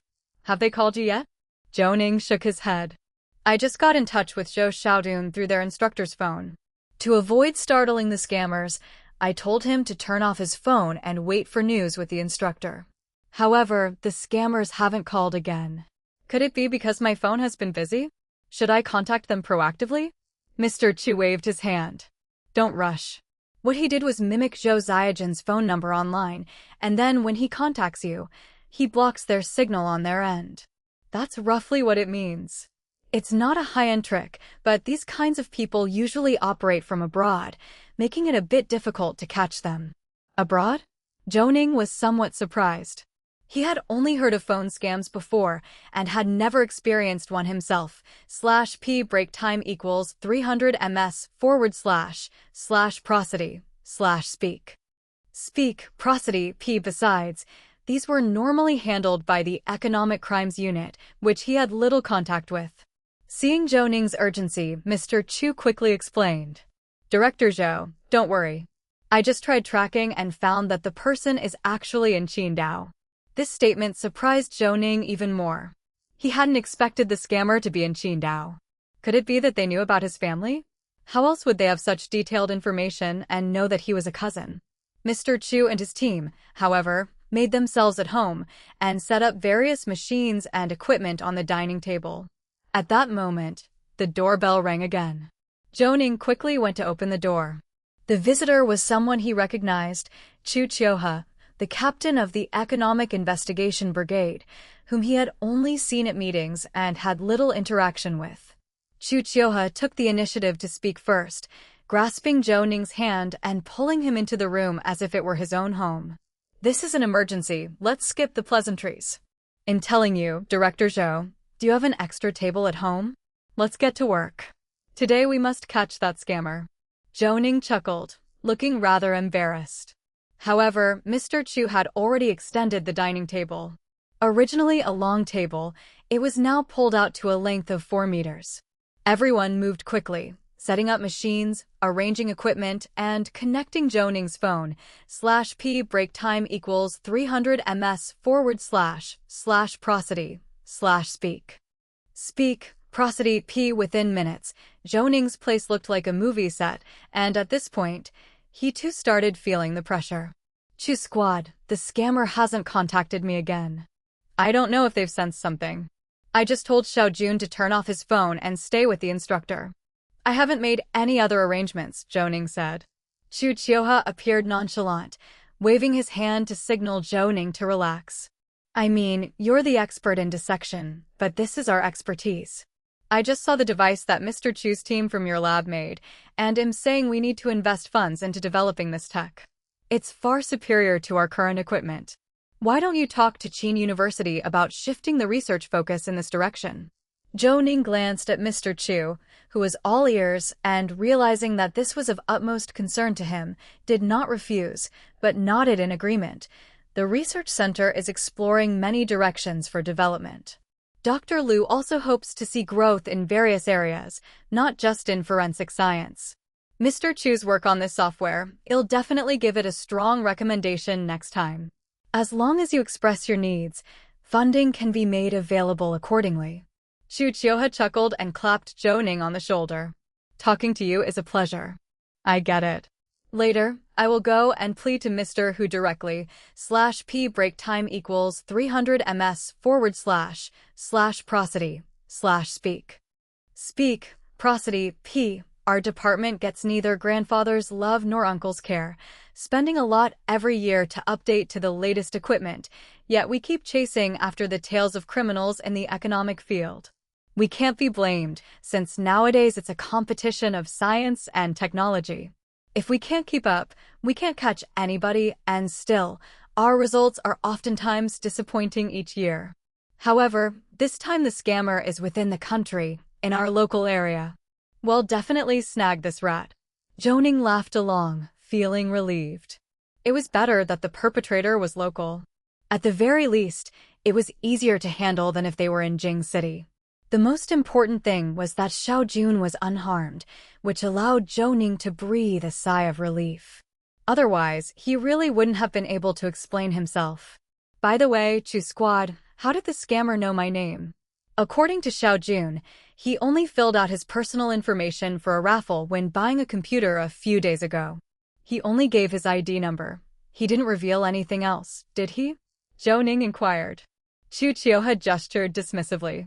Those people are quite cunning. When your brother bought the computer and paid with a card, with an ID and card number, they can find out transaction information. Perhaps you've transferred him money before, so they could guess roughly who you are. As for other information, it's even easier to get, sold in bulk for 100 yuan per 10,000.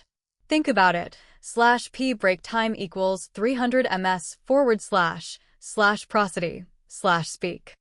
Speak, prosody, p. If they knew you were a police officer, they wouldn't dare to scam you. They'd have run away long ago. So their information isn't complete, they're half buying info, half guessing. If they guess right, they make off with tens of thousands. Zhou Ning paused, mulling it over. It made sense. Had he hung up the phone then because of the word cousin, the scammer would have probably moved on to another target. While he was thinking, Zhou Ning's phone rang. The number was still the one from Pingcheng in Yun Province. Zhou Ning quickly sat up straight as the economic investigators hastened over. Chu's squad also lost his smile and held up 3 fingers. When I count to 3, you answer the call. Sound anxious and say there might be a problem with the card number, that you can't transfer money, and you're not sure if the account has been frozen.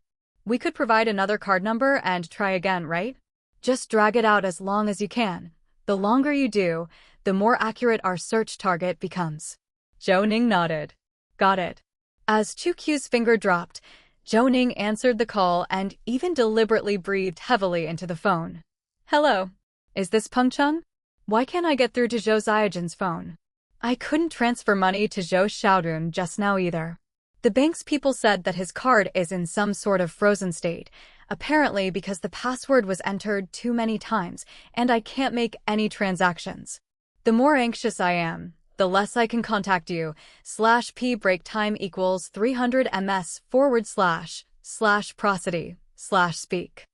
Speak, prosody, p. What should I do if I can't transfer the money?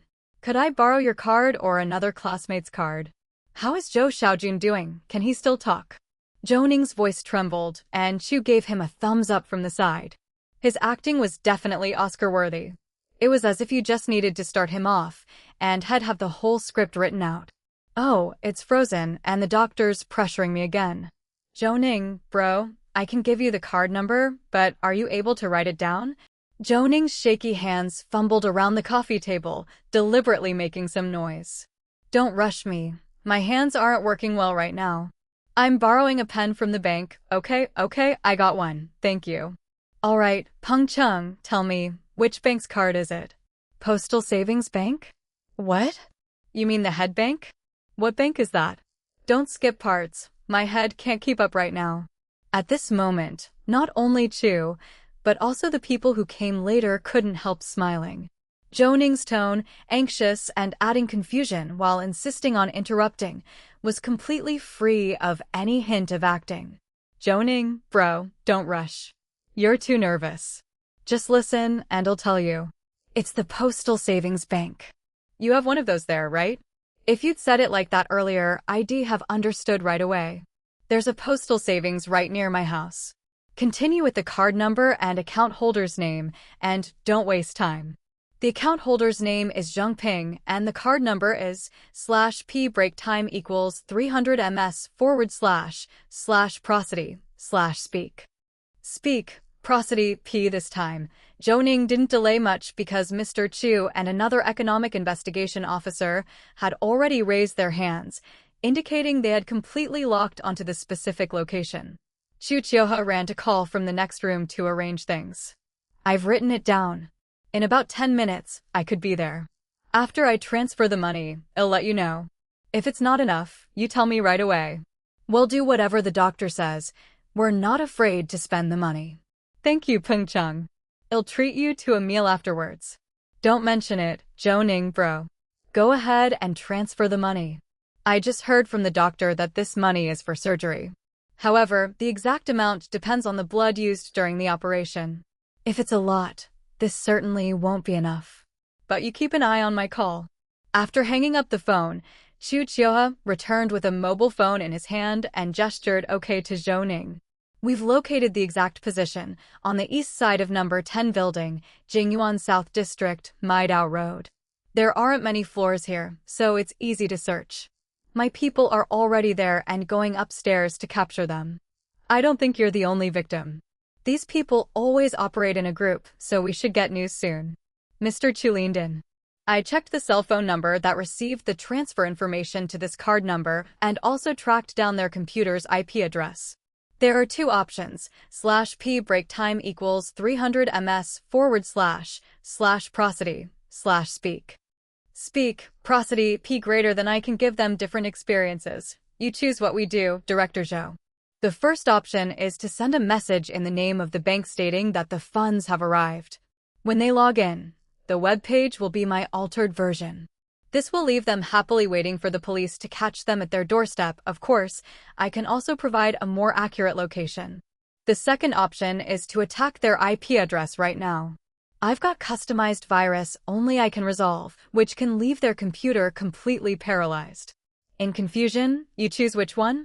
Zhou Ning looked at Chu, not his decision to make. Chu Chioha just laughed. If you want choose, I will. Mr. Chu has really surprised me. We're going with both. First, let them have their fun, then the computer goes dead. Provide the most accurate location, well, make the arrest. We can recover the data afterwards, right? Mr. Chu nodded. I've copied all the evidence, just need to withdraw, and everything could be restored. So, I'll get on it. With that, he hurriedly ran to the computer, typing furiously, which bewildered anyone watching. Chu Q's phone rang at that point. Have you arrived? Mr. Chu glanced over, pointing to a spot and saying, found it, here in Block 1 Unit 402. Did you hear that? Unit 402, Block 1. Force your way in, don't let a single one escape, take them all back, /p break time equals 300 ms / prosody / speak. Speak, prosody, p, chapter 437 to 411 stockings _1 chapter 437, chapter 411 stockings _1 that evening. Inside the small villa, Zhou Ning recounted the entire process. The old master was unexpectedly calm, while the second aunt was frightened to no small extent, with He Shansuan passing a cup of water to the second aunt at the side. Relax, Mom. It's not that nothing happened, and the person was caught, so there's no need for you to be nervous anymore. The old master fell silent for a moment before looking towards the second aunt. This kid is worrisome, but after this incident, he must have been scared enough. You don't need to scold him over the phone. I reckon he's learned his lesson and knows to be more cautious in the future. But these scammers are so rampant, they even dared to deceive the police. It's their bad luck. Zhou Ning couldn't help but laugh. It's actually a good thing. Because of this scam call, it seems we've advanced Mr. Chu's development of that thing. It looks like he'll need to discuss the follow-up development with Dr. Liu in the next few days. But this has to wait for the opinion of the city bureau, and we need a proper channel to implement it. Of course, we also have to consider the needs of various cities within Hua country. He Shansuan also followed with laughter. He seemed to enjoy the story very much. I'm telling you, your team is full of talents. Once you find a direction, you're capable of developing something new, and every project seems to bring in money. Mr. /p break time equals 300 ms / prosody / speak. Speak, prosody, P. Chu is extremely skilled with computers. He's been with us on cases and experienced a lot, and he has his own ideas. This is the perfect integration of scientific research and practical application. Okay, my report is done. Don't be upset anymore, and especially don't scold Zhou Xiaojun. I've already given him a thorough talking to today. The second aunt waved her hand.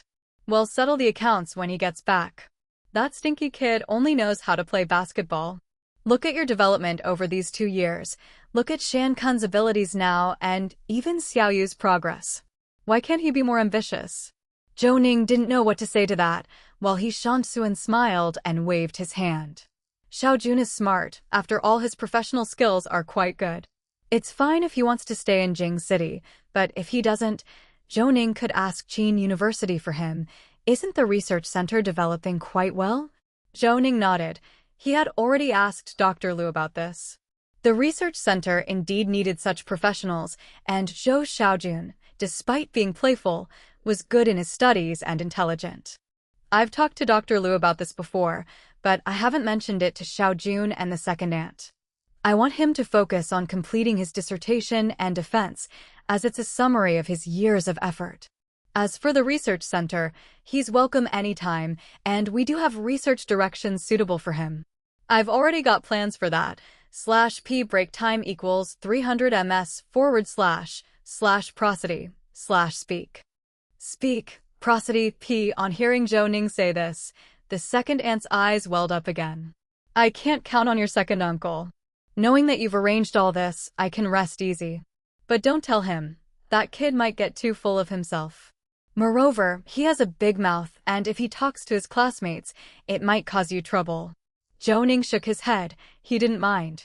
In fact, Zhou Xiaojun's abilities were quite good, and he was better than him in many ways. Don't worry. Xiaojun is quite capable. By the way, how has Xiaoyu been feeling these days? Is she still having strong reactions? Shan came up smiling, clearly energized at the mention of Xiaoyu. Today marks exactly 5 months. Xiaoyu is doing fine, no more morning sickness, and she has a good appetite. I'm even thinking of letting her rest early, so she doesn't get too tired. The grandfather grinned at the side while the second aunt gave Shan a white look. You're spoiling her. She's still sleeping upstairs. When I was pregnant with the two of them, I worked up until the day before giving birth. None of this fussiness. Being tougher made the children healthier, and moving around more is good for the baby too. Shan rubbed his short hair, full of emotion.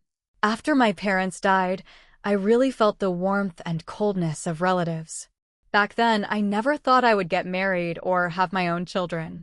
Now I realize having a wife and children is what makes a home warm and meaningful. I am truly moved. /p break time equals 300 ms//prosody/speak. Speak, prosody, p. But I never liked kids before. Hearing a child cry, I would get as far away as possible. So strange. Zhou Ning gave him a look as the second aunt, after hearing this, nodded her head in agreement. Then her gaze turned to Zhou Ning. You need to hurry as well. It wouldn't be a problem for you to get married in another 3 to 5 years, but Momo can't wait that long. Continue dating, but after the new year, you should also think about redecorating your place. It's too minimalist for my taste. Shan couldn't stop laughing, and when the second aunt looked at him, he gave her a thumbs up. Mom, you're so trendy, even knowing about minimalist style. The second aunt was a bit embarrassed to be complimented like this. Everyone laughed, as the grandfather affectionately rubbed his stone balls and looked at Zhou Ning. Tomorrow is Sunday, and you're just done with being busy. No need to bring Momo home. You two should go out and have fun. Go to Tongshan or the seaside, or drive to Qi Island. Zhou Ning thought for a moment, then shook his head. Let's not go for now. I need to visit Momo's mother at the hospital tomorrow. Her condition has stabilized these past few days, and it's better to keep her company. Shankun's laughter faded as he nodded. I think it's good to visit your mother-in-law. The situation was quite frightening before, but the stent was placed in time, so all is well now. Just relax, she'll be bouncing back in a couple of weeks. /p break time equals 300 ms//prosody/speak. Speak, prosody, p. Zhou Ning gave him a look, knowing full well that Shan was doing this on purpose. At the right time, he can sweet-talk the second aunt with fancy words, but when it's about Momo's mom, he's uncomplicated. It was clear where his priorities lay. Thanks for that, but second aunt, you don't know. Your son-in-law, when he argues outside, is top-notch. I had the pleasure to witness it once. For middle-aged children wouldn't take care of a gravely ill elderly parent, and instead fight over the inheritance right outside the emergency room. What a scolding your son-in-law gave them. He left them in tatters. The second aunt nodded vigorously. You're right. The more children there are, the less care the elderly receive. It's a common occurrence. If it comes to it, my son-in-law won't even need to lift a finger. Zhou Ning rubbed his nose, knowing that the conversation was over for the day as everyone was united in their stance. Grandpa, it's getting late. I'm going to head back to sleep. Shall I take you out tomorrow? The old man gave him a look. Don't give me that. It's Xiao Yu who's pregnant now, shielding you from the pressure to marry. If it weren't for her, you'd be the one getting nagged at. Focus your energy on Xia Momo. We're not rushing you into marriage. We just think it's time to start discussing certain matters. Let's have both families meet before the new year and set what needs to be set. Apart from nodding, Zhou Ning could say nothing else. After all, the elder's words were final. /p break time equals 300 ms / prosody / speak. Speak, prosody, p. Moreover, his interactions with Xia Momo were comfortable. No rigid rules, no unreasonable demands, no endless scrutiny or interference. In short, her presence was tremendously comforting.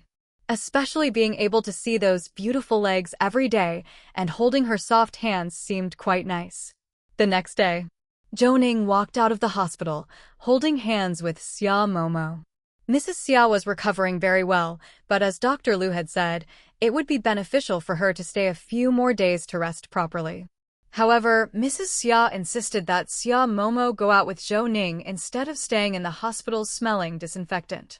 The two of them stood in the parking lot, and Zhou Ning didn't know where to go, with his aunt's suggestions from last night crowding his mind. How about we buy some food and head to North Jiushui and Tangshan? Xia Momo lifted her foot, revealing a pair of high heels to Zhou Ning. She put her hands on her hips and pursed her lips slightly.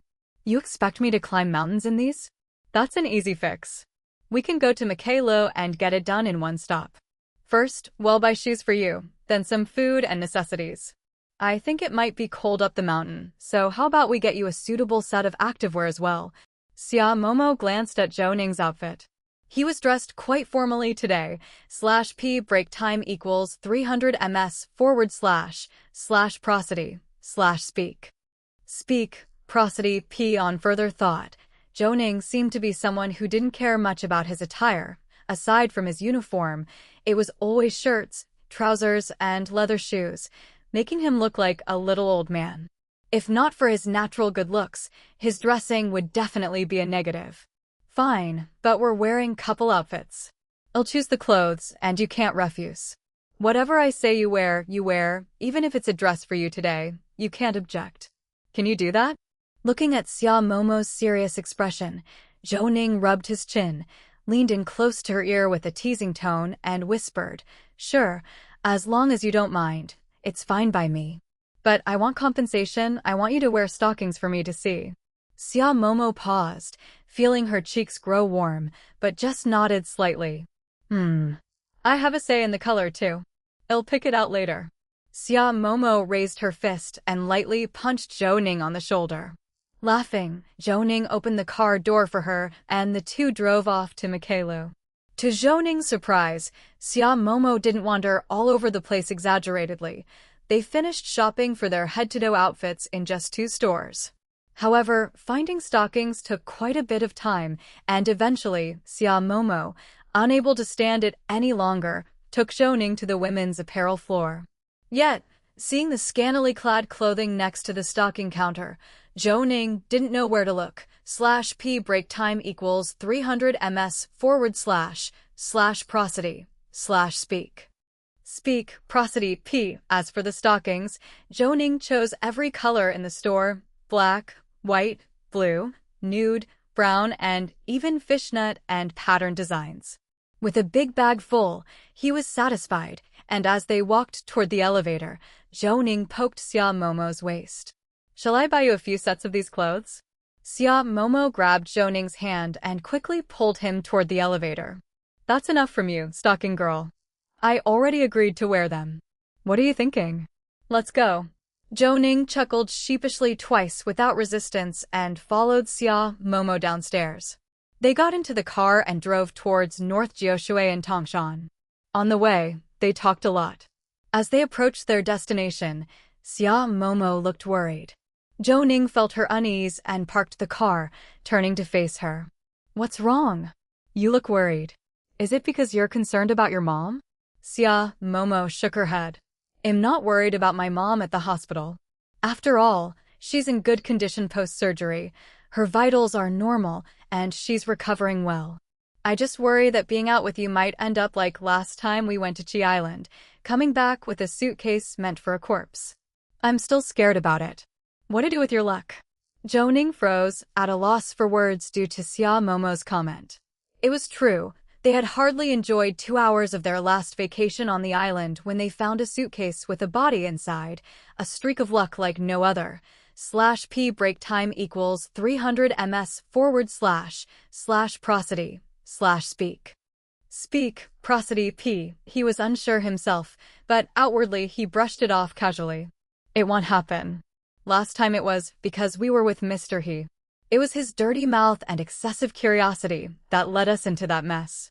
Come on, let's go hiking. /p break time equals 300 ms / prosody / speak. Speak, prosody p. Chapter 438 to 412.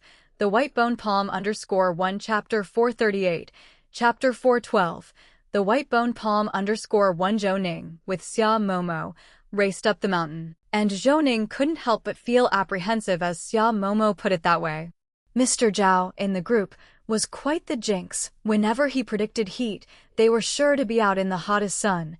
Not to mention Mr. He, the unlucky chap whose shifts always brought patient counts several times higher than others. An undeniable fact that left him quite helpless. After much analysis, Zhou Ning came to a conclusion. His luck had always been good, the kind that catches the last train despite a late start, just like when he took the civil service exam, as well as his own college entrance exams, graduation, and whatnot. Things looked hopeless, but heads stumbled along to this day. Zhou Ning cleared his throat, got his backpack ready, shook off these messy thoughts, and quickened his pace up the mountain, dragging Xia Momo along. All along the way, although they were in a scenic area, there were plenty of vendors, spots to sit with a cup of tea, and even places to get cold noodles, a Qidong specialty made from seaweed and stone jellyfish drizzled with garlic, cilantro, sesame oil, and vinegar, a refreshing antidote to the heat.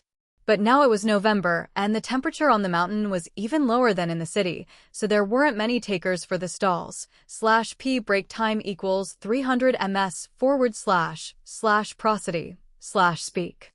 Speak, prosody p. Zhou Ning, though he didn't mind garlic, didn't want to spoil the atmosphere with Xia Momo because of the smell.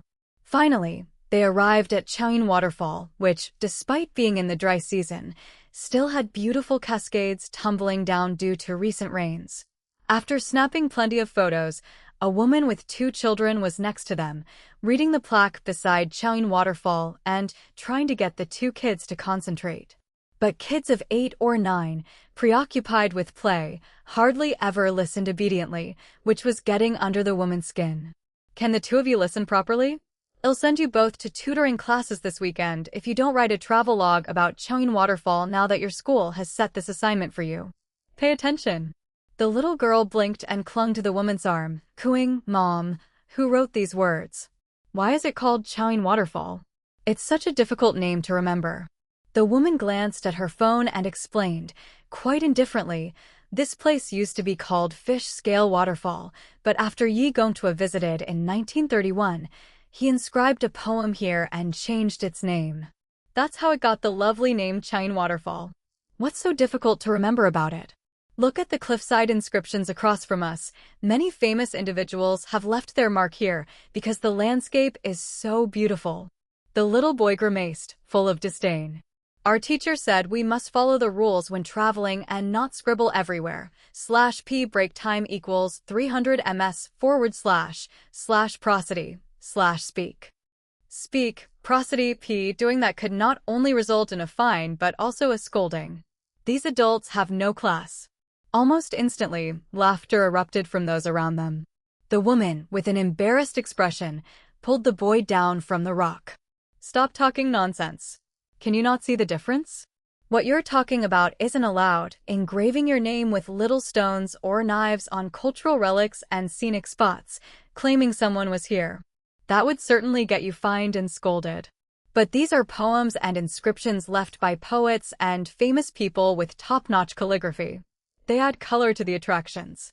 The little girl hopped over, showing a gap in her teeth as she jumped cheerfully, and asked curiously, Sun Wukong also wrote was here, and that's why the Buddha pinned him under a rock for 500 years, right? And he also urinated everywhere. Before long, the woman gave up on trying to keep a straight face, biting her lip and grabbing the little girl, trying to stop her from speaking out as she drew even more attention and laughter from onlookers. The children's argument continued unabated. They were like little devils, causing everyone quite a headache. Zhou Ning pulled Xia Momo along, bypassing the crowd and heading towards the mountain. Since many visitors stopped at Chaoyin Waterfall and didn't want to go further, /p break time equals 300 ms//prosody/speak. Speak, prosody, p from their Taweizhu Temple, the furthest point on this trail, was a 2.5-hour hike, while the descent on another path was somewhat shorter, but still nearly 2 hours, and the pathways were very steep. So many visitors turned back after just taking pictures, but Zhou Ning and Xia Momo were there to hike, so they headed straight for the mountain. Along the way, the scenery was pleasant, and they even encountered a one-legged disabled person climbing the mountain, whose stamina and willpower were admirable. 5 hours later, the two descended the mountain. Zhou Ning's legs felt as if they weren't his own, but seeing Xia Momo still in high spirits, he didn't dare complain about being tired and felt relieved that he definitely didn't have the constitution of Conan. The two drove straight home, and Zhou Ning dropped Xia Momo off at Building 7. She glanced at the time, reached into the back seat for a bag of stockings, and gave them a shake in front of Zhou Ning. Come over for dinner after you shower. I'll freshen up too. How about I make you some wontons? All at once, Zhou Ning's fatigue vanished. Sounds good. I'll come over after my shower, and today I want to see white stockings. Xia Momo rolled her eyes, struggling to hold back a laugh and her embarrassment as she quickly entered the building. Zhou Ning hurriedly turned around, but regretted his eagerness. Had he seemed too anxious just now, /p break time equals 300 ms//prosody/speak. Speak, prosody, p. He reminded himself to pay attention to his tone and timing when making requests next time, as he drove straight home. January 4th, 2013. First thing in the morning, Zhou Ning drove Xia Momo to the technical department. Dressed in a navy blue down jacket, Zhou Ning adjusted his clothes when he got out of the car, which made Xia Momo cover her mouth and laugh. Are you that uncomfortable without your uniform? Rest assured, this jacket looks great on you and suits your temperament. You can't wear your uniform all year round. The headquarters doesn't even require that of you. Zhou Ning closed the car door, facing a blast of cold air, admitting the jacket didn't lack in warmth. I'm just a bit uncomfortable, but since it's from you, I naturally like it. Xia Momo just smiled, not responding as they headed to the technical department, one after the other. They hadn't reached Office 301 when hurried footsteps sounded from behind. Turning around, Zhou Ning saw Mr. Bai approaching, and with a hint of confusion, he quickly asked, Mr. Bai, why the rush? Is there a case?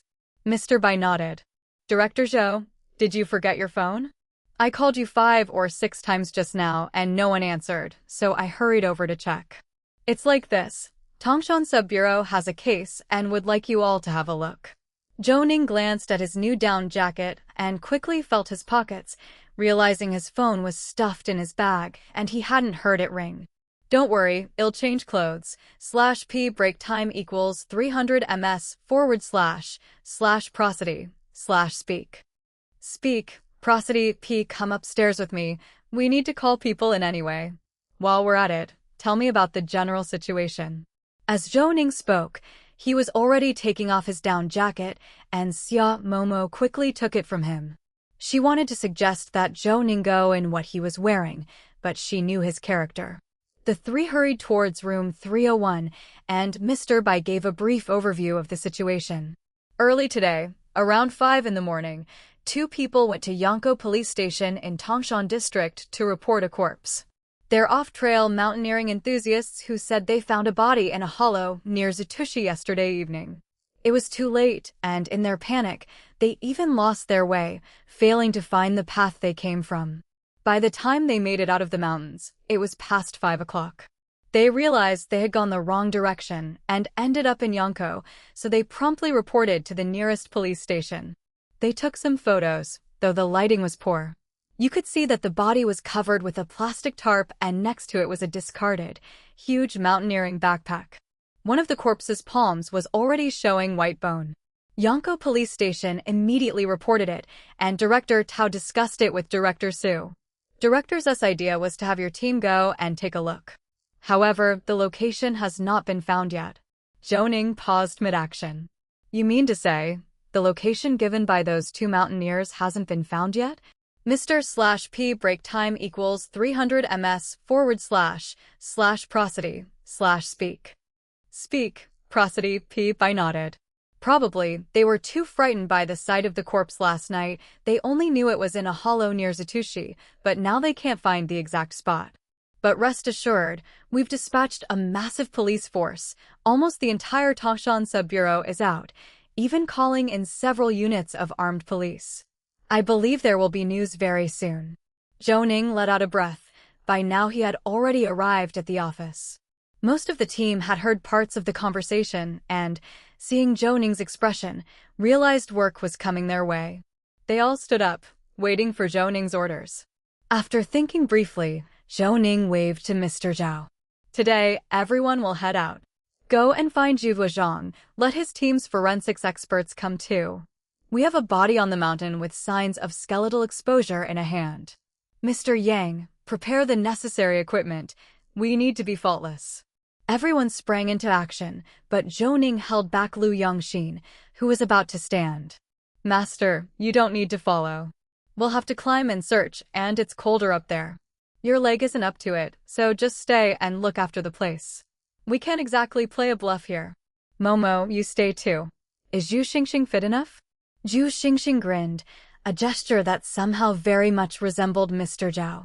I'm stronger than Zhao Xinli. Don't worry, I can carry the body too. The remaining few spoke up before Zhou Ning could ask, each one saying they were up to the task. /P break time equals 300 ms/prosody/speak.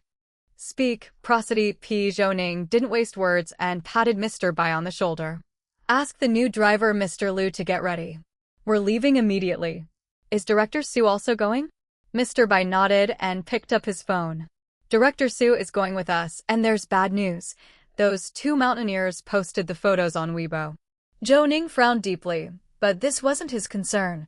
Moreover, Su Dayuan had already brought in 7 computer experts from Qin University, all assigned to the technology department. So deleting posts and controlling public opinion shouldn't be an issue. Forget that. Go call the driver, Mr. Liu. Mr. Bai, realizing he had said too much, quickly shut up and hurried downstairs, while Mr. Chu sidled over. Do you need my help with the posts? Zhou Ning shook his head. Director Su will handle it. I think the 7 new guys in tech are quite capable. This will be a good test for them. But why would those 2 mountaineers choose to report to the police and yet post on Weibo? Mr. Zhao pushed the door open, returning just in time to hear Zhou Ning's last words. While pulling on his coat, he began to speak. Why take the off-trail path? It's because they don't want to see the regular scenic views. These people are usually rock climbing enthusiasts or the like who enjoy extreme sports and have significant influence. Seeing this, something that could go viral, how could they resist? I wager later they'll insist it wasn't their doing. Zhou Ning shot him a glance, and Mr. Zhao promptly clammed up. /P break time equals 300 ms/prosody/speak. Speak, prosody, P. Keep quiet. We're there to survey the scene.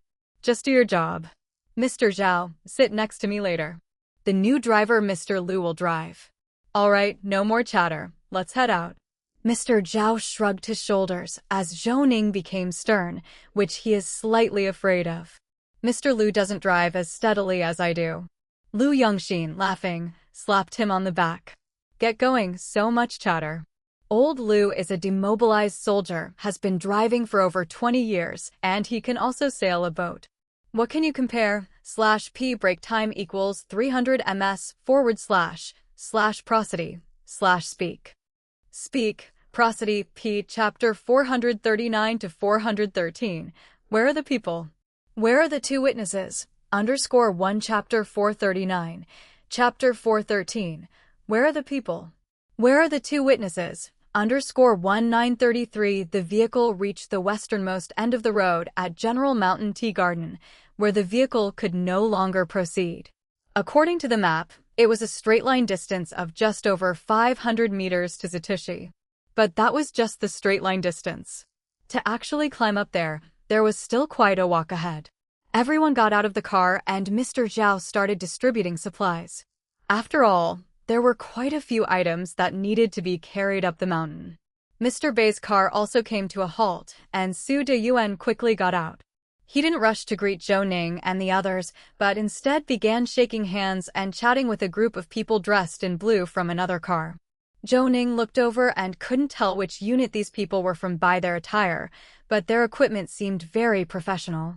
Among them, some not only had dogs, but also carried precision instruments akin to endoscopes used in surgery. However, Zhou Ning knew these were for exploration purposes. As he was thinking, Su Deyuan waved to Zhou Ning, who quickly strode over. Let me introduce you. This is Zhou Ning, director of the 2nd Forensic Team at our technical department. And this is Huang Liqing, captain of the Blue Sky Rescue Team. They're quite a professional rescue squad and will be joining our search operation. /p break time equals 300 ms / prosody / speak. Speak, prosody, p. Your team will follow Captain Huang, since they're more familiar with the terrain of Tangshan. Zhou Ning nodded in understanding, shook hands with Huang Liqing, and recognized this rescue team. Anyone who went missing in the mountains was mostly searched for with their help, and they were indeed very familiar with the terrain of Tangshan. Hello, Captain Huang. Huang Liqing was quite straightforward and, putting on his gloves, quickly said, Do you have a lot of supplies? If so, we can share some of the load. I have a military background and am not one for pretty words, but from here to Zatushi might seem close, yet it actually takes at least an hour to get there by foot. The incline is filled with steep rocky valleys, no paths at all, and not long after you start walking up from here, all signals will disappear. We are basically relying on walkie-talkies and shouting to communicate. Additionally, we have a satellite phone here, which is the only way to stay in touch. We'll follow Captain Huang's arrangement. Have those two hikers also come along? Su Deyuan humphed twice, his face full of dissatisfaction. They are already near Zatushi, but the terrain is similar everywhere around here. Based on their description, I think anywhere within a 3-kilometer radius is possible. So we need to be fully prepared. Have you brought enough water and food? Mr. Zhao, seemingly materializing out of nowhere, said with a grin, Don't worry, boss. /p break time equals 300 ms / prosody / speak.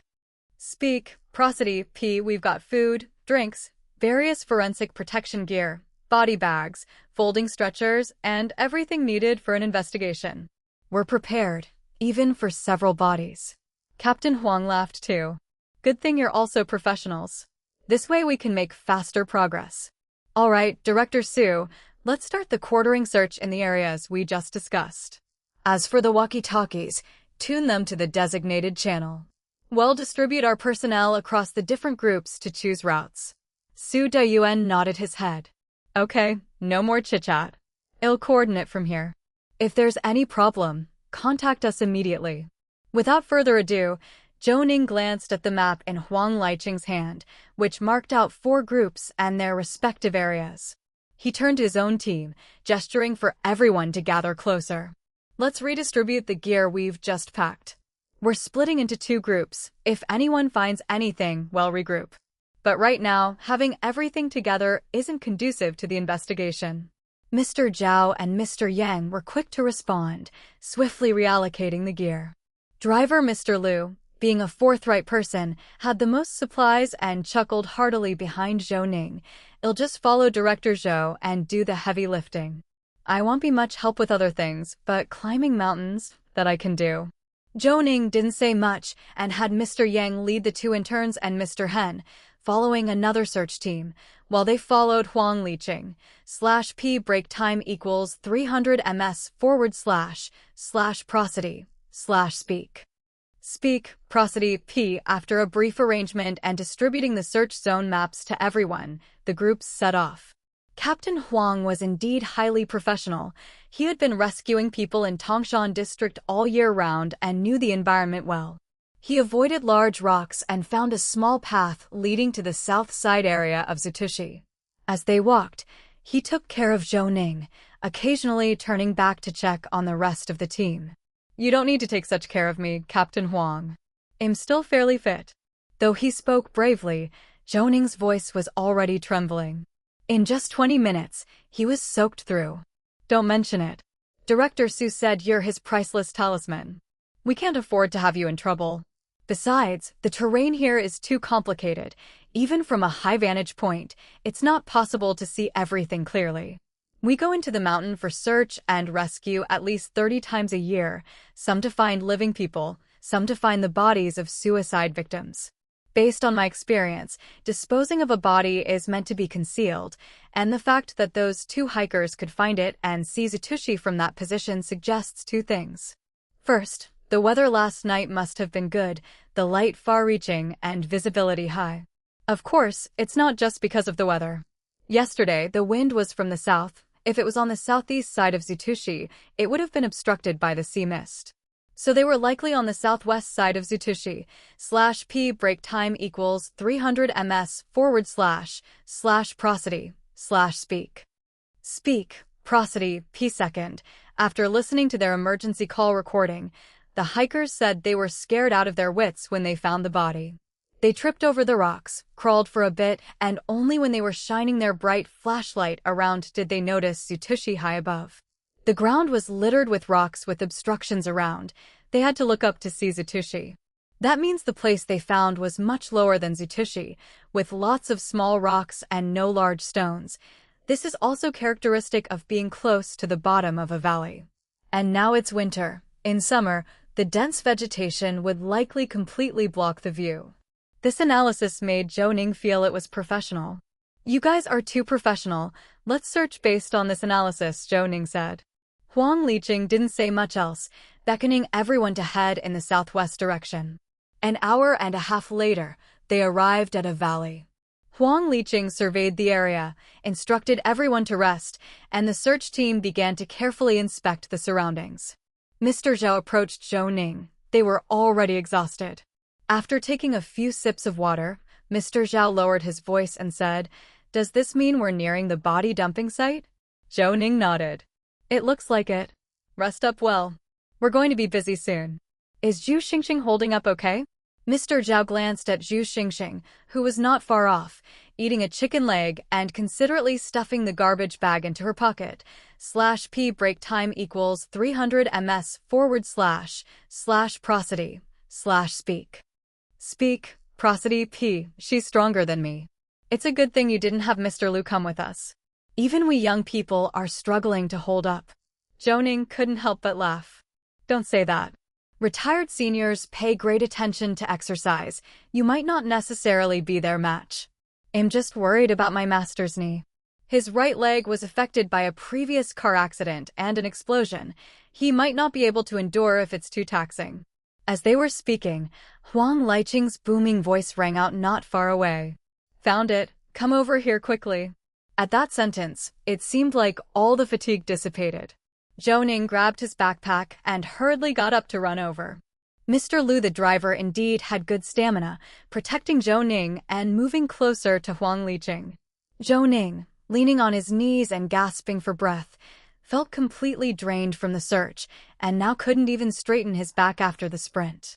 However, as he drew closer and smelled the familiar stench of a corpse, his heart finally settled. Mr. Liu, the driver, appeared calm, without the strong reaction of a novice intern, quickly putting on a mask and helping Zhou Ning set down his backpack. Zhou Ning, while putting on his own mask, walked toward the corpse and gestured for everyone to keep their distance. The deceased was curled up in a fetal position, lying on his side on the broken stones, with his right hand raised high. /p break time equals 300 ms / prosody / speak. Speak, prosody, p. The palm of the right hand had turned into a skeleton, and there were signs of gnawing by animals, with some fingers missing.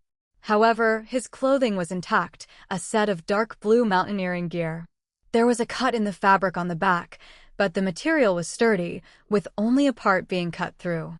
The left hand was not visible under the body, and the entire corpse was in an H shape. The face of the deceased couldn't be seen, as he was wearing a bucket hat with the strap fastened under the chin. Zhou Ning moved sideways a few steps, and from this angle, he could see the face of the deceased, which was surprisingly in a dry, mummified state. The skin was a light brown color, now completely adhering to the facial bones, sockets sunken, the lips tightly drawn back, mouth open with teeth exposed. The teeth were neat and white, with no signs of tobacco stains, and the wearing down of the biting surface wasn't severe. Zhou Ning switched on a high-power flashlight and looked through the parted mouth to examine the teeth, noting that 2 of the lower right molars were missing. However, the gums were severely dried out, making it difficult to discern the finer details. Zhou Ning waved his hand and Mr. Zhao and the others came over. Measure the height of the deceased, shoe size, check the clothing size to estimate weight. Captain Huang, please notify our team members to hurry over here, Zhou Ning instructed. Mr./P break time equals 300 ms / prosody / speak. Speak, prosody, P. Zhao quickly set people in motion, while Huang Liqing grabbed the radio and started barking orders. His voice was so loud that Zhou Ning could understand why yelling was considered another form of communication. Soon, a large group of the search team congregated at the site. Su Dayuan arrived briskly, leading Mr. Yang and the others, each one getting straight to work without needing instruction. Su Dayuan came over, looked at the state of the deceased, and then leaned over, panting, to ask, "How's it going? Any preliminary investigation results?" Zhou Ning waved his hand, signaling Su Dayuan to not hurry, and confirmed the data of the deceased with Mr. Zhao and the others before approaching Su Dayuan. The deceased was about 175 centimeters tall, very thin. Based on shoe size, clothing size, and estimates from the wrist dimensions, we think the deceased weighed around 100 jin, or possibly even less. Just now, I examined the man's teeth and the condition of his head. The deceased had neat teeth, free from tobacco stains, but was missing the lower right molars. It's difficult to tell with the naked eye whether the loss occurred before or after death. Based on the characteristic of the exposed, biting surface of the molars and expanded wear patches, we estimate the deceased was about 38 years old. The dehydration of the head showed a mummy-like state, with dry and shriveled eye sockets, retracted lips, and teeth exposed.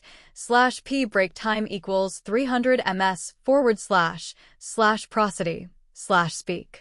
Speak, prosody, P. The flesh clung to the bones, a state that is rare to see and usually only occurs in low-temperature, dry environments, combined with a very low body fat content and severe dehydration after having not eaten for a long period. As for the time of death, it's hard to deduce right now and will require further autopsy. The deceased had no identification or belongings on him, and his backpack was empty. It seems like the backpack was used to carry the body into the mountains. Based on the brands and the professionalism of the clothing and shoes on the body, I believe the deceased was someone skilled in outdoor activities, similar to the 2 hikers from before. Su Dayuan nodded, having seen the condition of the body himself. It was rare to gather this much information on scene. Hearing what Zhou Ning said, he hurriedly looked around. Where are they, those 2 witnesses? /P break time equals 300 ms / prosody / speak.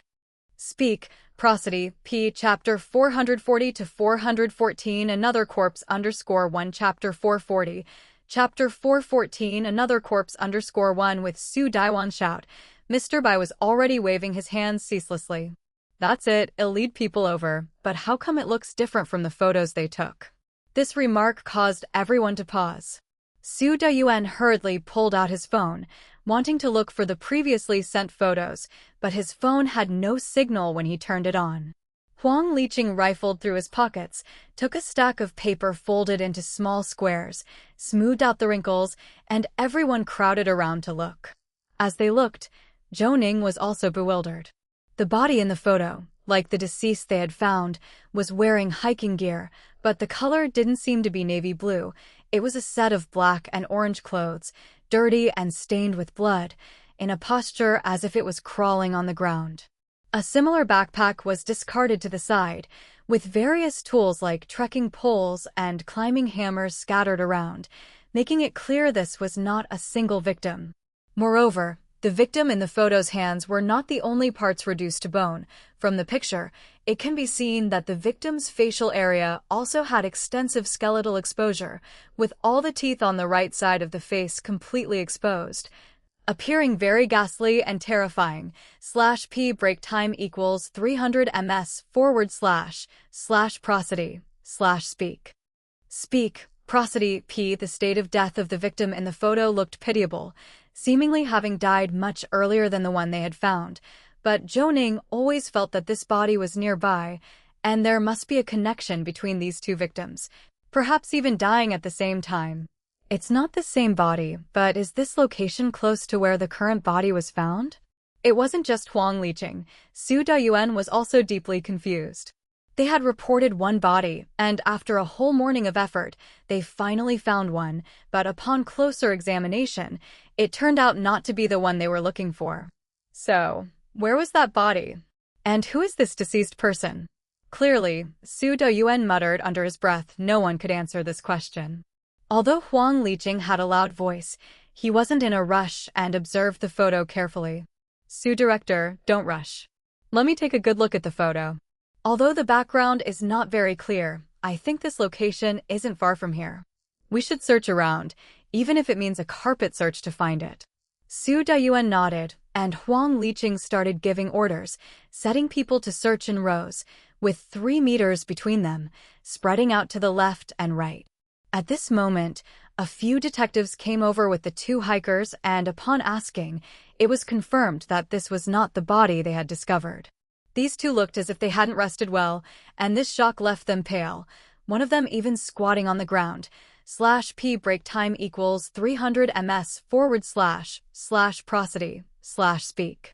Speak, prosody, p. Seeing this, Su Dayuan ordered that the 2 be taken away and arranged for them to rest back at the station, though they could not leave yet. As everyone walked away, Mr. Zhao came over, gesturing to Zhou Ning. What's the meaning of this? What do we do now? Bag the corpse? Zhou Ning glanced over. The backpack had already been packed by Mr. Wang and the others, with the stretcher and body bag laid out to the side. Bag it up. It's good that Mr. Yang was foresight. If we hadn't brought enough equipment, I don't know how we'd have carried it back. Mr. Zhao looked at Zhou Ning sidelong and scoffed disdainfully. Don't jinx it. If we find 2 more, we'll have no place to put them. Please, Zhou Xiao, don't say another word. I'm off to work. With that, Mr. Zhao hurried off, his pace showing the agility of a spry heavy-set man. They moved quickly, as Mr. Yang was very experienced. He turned the body bag inside out over the body, adjusted the position of the deceased's right arm, then several of them flipped the body together. They propped it up with the stretcher from behind, and that's how they got the body into the bag and placed it on the stretcher. After zipping up and securing it with several straps, they all took a breath of relief. Zhou Ning averted his gaze and handed a bottle of water to Su Dayuan, whose lips were cracked from dryness. Have some water. We found this body, and the other won't take long. Director Su, don't get too worked up. /p break time equals 300 ms//prosody/speak. Speak, prosody, p. We need to think about how we're going to move the body now. This remark brought Su Dayuan back to reality, and he looked at the stretcher that had been prepared, slapping his head hard. We didn't prepare in advance. Do I need to have someone go back to the technical department for stretchers and body bags? Zhou Ning gave an awkward smile. It's actually fortunate. Mr. Yang is like a pack rat, always likes to prepare a few extra sets of everything just in case.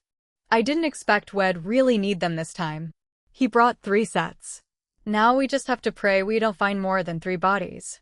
Su Dayuan glared. Quick, spit on the ground 3 times. Stop talking nonsense. You always have a way of making things come true. Zhou Ning was even more speechless.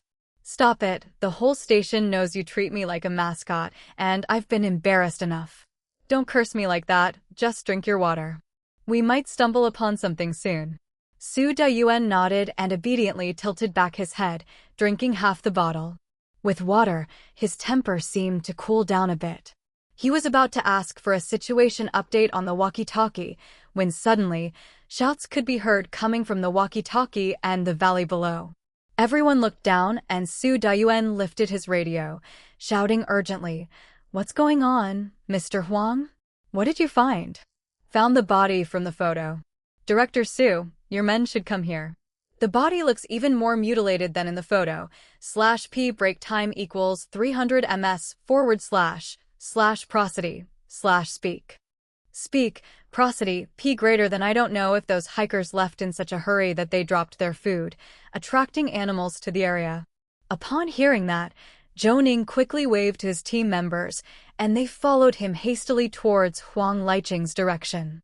Su Dayuan, on the other hand, did not leave immediately but instead called together the criminal police and the search team's armed police, forming 3 small teams to transport the body to the parking lot. After all, the distance was too long and they had to take turns carrying the body. Zhou Ning arrived in front of Huang Liqing, panting heavily, and was stunned by what he saw behind him.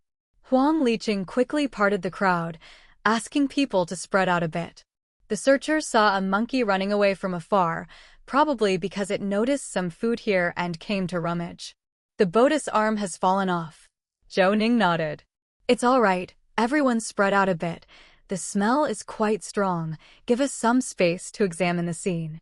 The crowd quickly moved back, and Mr. Zhao and others also gathered around. The deceased was indeed in a climbing posture, with the right leg curled up, the left leg stretched out, and both hands supporting the body below. Of course, now one left arm had been torn away and was lying not far away. One could see that tissue had fallen off the arm, with some remnants left, and a large area of decomposition fluid had seeped in beneath the body. /p break time equals 300 ms / prosody / speak. Speak, prosody, p. Zhou Ning stepped forward, pressed the metal strip on his mask to tighten it, and crossed his hands to make the gloves fit more snugly before squatting down. The deceased's face had indeed suffered severe decay and was disfigured, with the teeth misaligned in all directions, and the entire face had shifted to the right side. This was indeed a very distinct characteristic. Furthermore, the deceased's lower teeth had all collapsed towards the inside of his mouth, and the face tilt also featured some snaggletooth. As for the clothes on the body, they were similar to what had been found on the previous deceased. However, Zhou Ning knew that mountaineering clothes seemed to look quite similar on the whole. Lifting the collar and the garment placket, it was evident that the decay on the deceased's abdomen was severe, with the belt area of the trousers having burst open. Zhou Ning stood up and waved to Mr. Zhao. "Do the same thing, take pictures, measure the height and shoe size, estimate the deceased's weight. If anyone recognizes the brand of the clothes, make a note of it." "Where is Mr. Liu?" A simple and honest voice came from behind. "Director Zhou, I'm here." "Everything's ready," said Mr. Liu. Zhou Ning saw that Mr. Liu, indeed, was ready with the assembled stretcher and various items, awaiting orders. That's the good thing about ex-soldiers, they were proactive in their work, and even though this wasn't directly related to him, he took the initiative. /p break time equals 300 ms / prosody / speak. Speak, prosody, p, and his physical strength was exceptionally good. Despite his age, none could surpass them. Mr. Zhao was busy inspecting, while Mr. Yang was taking photographs. Mr. Wang and several interns were collecting samples, and Zhu Xingxing paced around the scene, holding evidence bags and gathering quite a few items. Seeing Zhou Ning looking at her, Zhu Xingxing hurried back over to him. "Boss, I searched around and found quite a few food wrappers and residues, hayrase and apple stem, pear seeds, a bread wrapper, and some desiccants." The wrappers have bite marks, which wouldn't be the case if torn open by a person, so it seems like an animal's doing. Also, 5 meters to the north, I found this stone. The protruding part here has bloodstains. It looks like the blood has been there for quite some time, but I can't determine the exact period. Also, the backpack has been dragged, with severe wear on the bottom. Unlike the backpack found beside the first body we discovered, which is brand new with minimal wear, this one has bloodstains, and the wear on the bottom is so severe it's nearly torn through. Could it be that they dragged the deceased on the ground using it? Zhou Ning looked around. The ground was covered with various sizes of rocks, and one had to be cautious of spraining an ankle when stepping on them. Dragging over this terrain seemed unrealistic, but the marks on the bottom of the bag did resemble those left by dragging on a concrete surface with force. /p break time equals 300 ms / prosody / speak. Speak, prosody, p collect them all, and have someone take careful photographs of the surrounding stones. Any place with bloodstains or human-made marks needs to be sampled. Zhu Xingxing nodded in agreement. Mr. Zhao's team was concluding their work, but the body had become very fragile. They were having difficulty trying to flip it over in the manner they had done before. Zhou Ning called out to those nearby. We need a few more hands here. Zhu Xingxing, hand out the gloves. Everyone gather around and support the body from underneath. Don't use force on your own, wait for instruction, and work together with those carrying the stretcher to flip the body over. Zhu Xingxing quickly distributed gloves, and one by one people donned them and lined up to closely coordinate their effort. The group of more than a dozen people, unified and precise, managed to place the body into a body bag on Mr. Zhao's command and onto the stretcher. However, such flipping caused a lot of decomposition fluid to flow out, instantly elevating the stench in the vicinity. The surrounding criminal police, many of them retching, drew a bellow from Su Daiwan's livid face. If you're gonna puke, do it to the side, and don't puke towards the body. Mr. Zhao and his team had already zipped up the body bag and doubled up the binding straps as a precaution, given the fragile state of the remains inside. Mr. Yang also checked everything once more. /p break time equals 300 ms / prosody / speak. Speak, prosody, p. However, as the body was turned over, Zhou Ning saw a dagger beneath where the deceased had been lying. Mr. Yang noticed it too and promptly picked it up and dropped it into an evidence bag. Boss, the clearing is complete. Zhou Ning nodded and looked towards Su Dayuan. Director Su, go ahead and transport the body. I would like to leave some people to search this area again. I'm afraid animals may have moved some items, such as identification or mobile phones, since we haven't found anything like that near either of the bodies. Su Dayuan nodded, quickly making arrangements. Shortly after, teams of armed police had started to carry the stretcher away.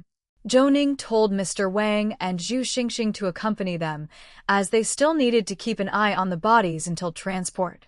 The remaining personnel regrouped and began a second search. An hour later, those who had spread out to search gradually returned, having found some additional food wrappers but no identification or mobile phones. Su Dayuan looked to Zhou Ning. Let's pull out and head back for the autopsy.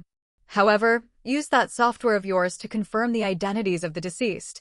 /p break time equals 300 ms / prosody / speak.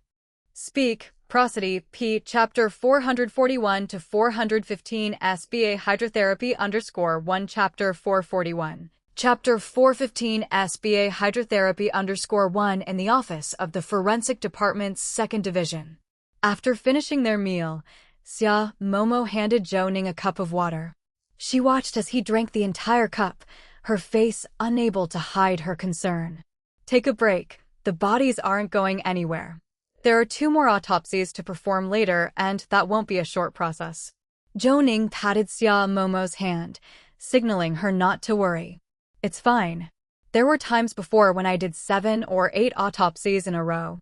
I'll go brush my teeth and we'll start the autopsy as soon as I get back. Mr. Zhao shook his head and nudged Zhu Xingxing beside him. I'm thirsty. Zhu Xingxing knew very well what he meant and rolled her eyes at him. Stop being melodramatic and prepare for the autopsy. I think we can do 2 at the same time. At least that way, we can quickly proceed with the facial restoration of the deceased. After all, Director Su is so impatient. Identifying the victims is key to moving on to the next steps. Mr. Zhao grinned, not taking Zhu Xingxing's attitude to heart. After all, their daily bickering was their way of having fun, different from that of other couples. Don't rush it. The samples we collected have already been sent for testing, and the bodies have been moved to the autopsy room. The exhaust system is on. We can start as soon as we go down. /P break time equals 300 ms / prosody / speak. Speak, prosody. P. Zhou Jialong stood up, gathered the lunch boxes on the table, and went downstairs first with Peng Tianheng after rinsing his mouth. Lu Yongxin, watching this, kept nodding in approval. Grinning, Mr. Zhao helped Lu Yongxin to his feet. Mr. Lu must think Zhou Ning is quite skilled at mentoring his students, right? Lu Yongxin laughed with joy. He was happier when someone praised Zhou Ning than if he had received a compliment himself. That's my student. Although he's a bit overly concerned with cleanliness, he is truly impressive at mentoring. He influences those around him not to procrastinate and knows what to do and when. Mr. Zhao couldn't stop laughing. He just doesn't want to worry. Are you coming to watch the autopsy? Lu Yongxin nodded. Let's go, we'll watch together.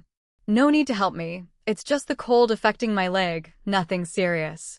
Zhou Ning came back after brushing his teeth and didn't rush off. Instead, he did something on the computer. Mr. Zhao, on his tiptoes, peeked and saw what seemed to be a dialogue box. After a while, Zhou Ning stood up without saying anything unnecessary and went downstairs with the others. In Autopsy Room 2, there was a body on each of the 2 autopsy tables. Zhou Ning, fully dressed for the procedure, glanced over. Scan both bodies and begin facial reconstruction first. As for the autopsy, start with the second highly decomposed body. This statement caught everyone off guard.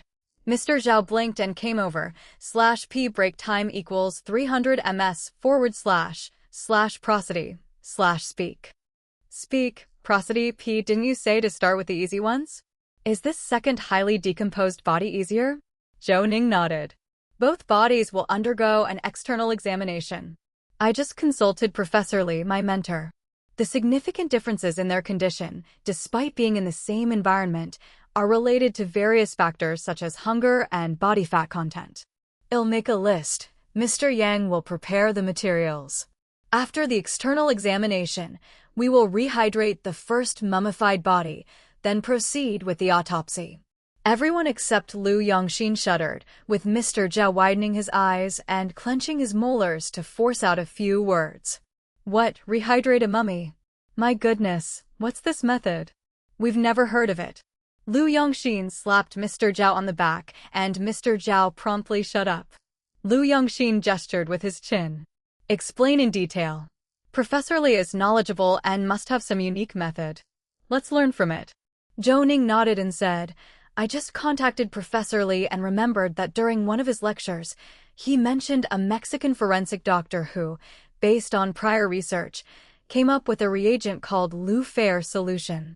By adding it in a 1:100 ratio to warm water at 38 degrees Celsius and soaking the body for 8 to 24 hours, you can effectively rehydrate a mummified body, restoring fingerprints and facial features. I discussed the condition of this victim with him to see if Lu-Fer solution was applicable. /P break time equals 300 ms / prosody / speak. Speak, prosody, P. According to Professor Li, rehydration is a possibility, and considering the state of this body, which isn't too mummified, it might take around a dozen hours for its parts to regain elasticity. Mr. Zhao shuddered again. They had never dealt with anything like this before, a mummy soaking in a pool for over 10 hours to regain flexibility. The thought was unsettling to him. Is soaking necessary? Lu Yongxin glared from behind. Why so much nonsense? If there's a new technique, we should try it. A mummified state leaves too few traces. If we can restore the appearance of a fresh corpse, then many of the marks on it can also be examined, certainly more than those left by a highly decomposed body. Yang Xuedong, go prepare. I remember there's a stainless steel basin in Group 1. Choose one that's not too big. For temperature control, ask the technical department for a heating pad and temperature monitoring equipment. With that decisive statement from Liu Yongxin, everyone hurriedly got to work. Although he wasn't part of Team 2, everyone knew how much Zhou Ning respected Liu Yongxin. As for Director Su and Mr. Hu, they also gave Liu Yongxin their utmost recognition. He was the kind of person with modest academic credentials who had mixed in the low ranks for many years, but had comprehensive skills and extensive knowledge. The materials used were quite common. /p break time equals 300 ms / prosody / speak. Speak, prosody p. By the time Yang Xuedong and the others were getting everything ready, Zhou Ning had already walked up to the mummified corpse. Have you sampled the surface of the first victim's clothing? Mr. Zhao didn't dare to waste words and, along with Zhou Jialong, quickly nodded in agreement. We've sampled everything, even tried to lift fingerprints from the surface of the clothes. I think the material is unusual. We found several incomplete fingerprints at the buttonholes and the holes for the hat drawstrings, but they can be compared. Zhou Ning waved his hand dismissively. Mr. Chu, first scan the victim's face, then show me the images of all the bones of both victims. We can now generate 3D images, and that's what I want to see. Mr. Zhao, you and the others take photographs of the victim's clothes, then cut and remove them. Mr. Chu had already started scanning with the machine, beginning with the mummified body since it would need rehydration soon. Before long, the scan was complete. Mr. Zhao and his team approached carefully, meticulously cutting the garments layer by layer until the body was fully exposed. Zhou Jialong organized the cut clothes back into their original arrangement and placed them on a stainless steel trolley beside them. Looking at the mummified body with its raised right hand and curled-up posture, Mr. Zhao shivered. /p break time equals 300 ms / prosody / speak. Speak, prosody, p. The corpse looked terribly uncomfortable, as if a skeleton was wrapped in a layer of skin and contorted into a pose, especially the abdomen and chest that were completely sunken. It was his first time encountering such a sight. Apart from some damage on the partially remaining right palm, no fatal injuries were found upon examination from head to toe. Liu Yongxin drew close and also examined the body. How many layers is he wearing? Do all these outdoor enthusiast friends wear so much? After donning 3 layers of latex gloves, Zhou Ning came over and glanced at the clothes on the stainless steel platform. Indeed, there seemed to be an abundance of clothes: a threaded vest, thermal underwear, double-layer fleece jackets, fleece vests, down linings for mountaineering suits, and even 6 heat packs stuck to the back and abdomen of the mountaineering suit. The trousers were slightly fewer in number, but consisted of thick thermal pants and down-filled mountaineering pants. Is Zhou Xiao particularly sensitive to cold? With so many layers, even if the temperature drops at night, this attire is overkill. Can it be that men become less resistant to cold after they turn 38? Smack. Mr. Liao felt a slap on the back of his neck and looked aggrievedly at Mr. Liu, who had just struck him. Mr. Liu, why are you taking that personally? I wasn't attacking older people. I was just remarking that the highly decomposed body wasn't layered as much. /p break time equals 300 ms / prosody / speak. Speak, prosody, p greater than. I think that outdoor enthusiasts are always moving, always walking. With so many layers, how could they move like caterpillars? It would surely be hard even to lift their legs, right? Liu Yongxin glanced over, considering his own clothing. Considering the material of this jacket, it seems to be very wind-resistant, and the inner down lining seems thick enough. Why wear so many layers? I'm an old man, and I just wear a wool sweater and a vest underneath my coat. Perhaps it's because he's skinny. Look, he has 6 heat packs stuck inside his jacket. These things can easily cause chronic burns. Using 6 at once, the temperature must be quite high. Mr. Zhao pursed his lips, clearly unconvinced. I know many people who love outdoor sports. Generally, those who are active and like rock climbing, mountain climbing, or even camping have robust physical fitness. Even the thin ones aren't that intolerant to the cold. If he's sensitive to cold, What's the point of outdoor activities? Zhou Ning narrowed his eyes. Indeed, Mr. Zhao's crude words made sense. If he was sensitive to cold, then what was the point of engaging in outdoor activities? But then Zhou Ning thought about the extra-large mountaineering bag beside him. Perhaps he didn't come to the mountain willingly, but was brought here. Mr./P break time equals 300 ms / prosody / speak. Speak, prosody, P. Examine the soles of the victim's shoes carefully and collect samples, then compare them with the other victim's shoe soles, as well as the dust samples we collected from the scene, to see if they are of the same type. Mr. Zhao nodded and hurriedly went to prepare. At that moment, the doors to the autopsy room opened, and with a creaking sound, a stainless steel sink trolley was pushed in.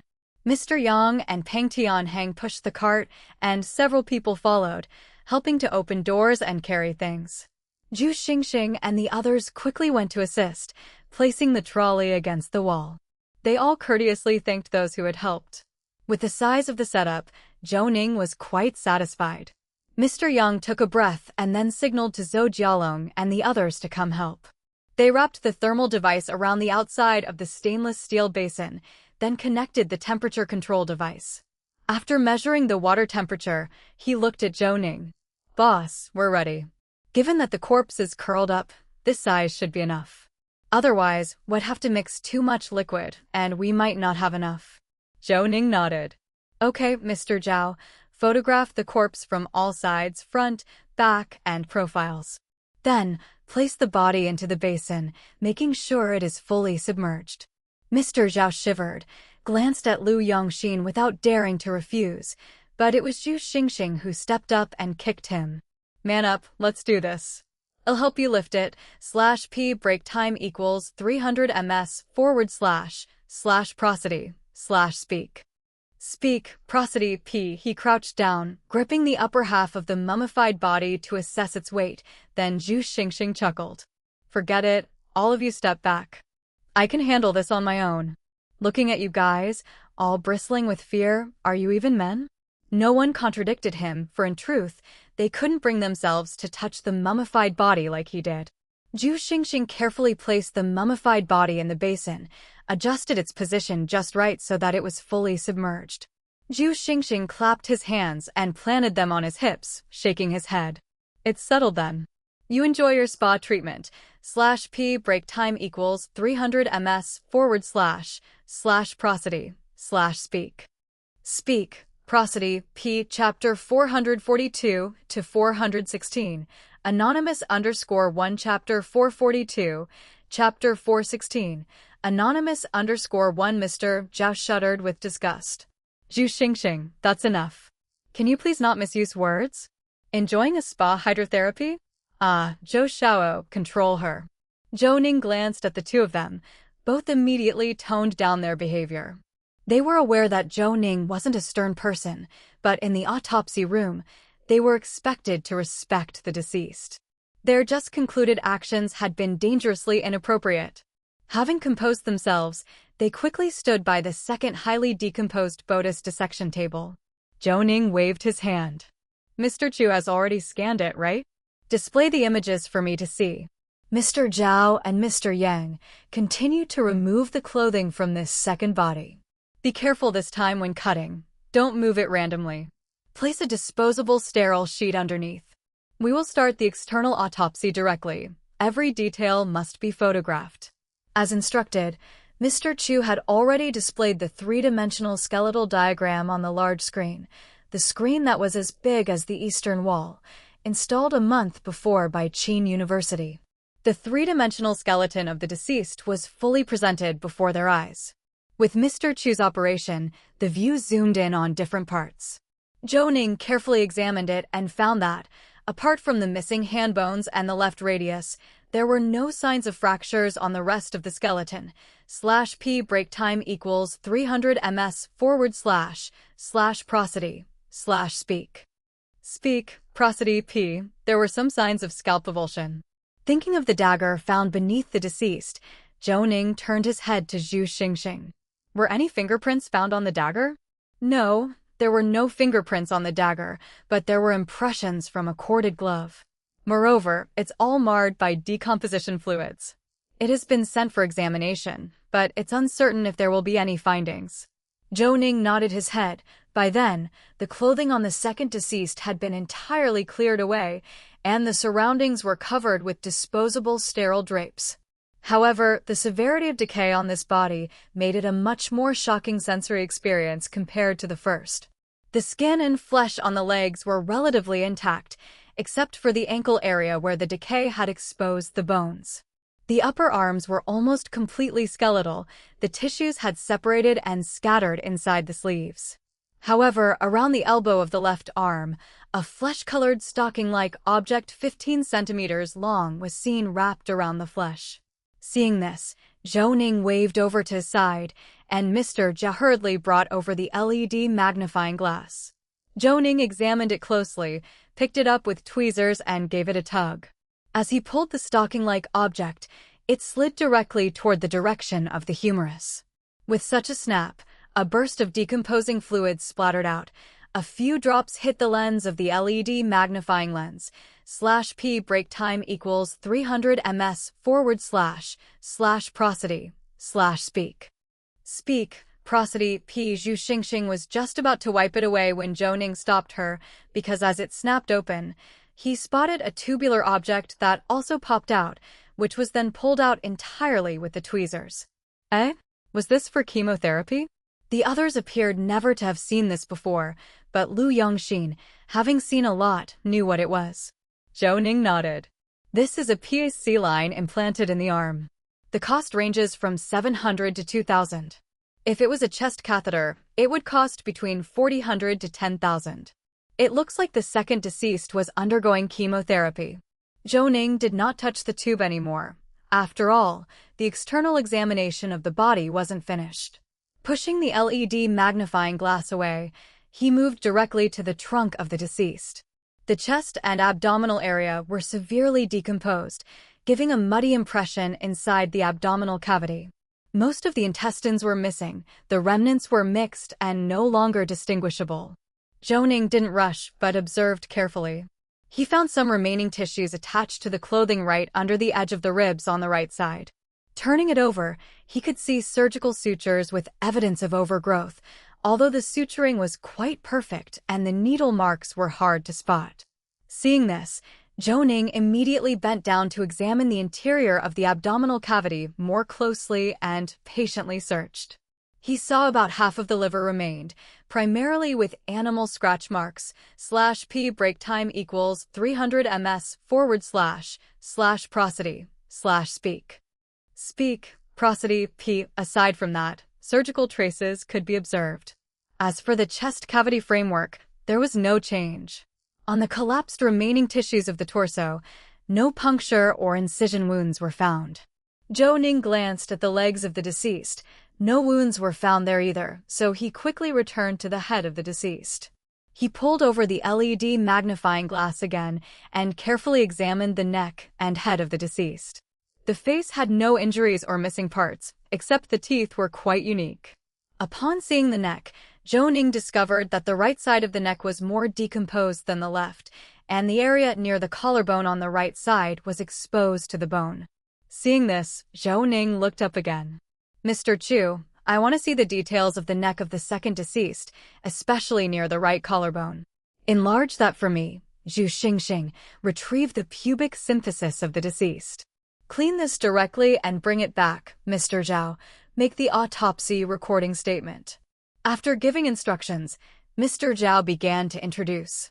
Today's time of receiving the report, how many deceased were found at the scene, their condition, what time the autopsy began, the number assigned to this deceased, an estimate of the height and weight. Once finished, Zhu Xingxing had already completed the extraction at her end. The speed was quite fast. Zhou Ning saw this out of the corner of his eye but said nothing. /P break time equals 300 ms / prosody / speak. Speak, prosody P. His gaze was fixed on the large screen where the neck of the second deceased was enlarged. 2 marks were visible on the upper edge of the collarbone and the body of the 7th cervical vertebrae. One was a stab wound, and the other a slight scrape. This spot was indeed not easy to detect, but how was the stab wound inflicted in this location? Zhou Ning thought for a moment, picked up the scalpel, and made a few gestures before having an epiphany. The upper edge of the right collarbone of the deceased was stabbed, and the angle of entry was from top to bottom, diagonally penetrating the neck, reaching as deep as the 7th cervical vertebra. This required substantial force. Considering the degree of decay, after stabbing, the assailant didn't pull out the dagger directly, but instead cut horizontally towards the front of the neck. This caused a rupture in the trachea and carotid artery, and possibly damage to the subclavian artery. The victim could not make any sound immediately, bled rapidly, and died quickly. Based on the crawling position at the scene, I believe the location where the body was found was the primary scene.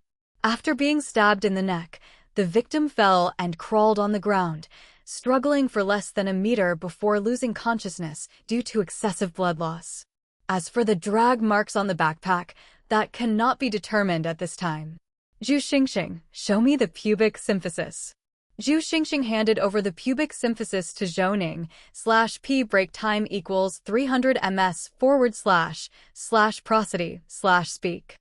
Speak, prosody, p. He stared intently at the surface of pubic symphysis.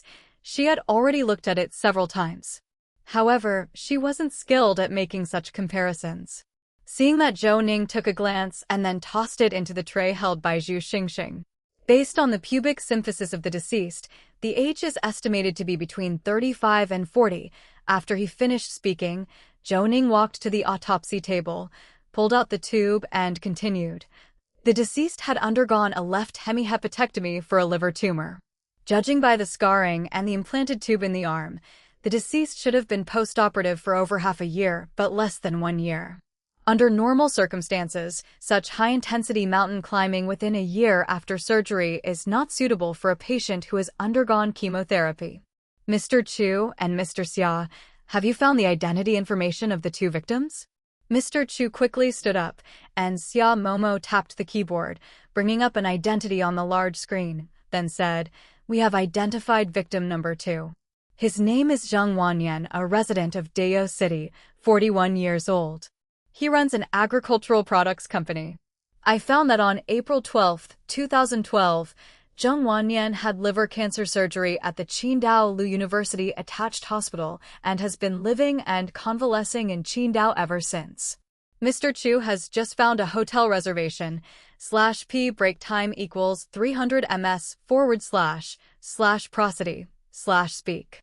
Speak, prosody, p. Starting from April 1, 2012, Zheng Wanyan has been renting a suite across from the Qidong University Attached Hospital's Seawater Therapy Center, with the rent directly transferred by his agricultural products company every month." Lu Yongxin raised an eyebrow, nodding continuously on the side. Indeed, many people come to Qidong for treatment and rent rooms in the convalescent home for long stays, as it's cost-effective and the environment is conducive to recovering health. However, if he was convalescing, why would he go mountain climbing? Zhou Ning shook his head and glanced at the photo. It was from the identity card, and it showed a misaligned bite, which indeed matched the deceased exactly. He waved at Zhu Xingxing. "Shut down the autopsy recording system. You guys extract the skeleton and process it. Tomorrow morning, I want to see all the bones of the deceased laid out on the laboratory bench, except for the missing parts, not a single bone less." Zhou Jialing and Peng Tianheng had panic in their eyes, but Zhu Xingxing was quite calm, beckoning them with her fingers. "Don't be scared, guys. Extracting a skeleton with such expressions, you know the boss is watching, right? Do you want to stay in this team or not?" The threat caused them to cooperate. Zhou Ning did not pay them any more mind, ripping off 3 layers of gloves and a disposable surgical gown and changing his mask before finally moving to the SBA's body pool number 1.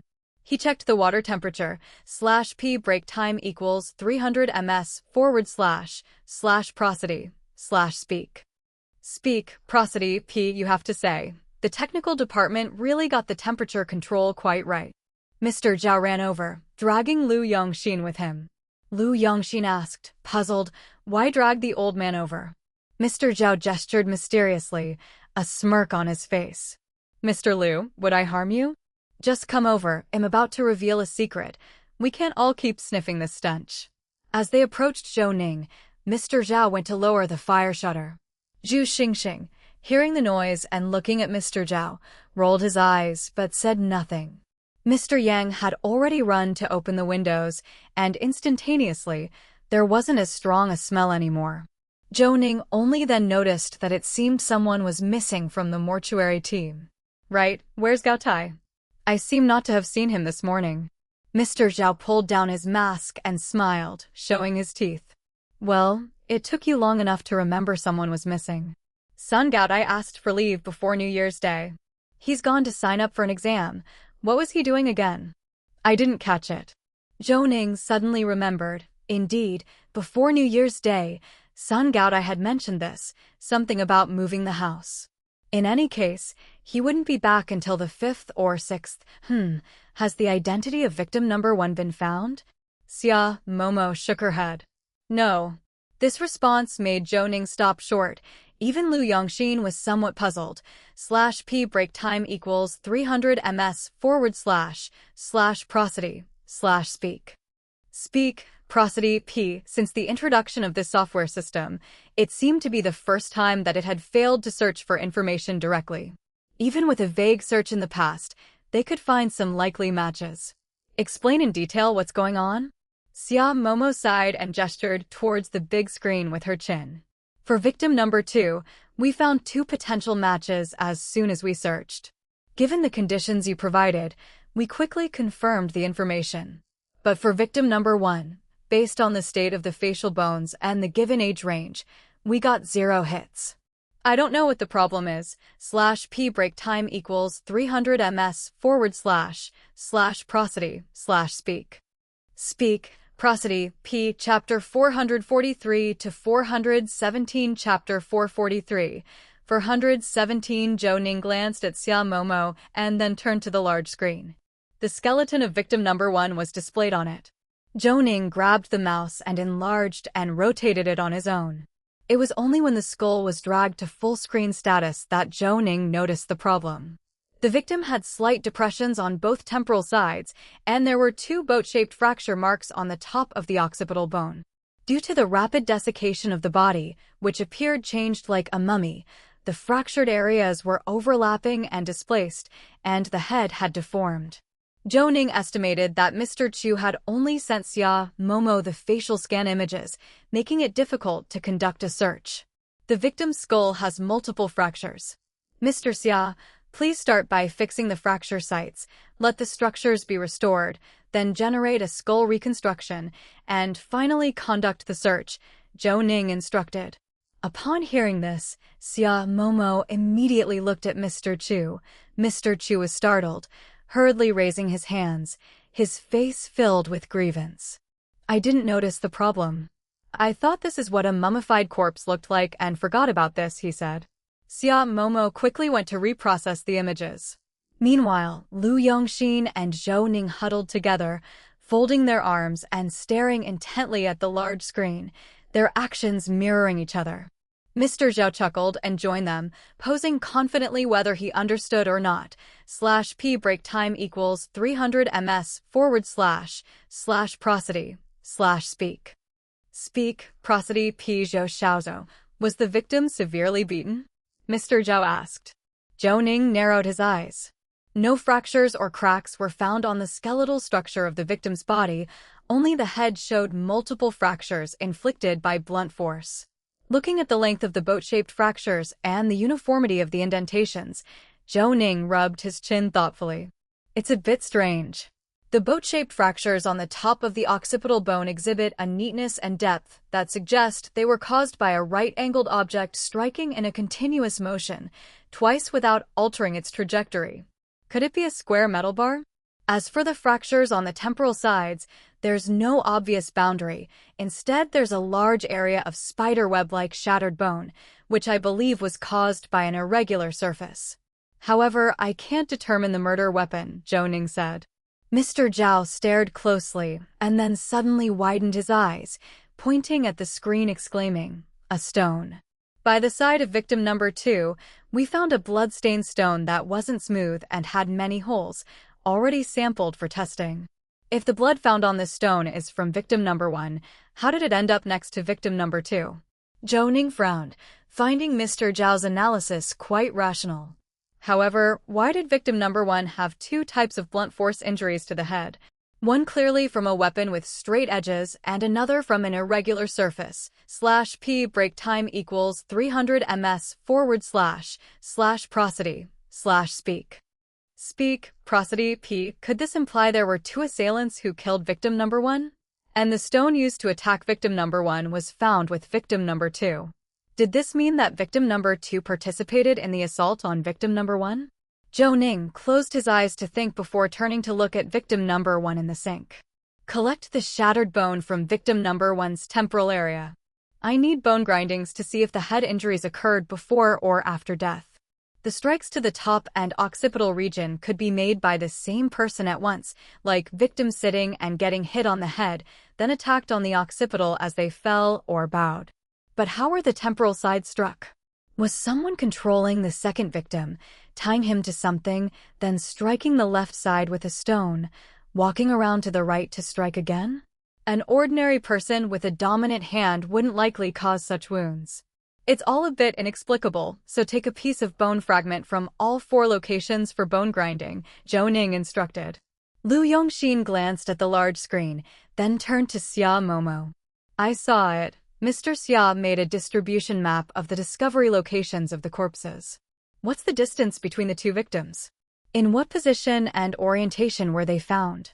Lu Yongxin asked. Xia Momo quickly changed the skeletal animation on the screen to a map. In the center of the map is Zutushi, /p break time equals 300 ms / prosody / speak. Speak, prosody, p. The discovery site of victim number 1 is 947 meters southwest, and continuing west for 51 meters is where victim number 2 was found. Victim number 1 was laying on its side, an arm pointing towards Zutushi. Victim number 2 was also crawling towards Zutushi, Xia Momo summarized. At this summary, Zhou Ning's brows knit slightly. Now it seemed there were increasingly many connections between the 2 victims. Although one was decomposing and partially skeletonized, and the other had become a mummy, their estimated times of death were not far apart. The differences in their physical state could be attributed to varying levels of body fat and water content. Zhou Ning walked over to where Xia Momo and Mr. Chu were adjusting the images.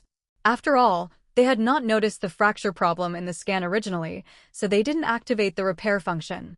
Now that the issue was identified, it only required scanning all bones to begin automatic repair, and then the final restored result appeared. Xia Momo finally hit a key on the keyboard and then looked at Zhou Ning. It's done. The skull is fully restored.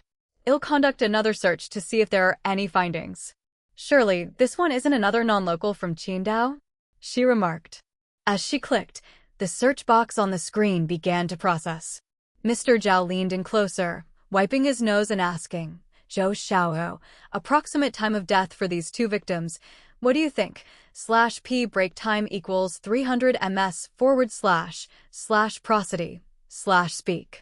Speak, prosody, p. Zhou Ning pondered for a moment, as he was still unsure. Based on the state of victim number 2, the time of death should be between 1 and 2 months. However, considering the distance between them, the state of decay, and even the gear on their bodies all shared similarities, I believe victim number 1 died within the same time frame. Yet, under normal circumstances, if a body is to become mummified, it would typically require about 3 months, along with several prerequisites such as dryness, low temperatures, good ventilation, or an environment that could isolate air and bacteria, Zhou Ning explained. Mr. Zhao tasted a hint of something in Zhou Ning's words, looking at him with some surprise. Are you suggesting that the time of death for victim number 1 is somewhat odd, even abnormal, and that there might have been other factors causing him to lose a large amount of water, accelerating the mummification process? Zhou Ning nodded. That's what I'm thinking, but everything will have to wait until after the autopsy to be confirmed. This is just my opinion.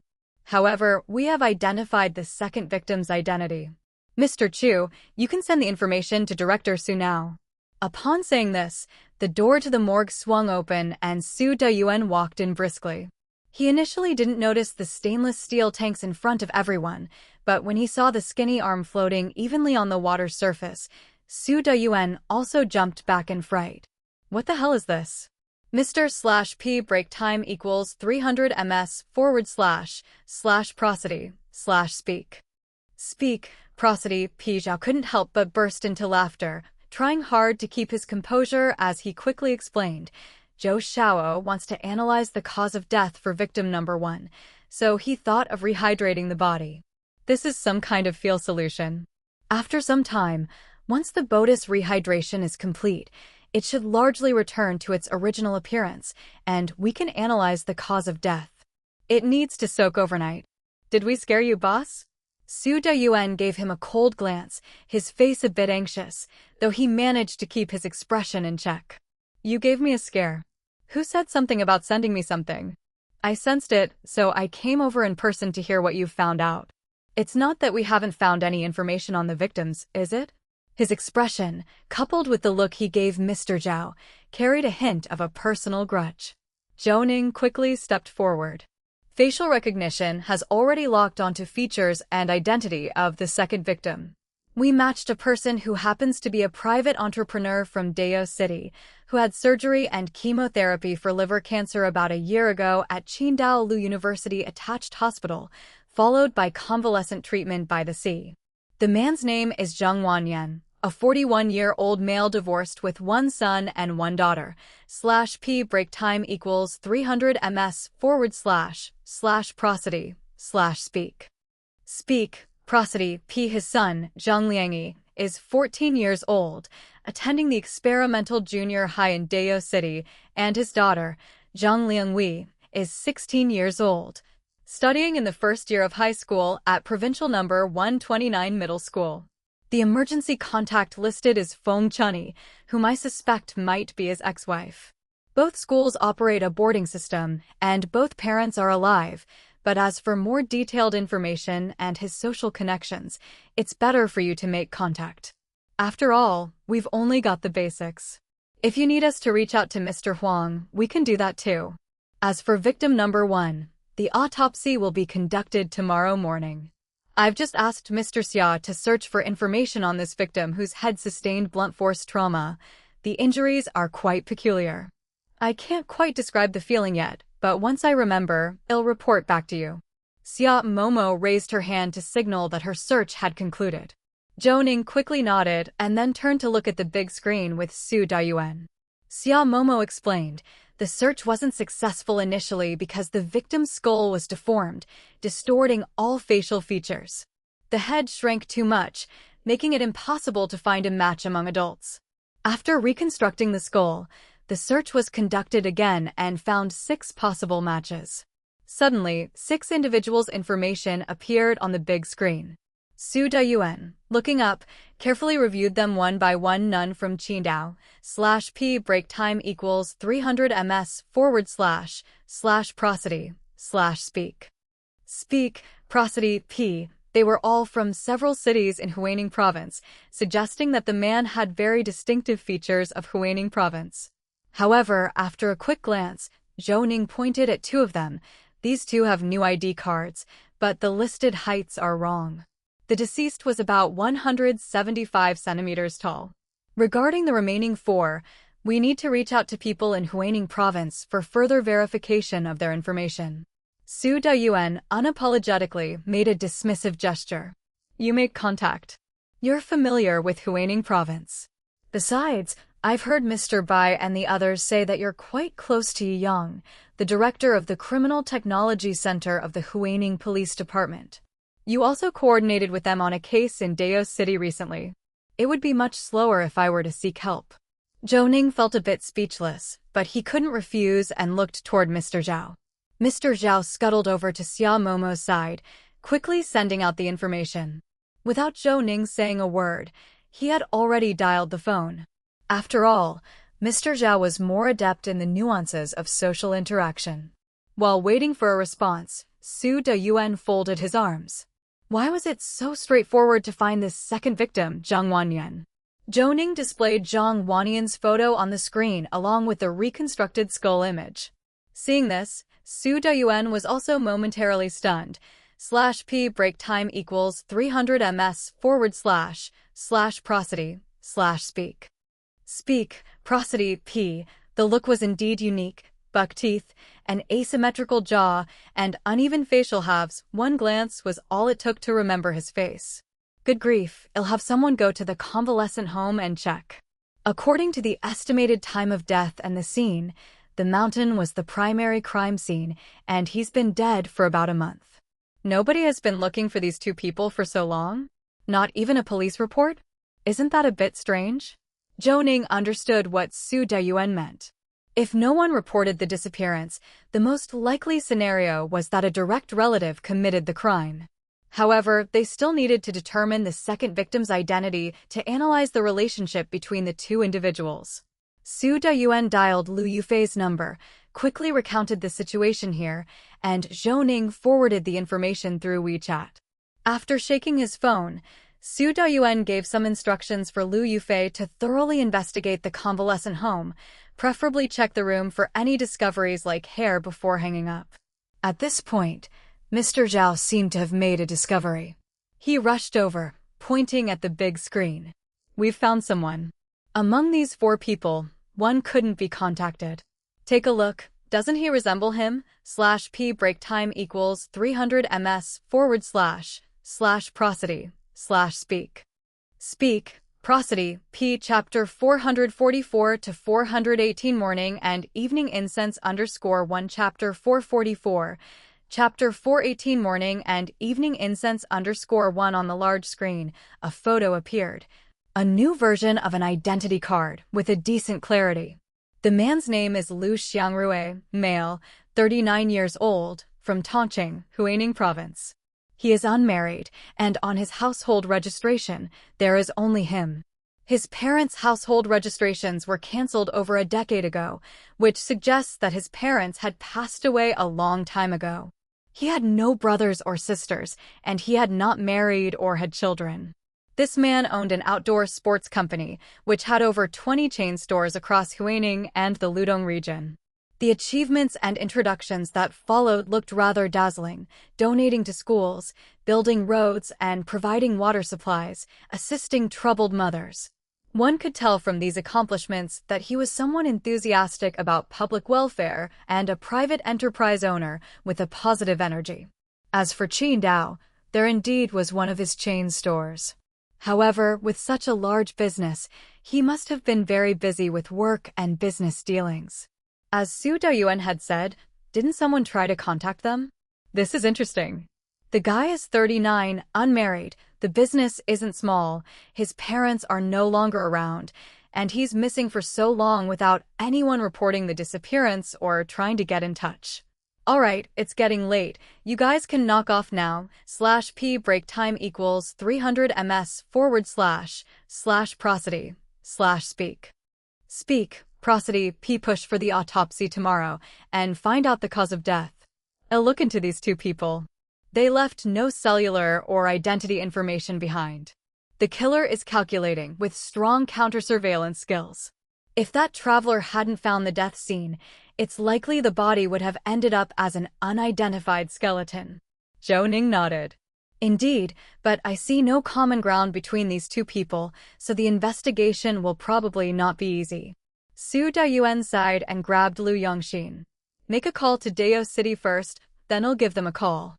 Let's start on both ends. If all else fails, I'll have Mr. Bai take a team over there. Zhou Ning didn't waste words and dialed Mr. Huang Yudu's cell phone, which he answered after just 2 rings. Director Zhou, what brings you to call me? Are you coming over for a visit? Zhou Ning cleared his throat, feeling a bit embarrassed, but seeing Su Dayuan looking at him hopefully, he quickly said, Mr. Huang, good evening. I'm calling for your help with a case we have. The deceased is from Dao City. According to our examination, he's been dead for a month now, but no one has reported it. Hearing it was a case, Mr. Huang immediately became more serious. Don't rush, tell me the details. I don't have any cases right now. I will fully cooperate. Zhou Ning was very grateful for this attitude. That's pretty much the situation. Our director Sue will call you later. /p break time equals 300 ms / prosody / speak.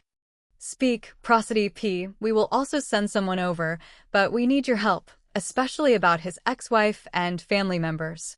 It's easier for you to inquire locally about that. Don't worry. I saw Director's number on WeChat that you sent me, and I will call him. I'll ask him directly about how to proceed. Next time there's anything like this, just tell us directly. All right, come visit with Dr. Liu whenever you have the time. I want chit-chat now. I'm going to call Director Sue. Zhou Ning hung up the phone, and Su Dayuan clicked his tongue several times, looking envious. I've realized that I should mention to Mr. Hu that we need to treat you guys better. Going out on a case, you managed to make so many connections. In the future, if there's anything, it really gives you an edge. Lu Yongxin gave him a look. I'm saying, boss, you're getting sour using my apprentice, right? Su Dayuan patted Zhou Ning's shoulder and grinned happily. Without you and Zhou Xiao, I wouldn't have been transferred to the city bureau, nor would I have become the director. Would just be looking at the major cases and sighing, without any hope of solving them. I ought to offer 3 sticks of incense morning and evening for having you. What else could you want me to do? Taken aback, Lu Yongxin didn't know how to respond to that remark. At that moment, Su Daiwan's phone rang. Zhou Ning, holding back a laugh, pointed at Su Daiwan's phone. Go on, boss. Looks like Mr. Huang's call has come in. Su Dayuan also laughed and waved at everyone. /p break time equals 300 ms / prosody / speak. Speak, prosody p. Alright, keep talking. I've got to get busy.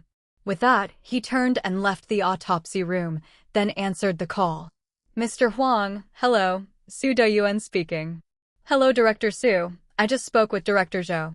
You're investigating a deceased person's identity, correct? How can I assist you from here? Just assign the tasks directly. No, I would truly feel embarrassed. Director Su, let me tell you, though I have never met you, the cases you've solved have shocked us all. I have great admiration for you. Let's not be too formal, just tell me what you need. While it's still not too late, I'll start organizing the work right now. That's very kind. I won't beat around the bush then. I need to check Zhang Wanian's social relationships. I've already had Zhou Ning send you his information. The autopsy has been done, and according to Zhou Ning's estimate, he has been dead for over a month. We've also looked into it just now. Zhang Wanian survived liver cancer surgery almost a year ago, ran an agricultural products company. His son Zhang Chuanhao attends a boarding middle school in Dao City, and his daughter Zhang Chunen studies in the provincial capital. These aspects make us think his ex-wife, Zhang Mei, should be in the provincial capital as well. I'll send people there to investigate, but I still need your help to confirm some things like the current operational status of their company, and whether his parents or son haven't been in touch with him, if there are any debts or enmities. /p. Break time equals 300 ms / prosody / speak. Speak, prosody p. and the reasons for his divorce, as well as information about his ex-wife. Knowing these will help my next steps in the investigation. I'm having a team head to Dao City right now, and they will contact you upon arrival to coordinate with your investigation. Mr. Huang Yudao seemed to be taking notes. Okay, Director Su, I will dispatch someone to investigate right away. After hanging up the phone, Su Dayuan had already walked into the Criminal Police Brigade's office, with Mr. Bai trotting to catch up from behind. Boss, am I going to Dao City? Su Dayuan stopped in his tracks and glanced at Mr. Bai. That glance made Mr. Bai shrink his neck and swallow back the words he had wanted to say. You can go, but can you take your brain with you? Mr. Bai's face lit up with joy. Yes, I must take my brain with me. I know what the leader is worried about. You fear I might act rashly and impulsively. Rest assured, I've made progress too. I'll definitely cooperate with the investigation thoroughly to clarify Zhang Wanian's social relations. Let's not talk about other things for his name alone. I think it's what his parents hoped for him, to grow up healthy and live a life of peace. Su Dayuan nodded. Then pick a few people yourself and set off right now. You heard the phone call I made just now. These are the key points. 1 is the ex-wife and child. Ascertain their life trajectories and timelines for the past 2 months. /p break time equals 300 ms / prosody / speak. Speak, prosody, p. Another is the company's operational status. Is there any external debt or enemies? While you're on the road, you should contact Mr. Huang to check the deceased Zhang Wanyan's call records. The unmentioned point is the reason for the divorce. Could there be a third party or an illegitimate child? Mr. Bai nodded repeatedly. Got it. I'll select people and then head to Dayo City immediately. Mr. Bai ran off excitedly. Su Dayuan heaved a sigh. In fact, he had seen Mr. Bai's progress. Compared to Mr. Zhang, although this guy could be a bit foolish at times, he was quite reliable when it came to work, and his progress these past months had been good. Just as he was thinking, his phone rang. Pulling it out, he saw it was a call from Liu Yufei and quickly answered. Yufei, how's it going? Leader, I'm at the health resort. I spoke with the people at the front desk, and they have a strong impression of Zhang Wanyan. Previously, a driver took care of Zhang Wanyan, but he left some time around the last National Day, allegedly dismissed by Zhang Wanyan. The front desk found this driver's phone number for me. I have sent someone to look for him, and he will soon be brought to the station. Also, I looked into the surveillance footage. Zhang Wanyan was seen driving a black Camry. I've sent you a screenshot of the license plate number. The last time he appeared on surveillance was on November 30th, 2012, at 8:33 a.m. /p break time equals 300 ms / prosody / speak. Speak, prosody, p. He appeared to be driving off alone, wearing the same outfit found at the death scene, a mountaineering jacket with black and orange stripes. The surveillance was too far to see details clearly, but there was no sign of him being accompanied by someone. Upon leaving, he drove towards the southeast direction from the health resort. Su Dayuan paused. If November 30th, 2012, was the last time Zhang Wanyan was caught on surveillance, then his time of death might have been shortly after. Good work. Is the driver a local from Qidong? Yes, the front desk gave me the driver's number. I just called and had a chat with him. They call him a driver, but to be precise, he's more like a caretaker. He started working here in March last year to take care of Zhang Wanyan. But Zhang Wanyan had a peculiar character and many incomprehensible demands. He was dismissed because he was not satisfied with the meal arrangement during the National Day period. Apparently, Zhang Wanyan felt that the eggs served to him were not free-range eggs. I asked the front desk at the health resort. Zhang Wanyan's meals were all customized from the hotel opposite, prepared 3 times a day according to a pre-established menu, with many ingredients procured separately. You can come back. By the way, have samples been taken at the scene? Was anything discovered inside the room? I was just about to tell you about that. His room was very messy, but when he left, there was a do not disturb sign hanging on the door. /p break time equals 300 ms / prosody / speak. Speak, prosody, p. Moreover, he had a requirement, not to enter his room unless he called for room service. The health resort thought he might have returned to his hometown, so they didn't pay much attention. After all, when he had left previously, he wouldn't check out or allow anyone else to enter, just suspending room service.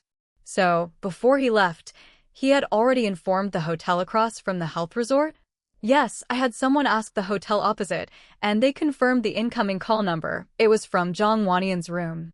The time was 7:01 a.m. on November 30th, 2012, 1.5 hours before he left the room. He called the hotel to tell them he wouldn't need meals for a few days and would call if needed. How about his account settlement? Was there any outstanding debt? There's more than 10,000 in prepaid funds. He usually deposits 50,000 at a time and tops up once it's spent. That amount caused Su Dayuan to startle. Even for medical treatment here, was it necessary to deposit so much just for meals?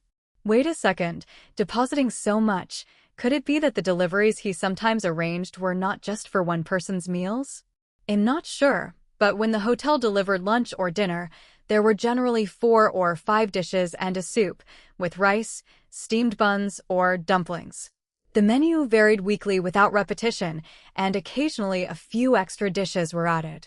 From what I've seen, these meals would be enough not for 2 or 3 people, but for 4 or 5. /p break time equals 300 ms / prosody / speak. Speak, prosody p. The hotel staff asked about these arrangements, and besides demanding many specific ingredients and seasonings, he never quibbled over price. They also said many people staying at the health resort do the same, even those who had pinched and scraped by in the first half of their lives, but hoped to spend their last days a bit happier and more content. Su Dayuan sighed. That statement did make some sense. All right, we'll talk more when you get back. The driver must be arriving soon, right? Leader, you must have psychic powers. I've just reached the parking lot. As for the driver, it looks like he's just entered the first floor. /p break time equals 300 ms / prosody / speak.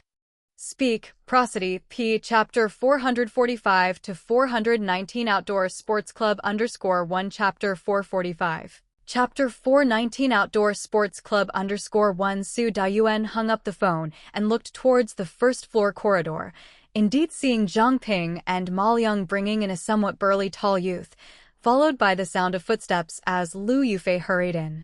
Ma Liang was quick to react and smiled at Lu Yufei. Mrs. Fei, should we go to the interview room and wait now?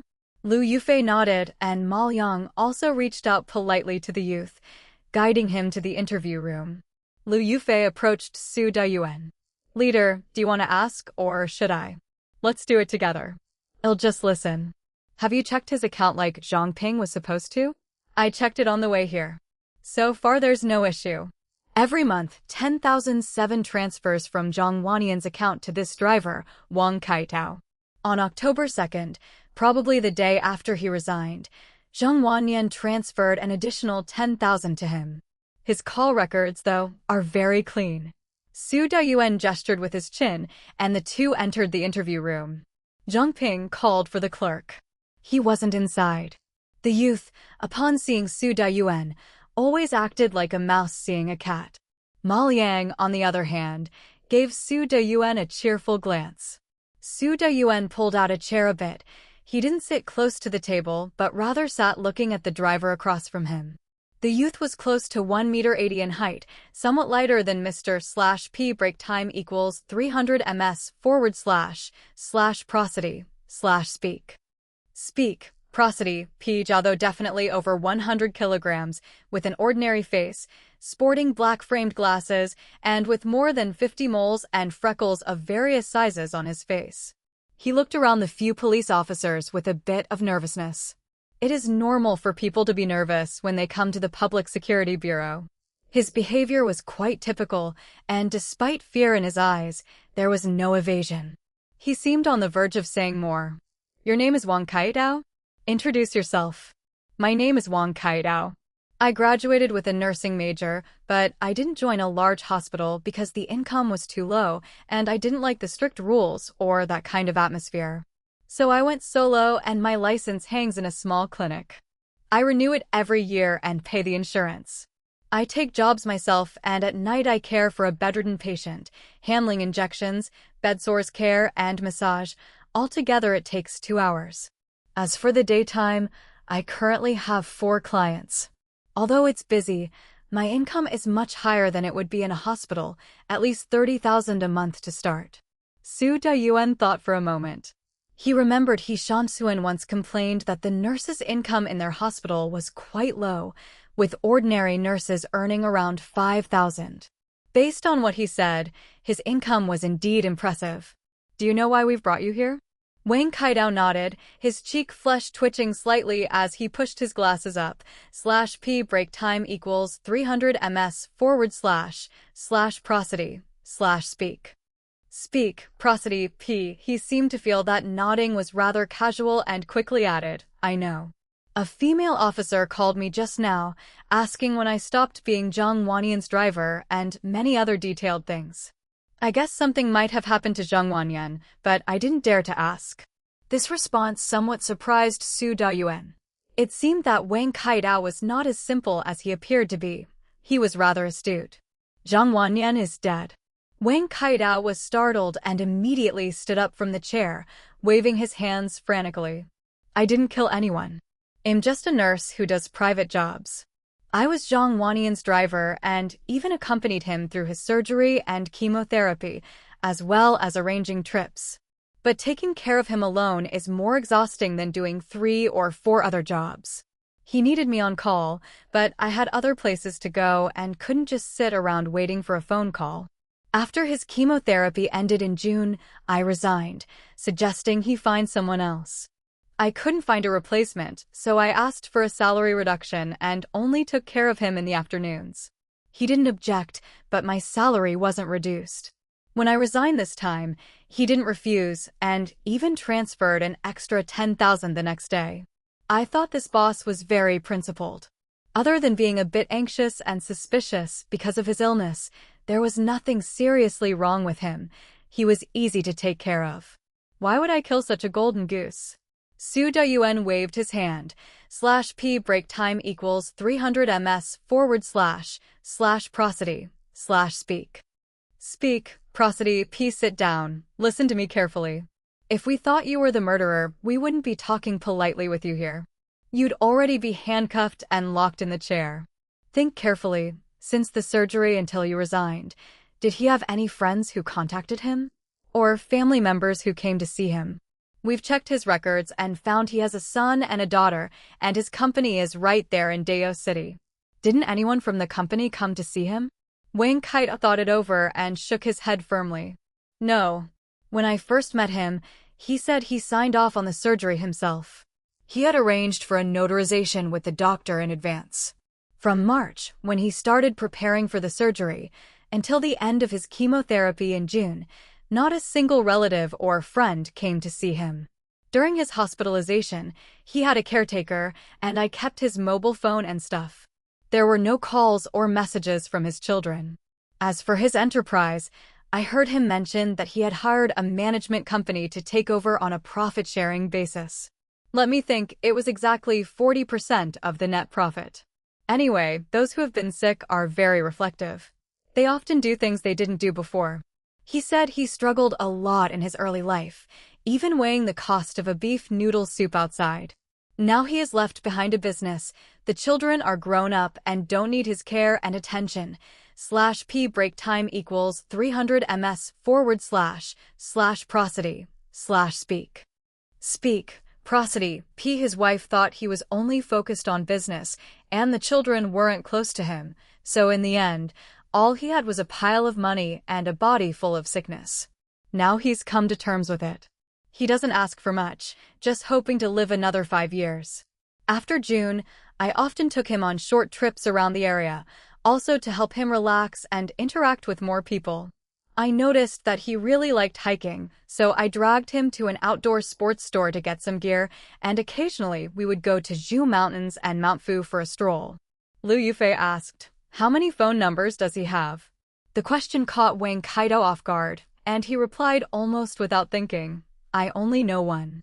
Su Dayuan squinted his eyes, and when he heard about the trip, he thought of the attire of the 2 deceased individuals and quickly asked, "You mentioned going to an outdoor sports store.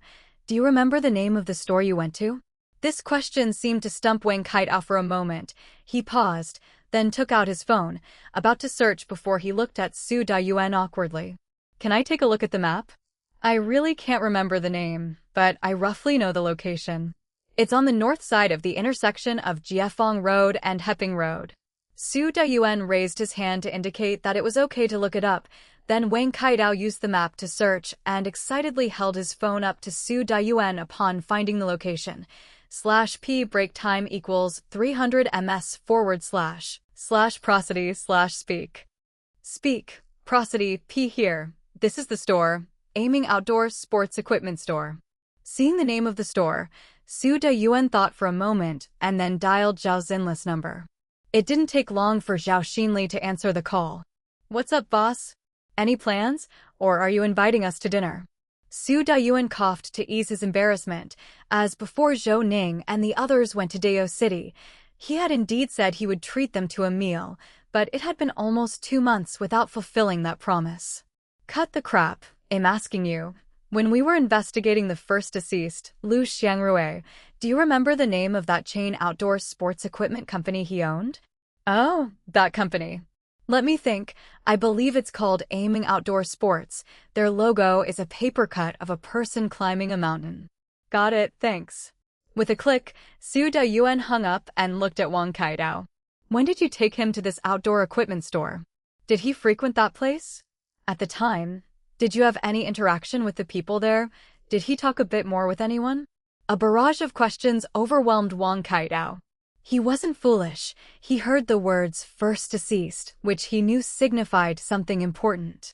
Swallowing hard, he carefully recalled and said, "The first time we went to that store was after his chemotherapy had finished and his strength hadn't fully recovered. /p break time equals 300 ms / prosody / speak. Speak, prosody, p greater than I thought I'd take him to buy some walking appropriate clothes and shoes, as he was usually in leather shoes or suits, and while hospitalized, he only wore a few sets of pajamas. He didn't bring anything else. We went there a few more times, and in August, it seemed like the store was expanded and redecorated quite beautifully. There were flowers at the door, and he went in by himself while I took a phone call. One of my patients I was looking after felt unwell, and I told Zheng Wanyan. He told me to go ahead. When it was over, call him. If he wasn't able to get a hold of me, he could take a taxi back to the sanitarium on his own. I left and called him after I was done, which was over an hour later, and he was still at the store, so I went to pick him up. I didn't go in that time. When he came out, he was carrying bags big and small, quite a few of them. I joked with him, asking if he bought so much because it was free. He said it was a grand reopening, and as a rechargeable member, there were discount activities, and he could also join the club which was organized by their store, with activities each month, and it was just a few 10,000 yuan in total. I was quite impressed, but I didn't go in to see if he had chatted with anyone. After that, he went back to Daya City for a few days. When he returned, he wasn't in good shape. I took him hiking in Zhu Mountains, but I don't know if he participated in any activities organized by that store. /p break time equals 300 ms / prosody / speak. Speak, prosody, p. Su Dayuan nodded, although he didn't find any further clues, and Wang Kaidao knew only so much, but now it seemed he could connect the two deceased individuals. Zheng Wanyan had visited the new store of the second deceased, Lu Xiangrui, and may also have joined the club. Standing up, Su Dayuan shook hands with Wang Kaidao and said, "Thank you for your cooperation, and sorry for interrupting your money-making. We might need your help again if we have any questions later." Wang Kaidao was somewhat flattered, knowing from a glance that Su Dayuan was a high-ranking officer.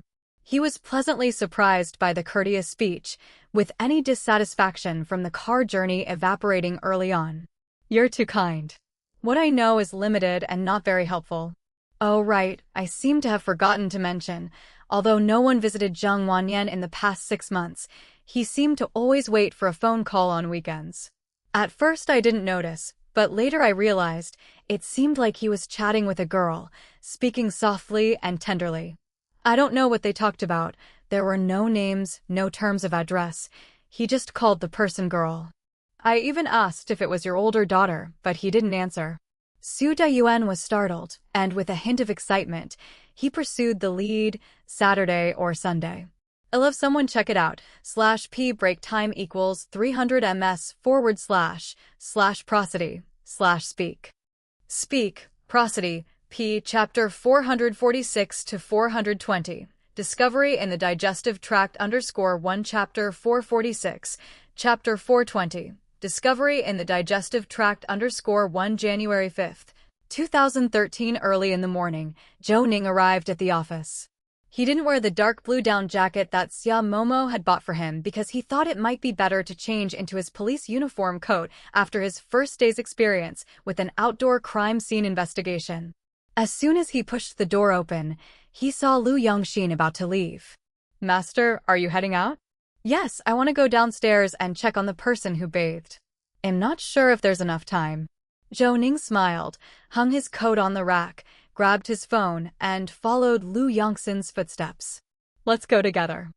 I think Mr. Zhao and the others have probably gone down, right? Lu Yongxin nodded. They came early.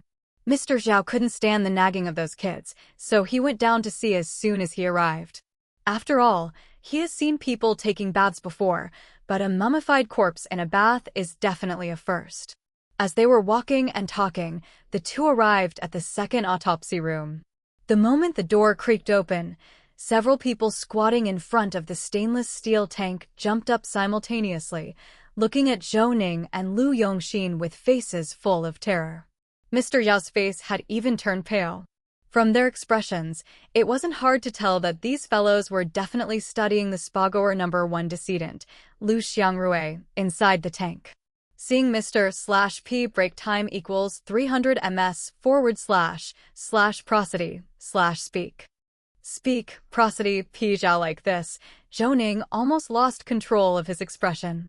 He coughed, then turned his head and supported Lu Yongxin as they approached the group. How's it going? How well has the body recovered? Mr. Zhao tried to force a grin to show how unfazed he was, but after struggling to curve his lips, the smile just wouldn't come. You scared me to death. The timing of your door opening was just too perfect. We were bracing ourselves to uncover the cloth over the tank when Zhou Jialong was about to touch the deceased's skin to check the elasticity, since it seemed the effect wasn't bad. But just before we made contact, the door opened. It's all Mr. Peng's fault. This guy is into metaphysics and even asked us if we brought any protective amulets. Seeing Mr. Zhao speak in such a way, Peng Tianheng quickly waved his hands in denial. It's not about superstition, it's just that my mother is afraid I could encounter unclean things when I go out, so she gave me an amulet to wear. It's the same one I've always had since I was a child, and I think it's quite effective. Zhou Ning patted Mr. Peng on the shoulder. The young man was so scared his lips were trembling, and he was hurriedly trying to explain, so nervous he couldn't even cooperate with his own muscles. But he still managed to pull the faded red string from his neck and was about to toss it when Zhou Ning stopped him, understanding that the faded red string was a mother's blessings for her child. /p break time equals 300 ms / prosody / speak. Speak, prosody, p. They could completely ignore it and even take it for granted to receive such blessings and care every day, but this was precisely what Zhou Ning most longed for. The dream had not recurred for a long time, but the emotional knot remained, as did the envy. No worries, I understand. It is often said that the end of Western medicine is traditional Chinese medicine, and the end of traditional Chinese medicine is metaphysics. In fact, we are the same. Many things are sometimes inexplicable. This is your mother's hope and blessing for you. Don't throw it away. Mr. Zhao glanced at Zhou Ning, understanding what he was feeling, and pried Mr. Peng's fingers from the amulet, twisted the red string, and shoved it into his pocket. Do as you're told without any fuss. Make sure the dissecting tables are properly prepared, the carts are ready, and gloves are on 3 layers. You don't need me to tell you to change your clothes, do you? How long have you been here that you still need to be reminded of these things? With such a command, everyone's fear seemed to evaporate as if a switch had been flipped. They quickly adjusted their expressions. Those who needed to change clothes did so, and those responsible for preparing the carts did their part. Zhou Jialong, quick on his feet, was already standing in front of the stainless steel tank, ready for the transfer. Zhou Ning didn't say a word. He reached out to the side, and Mr. Zhao handed over the LED magnifying lamp. /p break time equals 300 ms / prosody / speak. Speak, prosody, p. Lu Xiangrui's body was completely submerged at the bottom of the stainless steel tank, with the skin and muscles having been soaked back to nearly their original condition, restoring about 80% of the normal moisture to the corpse. What caught Zhou Ning's attention were the abrasions on the little finger of the deceased, Lu Xiangrui. The abrasions showed burr-like skin damage, and now it was Zhou Ning's turn to be surprised. He had heard about the Lu Fair solution from Professor Li Chungbin earlier and noted it as a curiosity. However, he hadn't expected the effects to be so striking, especially considering that Qidong is a coastal city with a damp and cold climate, not prone to mummification. This incident turned out to be a fortunate blunder. The results are good.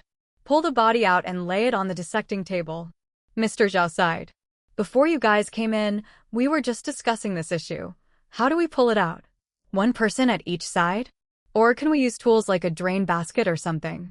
The size of this tank is fine, but it's too deep. Reaching into it, you can't touch the bottom. Surely you don't suggest jumping in? Indeed, this question stumped Zhou Ning. Lu Yongxin leaned in and pointed to a corner of the tank. There's a hole here, with a valve outside, aligned with the drain. Just turn it to empty the water. I remember there are no special chemicals in here, right? Zhou Ning shook his head. /p break time equals 300 ms / prosody / speak. Speak, prosody, p. Following Lu Yongxin's instructions, they had walked over to the edge of the sewage pool, opened the valve at the bottom, and the Lu Fair solution they had been soaking in burst out instantly. They waited a moment for that last bit at the bottom of the pool. With a wave of his hand, Lu Yongxin had them push the stainless steel pool directly to the front of the autopsy table. At this point, without needing any instructions from Lu Yongxin, Sun Gaodai, Mr. Pang, Mr. Zhou, and Mr. Wang, the four of them had already jumped into the pool and lifted the body, gently placing it on the autopsy table. In an instant, everyone let out a long sigh of relief. By now, Zhou Ning had completed his preparations and was closely examining the body with an LED light magnifier. The abrasions on the deceased's fingers were quite obvious, deep enough to reach the dermal layer, but there was no blood scab. It seemed that these injuries were post-mortem. As for examining the head, neck, torso, and limbs of the deceased, no issues were found at all. Even the mouth and rectum were unproblematic.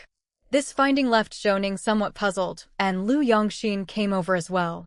What, no other injuries found besides the head trauma? Zhou Ning nodded. Logically, with such severe head injuries, at least there would be bruises or other injuries on the forehead or body from falling after being hit. Yet, other than a post-mortem scratch on the little finger, no such injuries are found on the body. /p break time equals 300 ms / prosody / speak.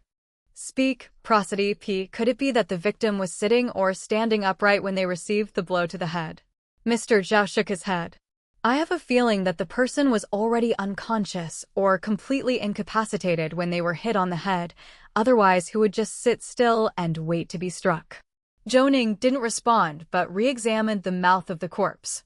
There were no marks or signs of prying in the deceased's mouth. Glancing at the skeletal X-ray on the big screen, although the head trauma had caused the skull to collapse, it was difficult to say if there was anything to be found inside the mummified skull. However, thinking of the bone marrow smears taken earlier, he quickly looked toward Zhu Xingxing. Yesterday, I asked you to send skull fragments for inspection to make bone smears. Have the results come out yet? Zhu Xingxing stuck out her tongue, hurried over to Xia Momo, who had already helped her log into her email, and, subsequently, 2 bone smear reports were displayed on the big screen. Out of 4 bone smears, only the one from the crown of the skull showed blood cells, the others did not. Seeing this, Zhou Ning's brows furrowed tightly, but he said nothing and simply signaled Zhu Xingxing to start preparing for the recording. Zhu Xingxing cleared her throat, clicked on the record button, and began a slow-paced introduction. For her, this was already second nature, with Zhou Jialing and Peng Tianhang looking on enviously. /p break time equals 300 ms / prosody / speak. Speak, prosody, p. After all, being able to remember so many intricate details was indeed admirable. Taking the scalpel, Zhou Ning began the dissection. He opened the chest and abdomen and removed the digestive tract. The tissue was not particularly well rehydrated, but this state of hydration was already the limit. Submerging it further might accelerate decay and obscure the details they wished to uncover. Placing it on the tray, Zhou Ning did not rush to process the viscera, but instead cut open the stomach. The shriveled stomach was completely empty, devoid of food. The stomach lining was damaged, with widespread erosions and ulcers on the inner wall. Zhou Ning observed carefully, noting that these injuries did not seem to be simply due to gastritis or other physical illnesses. They seem to be caused by prolonged starvation and stomach acid burns, occurring over a short period. This discovery was quite shocking. The deceased was very thin, but didn't reach the point of anorexia because the muscle lines on his arms and legs were quite well defined, formed through years of exercise. With the stomach in this state, the deceased had been starved for at least 5 days before death, if not longer. Zhou Ning paused, then cut open the intestines of the corpse and examined them. He found a brownish-black substance the size of a thumb joint in the duodenal bulb, hard and somewhat curled, unidentifiable. /p break time equals 300 ms / prosody / speak. Prosody p placing the substance on a curved tray. Zhou Ning nodded towards Zhu Xingxing, who took it, labeled it, and then passed it to Sun Gaotai. Send it for analysis. Let's see what this material is. Sun Gaotai picked it up for a closer look, pulled down his mask slightly, and, puzzled, said to Zhou Ning, "Boss, I think this looks like a piece of a belt. See the embossed indentations here? Couldn't he have torn off a piece of the belt to eat? Is this some wartime drama? In this day and age, how can such a thing happen?" These words reminded Zhou Ning, and he glanced at Sun Gaotai, who seemed to have a moment of brilliance. Indeed, upon such analysis, it did seem possible. Zhou Ning once again held the substance under the magnifier, and indeed, there were marks that could be identified as tooth impressions, along with torn fibers on the edges. It appeared that Sun Gaotai's analysis was not incorrect. The item did resemble a leather material remnant.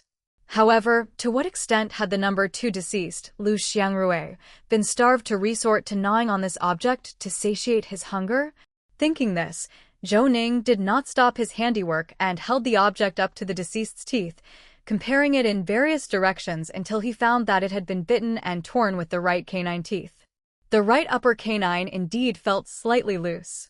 You've done a good analysis, but we still need to send it for inspection. Everything must be confirmed by test results. /p break time equals 300 ms / prosody / speak. Prosody p Sun Gaotai ran off with a cheerful smile, unable to hide his pleasure from being praised. /p break time equals 300 ms / prosody / speak. Prosody, p. Chapter 447 to 421 transfer _1 Chapter 447. Chapter 421 transfer _1 The autopsy continued. And aside from this leather-like substance in the intestines, no other discoveries were made. However, several clotted and shriveled blood clots were found, and when uncovered, obvious damage was seen on the intestines. All this indicated that the deceased suffered from prolonged starvation, causing erosion and damage to the gastrointestinal tract, with even bleeding. As for the piece of leather-like substance, mainly because it couldn't be chewed and was too big, it got stuck in the duodenal bulb where there were already ulcers, and it remained there until death. Shaking his head, he had now examined the deceased's rectum, which showed multiple linear damages. However, unlike the ulcers in the stomach and small intestines, these appeared to be scratches, irregular and extremely fine, not caused by fingernails. Thinking of those leather-like substances, Zhou Ning didn't pay much attention.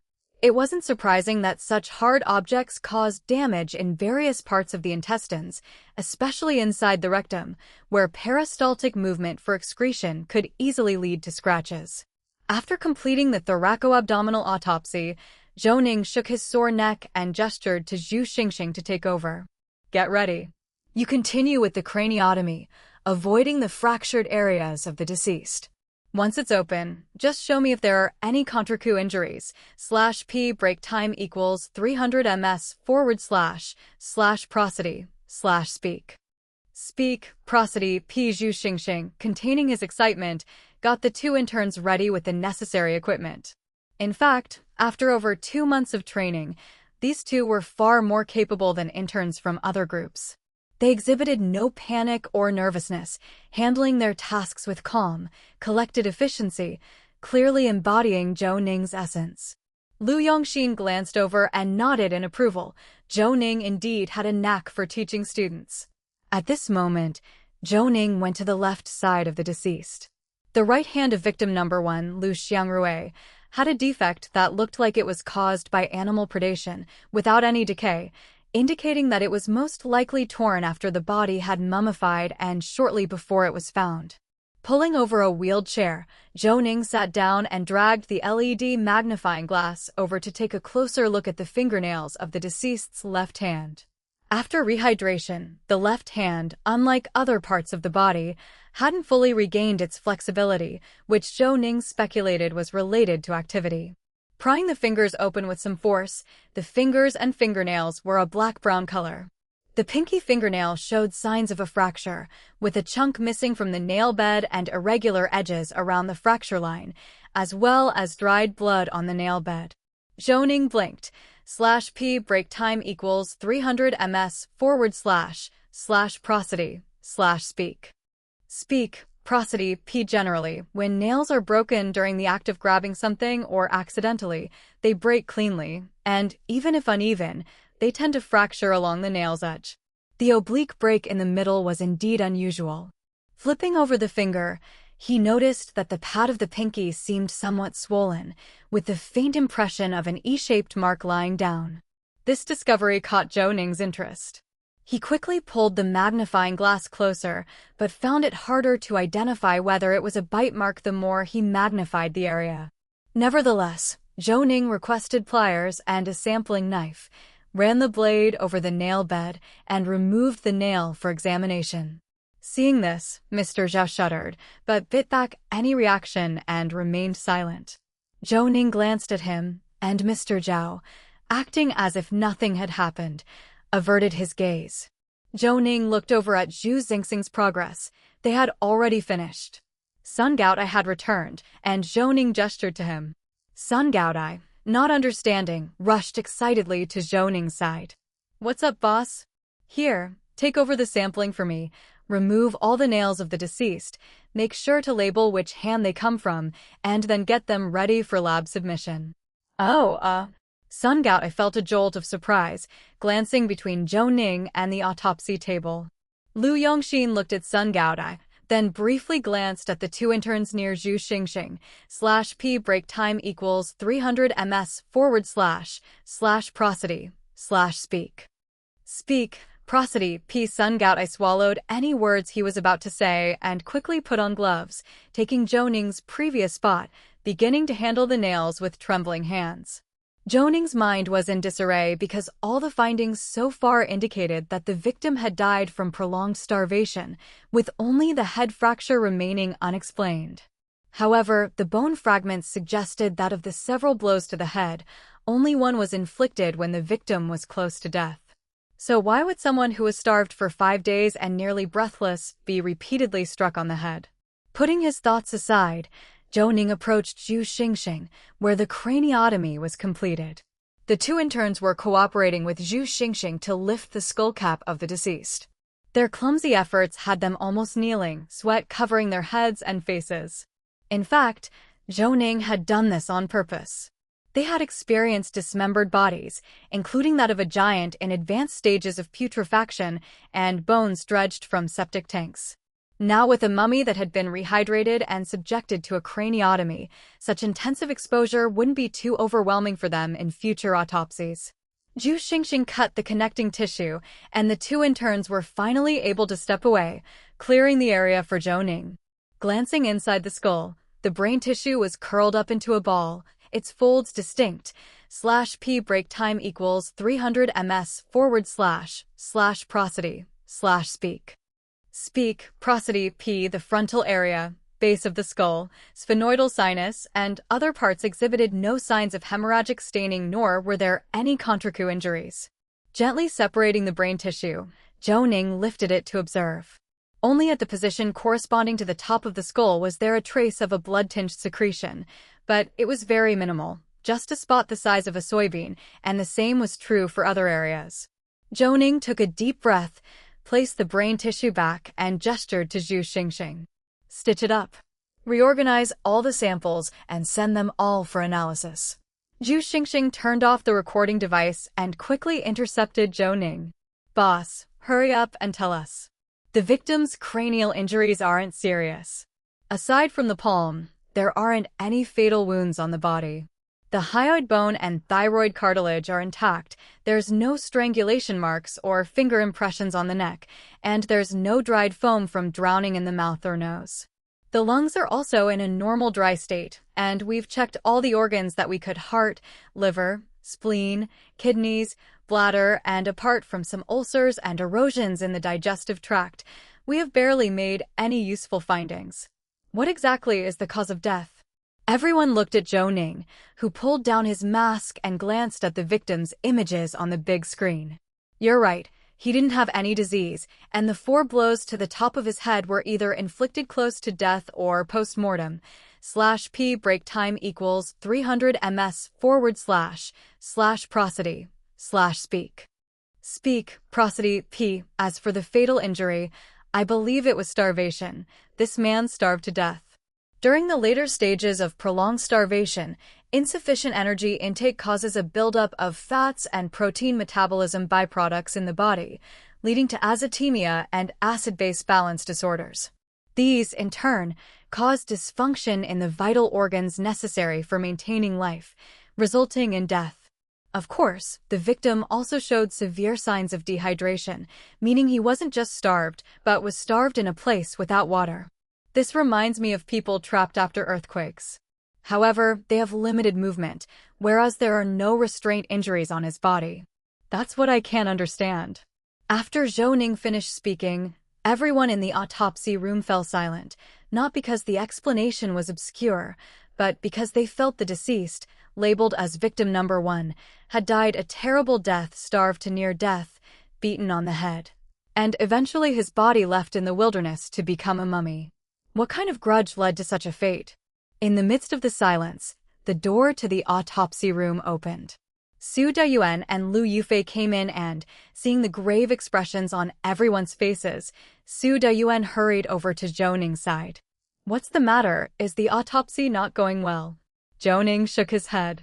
On the contrary, the autopsy went very smoothly, and the cause of death has been found, although we need to wait for the final results of the tests. /P break time equals 300 ms / prosody / speak. Speak, prosody, p. Saying so made Su Dayuan even more puzzled. He glanced at the autopsy table being tidied up and quickly asked, what was the cause of death? To be precise, victim number 1, Lu Xiangrui, died of starvation. The head injuries were inflicted post-mortem, possibly out of spite. There are no signs of restraint or defensive injuries on the victim's body, as if he quietly waited to die of hunger without any struggle or resistance. As he spoke, Zhou Ning showed Su Dayuan some of the details and repeated what he had said before. After hearing all this, Su Dayuan was also stunned. Lu Yufei leaned over to take a look at the victim. Both victims had such auspicious and meaningful names, but who would have thought they ended up dying such terrible deaths? Zhou Ning nodded and signaled to Mr. Zhao to quickly take the body away. He then took Su Dayuan and the others directly back to the office where Zhu Xingxing had already begun organizing the findings from the autopsy. On the other side of the whiteboard, she was writing quickly. Zhou Ning glanced at it and sat down in front of Su Dayuan. Before Zhou Ning could speak, Mr. Chu's computer started beeping. Zhou Ning stood up and walked over to take a closer look, while the printer nearby also busied itself. After reviewing the content, Zhou Ning's brow didn't relax much. The report for victim number 2, Zhang Wanyan, is out. An unknown male DNA was found on his coat and dagger, with no match in the database. /P break time equals 300 ms / prosody / speak. Speak, prosody, p. Samples taken from various organs revealed that Zhang Wanyan's liver cancer had metastasized to the lungs. Lu Yongxin came over, a look of surprise on his face. So precise. Was the lung portion sent for examination the cancerous lesion? Zhou Ning nodded.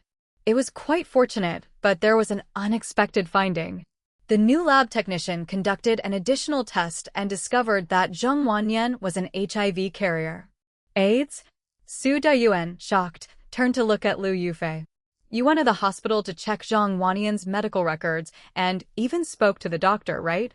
Lu Yufei nodded and pulled out a thick stack of photocopies, clearly hospital medical records from surgery and hospital stays. I checked, but I didn't understand some parts, so I brought them here for Director Zhou to take a look. But I didn't hear the doctor say that Zhang Wanyan had AIDS. He just explained the liver cancer situation and postoperative chemotherapy. I also went to the central hospital to meet Dr. Chen, who said the patient's recovery wasn't going well. The last examination was on September 3rd. They asked him to undergo further testing, but there's no follow-up information. I checked all the major hospitals in Qidong, but I couldn't find any more medical records for Zhang Wanyan.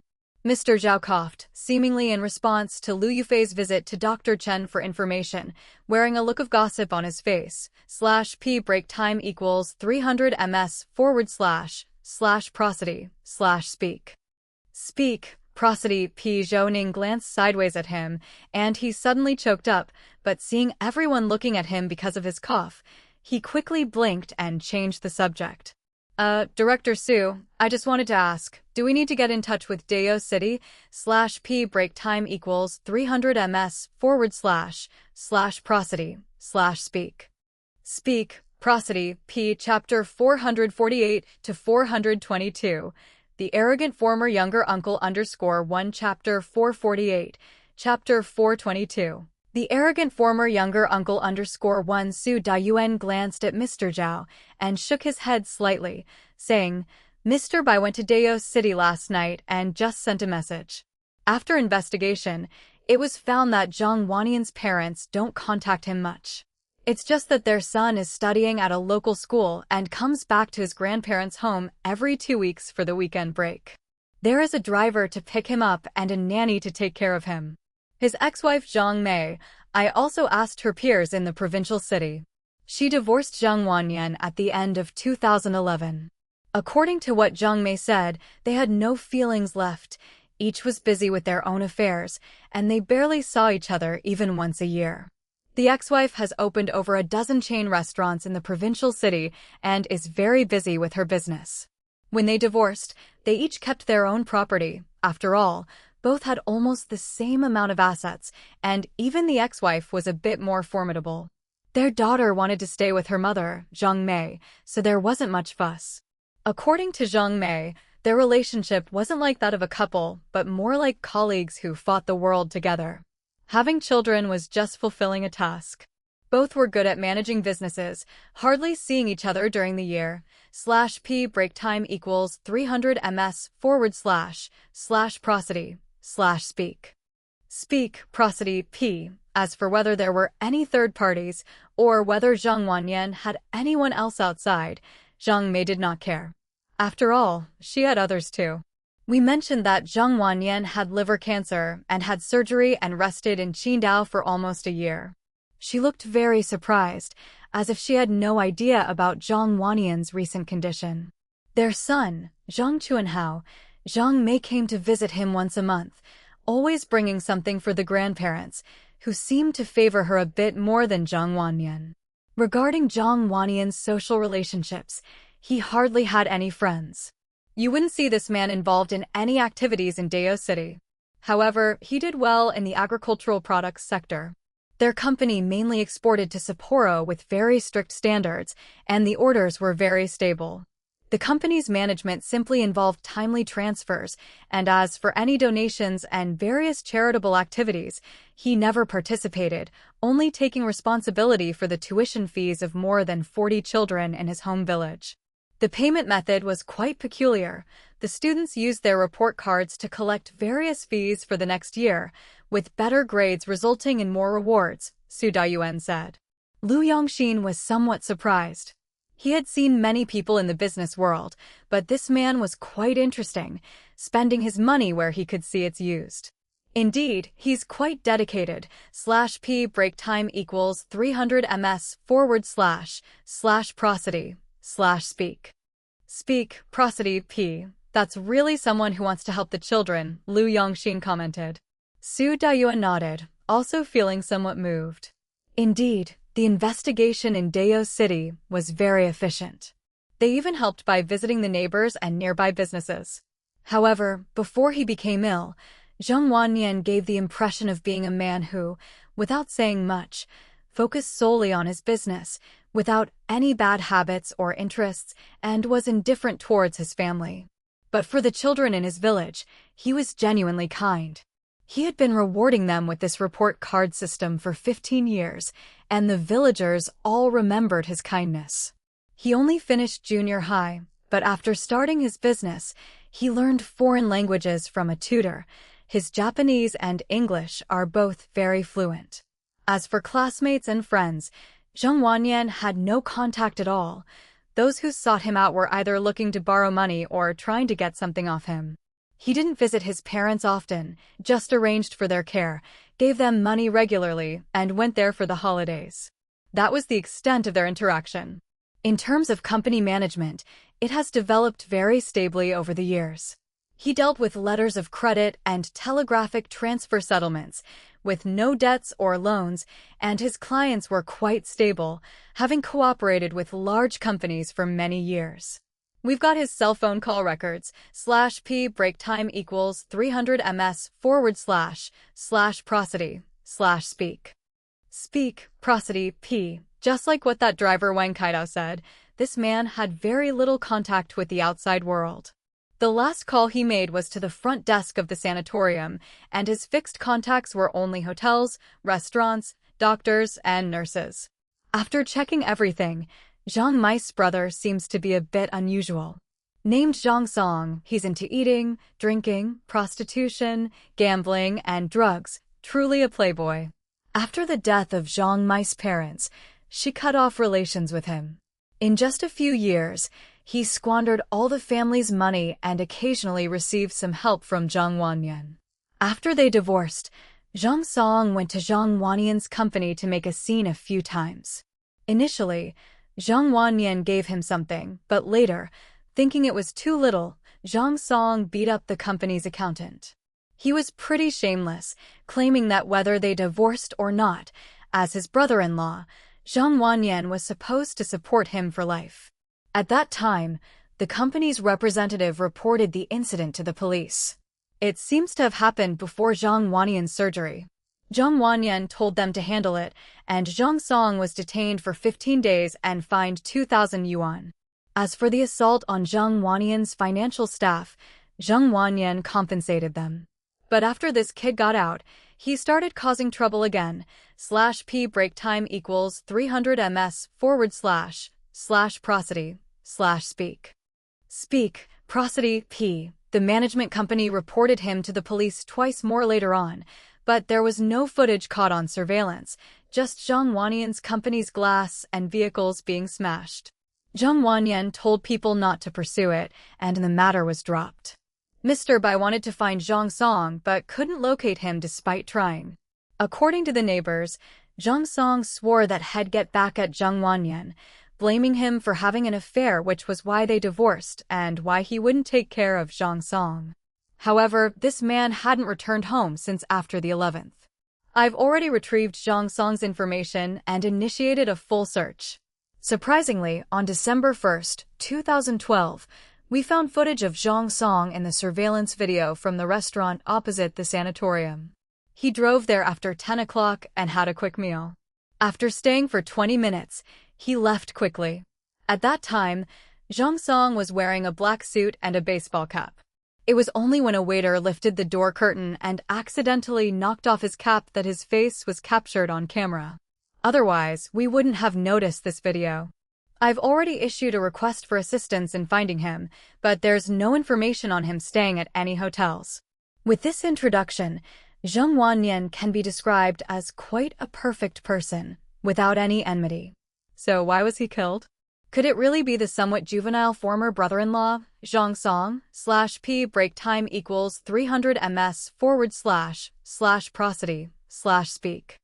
Speak, prosody, p. Some not-so-deep grudges, neighbors' testimonies, the anger of being detained, and the behavior of appearing near the C-cure at a special time are indeed somewhat suspicious.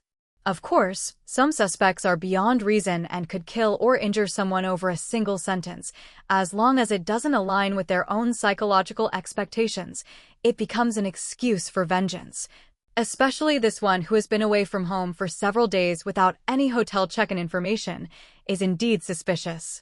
Su Dayuan showed Zhou Ning a photo, not of an ID card, but of an administrative detention, with Zhang Song's sullen face, a height of 179 displayed above, a face full of fleshy folds, a not small build, not old in age, but with eye bags that seemed bigger than the eyes themselves.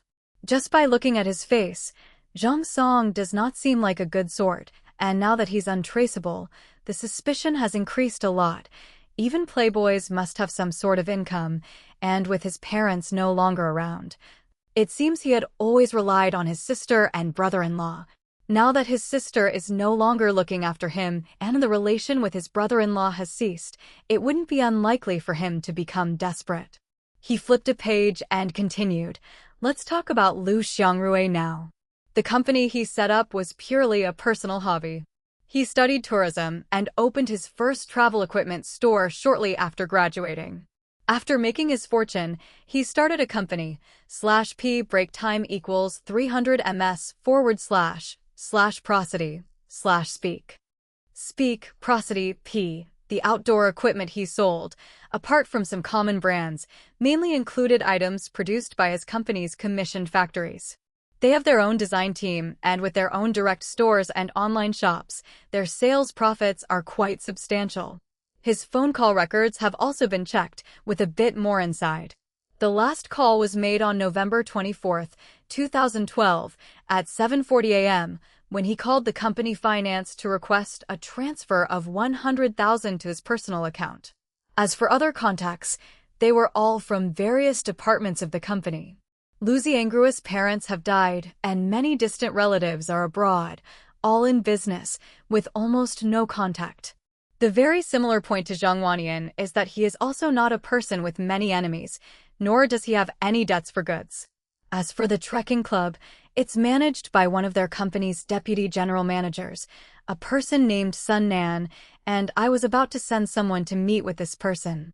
Qidong area has sent over some screenshots, all from various trekking QQ groups and WeChat groups that he manages. Every month, they organize activities in different places, and each province and city has their own branch club. As for the Qidong area, there's a group, and Liu Xiangrui is also in this group. Of course, nobody uses their real names in the group, and the names are all bizarre and varied. Every month, they organize various activities including mountain hiking, scuba diving, skydiving, and cycling. /p break time equals 300 ms / prosody / speak prosody p. The group is not small, gathering people from all walks of life. I'd like to have Mr. Chu sift through these people to see if there's any number registered with Zhang Wannian's phone number.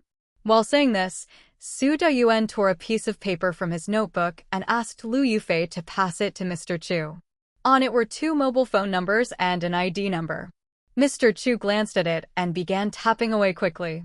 Zhou Ning set down the report in her hands. There's not much that can be done now. Everything has to wait for the test results before making any judgments. Thinking about it, she then said to Su Dayuan, "So, it seems that both Liu Xiangrui and Zhang Wannian disappeared in the last few days of November 2012, but no one thinks there's anything wrong with their disappearance, or it could be understood as such disappearances for them could be frequent occurrences?" Liu Yufei nodded her head. "I think so too. Besides, their simultaneous disappearances might be related to activities organized by the club. However, we haven't been able to contact this Sun Nan, who's supposedly busy filming a promotional film, recommending the company's new products for spring. Zhang Wannian and Liu Xiangrui, these two don't seem to have any connection. From their phone records, there are no calls to each other, and people from the outdoor equipment company have also screenshot the contact group chats from the club, but they're not WeChat friends and haven't spoken. So how did they contact each other? /p. Break time equals 300 ms / prosody / speak prosody p. Everyone fell silent. This was the puzzle that had always perplexed them. 2 seemingly unrelated individuals. Now it seems they might have crossed paths through the trekking club, but how did they get in touch with each other? Leaning forward with her elbow resting on her knee, Liu Yufei spoke up. I checked the registration information at the Secure, and there's no record of Lu Xiangrui having stayed there. The property search also revealed that Lu Xiangrui hasn't purchased any property in Qidong. At this moment, Mr. Zhao came over, looked at the photos on the table, and picked up one of the pictures of Zhang Wanyan's room to examine it. To my knowledge, the Secure is comprised of individual small villas, and Zhang Wanyan probably stayed in a suite. These are all built along the coastline according to the terrain, scattered and orderly, with rich vegetation, and surveillance can't capture details closely. If a car were to enter with 1 or 2 extra people, I suppose the front desk here wouldn't pay much attention, would they? /p break time equals 300 ms / prosody / speak. Speak, prosody, p chapter 449 to 423, code words _1 chapter 449, chapter 423, code words _1. Lu Yufei was taken aback and quickly took out her cell phone. After glancing through the photos, she handed it over to Mr. Zhao and Zhou Ning. You make sense. Zhang Wanyan lives in Villa number 3, which is right next to a road that leads directly to the south gate of the Sea Therapy facility. There's a pathway here, and as long as a vehicle has a pass, it can enter directly without being stopped for inspection, she said. At this point, Su Deyuan waved his hand. Stop thinking about it here. Hurry up, Yufei. Take Mr. Zhao and the others to the scene to take a look. As for Mr. Chu, when you find information, give us a call. Zhou Ning, you go with them. I'll have the tech team follow. Can't let Mr. Chu do everything. Xia Momo was standing next to Mr. Chu, as if they had found something, and quickly raised her hand. Director Su has already found their 2 QQ numbers. Zhang Wanyan's WeChat is very clean. Lu Xiangrui's WeChat friends and content are a bit more substantial. We have recovered the data for you all to look at. They definitely knew each other. Her words were like a shot of adrenaline that snapped the morose crowd in the room back to reality. Xia Momo distributed the printed materials, then she stood next to Zhou Ning. Zhou Ning and the others looked through it once. /p break time equals 300 ms / prosody / speak. Speak, prosody, p. The chat content was baffling, seemingly unrelated, and though their interactions weren't frequent, they did chat back and forth every 3 to 5 days. Lu Xiangrui's online alias was Huining Yizihua, and Zhang Wanyan's was Qindao Kumu Chun. These 2 names didn't seem like much individually, but together they were indescribably odd. Before Zhou Ning could finish reading the cryptic content, Su Deyuan was already frustrated. He flipped through several pages, and after seeing more of the same type of content, he exclaimed, "Are these 2 sick or something? Can't they speak plainly? Why write all this jumbled nonsense?" This one called Qindao Kumu Chun said, A. Is one person beautiful, or are 2 people beautiful? B. One person is beautiful. Huining Yizihua replied with a B. What does that mean? Is this some sort of quiz or a metaphor? Lu Yongxin tugged at Su Daiwan's arm. Su Deyuan sighed and sat down. The interns in the room were frightened into silence, not daring to speak or come closer, but Mr. Zhao was unfazed. He was eating a spicy strip, continuously nibbling and pondering, sucking his fingers clean. His eyes brightened. Seeing Zhou Ning staring at his fingers, he rolled his eyes and quickly wiped them before moving closer and said with a sly grin, "Well, boss, I think I might have figured some things out. But if I say it, you might flip out. I'm just analyzing the content here. Do you want to hear it or not?" Su Deyuan glared at Mr. /p break time equals 300 ms / prosody / speak. Speak, prosody, p. Zhao, barely resisting the urge to lift his foot. Mr. Zhao quickly scooted next to Zhou Ning with a look of aggrieved innocence. You're too bureaucratic, always ready to kick someone at the slightest provocation. If that's how it's going to be, I won't say anything. Zhou Ning nudged him. Just say whatever you've thought of. This isn't a large-range special case meeting. We're all on the same team. It's okay to make a mistake, so go ahead. Assured by Zhou Ning's words, Mr. Zhao nodded. He chose B, which I think refers to the extended meaning of the phrase.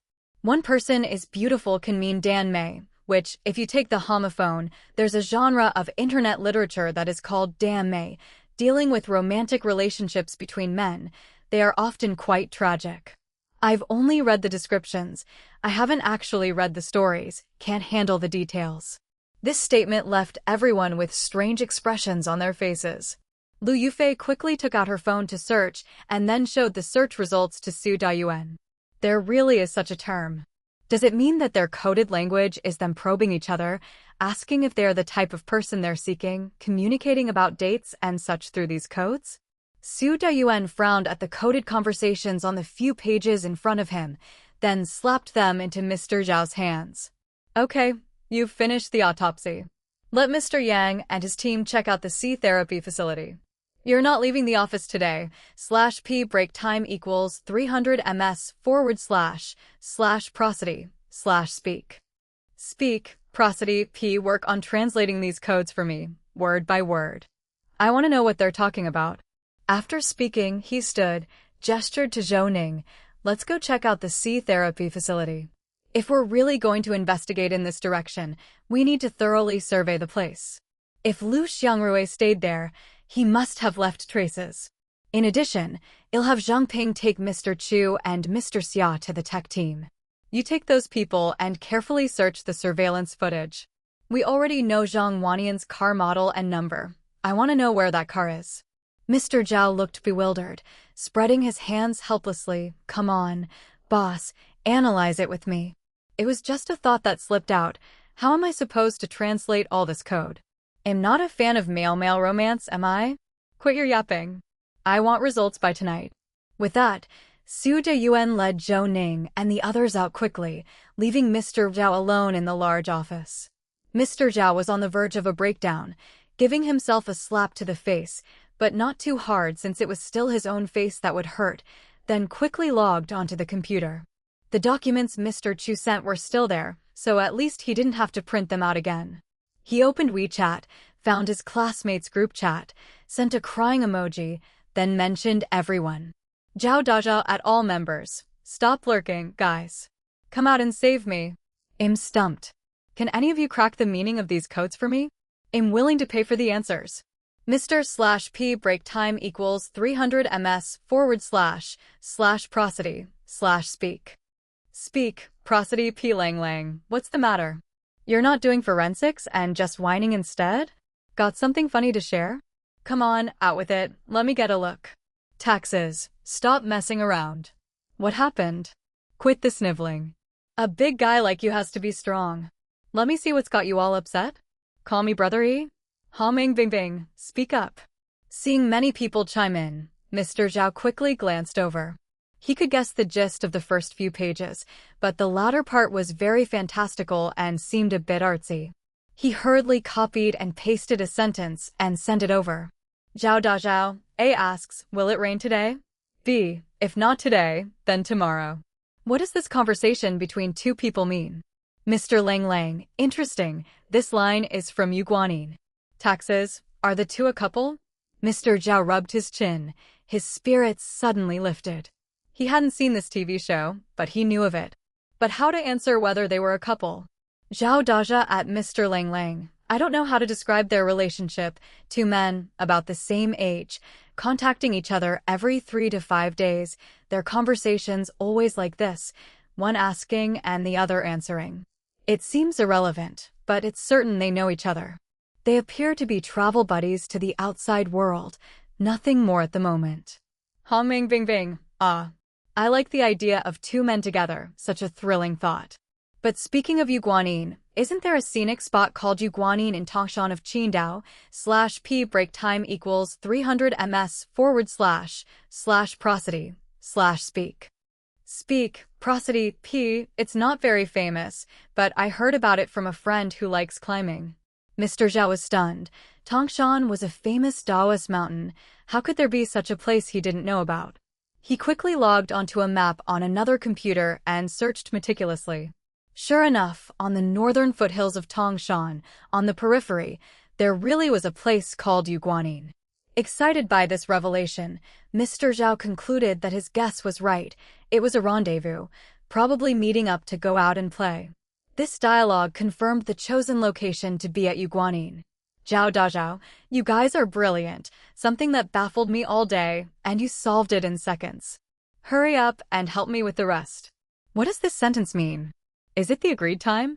Dongfang Middle School, lifting tomorrow's sun. Taxes. The youth are the sun at 8 or 9 in the morning, obviously implying to set off at dawn, arriving at the designated place by 8 or 9. Mr. Zhao's eyes shone. He promptly sent a red envelope, everyone pecking at it in seconds, with the lucky ones grabbing more than $20, everyone praising Zhao for his generosity. He quickly sent these chat records over, one by one, then noted down the translated meanings in another document. The more he studied, Mr. Zhao started to discern some patterns, some answers he knew without needing to ask. His plump hands danced and fluttered across both keyboards. /p break time equals 300 ms / prosody / speak. Speak, prosody, p outside the south gate of the Seascape Therapy Center, in the car. Zhou Ning rinsed his mouth, and Peng Tianheng cleared away the empty lunch box. Not brushing after a meal was especially uncomfortable for him, but there was no time to fuss. He quickly put on his mask and stepped out of the car. The others in the vehicles also got out one after another. Lu Yongxin stood next to Zhou Ning, pounding his back. Will Director Zhu's promised meal happen within this year? Zhou Ning smiled. It wasn't that Su Dayuan was stingy, he simply didn't have the time.